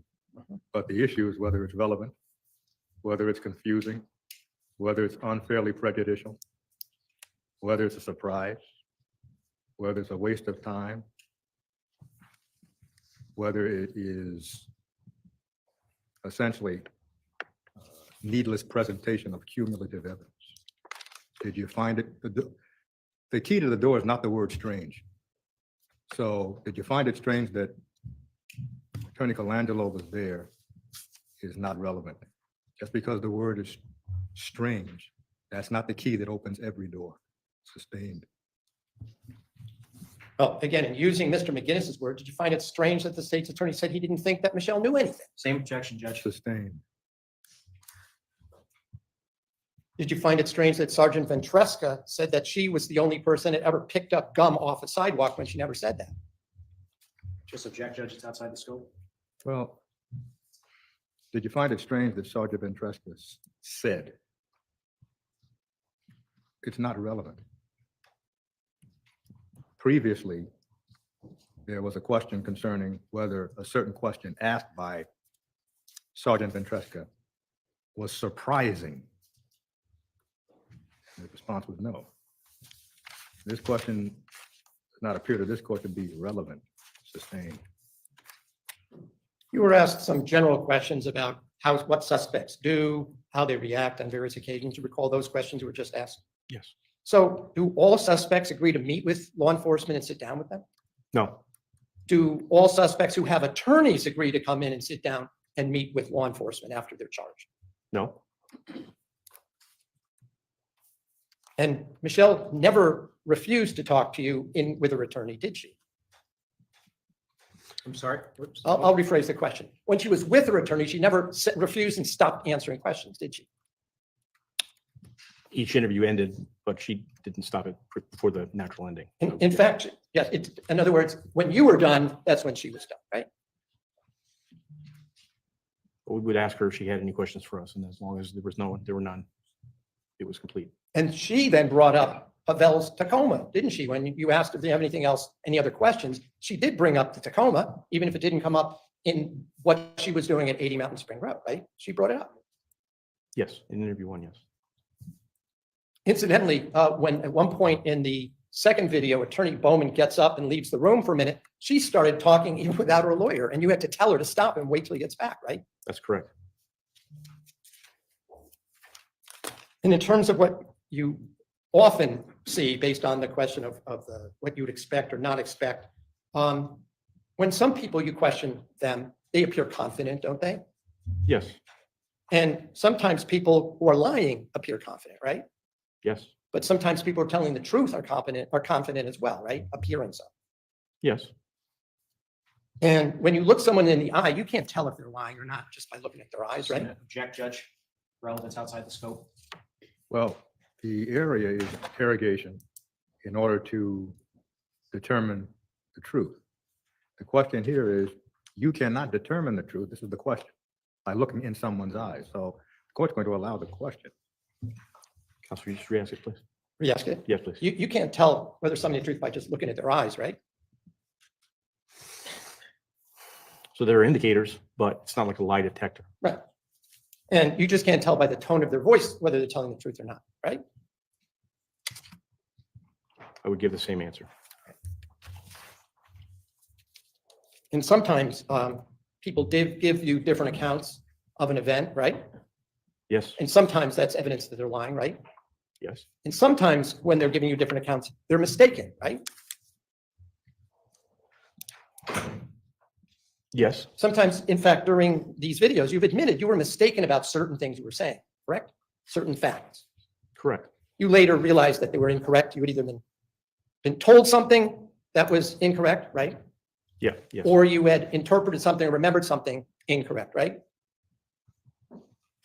Yes. In fact, even Mr. McGinnis pointed out, when you look at Weather Underground, it's kind of a difficult site to navigate sometimes, isn't it? Yes.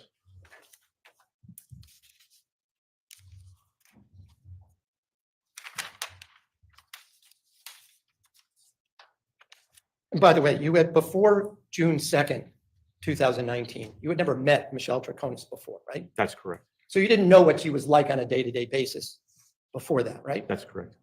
Or how she reacted to any other situation, right? Correct.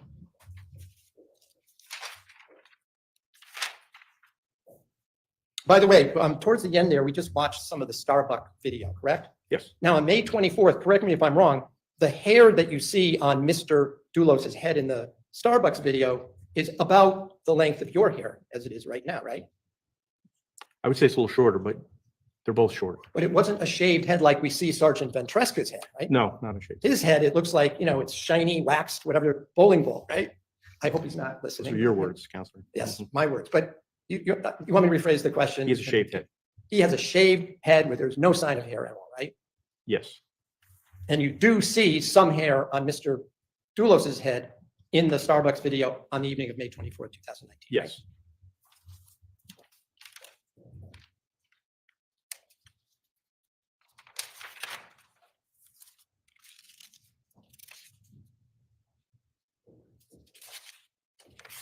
And I just have a couple more questions. I'm going to, before I stop, I'm going to ask my colleague whether I missed anything. But when you talked about Albany Avenue and Route 44, where the Starbucks is, right?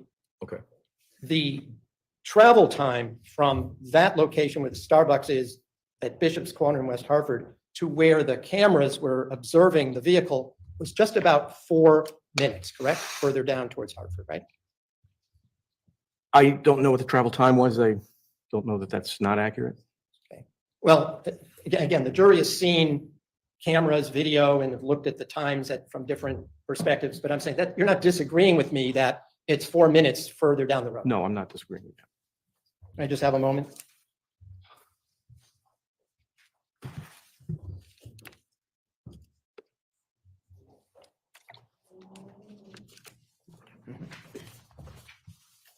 I was reminded of one other point now. You were asked a couple of questions just now about you seeing the Raptor turning down a side street and going someplace before it returns to Albany Avenue, correct? Correct. But you're aware there were video cameras on Homestead Avenue, right? I don't think I knew that there were any on Homestead. Were you aware that there were videos that were played here that showed the Tacoma going at different points and turning corners and coming back towards Albany Avenue? Jackson, formal question, Judge. Well, again, the witnesses are sequestered, which means the witnesses should not have discussed their testimony with any other witness. So the question is, were you aware that another witness saw a video of recordings taken from a building on Homestead Avenue? Judge, if I may also, I think it mischaracterizes the evidence as well. Well, first of all, there's a sequestration order in effect, so the court is not going to allow that question. I don't believe I mentioned any of the witnesses. I mentioned the fact that videos, not what people saw in videos. Well, the court thought it heard the question as another witness testified about a video on Homestead Avenue. Were you aware of that? Then if I said that, I misspoke. So let me withdraw that and I'll ask it a different way. You're aware that video cameras from buildings along that other route were obtained by the state police in the course of this investigation, those off of Albany Avenue, right? Buildings from along Homestead. Right, and Chrysalis Center and a few other gas station surveillance video, you're aware of that, right? Yes. Judge, I'm just going to object to this one. I think it mischaracterizes the evidence. Well, what is the mischaracterization, Attorney McGinnis?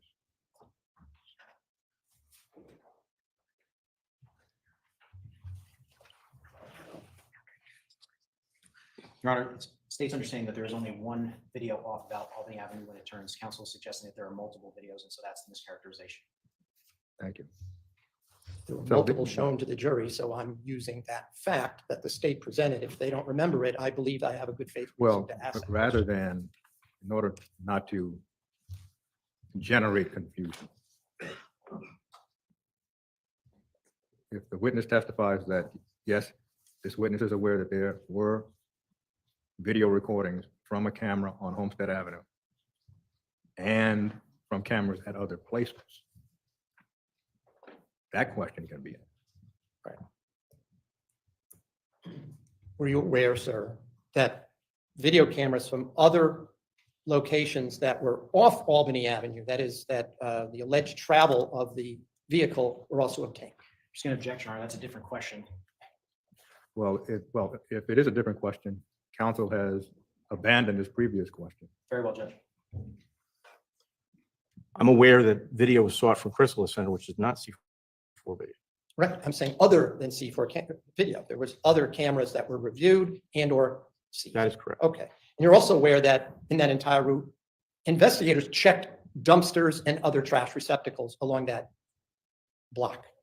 That's correct.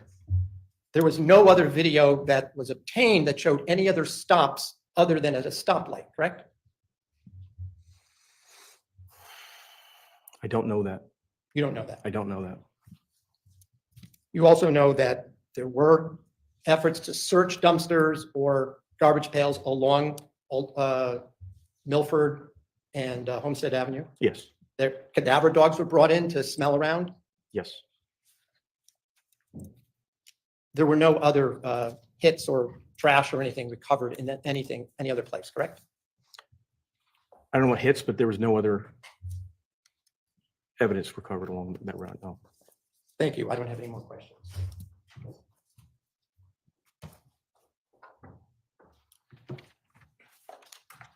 You were asked by Attorney Schoenhorn on pre-cross examination about how different suspects can react different ways. Do you recall those questions? Yes. You were asked a series of questions that began with sometimes. Do you recall that line of Yes. questioning? Isn't it true that sometimes suspects think they can talk their way out of something and speak with the police? Absolutely. Yes. And isn't it true that sometimes suspects try to lie for people they care about? These are all leading questions, Your Honor. And if he wants to ask general questions, yes, but these are, isn't it true that is a leading question? Well, And argumentative. well, the court does not see the questions as argumentative. What the court hears this area of questioning to be is almost a primer on or anecdotal evidence of police interrogations. Now that door was opened, overruled. Sometimes suspects will lie to protect people they care about. Is that correct? That is correct. You were asked whether or not you can tell the truth by looking into someone's eyes. Do you recall that question on recross examination? I do, sir. I believe you indicated that you cannot tell just by looking in someone's eyes. That's correct. And that's why the state police continued to conduct an investigation into the defendant's claims even after June 6th, correct? Yes, correct. And in fact, in August, you asked the defendant, or Detective Clabby asked the defendant point blank, whether or not she had been 100% truthful during her first two interviews, correct? Objection outside the scope of recross. I didn't bring up anything about August 13th, and it's clearly leading now. That has not yet come in. What happens on August 13th will be revealed when the videos are played. Well, the question has to do with whether or not at a later date the defendant admitted or there was an indication that the defendant was not 100% truthful. If the date was left out, the question would still be admissible. Did the defendant at any time indicate that she was not 100% truthful? So the fact that there was mentioned August 13th, in this court view, doesn't render the question inadmissible. Yeah, but I would also note that would be a mischaracterization, the way this, of what she actually said, and we could get into it, but that's not right now being played. So it's not how she characterized it. Respectfully, counsel went into numerous recross examination about what sometimes people do. He cross-examined the detective, essentially trying to suggest that Mr. Troconis was being truthful and the detective wouldn't know any better. And so I'm exploring that avenue, which he opened the door to at this point. Again, the question, because perhaps the question itself was not quoted word for word, counsel is objecting as a mischaracterization. The court does not remember the word for word exchange. But the court does recall in a subsequent interview that the term 100% truthful was used.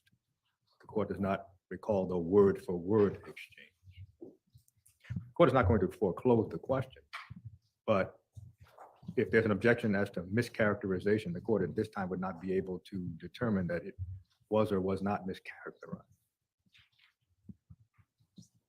But the court's not foreclosing the question, but the court is not able at this point to determine whether it's a mischaracterization.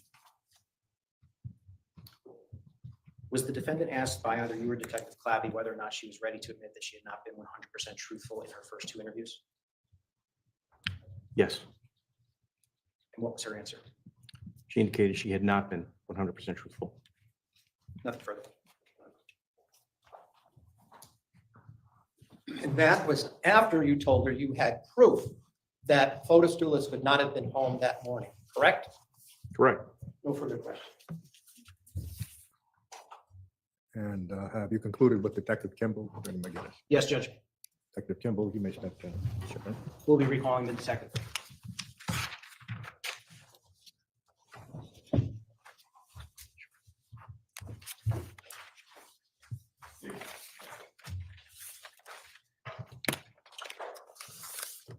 Judge, we do have another witness available. May I just have one with Attorney Shorehorn? Yes.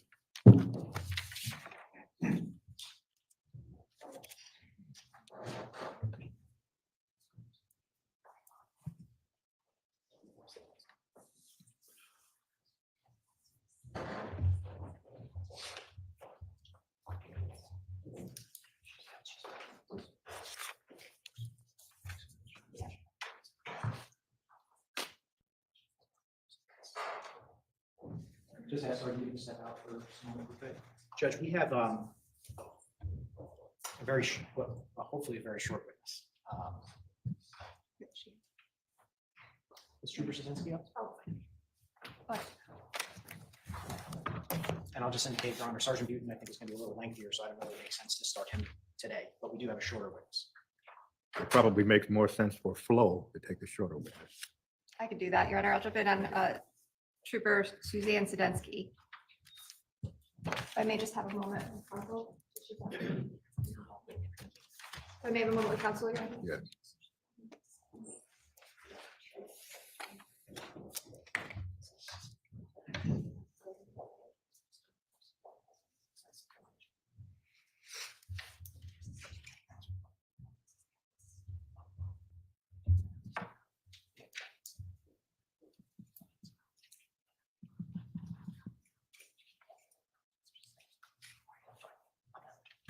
If I may just have something marked, Your Honor, well, Yes.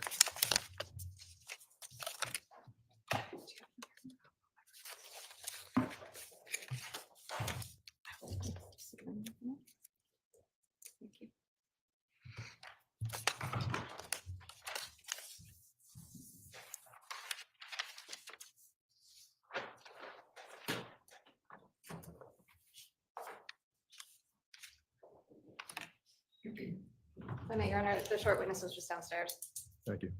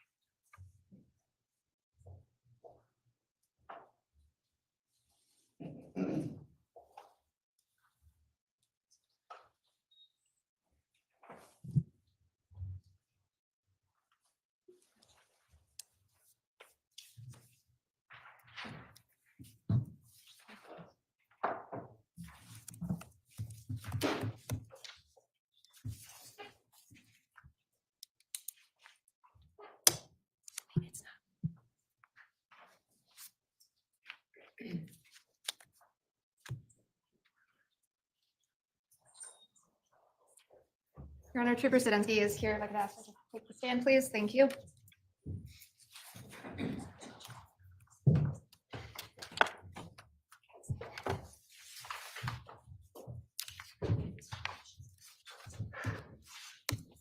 you please raise your right hand?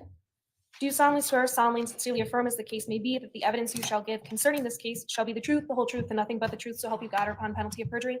I do. You can lower your hand. Can you please state and spell your name for the record?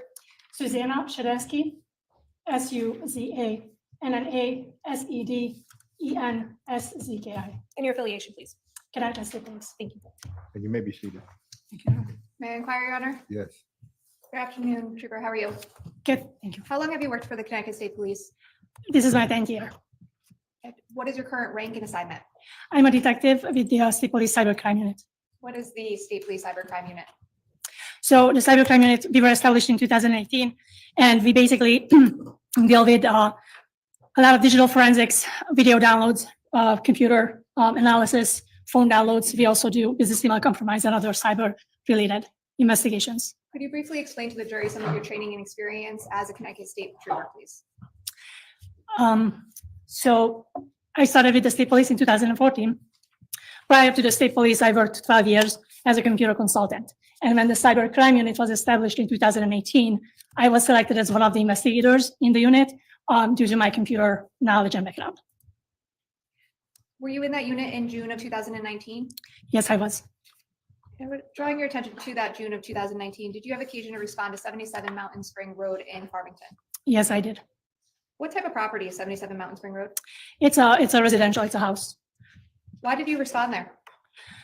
The Leicester District Major Crimes Unit was conducting an investigation, and they required our assistance as a cyber crime unit to download video footage from that residence. Did you meet with the homeowners there? Yes, I did. Did you have an opportunity to review their surveillance equipment? Yes, standard. When we go and download videos, the first thing that we do is basically we look at the unit to see who is the manufacturer, how it functions, and we take notes of it. Was there a particular camera or angle that you were interested in? Yes, we were requested to download the footage that was facing the residence driveway, and it was also facing the road, Mountain Spring Road. When you went to the property at 77 Mountain Spring Road, did they have a camera angle that covered the road? Yes, they did. Were you able to view that on their camera system? Yes, we were. Was there a specific time withdraw that. Was there a specific day you were requested to download? Yes, we were asked to download from May 19th, May 19th through May 26th of 2019. I'm sorry, was that May 19th until when? May 26th. Okay. That's in real time. That's the real time. You mentioned real time. What time was displayed on the camera system? Was it accurate? No, the camera system was actually 1 day and 10 minutes ahead of the real time. How did you determine that? What we do usually is we have a department issued cellular phone, and we compare the time on the phone that's given by the provider to the actual data on the camera system. Let me ask you this. When you were there at 77 Mountain Spring Road and you were downloading the video, were you able to actually look at the camera system as it is being utilized in real time at that moment? That is correct. So most camera systems do show a date and a timestamp on the screen. There's a monitor attached. The camera system almost looks like a video recorder system with a monitor attached, and the monitor usually shows us the different cameras that are connected to the system, and it shows a date and a time of the system and the footage being recorded. Now, with respect to 2 specific days, I know you said you downloaded did you download that whole week? That is correct, we did. Okay. Specifically with May 23rd, 2019, with the time difference, what would that show up on the camera system as? May 23rd would show May 24th, and then an added 10 minutes to the time. And by time system, is that conveyed on the actual video screen? Yes. And May 24th, what time would that show on the actual screen? If it's May 24th in real time, then it would be May 25th plus added 10 minutes to an actual time. Now, after you saw that and confirmed the time, did you download that video? That is correct. So we grabbed video footage from May 20th through May 27th, which was the DVR's time. How long did it take you to download that video? It took us several hours. We started probably around like 5:30 in the afternoon, and it took us, I don't think we got out before like midnight. And that was at the residence? Yes. Now, what did you do after you obtained the video? After the video was obtained, I took the footage to the cyber crime unit, which is over at State Police Headquarters in Middletown, and I secured it we have a secure storage location, and that's why I locked it in. Did you save a copy as well? Yes, I did. With respect to States 81, I believe there's no objection. Is that That's correct. Just briefly, if I can. Has state 81 been offered? I believe yes, Your Honor, I would offer it. I believe there's no objection if it can be moved into full exhibit at this time. Thank you. State 81 admitted as well. Thank you.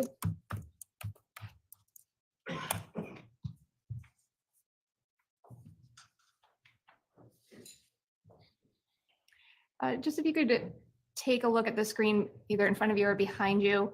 Do you recognize what's depicted on the screen? Yes, that's correct. So that's depicting that the video footage from Channel 4, which was the actual The driveway was named as Channel 4 on the system. The 2019 0524 is actually the month and the date. 0800 or 0800 is the actual time. Okay. And with respect to the dates and times reflected on States 81, what does it start with again? So it starts at 2019, May 24th at midnight. And that if it is a day and 10 minutes ahead of time, what is that in real time? That's in real time. If that's the DVR time, that should be May 23rd, 10 minutes ahead, 23:50. And what does it go to? It goes all the way until May 25th at 2300 hours, which is 11 p.m. Okay. And real time, that would be? That would be May 24th, May 24th at 10:50 p.m. And the player on the bottom, what is this? So each video recording system, or some of them, they come with their own player, which is the most efficient way, the most clearest way to actually look at the video. So when we are saving the video footage from a DVR, we actually save the player program with it at the same time. So Exhibit 81 contains essentially 2 days worth of the 7 days that you downloaded. Is that correct? Yes. Okay. Well, I will leave it at that. I have nothing further. Thank you. Thank you.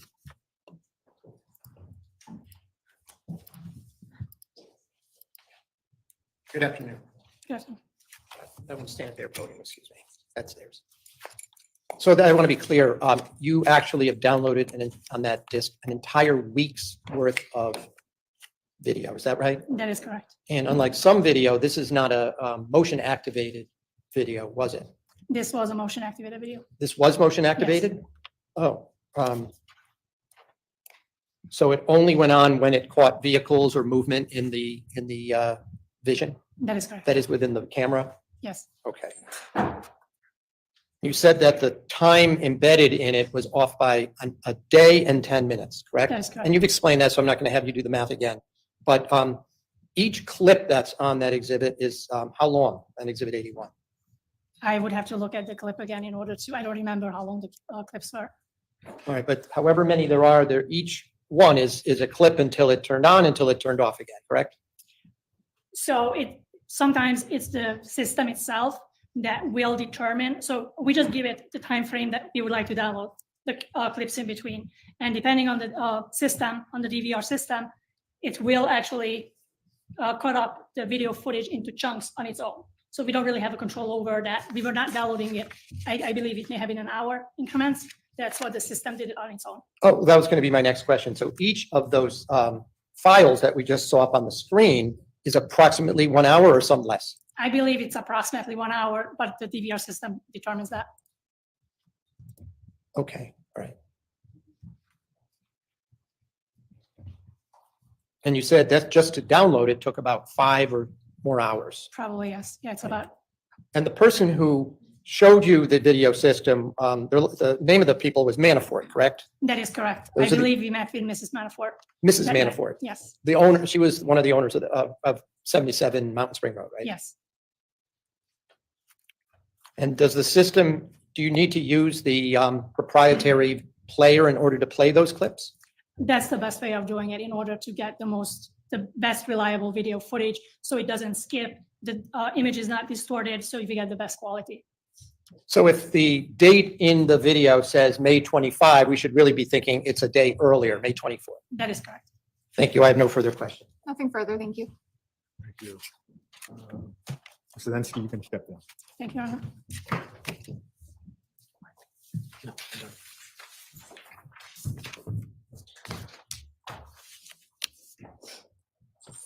Would that conclude the state's witnesses for today? Yes, Judge. Thank you. Ladies and gentlemen, we conclude today's session. Tomorrow, do we begin with Sergeant Butte? Yes, Judge. Thank you. Ladies and gentlemen, tomorrow we will begin the session at 10 o'clock. The state will continue its presentation calling Sergeant Butte. He does not discuss the case or view any media, read any media about the case. Have a good evening. Okay, and that concludes it. Very big day with the Alex Murdaugh hearing.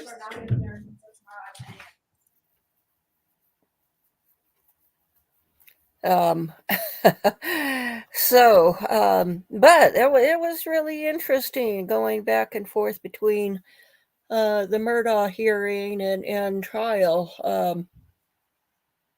It certainly makes the day go a lot faster. Thank you for joining us, Momo Shark, Cat Gallery. I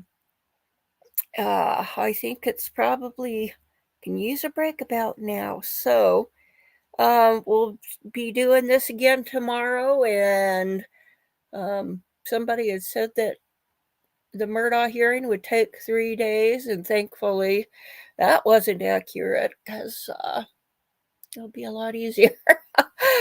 We'll see you tomorrow. Have a good evening. Bye-bye.